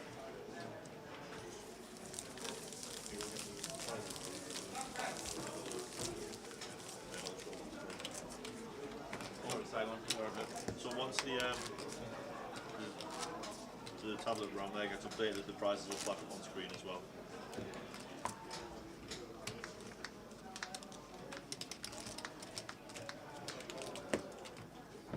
Whoa. Alright guys, a couple of things to make you aware of before we recommence. Let's do this. Let's do it again. Final table set and ready. Everyone in their seats ready to go. We'll run you through the players if you don't know who they are by now. Ian Fieldhouse in the 1 seat, Michael Caine in 2, Stu Rutter in 3, Alex Gulabevs in 4, Paul Patuliart in the 5 seat, 6 is Matt Erdley, 7 Hamza Ansar, 8 is Robbie Ball, and in the 9 seat Brandon Shields. And Robbie and Brandon both in the hunt for much needed MPL points. Nine-way chops so Jay can get out and play Big 2 tonight. Why not, Luke? I wouldn't mind it. Yeah, I said about 1:30 this morning when we come in. Said we get to the final about 9, so looking on track. Here we go. Let's do the FT of the HR here in L.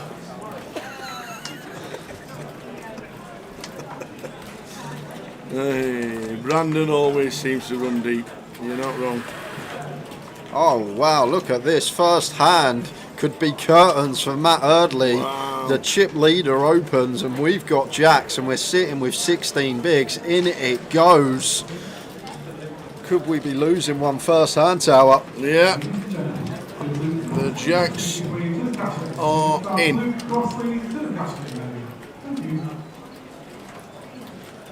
Stu Rutter, remember the queens in Luton? Every hand he had queens or ace queen or kings. Sometimes when you're running well, the deck just smacks you in the face. And Ian's got a king and a jack. So just going to be one out. Yeah, so in they go. Kings for Stu. Not Jacks much Matt can do here. No. Just a cooler tower. Part of the game. Not too much Matt Eardley can ever do in this spot. Has to get the money in the middle. Yeah. Unfortunately, ran into the top end of Stuart. It can still find that case jack. It's out there somewhere in that deck. They'll need to find it to stay alive. 9-10 running.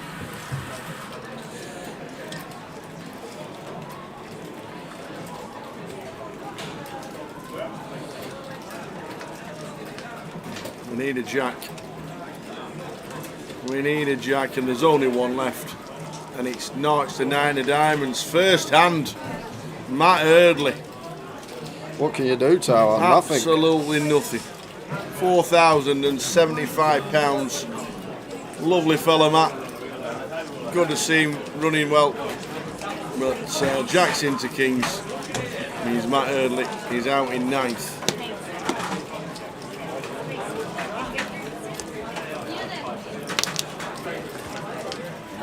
Fast and furious start. Straight down to 8th place.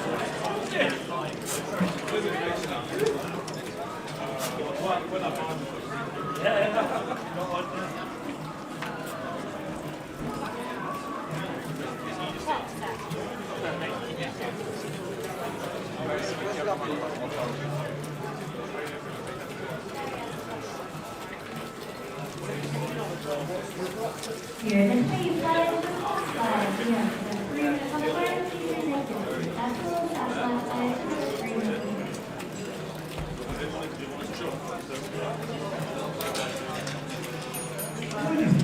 So who wins it from here?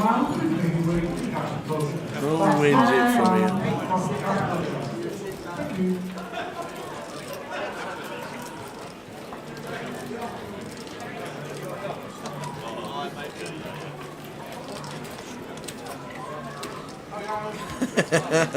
Lee Davison says, "Good luck in the, well done in the mini." How did you end up? Really?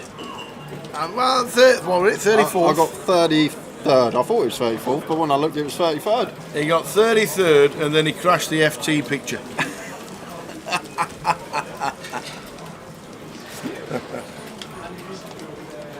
Would have been funny if we both made it, wouldn't it? That would have been great if me and him both made the FT.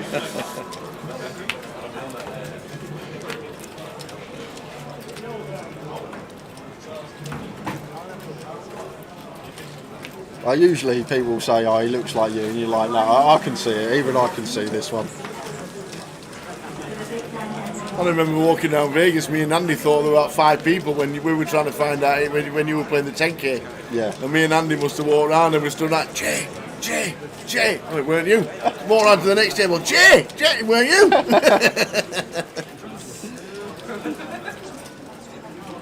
No, it was not me. It wasn't. It's my long lost brother. It was just a doppelganger. It wasn't Jay. Jay finished 33rd.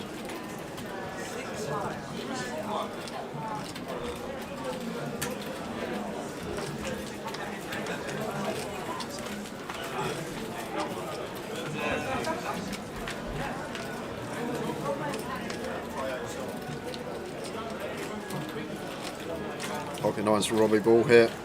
Off of 13 bigs. Could just see this move into the middle. It does go with shove. Oh, and look at this. Brandon with the ace-king suited here. So we're going to have another all-in and a call. Third hand of the FT. And it's the MPL battle at the top. Brandon versus Robbie. And we're off to the races. Here we go. I could be losing another one here if Brandon doesn't hit. Either way, even if Brandon does hit, Robbie's going to be left with sub 1 BB.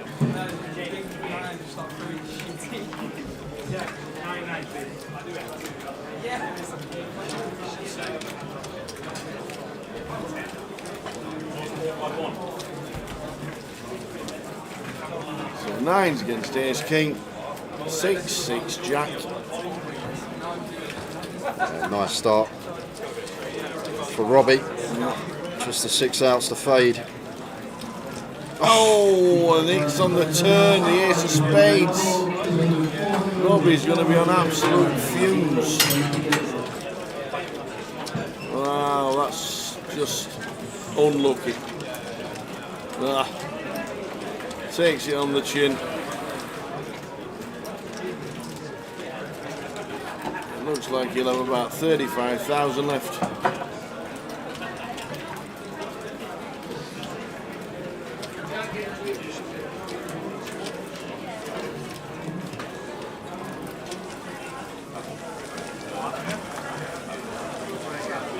Scotland are playing Spain tonight in the Euro qualifiers, and it's 0-0.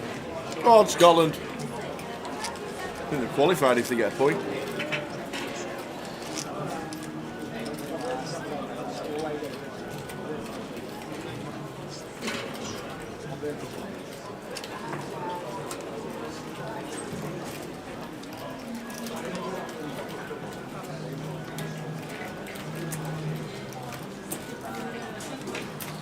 One of the benefits of big blind ante, we do get to wait 3 hands to pick our spot as Robbie. Don't necessarily have to shove any 2 first hand. Can wait to pick which hand to go with. Well, ace deuce, one that we'll be going with when we got an ace in our hand. Does move all in for his 35k.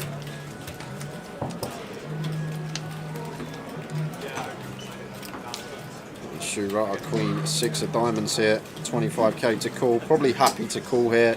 Alex will call as well, and then going to be checking this down versus Robbie, and in rough shape here, Robbie. Alex with the a6. Guess going to be some chop opportunities. Could just find a deuce. Good luck to the all-in.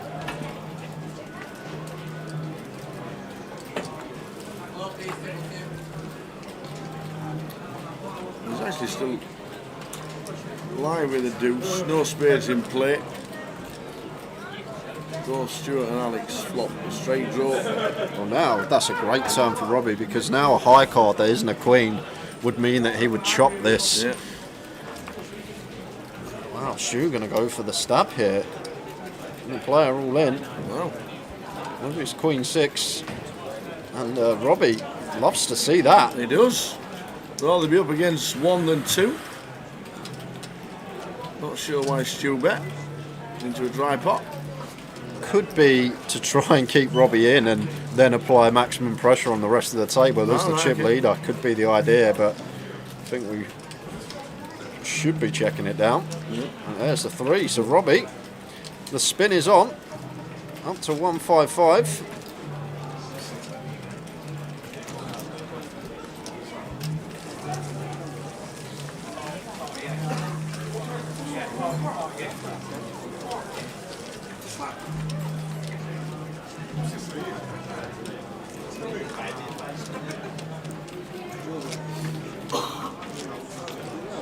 So the final table of the high roller. We lost 1 the first hand, Matt Eardley, for £4,075. Three bigs, Jack 9 off for Robbie. Going to have to shove next hand no matter what, so probably happy to take this one rather than getting dished a 8-3 off, 9-4 off, something like that under the gun that probably going to have to go with when we just got 3 BBs. So could see him take this one tower. I think Jack 9 off does qualify it in this spot. He may think about waiting one more hand to make his move. Yeah, no. There we go. Oh, he's at half his stack. Not mine, just be half his stack. Half his stack's 1.5 big blinds tower. It's hard to put half in. So just leaving a few chips back. Would love this to get through, would Robbie?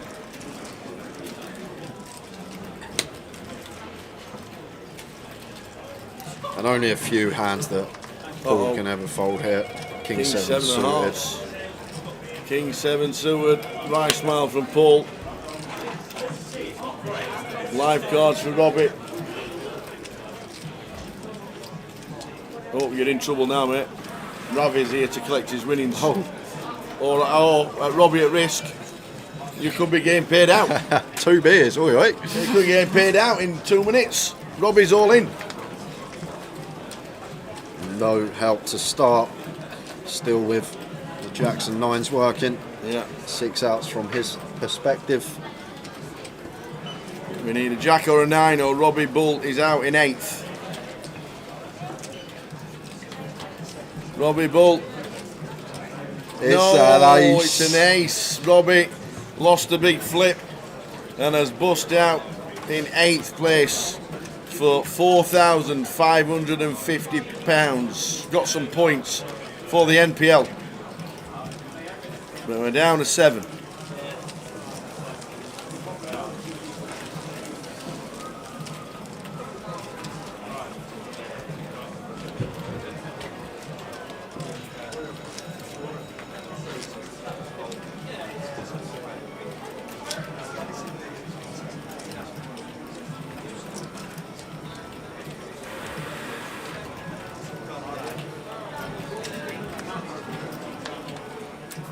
There's Queen for Brandon. Nice one to open.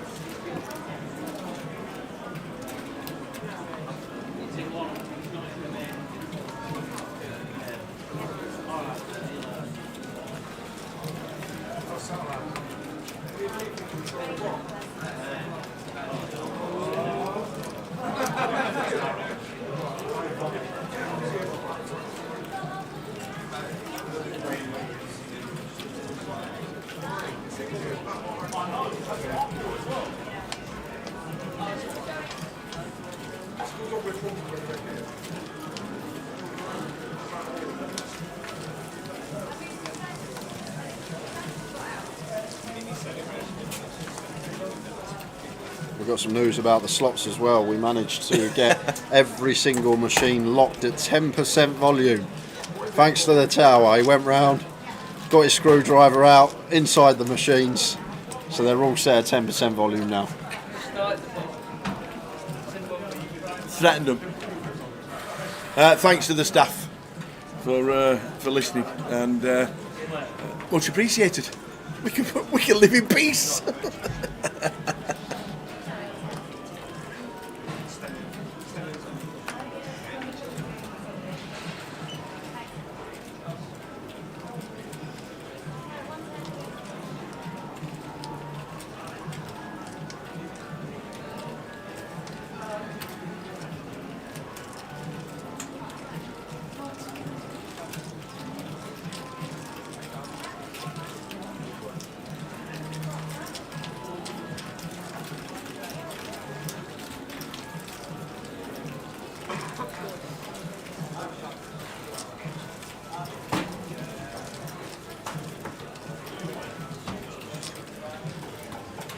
Hands up. Completes here with the ace-4 suited. And Brandon just goes with shove with the ace-3, and Hamza not going to be able to call this one off.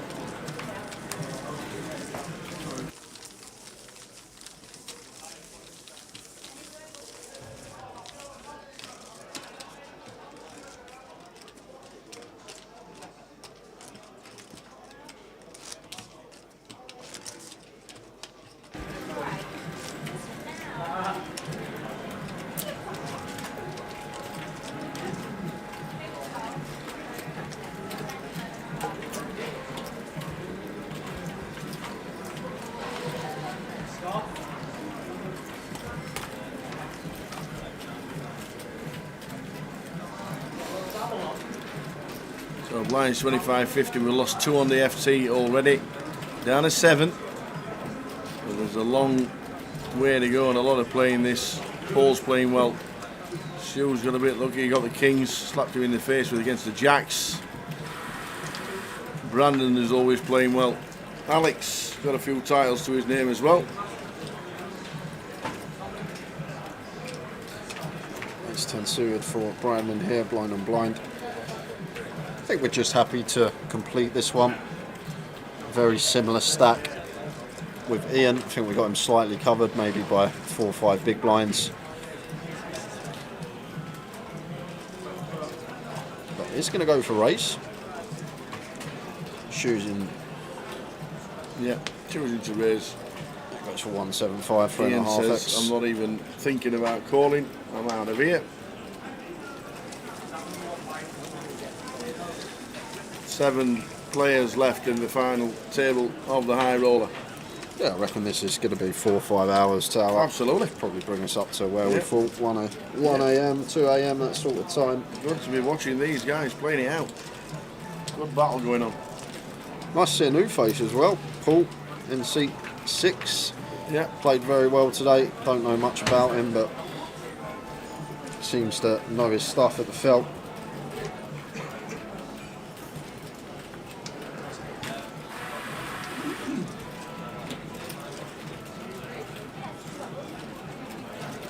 All the way from France is Paul.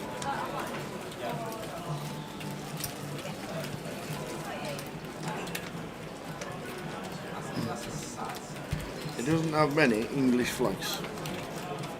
He'll get one today though. Yes. Yeah, this is a mistake here from Hamza here with the freeze.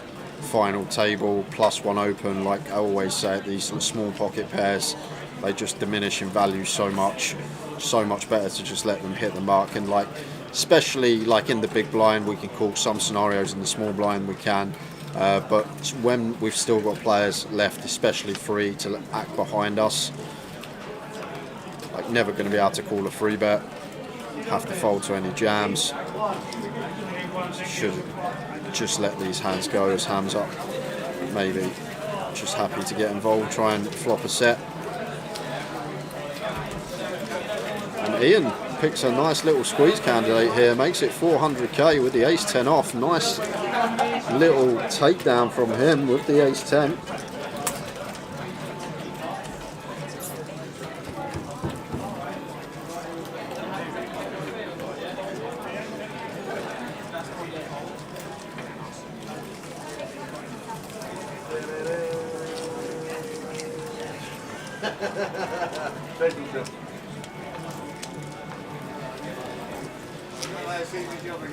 Oh, so that's on me, Alex, for the next 5 days. Eating cakes. Gets tea and coffee brought to salad. him, don't have to move. Eating salad, you know what it's like. I've seen you for a few years, you know. How are you? You alright? Yeah, not too bad. Keep ticking over. That's it. Keep making money in Leeds, you'll be alright. Keep taking money off the young uns. Yeah, go on.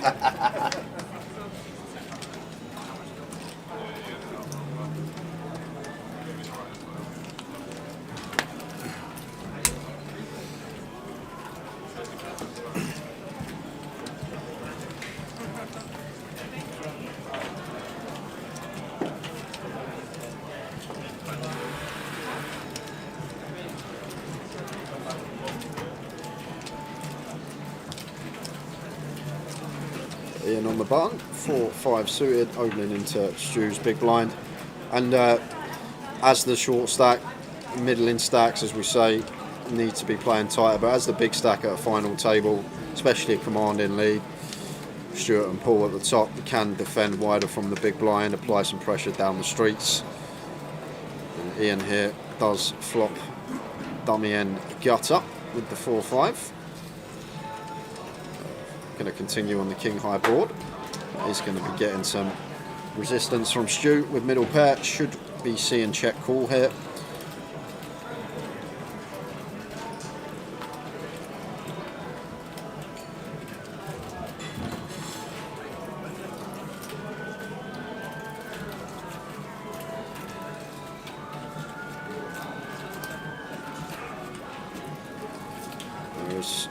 call from Stuart to the turn. Wow, this just got very interesting, this hand, because Ian has turned flush draw to go with his dummy end gutter and Stu has turned 2 pair. So expect to see the double barrel here as Ian. It's kind of mandatory, I think, that we're going to barrel this spot. Got 5 high, very stone cold bottom of our range, never going to be able to show down the winner. Can start putting pressure on the 8x, the 7x, even hands like Jack 10, Jack 9 that turn a pair with their straight draw. And we can also think about free barreling on clean rivers, going after some of the King X holdings in Stu's range. A lot of these are going to defend from the big blind. He makes the call. Does Stu with 2 pair. Big river coming up, Tower. Big river on this final table. The ace of hearts. Does that help Ian? It does in terms of range and hands that we are supposed to have, like Queen 10 is going to be in there that would definitely double barrel and get there on the end here. Could still have Ace King, could have had Ace Queen that was electing to double barrel, and I think we've got to go for it here, Ian. I'm afraid I'd hate to see him knuckle this one back. Has he piled it in? And he's gone for it. Tower and Stu is going to be in the blender for some time. This is a real nasty spot. So first thing, if I'm sat there in Stu's shoes, going to think about Ian's value hands that he's going to shove. What's the widest that Ian's going to go for value? Is he the type that would go for value here with Ace Queen? Would he go for value with Ace 10? Or is he going to knuckle these hands back? Once Stu calls twice, I think it's difficult for like Ace Queen and Ace 10 to get value from worse. So I think maybe these hands are probably going to knuckle back. So then Ian's value range creeps into the 2 pair plus remit, and from button he can still have a whole host of these, like 7-8 suited is going to open, Jack 8 suited, Jack 7 suited, going to have a fair amount of 2 pair combinations. I don't think there's going to be many aces up though, Tower. I don't think this ace is going to change too much, simply because hands like Ace Jack, Ace 8 and Ace 7 are all going to start checking, if not flop then definitely on turn. So the only aces up we're really worried about is specifically Ace King. One of the bluffs does complete in the form of Queen 10, which would be a pretty nice double barrel. But then as Stu, we need to ask ourselves the question, where are the bluffs going to be built from? And I guess a hand like he has here on this occasion, backdoor spades, maybe something like Jack 10, Jack 9 blocking the straights, trying to get Stuart off specifically a king. But this is a real tough spot, because I think the key factor here, Tower, is I don't think Ian is ever going to be value betting Ace Queen.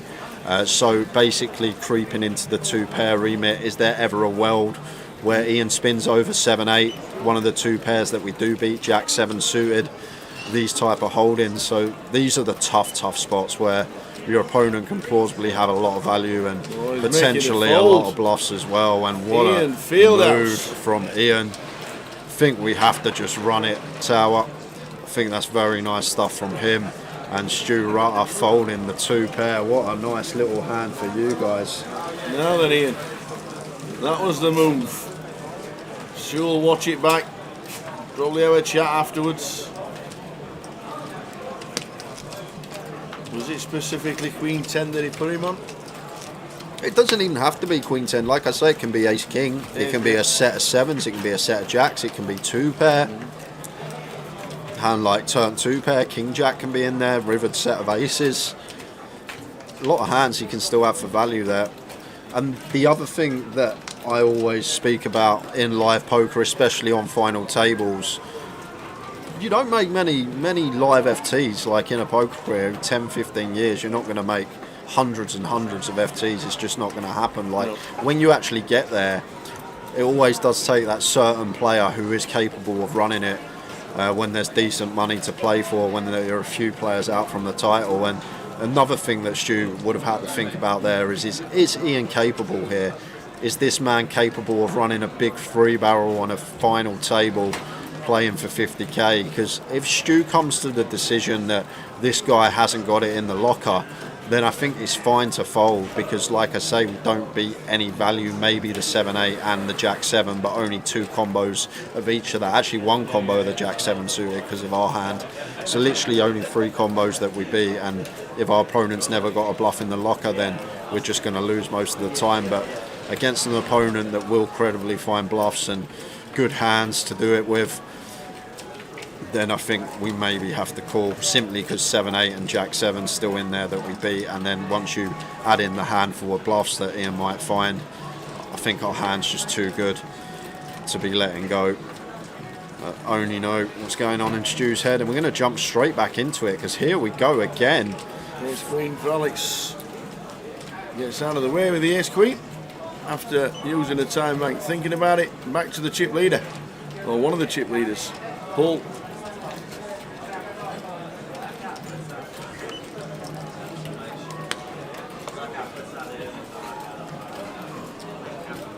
And Paul will see a flop with Ace Queen suited. Stu looks down as he's stacked to try and work out how many he's got. More or less the same. 9, 10, 3 top pair for Stu. Yes, we're going to get some chips back straight away. Out of position to the caller here this deep. Like, Paul's not going to 4-bet jacks. He's probably not even going to 4-bet Queen's Tower. So he is still going to have these overpairs in there. And I know we block 10s, but 9s is going to be a decent part of Paul's range as well. So definitely can have some checks here as Stu, and I've really liked the check out position that he has elected to go for here. Like, Paul could still even trap aces as well. Once we open gun and the small blind 3-bets, if we elect to 4-bet, it just looks so strong, so aces could definitely be in there.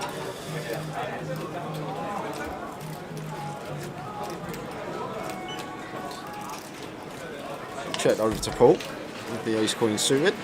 Going to take a freebie. 8 of diamonds turn. Yeah, now I think this is a turn where we are going to start firing here with Stu once we pick up the up and down as well. We're going to go for the check again.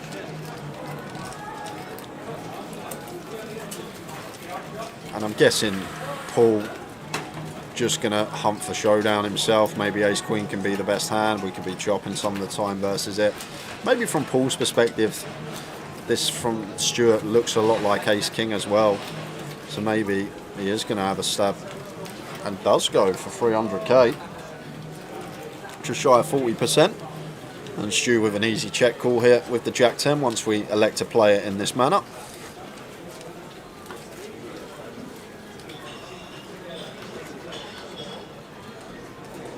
So maybe Paul thinking once Stu checks twice that he's very weighted towards ace king here and could potentially be lining up a bluff of his own. Makes the call.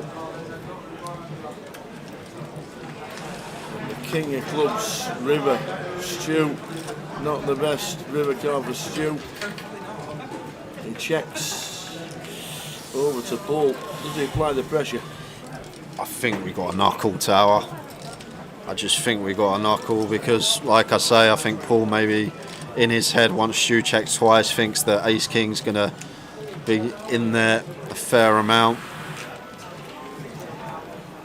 We can probably see that a bet may work, but he's going to go for it. Senses on point, and Stu Rutter potentially about to get bluffed in back-to-back hands. He's sent into the blender again, this time from Paul. He is going through the mill, the Rutter. I'd love to know what Paul going through Paul head regarding Stu Rutter's range, what he thinks Stu has here, and what Stu gets to the river with in this fashion once he check calls turn. Once more, Stu in a real tough spot, and the problem with this king river is all this like king queen suited, king jack suited stuff that could still potentially peel pre does now get there. Queen jack suited that elected to check flop was already there. But then again, it's the question of, does king queen and king jack value bet, or do they just take their showdown with what's in the middle, like 2 million in the pot here, and Stu Rutter gets knocked off the pot again, and Paul gets it through with the ace queen. Nicely done. The rutter. I'm not sure about the river spot from Paul there, whether we are supposed to go for it with our ace queen. I just think Stu does have obviously a lot of ace king, all 16 combos that probably going to play in the exact same manner. Reduce the 12 combos on the river when the king rolls off. But fair play to Paul, maybe had a little inkling that Stu Rutter wasn't too strong and just thought ace high never going to be good and went for it.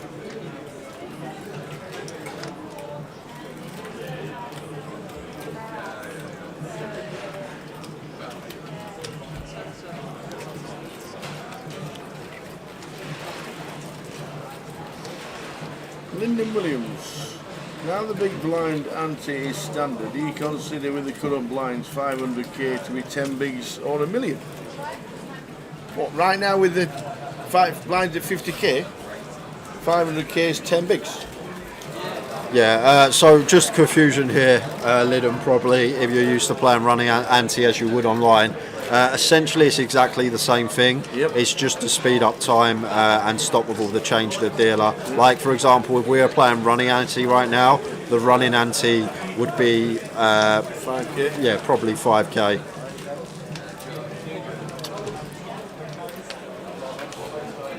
Yeah, we got 500k, and I know you have to put in the big blind in the ante, but that's only once an orbit. It used to be 4. So the next hand, you've still got 500k and you've still got 10 bigs. It was always 10%, 4. It wasn't was 4. No, I'm sure it was bigger than 10%. I'm just trying to think, because I thought it was always 25%. I think 2000, 4000 when they got rid of the hundreds, it was 2-4 with the 5. Yeah, but then it was 3-6. No, it was 25% because the first level was running ante. I remember when I played GUKPT, it was 100, 125. Yeah. So it would probably be 12.5k now. 12.5k, I reckon, around there. Maybe smaller. It's been so long, but basically that's all it is. It just speeds the game. 55. Yeah, it wouldn't. Yeah, it'd be 25-55. You're right. It's been that long since running ante. It's been so long. You think it feels like yesterday still. But don't think putting the ante once an orbit alters the structure of how many big blinds you've got. You're basically posting the same you would an orbit with running ante as you would with big blind ante, give or take a few chips. Yeah, because right now if we were full ring 9-handed, it would be 45k, 5k each. Yeah, you're right, Tara. It's been a while. It's been a long while. Look at this, Stuart Rutter is on one. He wants us to be at the bar at 10 o'clock. Another 3-bet bluff. This time 4-5 suited rolls it in. Come to play today.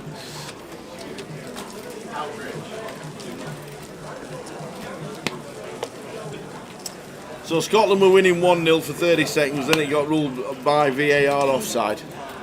Ruled out. So there you go. Back to 0-0. Come on, Scotland. Qualify for the Euros tonight.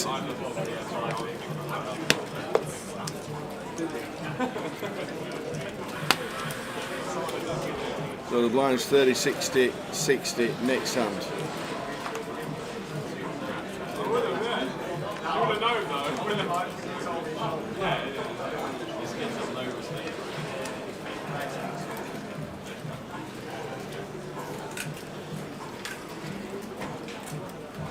Michael Caine, first time getting involved at this final table.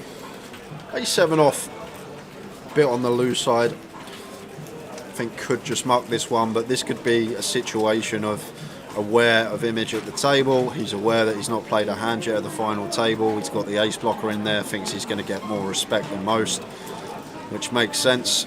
Always be aware of how your opponents perceive you and use it to your advantage. Made a great call earlier, Michael Caine, through his tournament life early in day 2 to start his building his chip stack.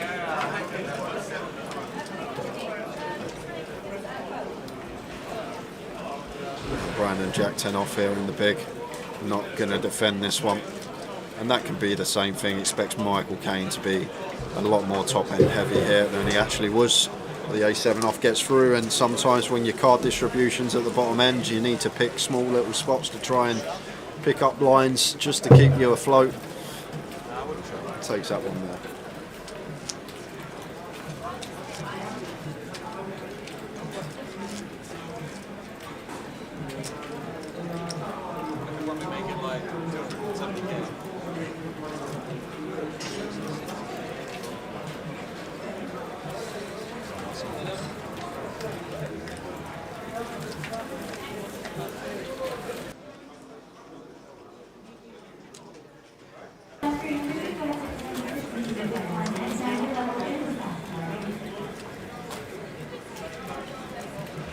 So the blinds are up 30-60.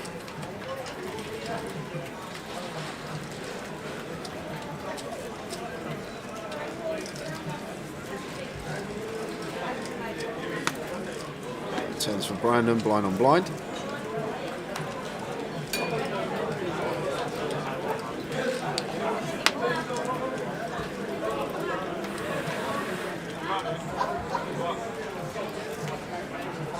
Yes, this is the final table, Joe. We are down to 7. We lost 2 in the first 3 hands. Glad you're tuning in on YouTube.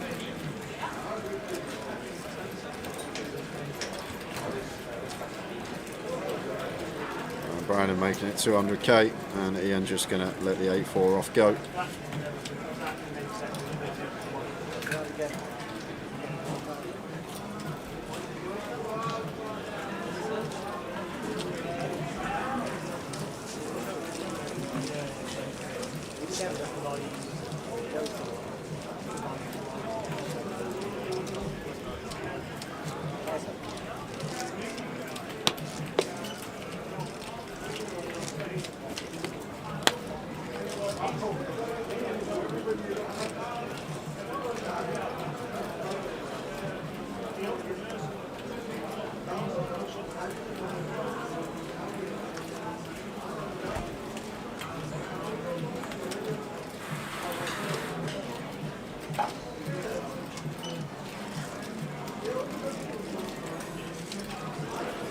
This was £1,500 buy-in. It was indeed. And there's the prizes at the bottom. Brendan watching on Facey.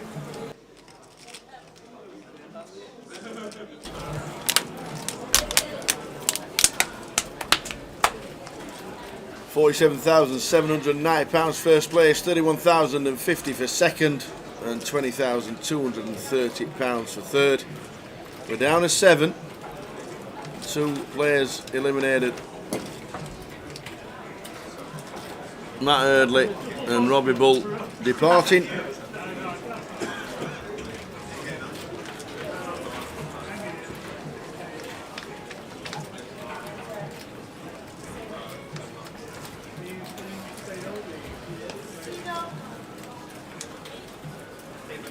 Ian Fieldhouse with the flush draw.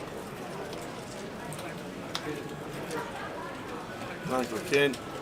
And Mike in seat number 2. Good to see him on an FT.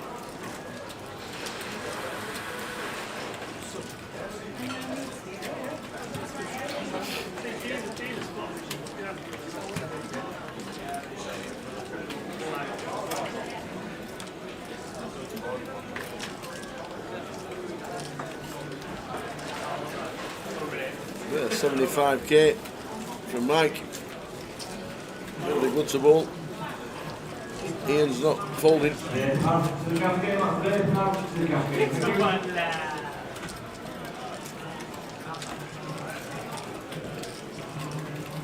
There's a 7 on the turn.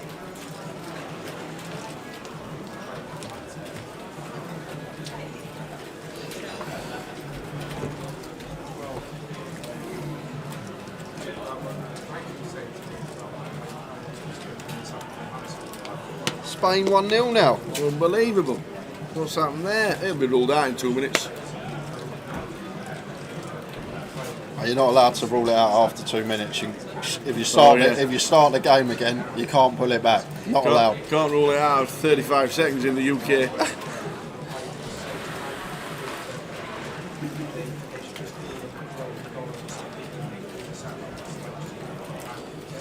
look at this, Michael Caine going for the double barrel here with his gut shot. And Ian with the combo draw. Any diamond, any 5, not going to be folding.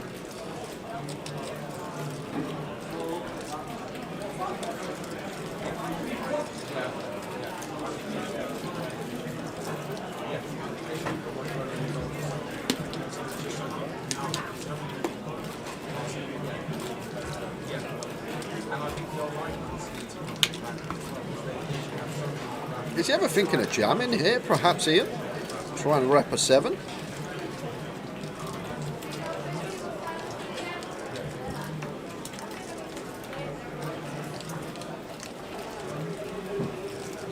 Yeah, I like this approach because Michael Caine can still definitely have a 7 here, and then we just get snapped off and have to run it versus a 7 with our 10 outs. So, like the decision to call. Queen of Hearts on the river. So believe it or not, if this somehow does get to Showdown, 10 high is going to be good. But I can't see how Michael Caine is going to knuckle back 8 high here. One of the worst hands we're going to have at the river. We're repping a 7 already on the turn. We're going to have to follow through on river. Just can't knuckle this one back, Tower. Nope. It's horrible when you're sitting there and you know you got to do it, but you've got to say the words. And we have to go all in as well, Tower, because I don't think we're going to go for a size that is not all in without a 7. He has announced all in. Yeah, it has to go. Nicely done, Michael Well Caine. done, Mike. Gets it through with the 8 high. Lovely move. Lovely poker. Look at them stacks in the middle. Oi, oi, Ali, low. Marching all together. We're going to sing our way. Na, na, na, na, na, na. We're in Leeds.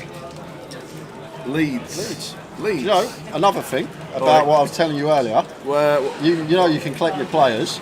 You can create your stadium, so you unlock chants. Like you can get the Leeds chant, you can get the Come On You Spurs chant, you can get the Chelsea. They have the worst songs ever. Chelsea. Blowing Bubbles, West Ham. You can get Chelsea. Do you want to know what mine is currently for my stadium on FIFA Ultimate Team? What stadium are you in? I am in the NFL stadium. Yeah, the NFL. But you want to know when the players walk out? What place? Or when the Saints are marching in. I've got the Polish national anthem as mine, so every time I'm playing, she hears her national anthem come through the telly. I bet she loves you. Back to the action. Hands up with jacks in the hijack.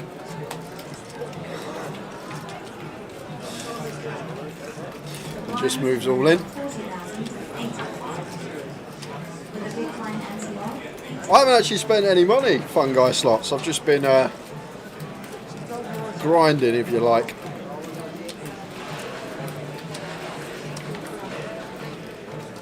And Stu Rutter says call in the big blind with the ace 10 suited, turns it over, and Hamza in good shape to get a double here.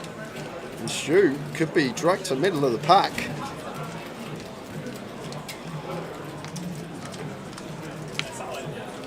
Oh, wow. Finds an ace and a 10, but the jacks still with 6 outs. Backdoor spades as well. Yeah. Queens are playing. Oh, there Queens it are playing. is. It was Queens for Stuart in Luton, and now it's Queens for Hamza. Yeah, fading aces and 10s. Jack to chop. It's the 7 of diamonds. Stuart just taps the table and says, nice hand.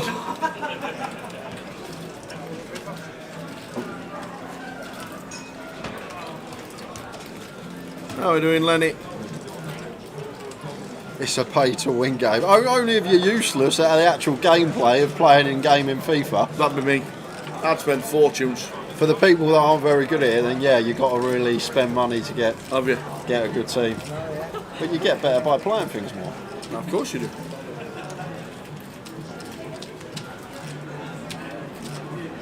I think I've probably played about 3 games of FIFA in my life.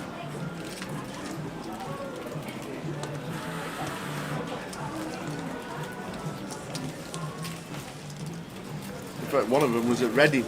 They used to have the PlayStations out in Reading. Yeah. And they the pit, when you walked into Reading, the pit was on the right hand side, the bar was on the left, and then you walked through, they had a seating area, and they used to put 2 big tellies with two I like it. PlayStations on, or Xboxes or whatever they're called. Mickey Brown, Mickey Brown. Thanks for the other night, young man. Loved it. Hey? Loved the game the other night. You loved it? I did. I'm glad you enjoyed it. Really enjoyed it.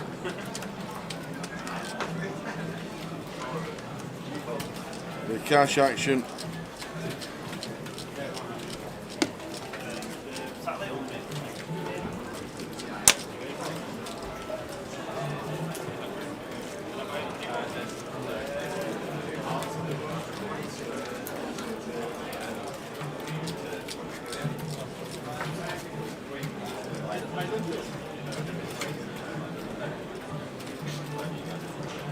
Paul with the King 10 suited. Opens to 120.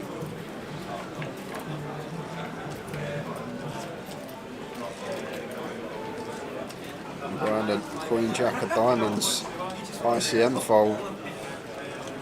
Lets it go versus the chip leader. There's just a lot of pressure. These stacks, the way they are now and the way they're distributed, other than Paul, everyone has between 1.2 and 1.6 million. So literally 6.5 big blinds separating 7th all the way down to 2nd, and then Paul sat at the top by himself. And Alex here going to defend 6s in the big, perfectly fine from the big blind.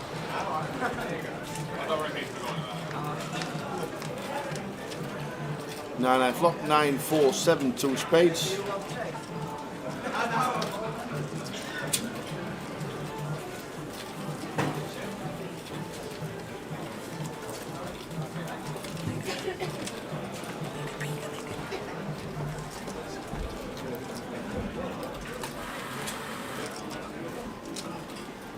It's all right, mate.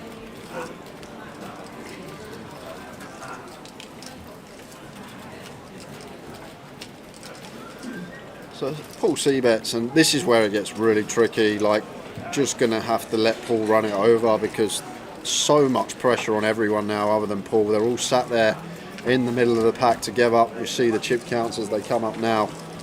Oh, there's the payouts. And when the chip counts come up, no one wanting to bust before anyone else.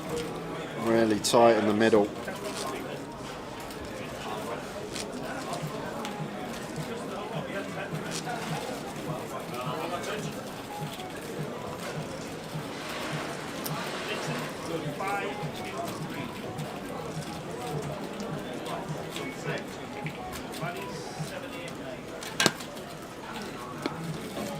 Pocket nines for Hamza from under the gun. So it should see open.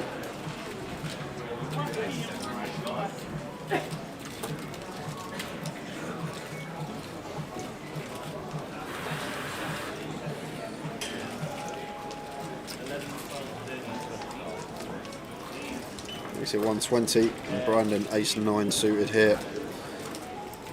Don't think we're going to see Brandon continue. I think this one's going to have to hit the muck. Don't think he'll ever be continuing in the form of a call, at least.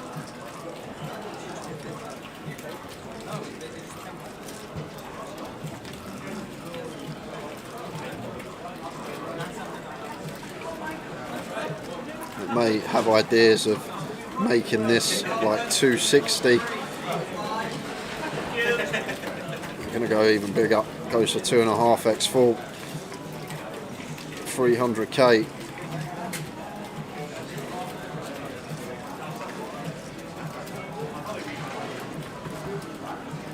Finds the 3-bet bluff.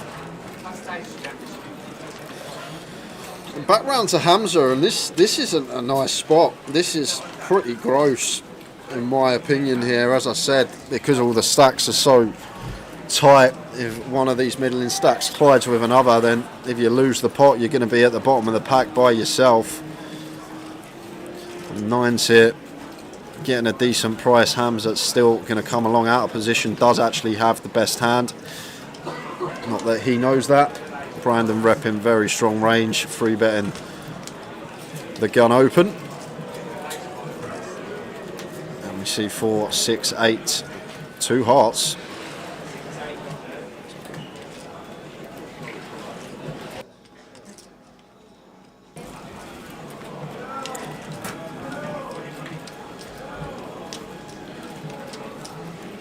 And like from Brandon's perspective, I don't think we ever expect 6s, 4s to be in there. So only real set that we're worried about is the pocket 8s. So other than that, like the strongest hand Hamza can have here is just the 1 pair, over pair. We obviously have the advantage of aces, kings, queens. Maybe doesn't expect Hamza to play any traps with these hands. So just going to continue applying pressure. Continues for third, 250 into 750. And Hamza up with the 9s. It's getting dicey. We're going to have to take one off.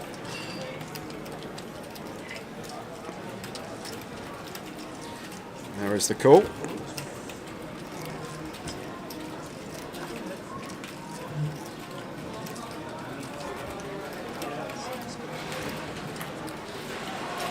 Jack of diamonds on the turn.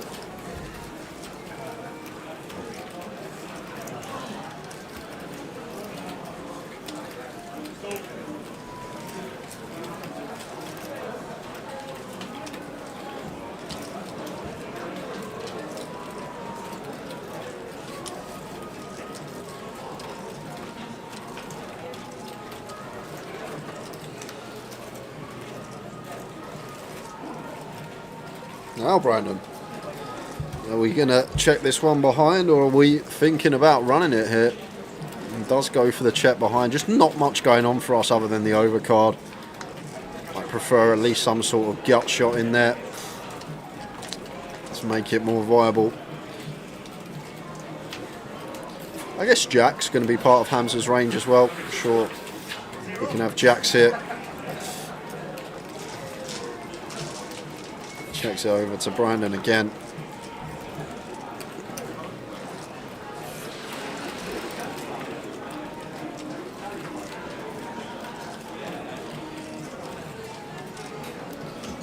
I think once we check back turn, gonna see give up a lot of the time.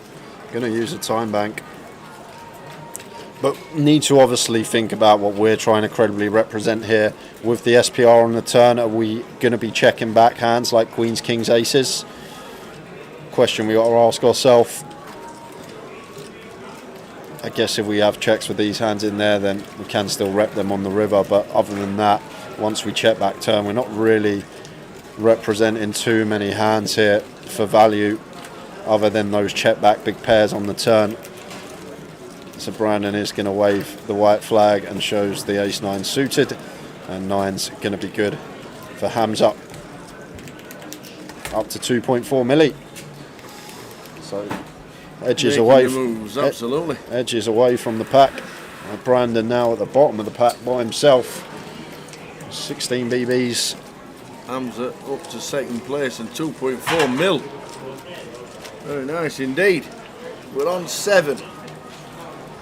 Uh-oh, Mick the Mod's got the bad news. 2-0 Spain against Scotland. They still might disallow the first one. Well, they could do. Too late. We played 3 seconds.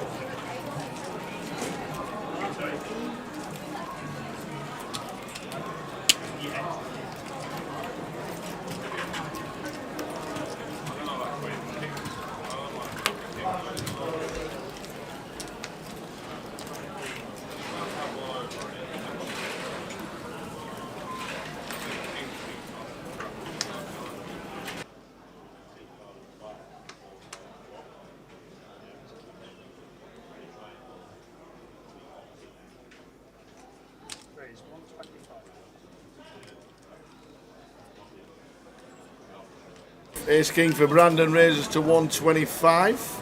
Stu Rutter gets out of the way. Back to Alex on the button. Don't think he's going to be defending King 7 on the button. Back on the pole. Ace 9 definitely defend this one.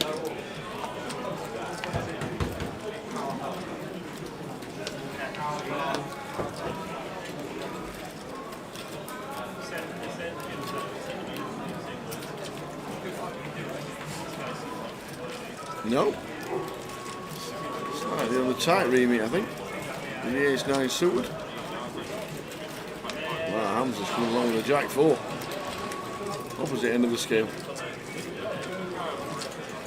Believe it or not, Tower, Hamza's defense actually probably a better call than the ace-9 suited would have been. What a flop that would have been for the ace-9 suited, though, by the way. Yep. That could have been huge. Because Hamza's two pair. Yeah, simply because when Brandon opens from gun off of 16 here, very strong range, like he's not going to open ace-8 or worse, so likely from Paul's perspective he is going to be in a dominated spot. Then he's going to be out of position on every street. We give the big blind a good price and then going to be splitting equity 3 ways.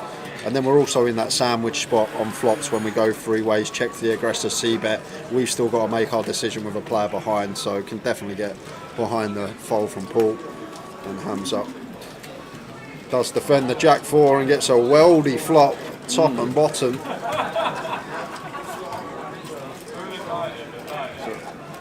Is it raising? Oh, I'd like to see it call. It's a bit wet. Yeah, a lot we can rep for bluffs as well, Tower. We can have some diamond draws, 8-9, Queen-8, Queen-9, King-Queen that didn't elect to 3-bet pre, which you probably wouldn't versus Brandon's strong opening range. So we can have a lot of bluffs in here. So these are the good boards when we have our value hands to potentially start raising straight away, when we can credibly rep a lot of bluffs as well. And ace-king of hearts here for Brandon. Gonna have to take one off here, Tower. Can definitely still have the best hand, because Hamza's value range here is basically going to be Jack-10, pocket 4s, and Jack-4 suited, maybe 10-4 suited that defends as well. So not too many combos of value when you really think about it. Jacks and 10s just going to set Brandon in pre for 16 effective. So when it comes to the combinations of value hands that Hamza has here, it's actually fairly small.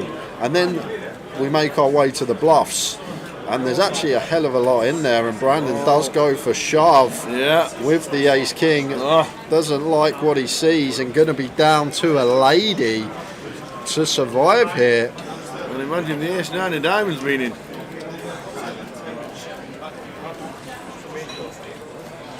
The ace played pretty solid all day, Hamza, but defends with Jack-4 and gets the worldly flop.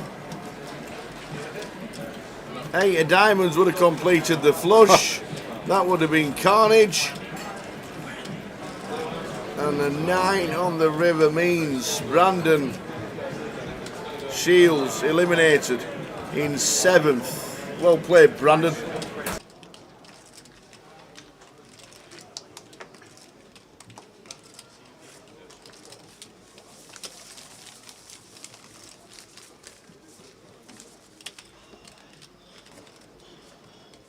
You haven't got the stream on there, have you, mate? Ian? Can you turn the stream off for me, please? Sorry. Thank you.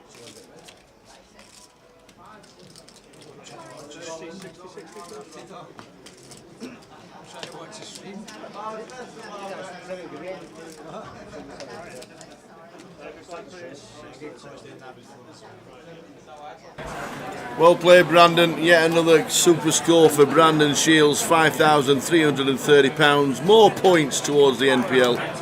Great year and a great season, and a big rush from Brandon in the last 3 months. Well done to him. We're on 6.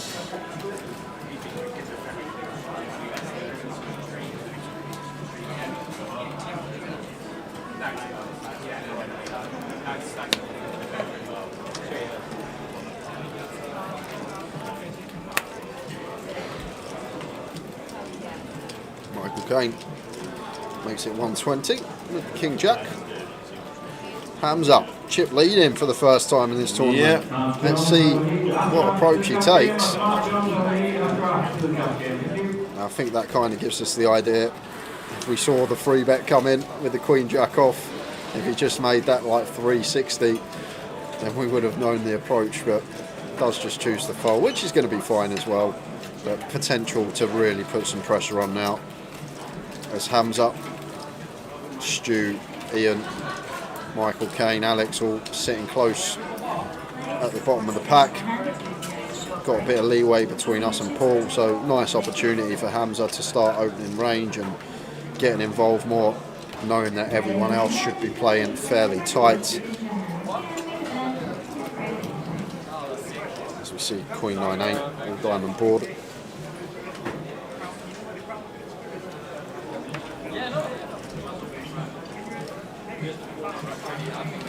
Interesting one for Michael Caine. Could go really small here.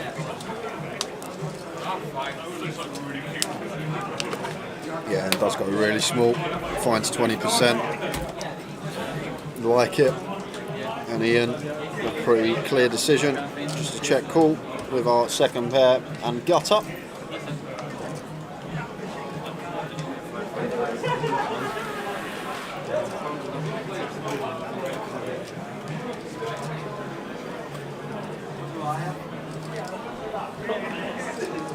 Wow, gonna fold versus 20%. Second pair gut shot. Maybe worried. Yeah, worried about the mono board. Did not like the diamonds.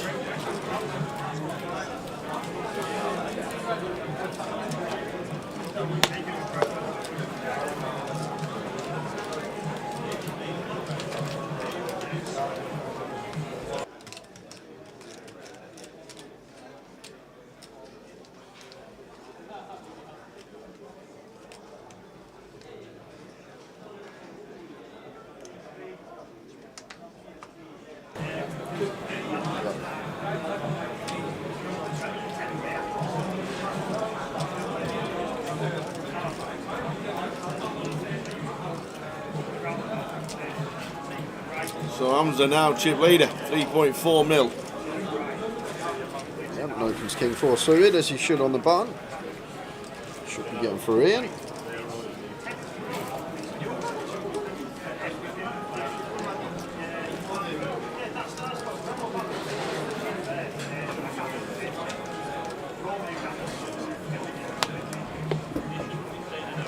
I like here, for example, Tara, if this was role reversal, Hamza could defend the 7-5 off versus the open, but because Michael Caine is covered here, should be letting this one go.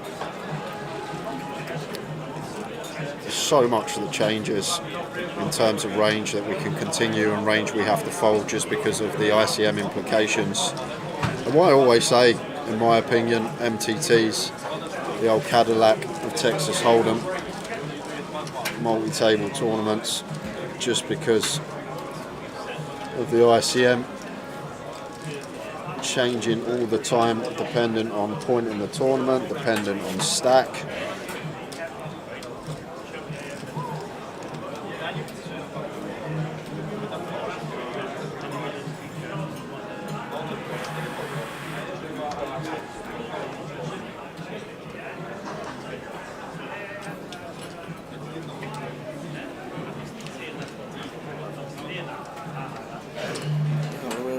Three.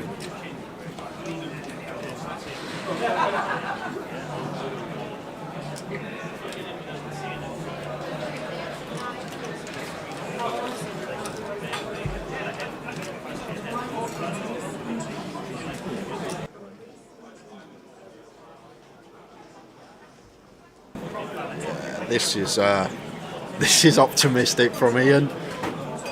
We know he's got the moves from the hand we saw versus Stu Rutter, but just blocking all the trash, unblocking all the good hands. We're going to get punished straight away from Stu Rutter, and this one going to be hitting the muck. Like, sometimes you ain't played a hand in a while, and like, other than your big blind, and you're folding, it folds you on the button, you think, alright, this is our chance, and it can't just be opening any two.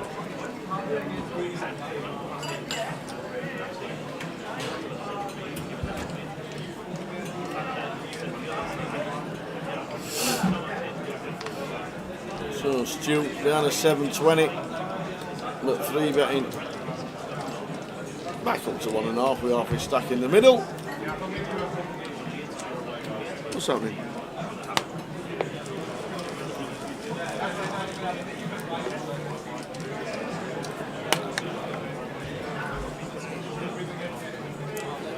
blinds are up. That's what's happening. And I think because there was a scheduled break at the end of this level tower,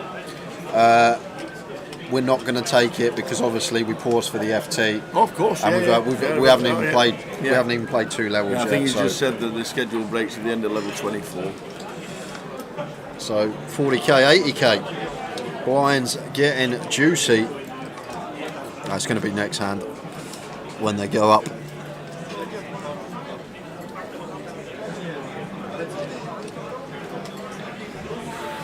Oh, 7 minutes till they go up. My mistake. So still at 30k, 60k. It's not a break, it's 7 minutes. No. Armed with the 8-5 gets out of the way. Infield house in C number 1. Raises to 125. Mike Kane in C2. 21 bigs. He says raise. What's he going to raise to? $500,000. Just the old half stack. Only usually see this at FTs or in tournaments with very juicy ladders even before you get to the final table. Makes it 600.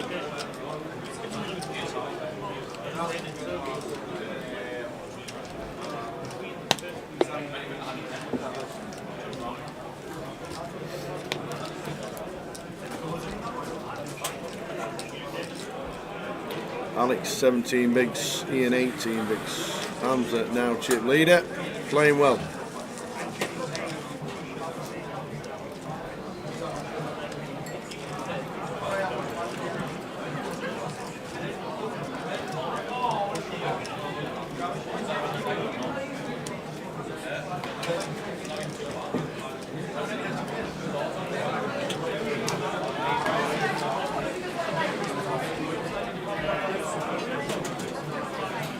Ace 10 for Hamza. Should see open.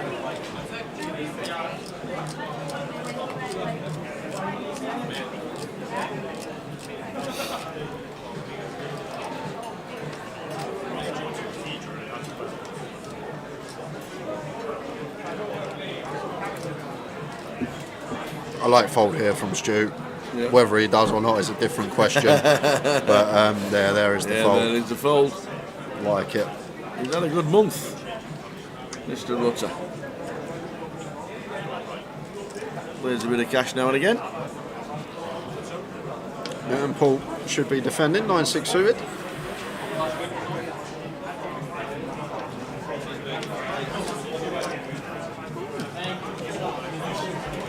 Flop time. 9-9 flop for Paul in C5. Yeah, checks it over to Hamza. 9-5-3, 2 to a suit. Gun versus big blind. I think this is a board that might be check or big bet here versus big blind specifically. And the 9-5-3 with all these gut shots out there, countless combinations of those. But does go for the smaller size in, 75 into 340. So between 20% and quarter, and Paul with his top pair. Easy continue. So the Queen of Hearts turn. Now Hamza, what's the plan? I think happy to just check, get to showdown, still beating a lot of these gut shots that we mentioned on the flops, some up and downs, double gutter in 6-7. But not going to love this river as Hamza. Does bring in the diamond draw. We do have the 10 of diamonds in there and removal from Jack 10 as well. So on second thoughts tower, although Paul is going to have a lot more flushes than us defending from the big blind, we can just put all of his one pair holdings in the bin here, and we've got a nice little combo to potentially do it with. But Paul's going to block, I'm guessing. This can only be a small bet. He's reaching for chips. Going to be a small sizing choice and goes for 130, so quarter pot. And Hamza with the ace 10. What have we got in mind, sir?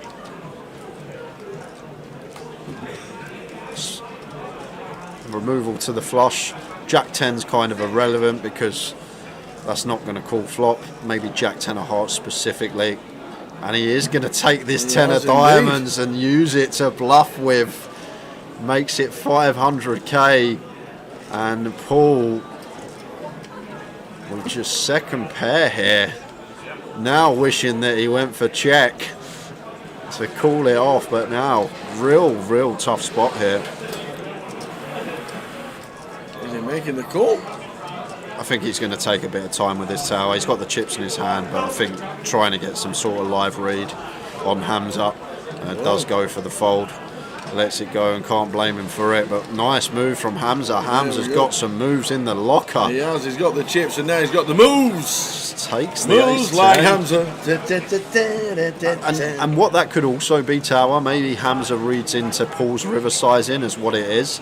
Maybe thinks that if Paul does have 2 pair plus, he's going to choose a larger sizing and not go for quarter pot. Yeah. Could have been something to think about. But Hamza on form.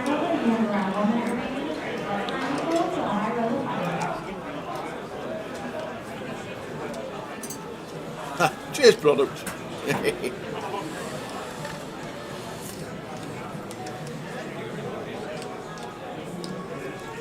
Six players left. 6 left. Brandon Shields last out. Robbie Bull in 8th and 9th was Matt Eardley. Lin Chen was the bubble boy for the FT.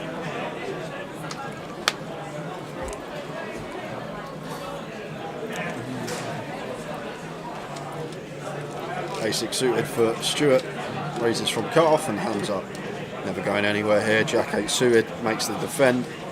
Heads up to the flop. And everything going Hamza's way. Out flop Stu in the former middle pair. I think a board once again could be check or big bet here from Stu. I do like check here versus Hamza in particular, who can put a lot of pressure on us and even just go on the hunt for showdown with our ace height versus big blind range. 2 hearts on the turn. And one we could start seeing some leads from Hamza on with our second pair here. Just some protection to overcards, flush out some equity that Stu will have within the pot. And still can get value from worse, like Stu will start calling some ace highs, maybe some sort of queen jack, queen 10 that didn't elect to continue. And there we go, getting the value from specifically ace high here. That's exactly what he's got.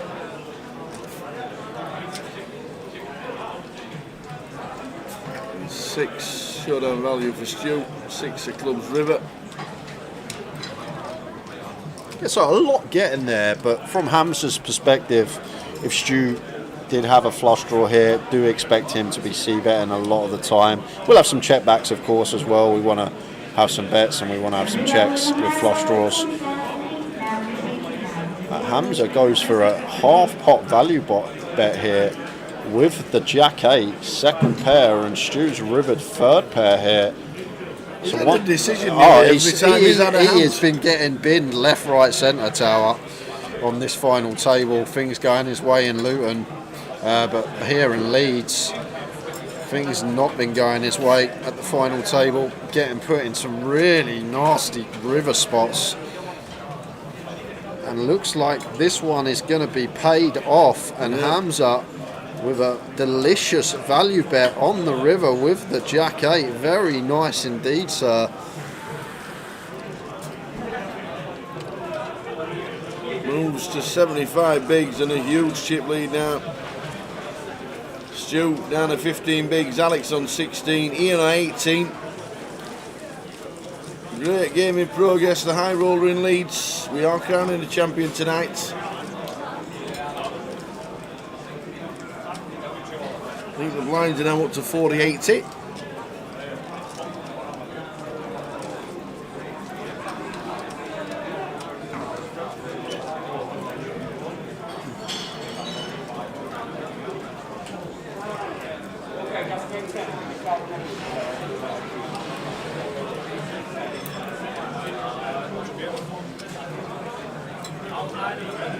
Michael Caine, ace-8 suited, should see open from under the gun.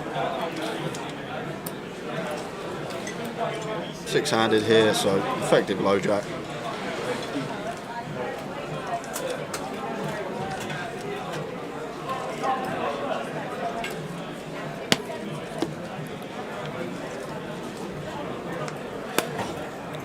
This going to be moving in for Stu Tower. Should see all in here from him. Suited Broadway. We're now the short stack in the field. We've got 11 big blinds. 6-handed. King Queen suited. So going to go for the effective all in. The half stack, which we see a lot of these days. Easy 400.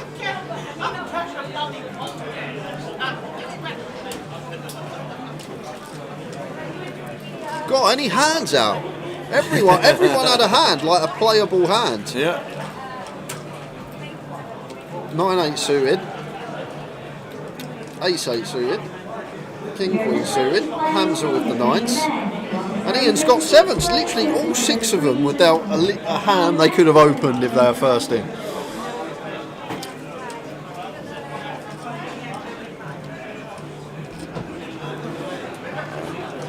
Should see fold here from Michael Caine. I know we can see he's got the best hand, but always try and take the whole cards out of question.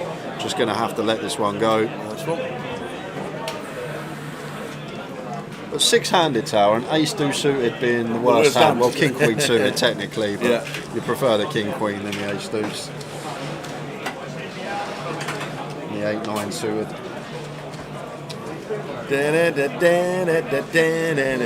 Moonlight Hamza.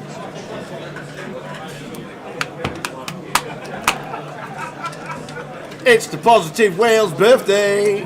Happy birthday to the Positive Whale. The Positive Whale. Modestas. Happy birthday. Watching on YouTube. Hope you enjoy the company and hope you enjoy the live stream here from Leeds. Happy birthday, the Whale.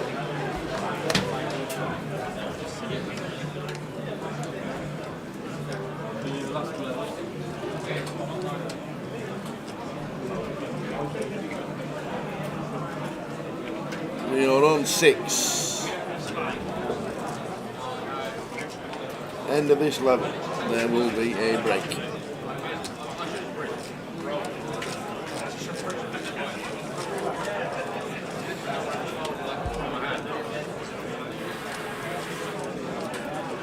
How's the main doing for numbers? Let's have a butchers. Look on the app. Always check the app.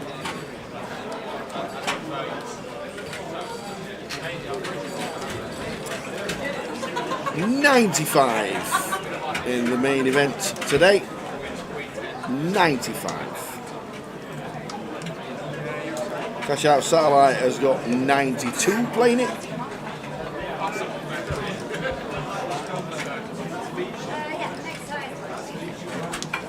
Ace-5 suited here for Alex Gulabevs, and his time has come with 12 BBs.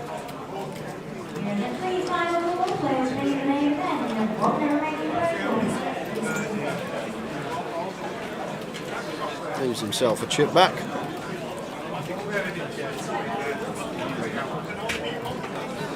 Gets it through. They're the ones you need to pick up. Keep yourself afloat. But look at this at the bottom. 18 to 11 big blinds separating 6th to 3rd in chips. And a real time for Hamza to go after Paul as well. And we got the perfect seat to do it in. Every time Paul opens, put in a free bet. Don't even just free bet the good free bet bluff hands. Roll in a random suited queen, some offsuit king blockers, some offsuit ace-x. Just Paul is just in the cage right now, sat there on the direct right of Hamza.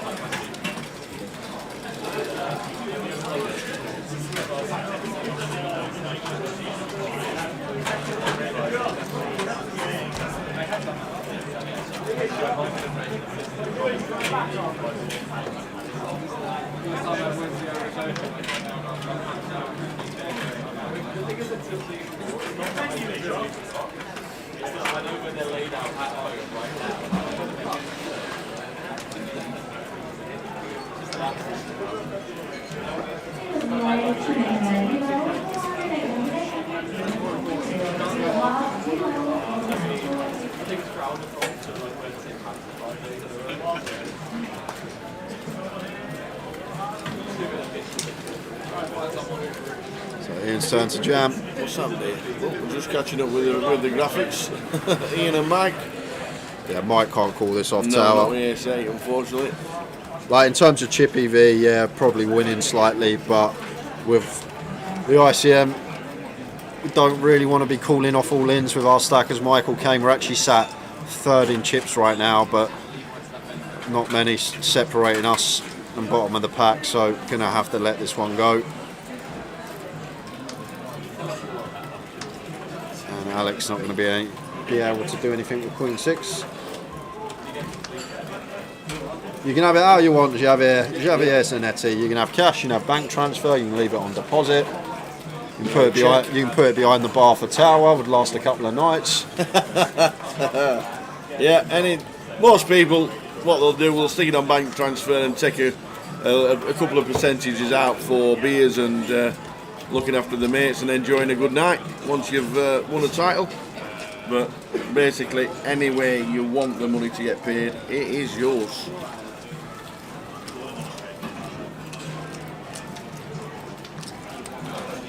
Leave it on deposit for the next event.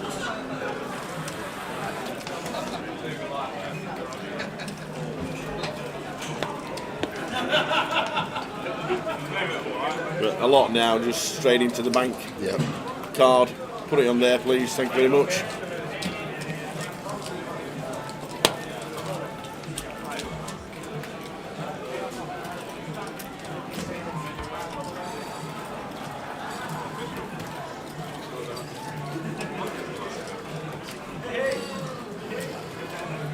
.93 and last time I won a poker comp, I got paid out in Zynga coins. Zynga coins. What happened to that? Whatever happened to Zynga poker?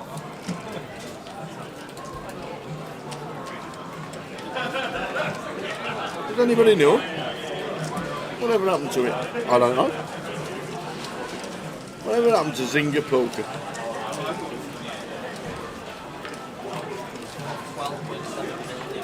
Million? Is it still going? 12.7 billion. It's worth 12.7 billion. Hold on. But is that in Zanga poker coins? Is it? No, it's on my Facebook, isn't it? Yeah. Well, it was. I don't know what it is now, though. Yes. Oh. All right, Graham. There's no need for that. Last time Tower won a comp, they wrote the banknotes by hand. There's no need for this.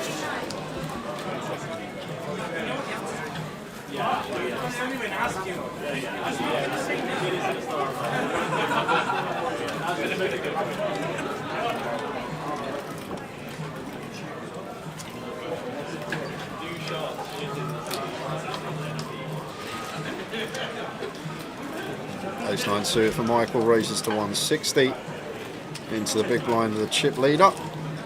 We'd love to just get this one through, and he does get it through. He does. Shows the ace 9.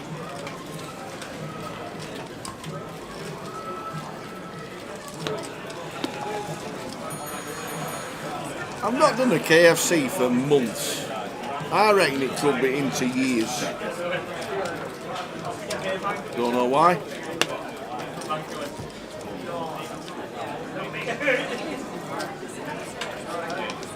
Don't know why, I just haven't. I still made the best brisket ever on Sunday. It's delicious.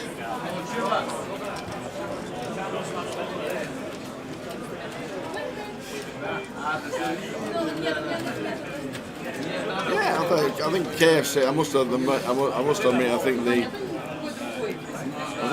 the KFC dropped off quite a lot. I must admit, everything got 10 times smaller than what they used to. I think the quality got worse. Close one here for Alex Tower. Alex A7 off on the cut-off. We may move towards fold, but it's very close. I'm actually not sure here with the A7. Bigs, are we in? Looks like he is. Looks like he is in. Yeah. Oh, that nearly went in. What happened then? What would happen then if he flicked it in and it went on top Oh, of the and stack? Hamza's woke up with it. Oi, oi. Tens in. You don't want to run into Hamza. He's running hot, hot, hot. Yeah, just the one overcard for Alex. Going to need an ace to stay alive in the tournament. Tens for Hamza. To be up to 6 mil plus. Alex is all in.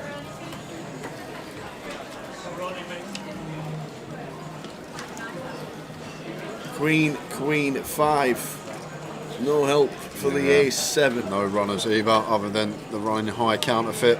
Well, there's one of them. So running jacks would actually do the job. That'd be ill. Or just an ace. But it's not. It's the 5 of hearts. So we lose Alex Gulabev's out in 6th place for £7,060. Well played, Alex. Good effort yet again, sir.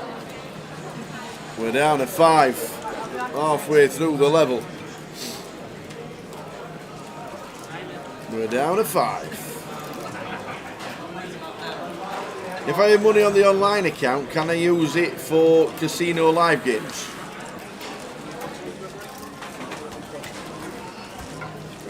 Can't, can you? I don't think you can. If you've got money in your online accounts, yes. Can you use it for the casino live games? What, like blackjack and roulette? Can you transfer it into your live cash? Oh. What's happening?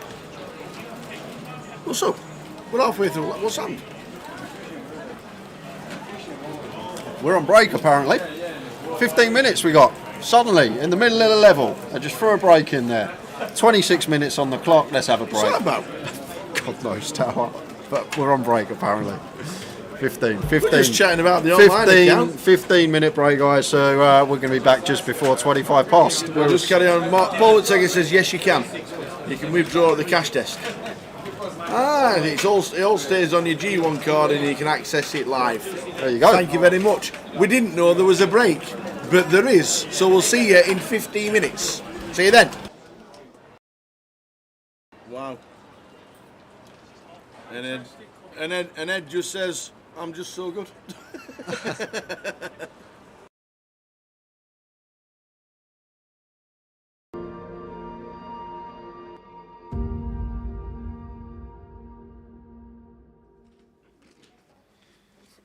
Let's do the queen in the small. Expect to see her complete.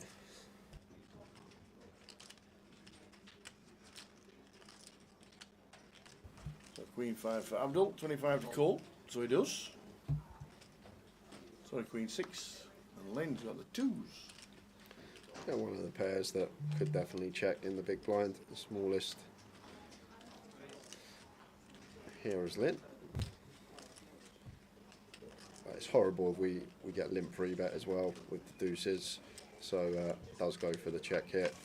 Off to the flop we go. 4, 6, 4, 2 spades.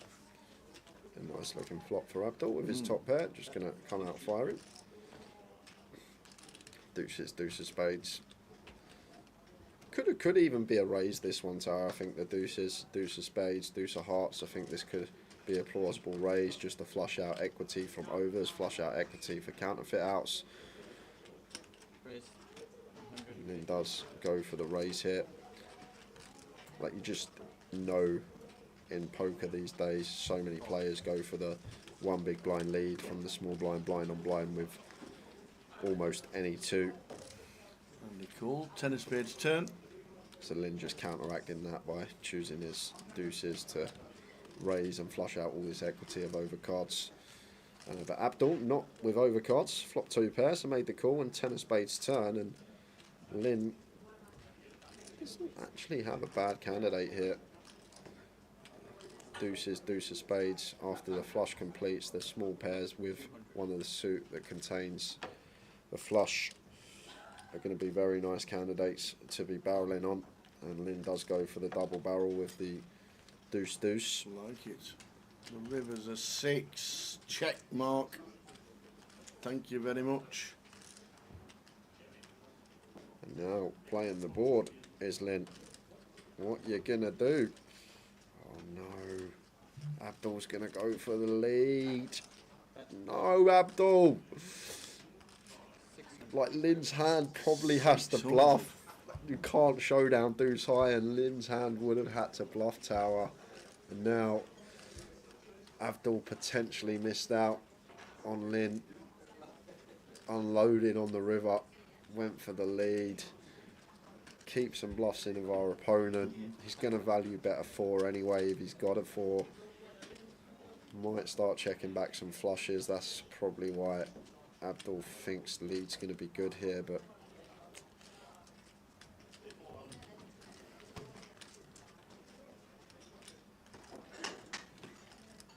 is he really tanking with the board tower? No. Thinking it's like 7. Oh, he's gone announced for the all in. shove! Oh, he's announced all in. Oh my god, he went for the shove. Wow. And Abdul didn't have too much back. He put in half his stack basically. Oh, Abdul gets up. On the river, and Lynn What down a to double. 820k. What a lead from Abdul Tower. What a lead. Don't do it, Abdul. What are you doing? Don't do it. What a great lead. I'd never lead that.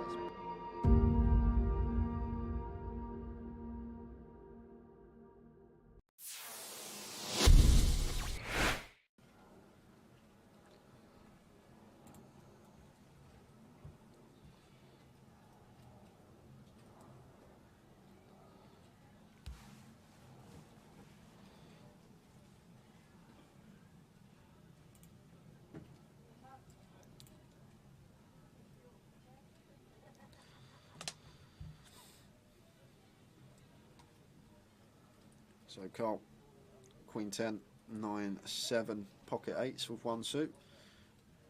Gary with double suited kings, although the cards working with it aren't the most attractive, but still going to come along on the button with position on Carl. Mitch is in the big blind, and Mo here with ace king jack 5 3-3 closing the action. Oh no, he's not, he's got nil on the 50 behind him, my mistake. Oh, is Mo just going to put it in here with all this dead money out there?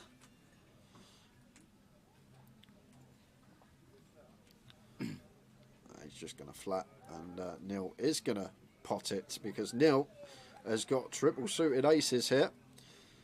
Queen 9 6 deuce makes it 1.2, and Carl's going to give him a spin here. Absolutely, that's a great board. 7, 8, 8, 9, 10, queen. And Gary good enough to fold kings no tower. This just becomes an easy fold with pocket kings here for Gary, I think. Double suited? Yeah, they're double suited, but the thing is, like against ace of spades, ace six of diamonds out there, obviously bad reverse implied odds. The deuces, the times that we flop a set of deuces, we're not really going to be in love with our hand, whatever the board. So basically, call in to hope for a king here as Gary, and I think he'll come to the correct decision to let this one go. As well as that, obviously 4 spades in our hand, less likely to make a flush. But maybe the nil factor is what's doing it here for Gary. Maybe thinking nil, not necessarily going to have aces in this spot. However, usually in a Mitch has scenario, put a lot in for 3.4. More snap called. Neil's never folding. Not ever. What is going on here? Mitch can't have anything. Kings he can't have. Aces he can't have. Queen Jack 10, 9, 8, 7 rundown's unlikely because Carl's blocking that. What on earth has Mitch got tower? Spread your cards, Mitch. Because Neil's never folding, and now Carl is thinking, what's happening here? I've got a call. He calls.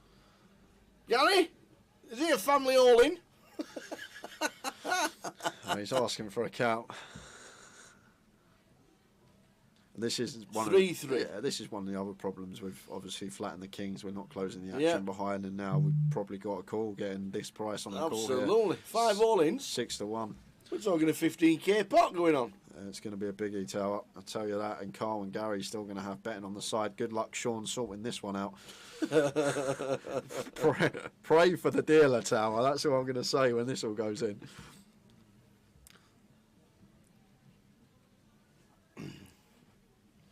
I mean, I'd still like to know what Mitch has got. Yeah, it just don't make sense to me because obviously he can't have aces, he can't have kings. He's just took a picture of them for his fans. I reckon he's going to have Queen, Queen, Jack, Jack, 10, 10. We'll go with that. Queen, Jack, 10, 10. I'm going on the dead cards now, but the fact that he's taking a picture as well, I'm guessing it's a hand he's not going to have too often. So Carl and Gary both just getting the lot in. Well, he can't have kings. He could have queens. Yeah, queen. He could have jacks. Queen, jack, 10, 10, something like that for Mitch. Spread him, Mitch. Maybe with the ace of spades in there. There we go. He's got the king, queen, 10, jack, 10, queen, 6, 7. There we go. 6, 7, 10, jack, queen, king. Having a little gamble. Neither his suits lives. Heart's not working for him. Diamond's not working for him. So Mitch going to need a miracle here. Good luck, Sean. Oh, he's got 3 suits here, Mitch, to be fair to him. He's got the shablammer. The shlabammer, I do like that word. So we have a 5-way all-in, 15k pot, and it's 4, 5, 9. There is a side betting, because we've got 2 people still with money. It's checked. 10 on the turn. Yeah, that's a massive turn card for Mitch now, Tower. He has got the super wrap here. Any 6 through king that doesn't pair the board and isn't the club is going to give him the nuts. And the 9 on the river. Who's got the 9? Who's got the 10s? Does someone have 10s? Carl's got 10-9 10-9 for Carl Shaw. Carl Shaw, baby and gentlemen. He's going to scoop the lot. 21.5k pot. Whoa. Going the way of Carl. Phelps the entire table, but Mark and Carl is just up to 21.9k, just like that. And the 10-9 does it. Wow. On the end there. Well, if nobody pulls up, we've done. There we go. There we go. That could be it, guys. He's felting everybody. Oh. Wow, Carl Shaw. 10-9. It comes 10-9, turning river. Wow. What a game. Well done to the dealer. Big round of applause, please. It's just for Sean. Kelly and Mark weren't in that one. Well, it shouldn't be too hard, Tao, because I think Carl's got everyone covered. So it's not. It's just everyone give Carl their chips, I think. I think that's how this is going to go. I think everyone's just going to be giving Carl Shaw money.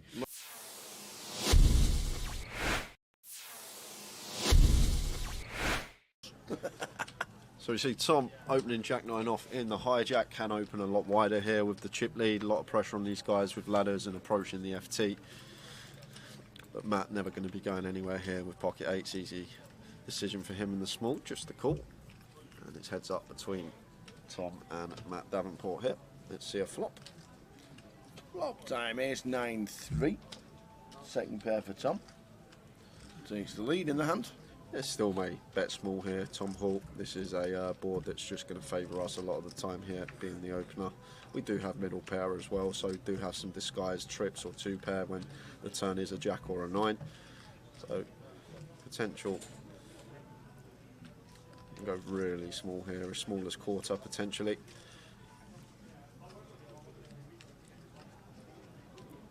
And goes for 21k, so quarter pot is the sizing of choice for Tom, just under. And Matt here with D8s getting this price, probably going to call once. Tom's still going to have lots of holdings here, all like the Broadways, the King Queen, Jack 10, all this sort of stuff that we are still ahead of, and sometimes he will shut down on some turns. 7 of diamonds hits the turn.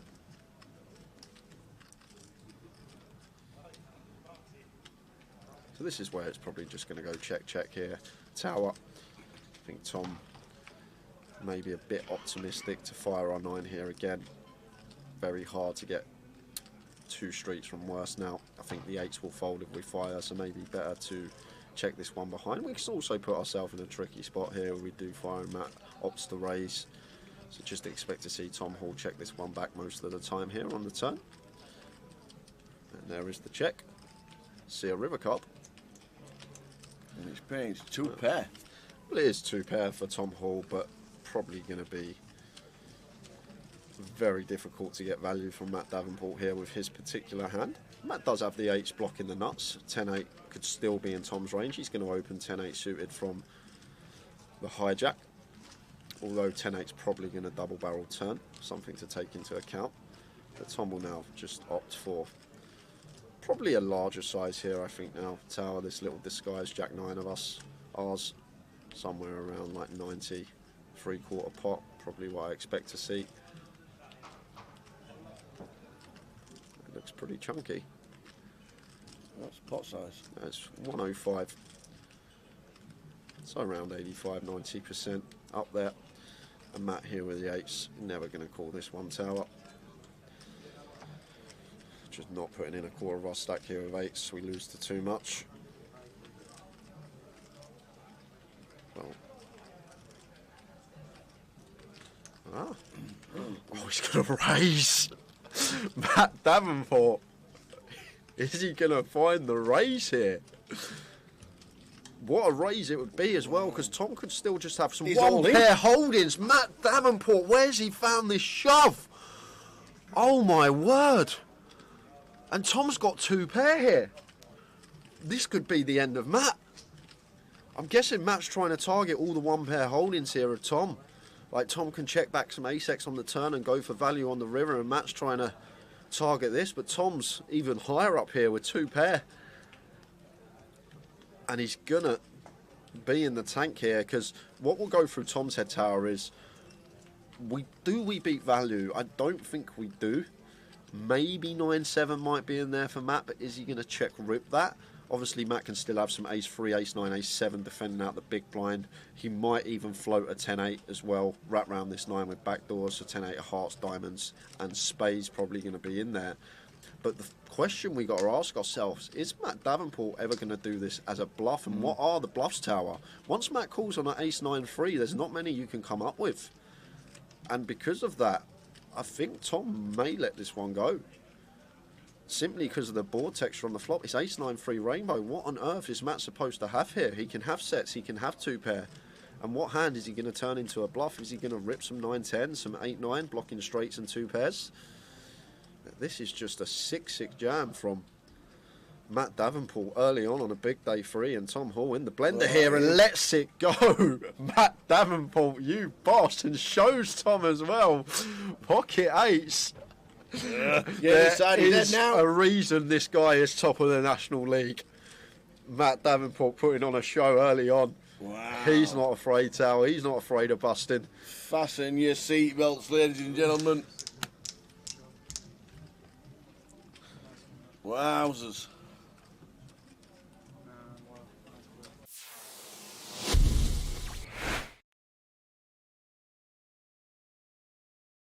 Gonna bring them. Right? 40,000, 80,000, 80,000 ante, 40, 80, 80.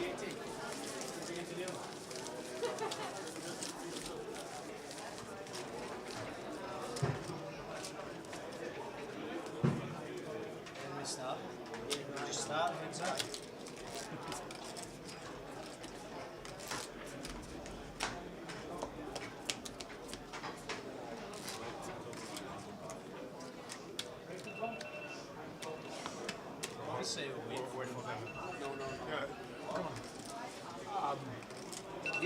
Here we go, here we go, here we go. What's happening now?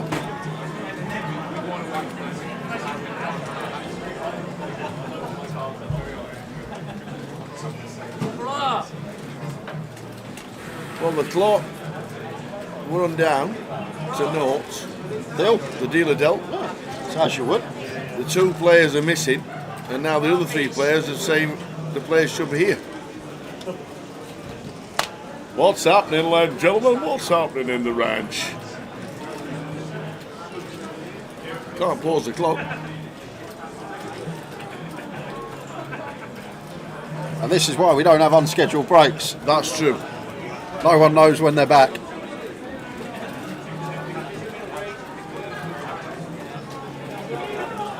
And that's just what Frankie just said. Well, they waited. So there we go. There we go, everybody's back. Everybody's back in the ranch.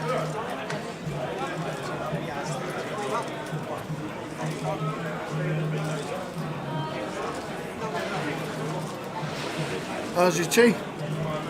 Huh? Must be nice. It is. We tried to stop because we didn't start without you, but they made it. So we kind of like lost 2 cards basically.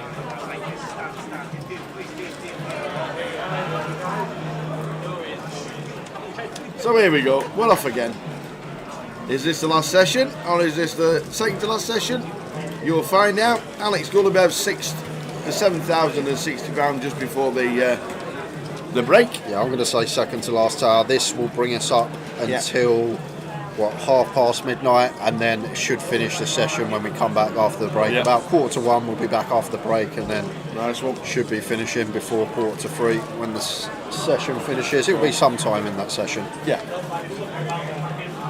Obviously, it is poker. You never know. There could be callers dealt. Could be aces for Hamza, kings for Paul. Suddenly, Hamza's got all the chips and just shoving every hand and quickly done. But more likely than not,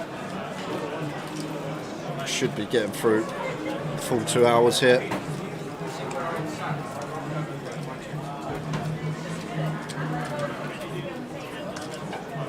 Nice flick onto the button with his mug cards, Mr. Fieldhouse.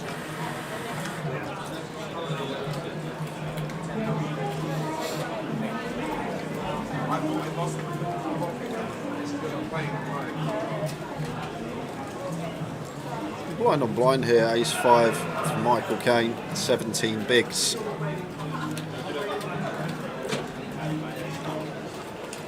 Yeah, that's an interesting one. Does go with jam. All in the call. Okay, so Stu only, obvious jam for Michael. Effective stack with Stuart here, 12 big blinds. Yeah. Does this get Stuart up to 2 mil? Big fave.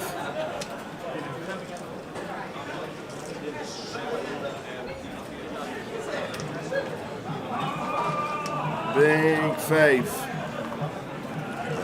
Some chop outs. Will he double? Chop outs with a 4.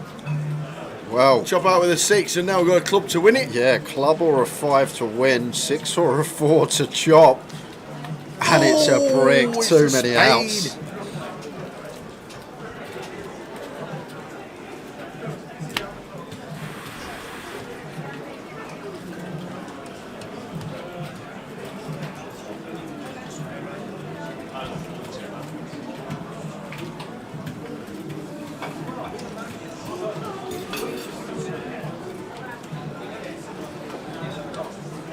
So, Stu doubles to 2 mil. You're at the clean fast flight players. You have just under 3 minutes on the break. Please take your seat. Once again, fast flight players, just under 3 minutes.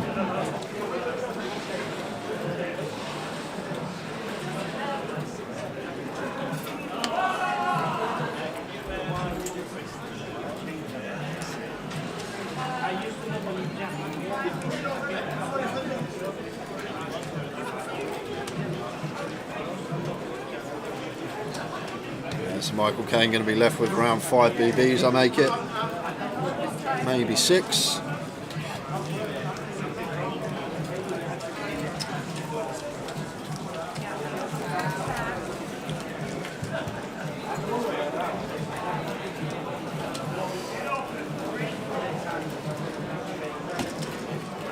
Five left.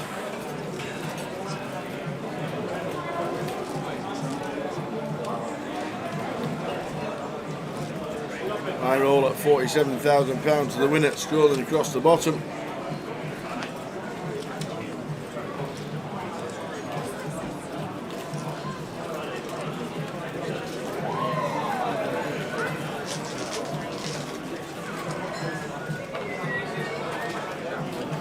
Freeze for Hamza under the gun here. It's an awkward one. Like as the big stack, we obviously want to be playing a lot of hands. 5-handed here now though, so effective hijack open, so 3's going to be fine as the big stack for Hamza to open with. And Ian here against the chip leader, going to have to fold a spot where could potentially take the reshove, but with Michael sitting there with 5 BBs, just sub 6. Basically the task of Stu Rutter, the task of Paul and the task of Ian right now should be wait for Michael to get them chips in the middle and hopefully bust.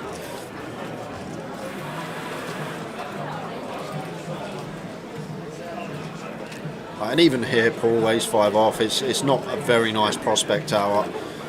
He's going to defend, but there's a world where we can flop a big hand and Hamza flops a bigger hand and somehow we go bust, and sitting second in chips would be a disaster, especially with Michael Caine with 6 big blinds over there. So could have got behind fold here from Paul Tower. I think I personally would have let this one go just because of the dynamic at the table.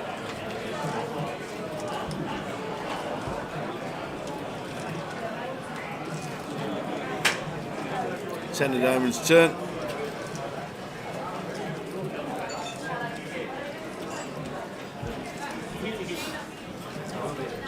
Yeah, and I guess it's just on the march to showdown now for both.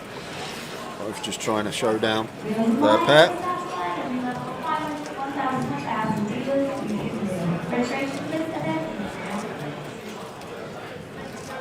We did see Paul go for a cutthroat value bet earlier on, but does check this time, and the ace-5 is going to be good.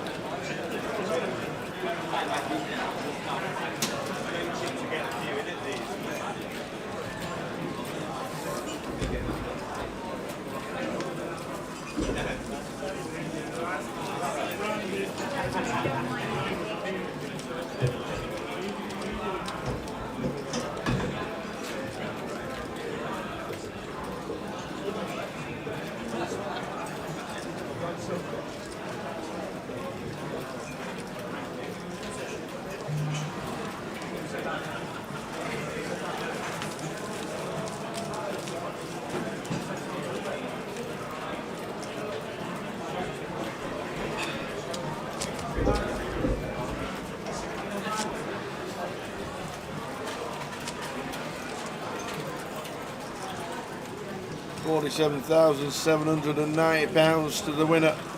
31,050 for second. We're down to 5, so £10,035 locked up.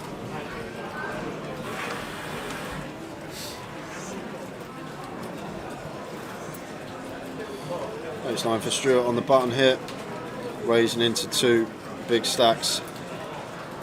Michael Caine sitting there very short, but undeterred. Does have decent enough ace, makes it 160.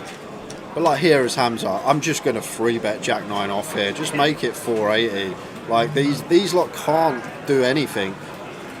Like sitting here with our stackers Hamza, just make this 480 tower, and Stuart's just going to have to fold so tight here. Went for call. 8-5 ace 2 spades.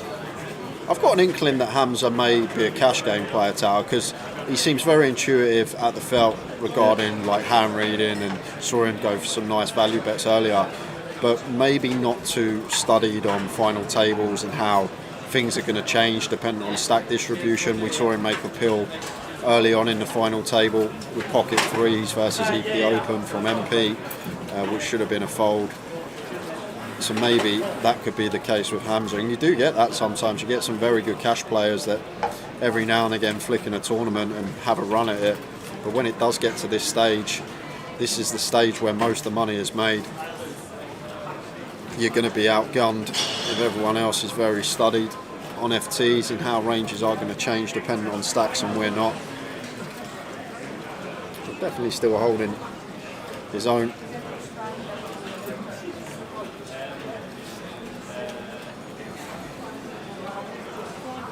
Stu goes for value with the ace-9 after it's checked all the way down. There we go. Toon cash rake. There you go. Cheers, Alan.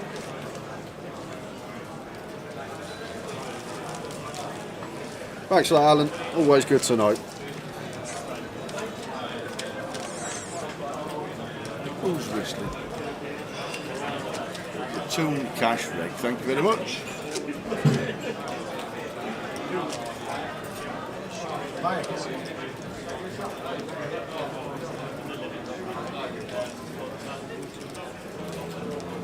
Look. A Toon cash rake.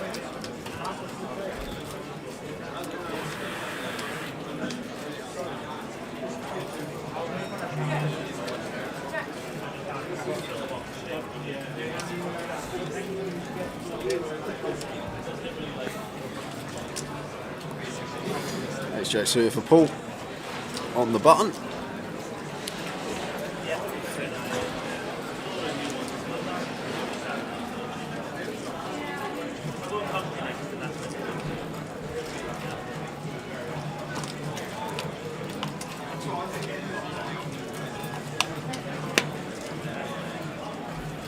King 10 for Ian. Science seat number 1. Nice to see Ian Fieldhouse again at the table. And once again, Tower, very awkward. It's hard to continue because, as I say, Michael Caine's going to be in the big blind next hand, and he's sitting with sub 6 BBs. And I think that is good awareness there from Ian. Just letting that one go, not wanting to catch like top pair potentially, and losing our stack versus a better hand.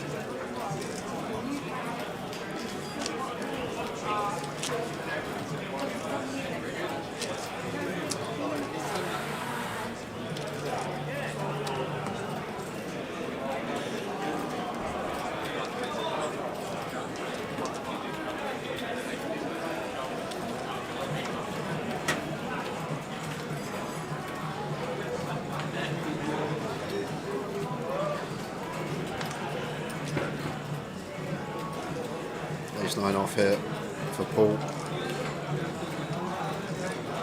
Going to open.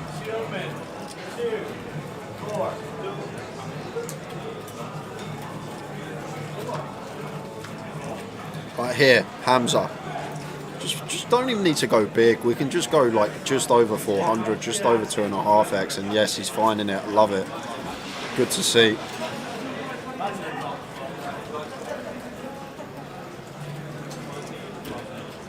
Is that 420? Yeah. Like it a lot, Tower. Got a lot of time for this from Hamza. Nice little candidate on this occasion as well. The Queen Jack off. And back over to Paul now. Just going to have to get out the way. Not much we can do. This is how we have to proceed. We just have to lie down and take it and let Hamza run us over.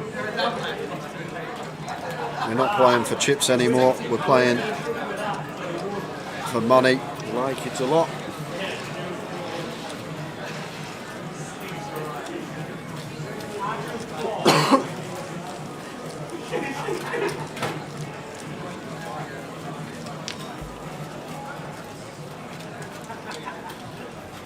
See you tomorrow, Ash. No. I know I will.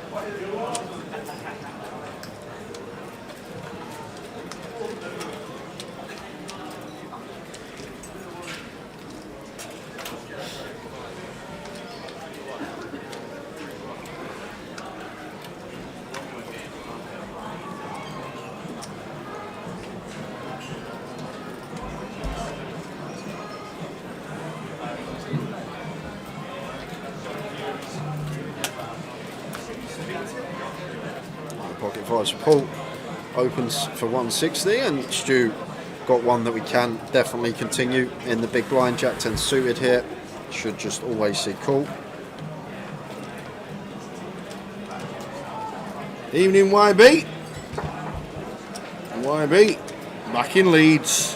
How are you doing? What are you doing these days?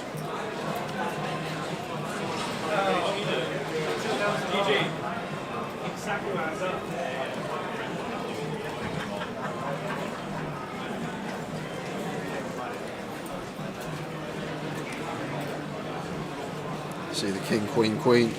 Rainbow board here. Should be small size from Paul. Does go small. 80 into 440, between 20% and quarter. And still can come along here as Stu. Obviously, as I say, need to have in the back of our mind Michael Caine's stack, but such a minuscule proportion of our stack to take one off here with our up and down and backdoor flush draw. Well, would you look at this? Gonna go for the raise. Represent a queen here. Maybe some stronger king X. But like even the king jack, the king 10, they're not going to raise here. Not a hand that's going to need protection from much, so they're all just going to flat. So Stu's range basically condenses to a queen here for value. Once he does elect to raise in this given dynamic at the table. And Paul with fives. is going to take one off here. And I guess this basically comes down to Stu just going to have the Queen X here for value. And a very interesting aspect about this hand as well with Michael Caine stack. Like, Stu's not going to fend Queen 8 off through Queen Deuce off. He may even let go of Queen 9 off. So it's only really the suited queens and the higher up queens that he can actually have here. And Paul, I'm guessing, calling for that reason, thinks that Stu's going to be more weighted towards some bluffs in this dynamic. And probably expects him to start flatting some queens as well. Not always going to raise a queen or play flat at some frequency. Didn't expect to see the raise from Stu on the flop. That's the funny thing, Tao, because we want to keep the pot as small as possible with Stu Rutter here. We don't need to try and take it down on the flop. We can just take our terrific price of 5-1 with an up and down straight draw, call the 80k, off to the turn we go. But now we're playing a fairly hefty pot out of position, less than 1.5 SPR that we are working with, and 100k here on the turn from Paul. So blocking turn for less than 10%, and I'm guessing this is just going after the air balls that are still going to have 2 live cards, overcards, as well as the counterfeit outs versus our pocket 5s. Stu getting this price. Is that one? Yeah, just the 100k. Yeah, I love it. And it's just a snap check back river. That's all this is here from Paul Tower. He's got never bet in river in a million years. It's just always going to go check now, and the 5s of Paul going to take the pot. And he's basically blocking turn for south of 10% for that reason, rather than letting Stu realise equity for free with just 2 random cards that he may have gone after it with on the flop. You can still get value from hands like Stu has the Jack 10, the Jack 9, the 10-9, perhaps Ace Jack, Ace 10 in there as well. Lovely hand from Paul yet again. Yeah, I think that may be a little bit of a misstep from Stu on the flop. I think we're just supposed to play cool in his position. Maybe 100% of our range is supposed to play cool with Michael Caine sitting there with what is now 3 big blinds. Don't want to be bloating pots out of position. Yeah.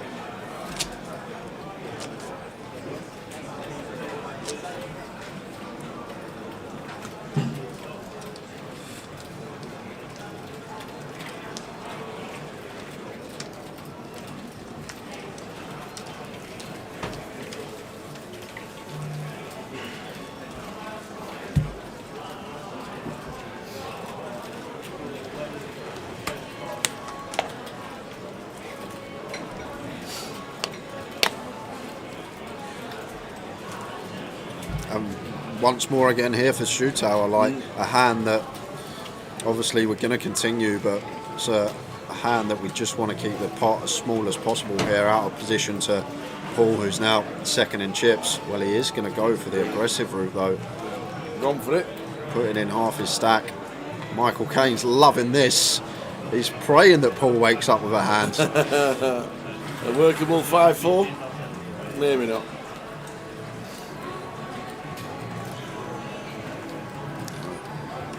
Or maybe Stu's just one of those that isn't fussed and plays for the win, and that can be the case sometimes as well. You do get a few that aren't really fussed about ladders, aren't fussed about ICM, all goes out the window. I'm playing for the win. Yeah. I want that trophy. I don't care if I bust 5th when someone's sitting with 3 bigs. I'm going after it.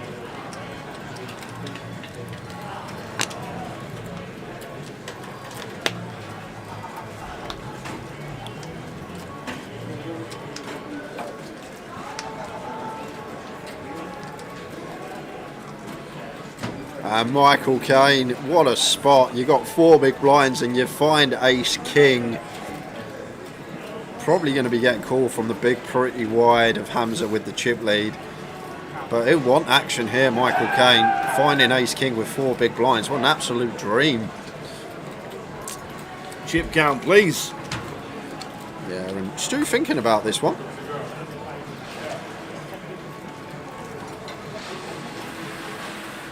Not one to tank without a decision.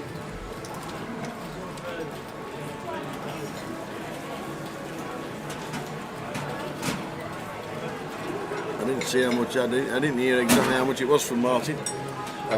320. Stu said I'm all in.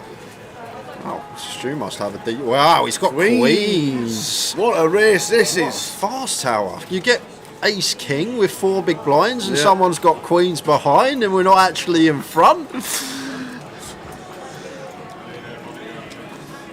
So here we go. Yeah. Ace king. Nice fist bump between them. The classic. Before the cards are dealt. Michael has a big chance to get to 840. If not, we'll be down to 4. A good start for Stu. Michael's still got all 6 outs, aces and kings working. Backdoor hearts the thing as well. Ooh. Never easy. Absolutely not. All clean 13 outs alive in the deck for Michael Caine. He needs to hit one. He start the spin? Ace, king or heart needed. River. Yo-yoy! The King of Hearts plays. Queen's not good this time for Stu Rutter. You were like, how do I got queen? You got ace king. Yeah. Queen's cool, like ace jack or whatever. I would have looked at 1 before I shoved as well. I saw it like an ace. And he's in the tank. I'm like, I'm going to sweat this now and see if I want to call. Like, see if I want to call. What do you have for 100? 220.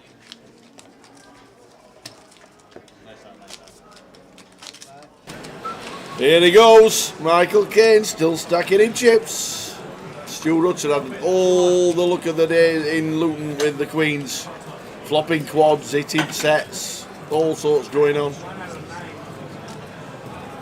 Michael Caine gets the rub of the green with 4 hearts to the King of Hearts. Getting a nice near on treble. Yeah, they're the flips. Very important. Lucky for Stu that Michael Caine was only short. Got a lot more room to manoeuvre now. Still going to be playing shove or fold, but can definitely get a lot more jams through. Going to have more fold equity with more chips in his stack.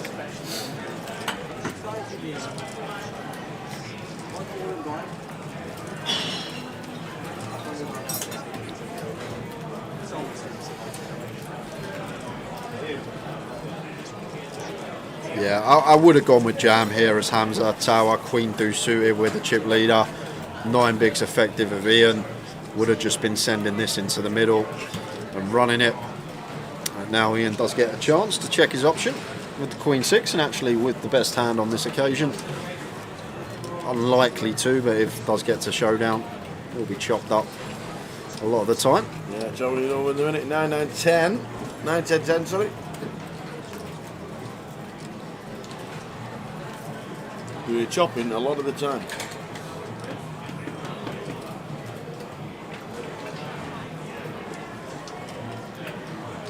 And we are still chopping.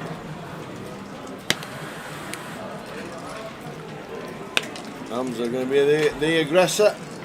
Now this is an interesting lead here, Tower, because if you really think about it, Hamza's going to shove all his ace-X, or most of his ace-X, I think probably all the way he's been playing pre-flop. So this ace doesn't really hit him. And the king highs of Hamza as well, a high proportion of them are going to be moving all in pre-flop as well. So I understand the call here from Ian completely with the queen 6 high, thinking that Hamza can definitely just have some random airball here. And I'm probably just happy to take showdown here as Ian, but gonna bluff at it. I'm gonna get Hamza off of a chop. Fair play. 175. And a quick fold from Hamza. Blinds going up in a minute's time. Nice one. Field house, Sunny C1. Good. 5 left, 10,035 locked up between the guys. Start again.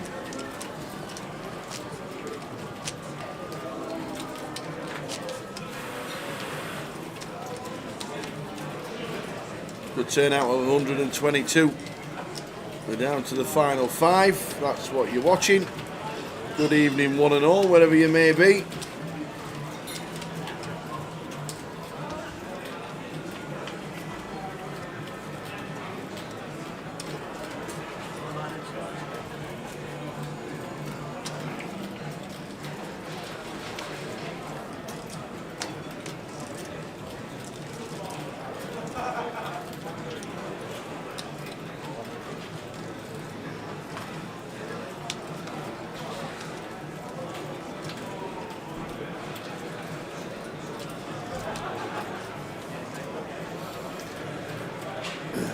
defending the big with the Seward King. Ball raising to 180. Can we sort the focus out? You can't see the hands. That can't be us, relaxation. Nobody else has said anything about it. Give your YouTube a quick refresh. That's what I think you'll need to do. Just press refresh. Press the live button, press the refresh, and I'm pretty sure it'll get back to normal.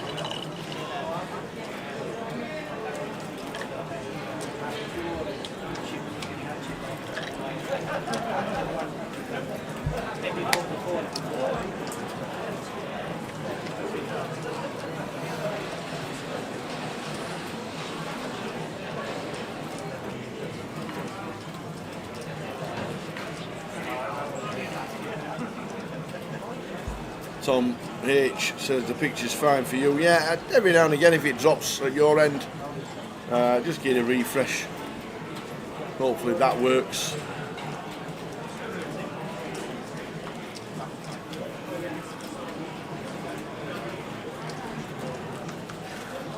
Michael, just out the way. We're down to 5.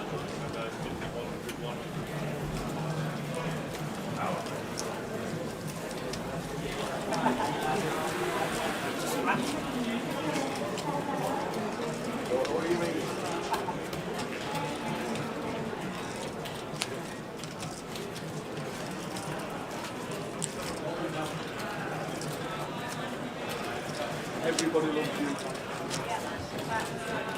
Everybody loves you. Not knowing that now. What I've looked at is like when I'm pushing update, it looks like it's reset the default on 70%. I normally keep on 20%. And then some of them want 40%, some want 60%. I'm like, down!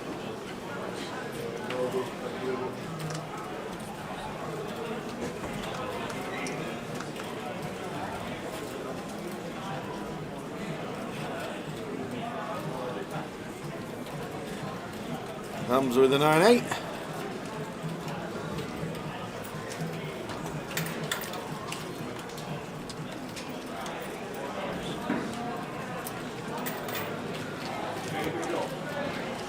Look at this at the bottom though. Cagey affair. Stuart, Ian and Michael, none wanting to bust before the other.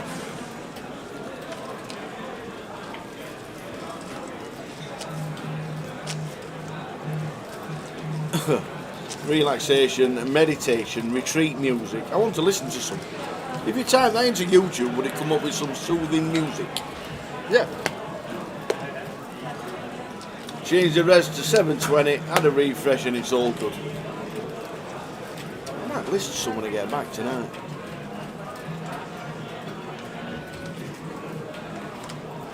Aye, aye, Rob Sherwood's in the building. You're all playing for second. How you doing, Rob? Oh, I'm good. Nice to see you.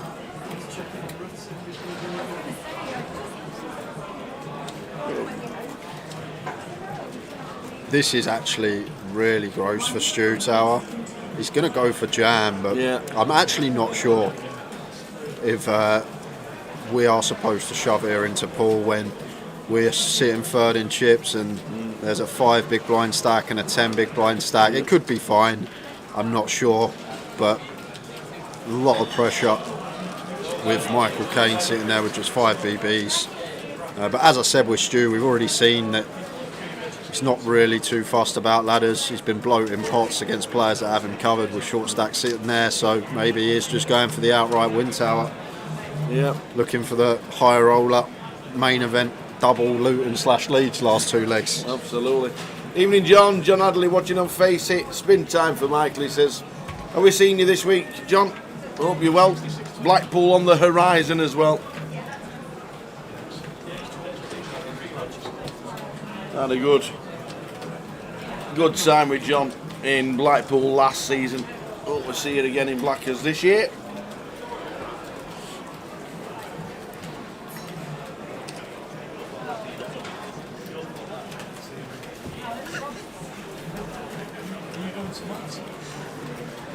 No, Malta classes we Coventry, unfortunately. We're in Coventry for the 888. Michael Caine. Bit of a bummer. I'll also be there with you. Finds a pair, and he's going to get looked up. Paul's got ace jack.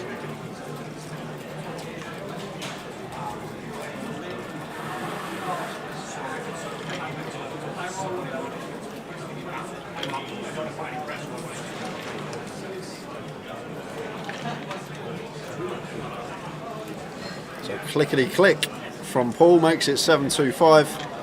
And Hamza just going to let go of the sixes now, and Michael Caine obviously going to call this off.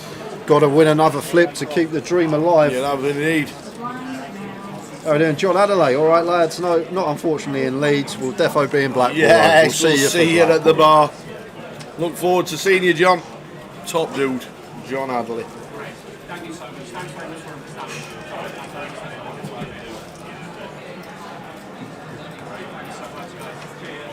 Wow. We're drawing thin. Running hearts, running boat. Second.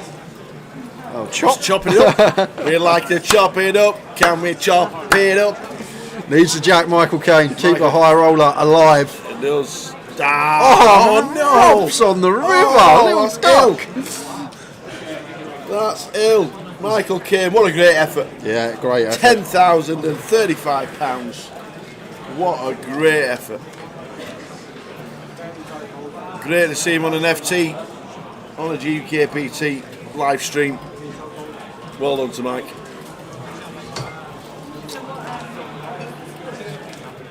We're down to 4. We're down to 4.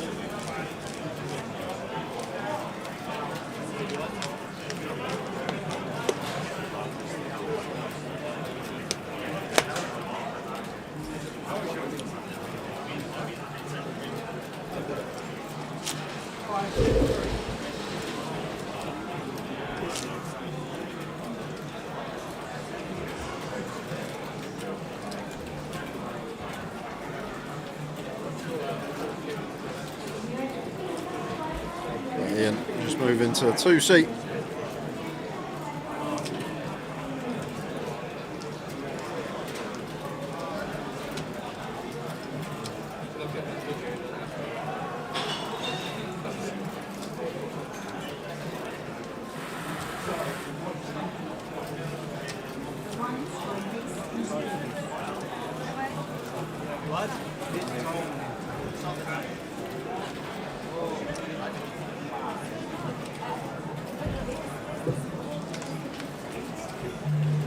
Suited for Paul, makes it 200 from the button. And Ian with the ace-3. Now Michael Caine's busted. Bottom of the pack on our own. Yep. This could be in the middle.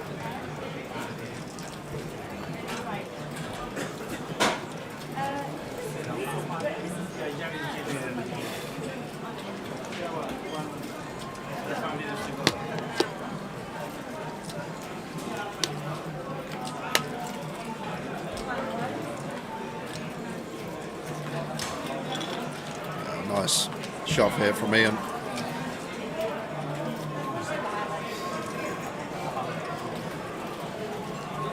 Kind of an annoying one for Paul getting this prize, but Queen deuce suited. I think just going to be folding here. We're sitting nice in second in chips. Don't want to bring ourselves closer to Stu in third. Shows the deuce. Ian Fieldhouse just moved round so everybody can see him.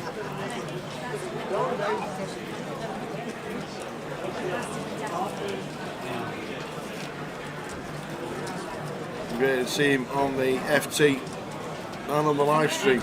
Not seen him too many times now playing poker.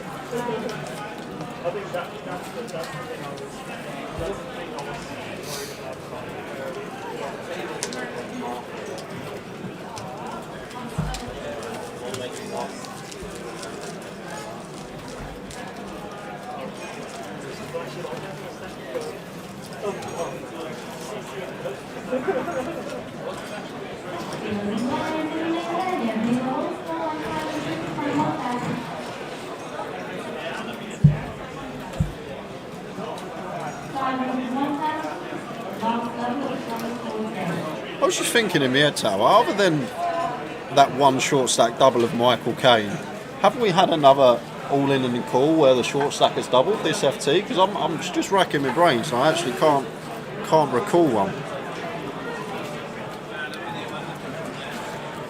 Yeah, Stu had the... Were it Ace King against Queens for... No, that was when Michael Caine, Caine. that was the Michael Caine one. I'm trying to rack my head. I'm trying to think if there was one. But back to this hand, because hands are opening with the 4-5, and Ian says I'll have some of that. Sends it into the middle. We'll have it all. And that'll do. He realises he's under 20 bigs.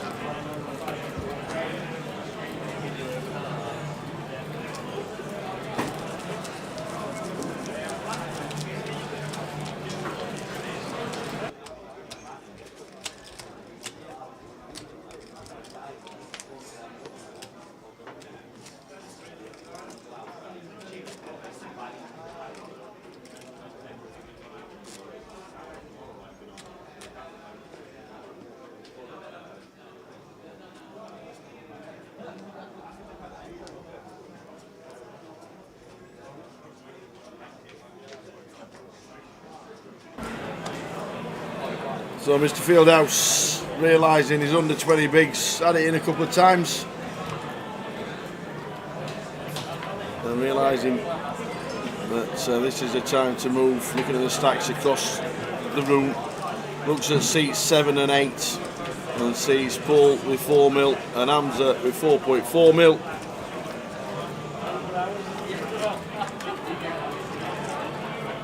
And I have to realise sometimes we do have to just move. Hamza flopping best again against Paul. The gap really close between these two. Yeah. Paul's been winning a few nice pots. Getting some leeway between him and third in chips and closing the gap at the top. He has been very patient today, Hamza, as well. His chips were dwindling away and not playing too many hands, and then all of a sudden gets himself a nice double. And he's never really looked back. Never really looked back at all.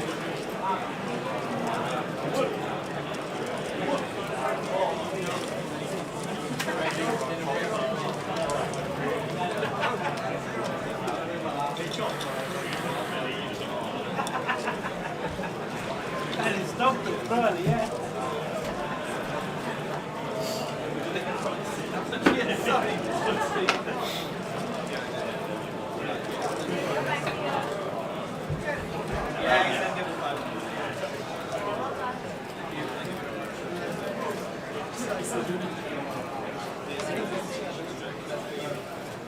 Four left, high roller. Thanks for tuning in, ladies and gentlemen. 11:05 UK time. Wherever you may be, whatever country you're watching, hope you're enjoying the live stream from Leeds. We've got more of the same, well, more to come. Friday, Saturday and Sunday. We're concentrating on the main events. Friday, Saturday and Sunday, but there's plenty to play if you want to get involved.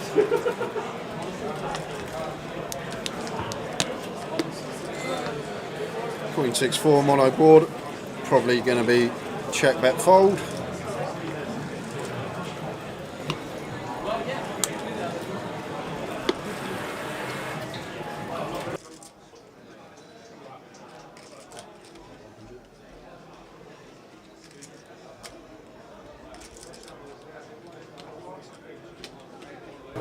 So it's a bet from Hamza up for 1 BB. And there's the fold from Paul.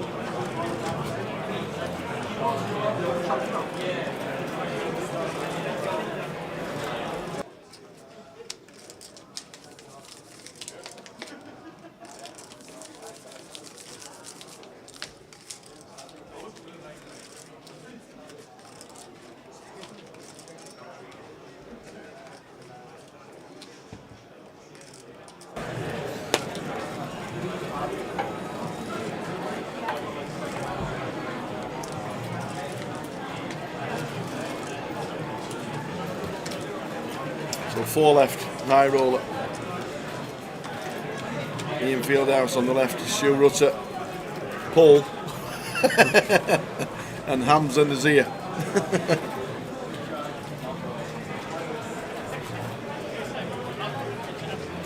Congolese watermelon. How are we doing the Congolese watermelon? What's one of them? I'm guessing it's a watermelon from Congo. Okay. Follow Leeds away, we follow Leeds away, marching on together. This is nice from Hamza. He just picking a nice hand to do it with as well. Nice size. Everything looks good here, and once again Paul just can't do anything. He just have to lie down and let Hamza run him over, sitting second in chips.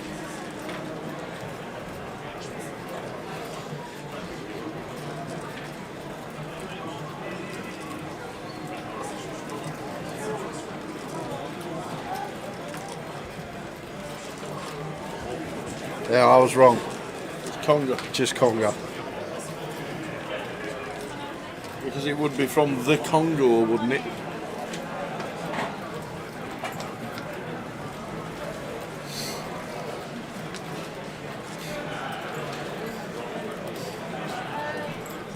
When do we get battered by Leeds this year?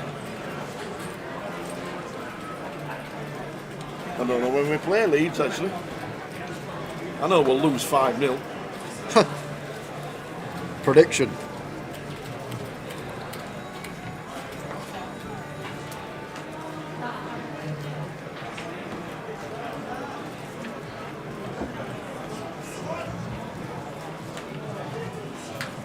Uh-oh. 25th of November is when we get beat by Leeds.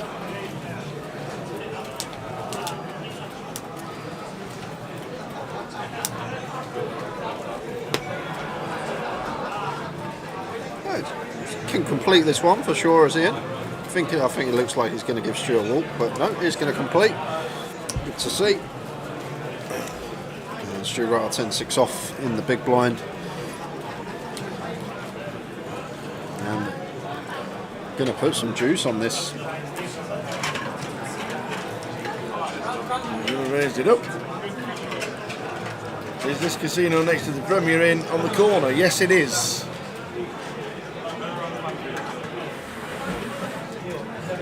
We are upstairs. Yeah, this is really big from Stu Tower. Like, we're going to give ourselves 2-1 on the call with Ian shoves. I don't mind it. Obviously, we need to be polar in this spot, but we can just make this 250, 275. We don't need to go 3.5x. Third of our stack here, throwing it into the middle. It's going to work nonetheless. And I think Stu's just got that mindset now, Tower. I want to win this. I won one last month. I'm not fussed about the ladders. I want to win it outright. I want the trophy.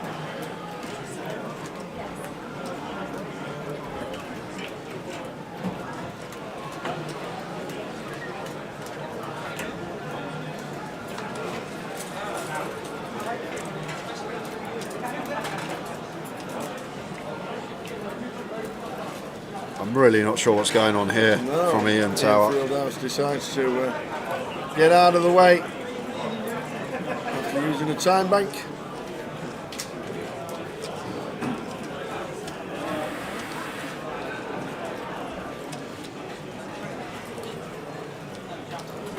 All 3 time banks used as well in that hand.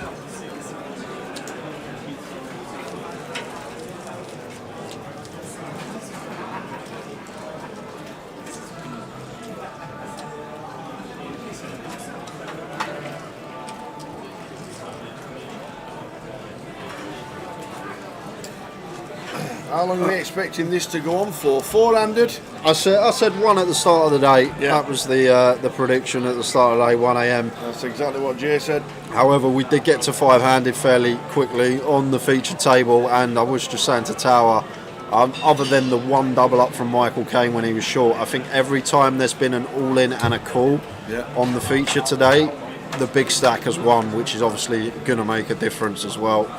There's Ian with 7s on the button.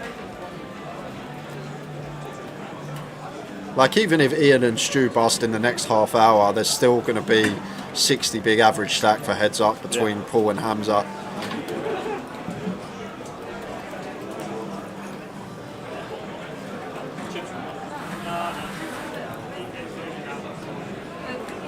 And And Stu goes for the all in, and a look at this. snap call from Ian. Come on, he says, have some of this.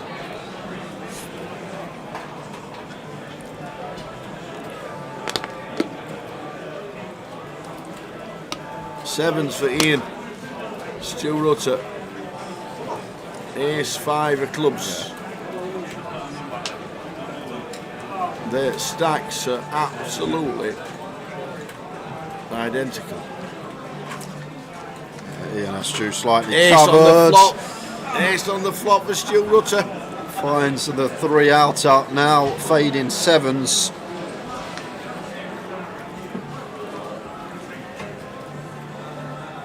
It isn't a 7. Ian Fieldhouse either going to be out. We're going to check the stacks. They'll sort it all out. That was big.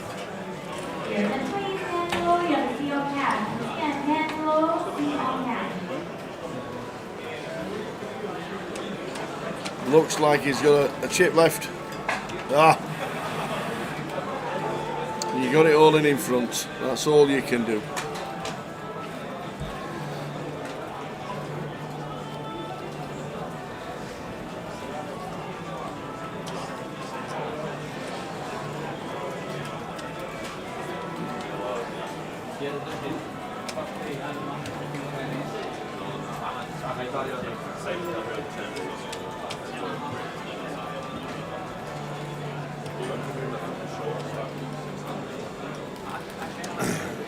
So still sorting it out. Chat's really quiet tonight, says Ali Low. It is actually. Oh, it's 3 green chips, 15k left for Ian. 15k to spin, almost identical stacks. So I take it that is a case of technically the short stack doubling through the big stack. Technically, we didn't lose one. Ian has got 15k left. We'll be in next hand. He won't be hanging about.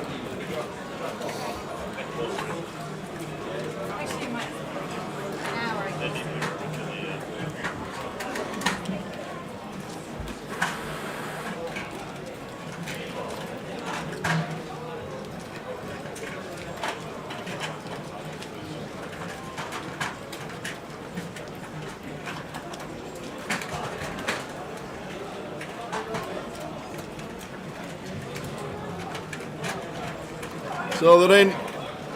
Got Ian, a bit gutted, as you can see, losing that flip. Paul's going to be calling. Or will he raise to ISO? No, he makes it up. Right thing to do. We're going to see a 3-way action. We're all in. We can win. What, 45k? No, more than that, Tal. Plus the more than that, ante. plus the ante, yeah. So 45k plus the ante. He can win. This is the great thing about the big blind ante. 15k. Yeah. They can still win that 100k. So essentially 10x is stack here. As Ian. Yeah, can become 145. Gonna need a 6. 7, 8, 9 flop. Workability, 6 and 5 both working now. Can't hit the 10. And this should just be checked between Paul and absolutely, Hamza all the way down. This is the time when it happens, when it works. We're talking chunks. Nobody's got anything. Got to check. There we go.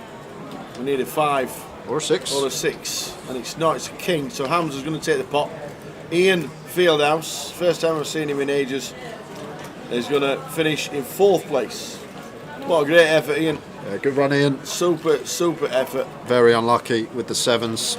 Gutted he is, but as you can see, he's going to be walking away 13.8k. £13,800 for his efforts in the high roller. Well done, Ian. Devoed at the minute, as you can see, but he will be pretty pleased with himself in a couple of hours.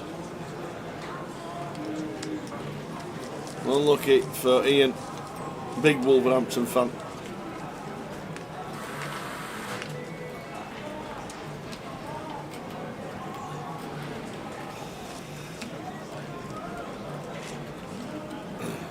So I want to give you evens on Hamza to win this. I got £100 with you, Diane, if you want it. Evens is pretty evens is.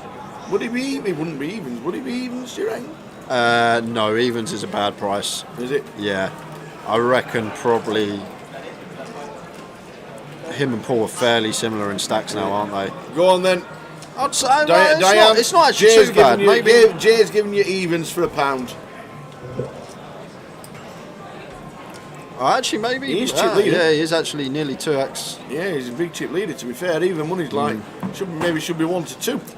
No, not 1 to 2. I think even money could be thereabouts. Maybe 6 to 5. Yeah, you got £1 at evens. £1 at evens. Well done. Nice one, Diane. If he wins, come and collect it whenever you can. If he doesn't win, we'll see you. We'll send the boys round. I'm going to get random people walking up to me going, I'm Diane Bentley. And I'm going to end up doing chunks in pounds. That'd be brilliant. Oh.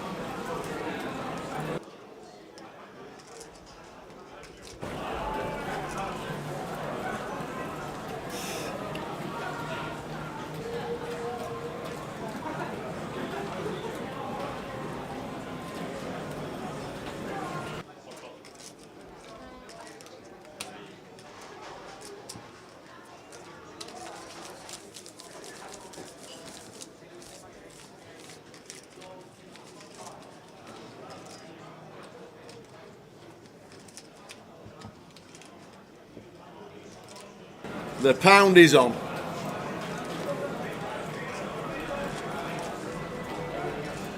Stu Rutter. Paul. Paul Patulliot. I knew that. Paul Patulliot in seat number 6 and Hamza in seat number 8.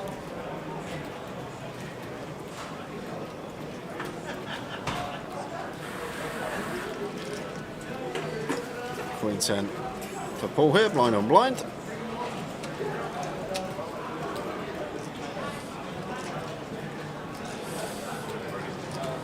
And Hamza with Jack 10.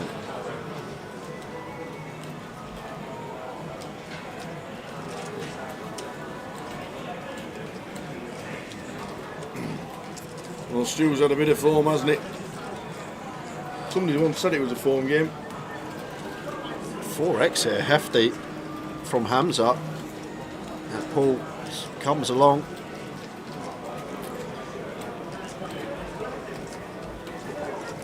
Blind on blind action. And already 900k in the middle here. Queen, boy, flopped straight for Hamza. Wow. Flopped it. Going middle his pair and a gut shot for Paul. way. Ouch. It continues for 225 and only one option here for Paul. We just have a clear call out of position, never raising, can't fold. Just should see call here and take a turn.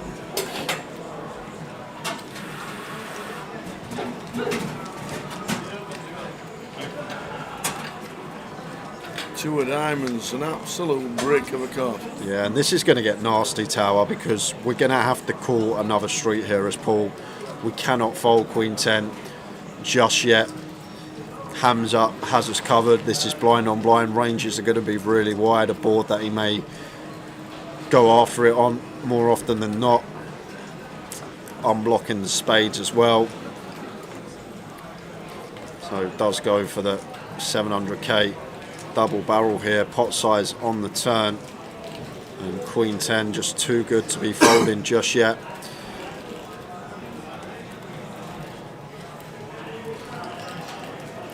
If he does find the fold, it would be an incredible fold, but just going to be too tight if we're folding this particular hand blind on blind here. And there's the call from Paul, and now this is where the decision is going to occur for us, as Paul Patulliot going to be in a real rough spot, especially on this river. Clean as you like for the Jack 10, flops the nuts, runs out clean.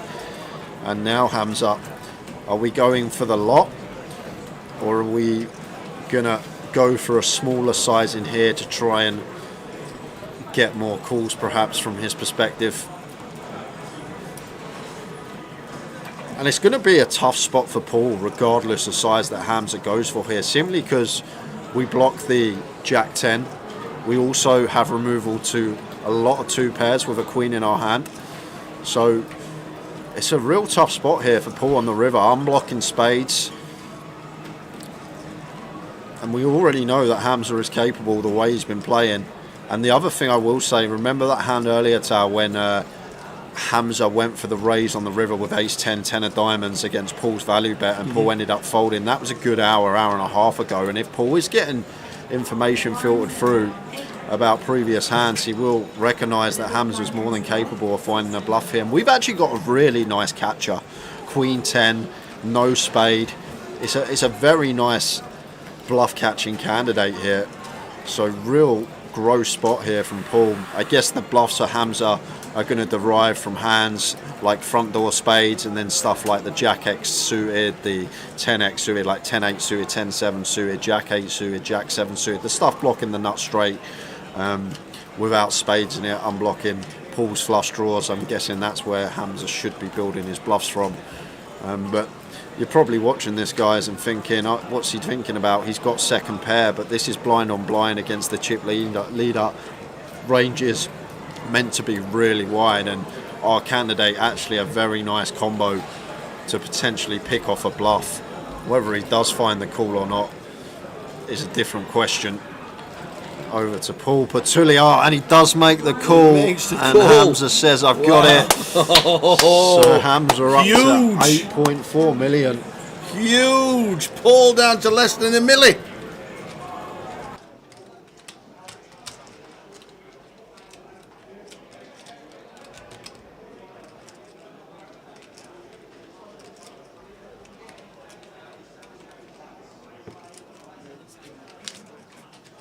Free-handed. I can't blame Paul for the call. Sometimes I sit here on a river spot and I see someone do something that in my opinion isn't very good, and we'll mention it, but I think Paul's just in a really tough spot there, and he's got a nice catcher. Like, we can't just call all our 2 pair plus our strongest hands, otherwise then we're going to get exploited. We need to land at some calls with some 1 pair holdings, and I think Queen 10, no spade. A nice little catcher there for Paul. Unfortunately did just run into it on this occasion. And look at this for a turnaround. Stu Rutter going to be licking his lips. Essentially just made himself 11k. I know Paul can still spin, but 7-8 bigs. So Stu Rutter has to play so tight here.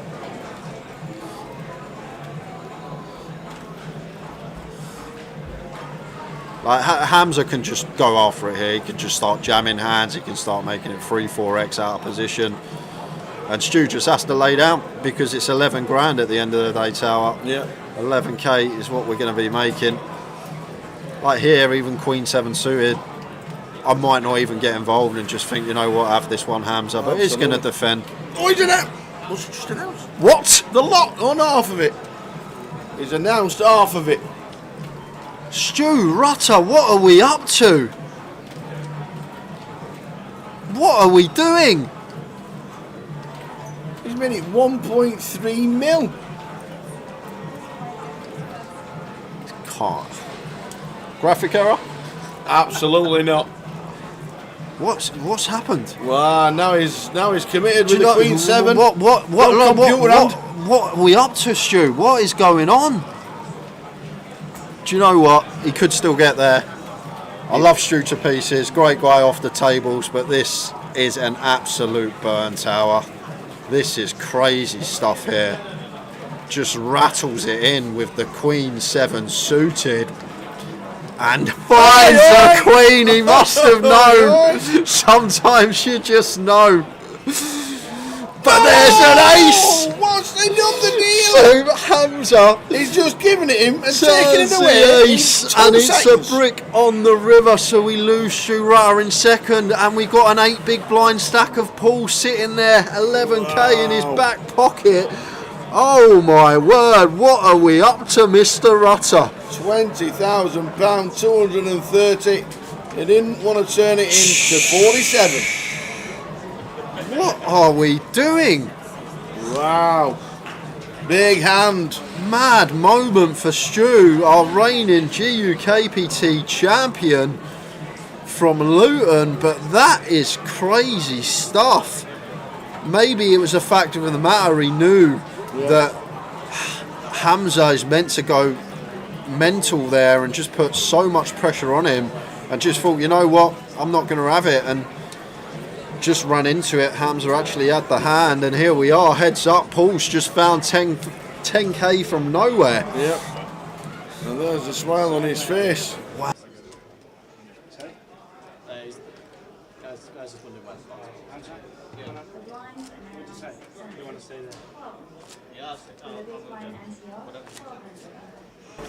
Yeah, that was a strange one. He'll have his reasons. Played with these guys all day long. He will have his reasons. But now we're heads up with Paul on the left and Hamza on the right. Huge. Did you see Paul's face when the hands were turned over? Absolutely. He might have been smiling on the outside. He was doing hula hoops in the middle.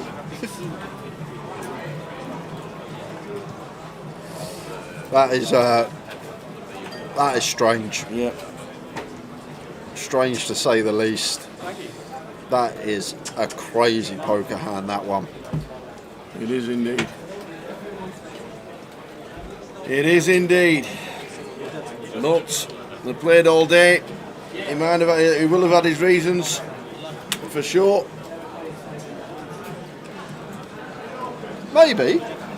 We know he loves the stream. He always watches the stream, Stu, right? He thought, you know what? Yep. That Jay and Tower, they've been working bloody hard this year. Maybe we'll give them an early night. let's send it in with the Queen 7. But how can this go wrong for Hamza? 11-1 chip lead. Yeah. Paul sitting there with 7-8 bigs.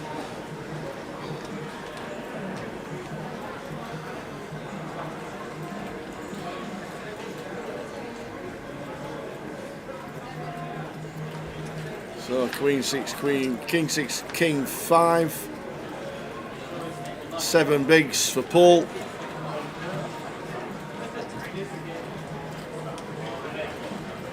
We're going to see a flop.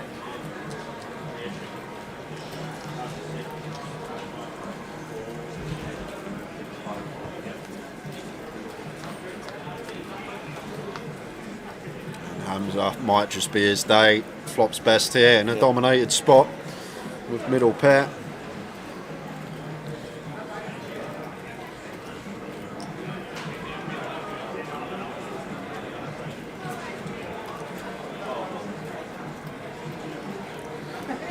Paul Petulia from France. You're looking at him. Yeah, new face for us to see on the live stream, but that played very well. I think he knows his stuff just from the few hours of action we've had of him today. Yes, out flop by Hamza with the King 5.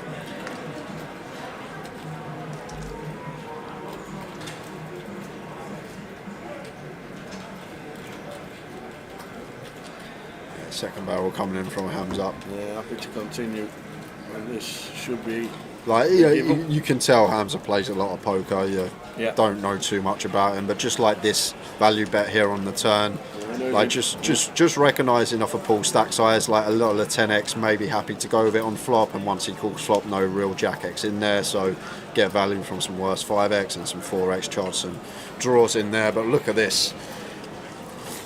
93 bigs. 15-1 chip lead, Tower. You don't see that very often in a heads-up battle. You don't. Would be a story for the ages if Paul could somehow turn this round. The Newcastle cash reg. Hamza Nazir. And quick dealer switch for heads up. Hasn't been on the table all day, that dealer, and he come on 5-handed. Bosh, bosh, bosh. Heads up. There you go, Matty. Finish it off. Listen, Matty might just deal one hand. He's done it. He's worked the floor, he's done all the buyings, he's got it in. Can I get involved, lads? Yeah, come on, come and deal. If this is over in one hand, I'm having words.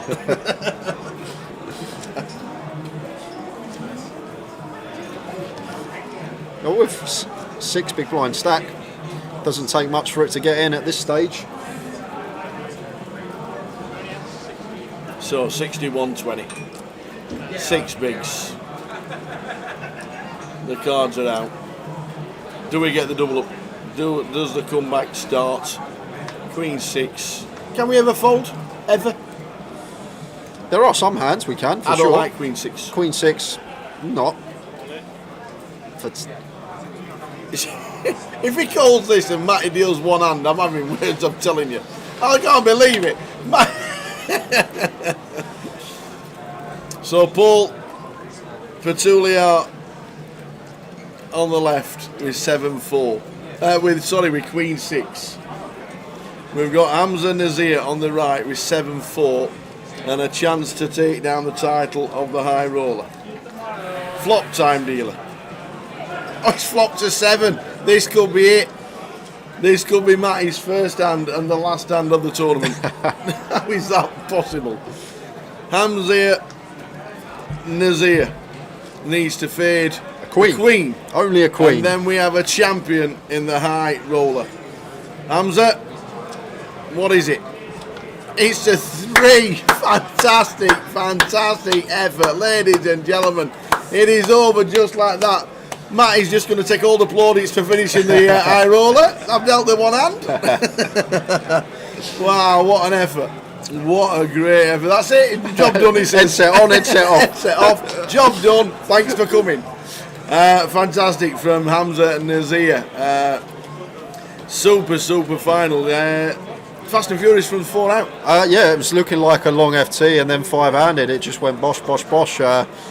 Crazy hand from Stu Rutter. Absolute mental stuff that is, guys. But I'm guessing Stu just playing for the win and thought Hamza was going to be way too light and thought he was going to get through. More often than not. Hamza Nazir is champion. £47,790. Paul Petuliart, 31,050 for finishing in second. Well done to Stu Rutter for third, 20,230. And Ian Fieldhouse, first time I've seen Ian for quite a while. Well done to him for finishing in fourth for 13,800. A little bit earlier than this guy said. But like I said, other than the Michael Caine hand, I think there was only one short stack double on the feature today, and that's how it goes. If the big stacks keep busting the short stacks, then we can sometimes finish earlier than predicted. Early night for you guys. Great when a 12-hour day is classed as an early day. Unbelievable. Early night, 12-hour day. These lot. Tomorrow, guys, we have got plenty going on. We've got main event coverage kicking off from 12:30 from us. There we go. There we go. Main event coverage from 12:30 from us. And I've just got rid of it now, but long day. So we'll be back at 12:30. Day 1 tomorrow. Plenty of giveaways, plenty of fun.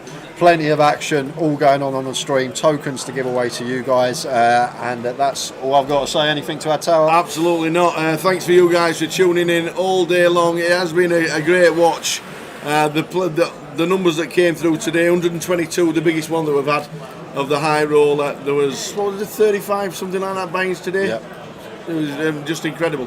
Absolutely brilliant. Well done, one and all. And Hamza Nazir, champion for the first time in a GUKPT, and he's now high roller champ in Leeds. Thanks everybody for tuning in. As Jay says, we will see you tomorrow from 12:30. The main event takes over from tomorrow all the way through to we're crowning the champion on Sunday. Stick with us, 3 more days of live streaming. Looking forward to it. Hope you are too.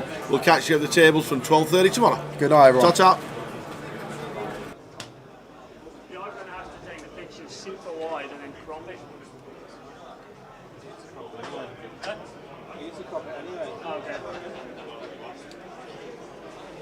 The fucking lights are really like, we could do them being a tiny bit higher. I think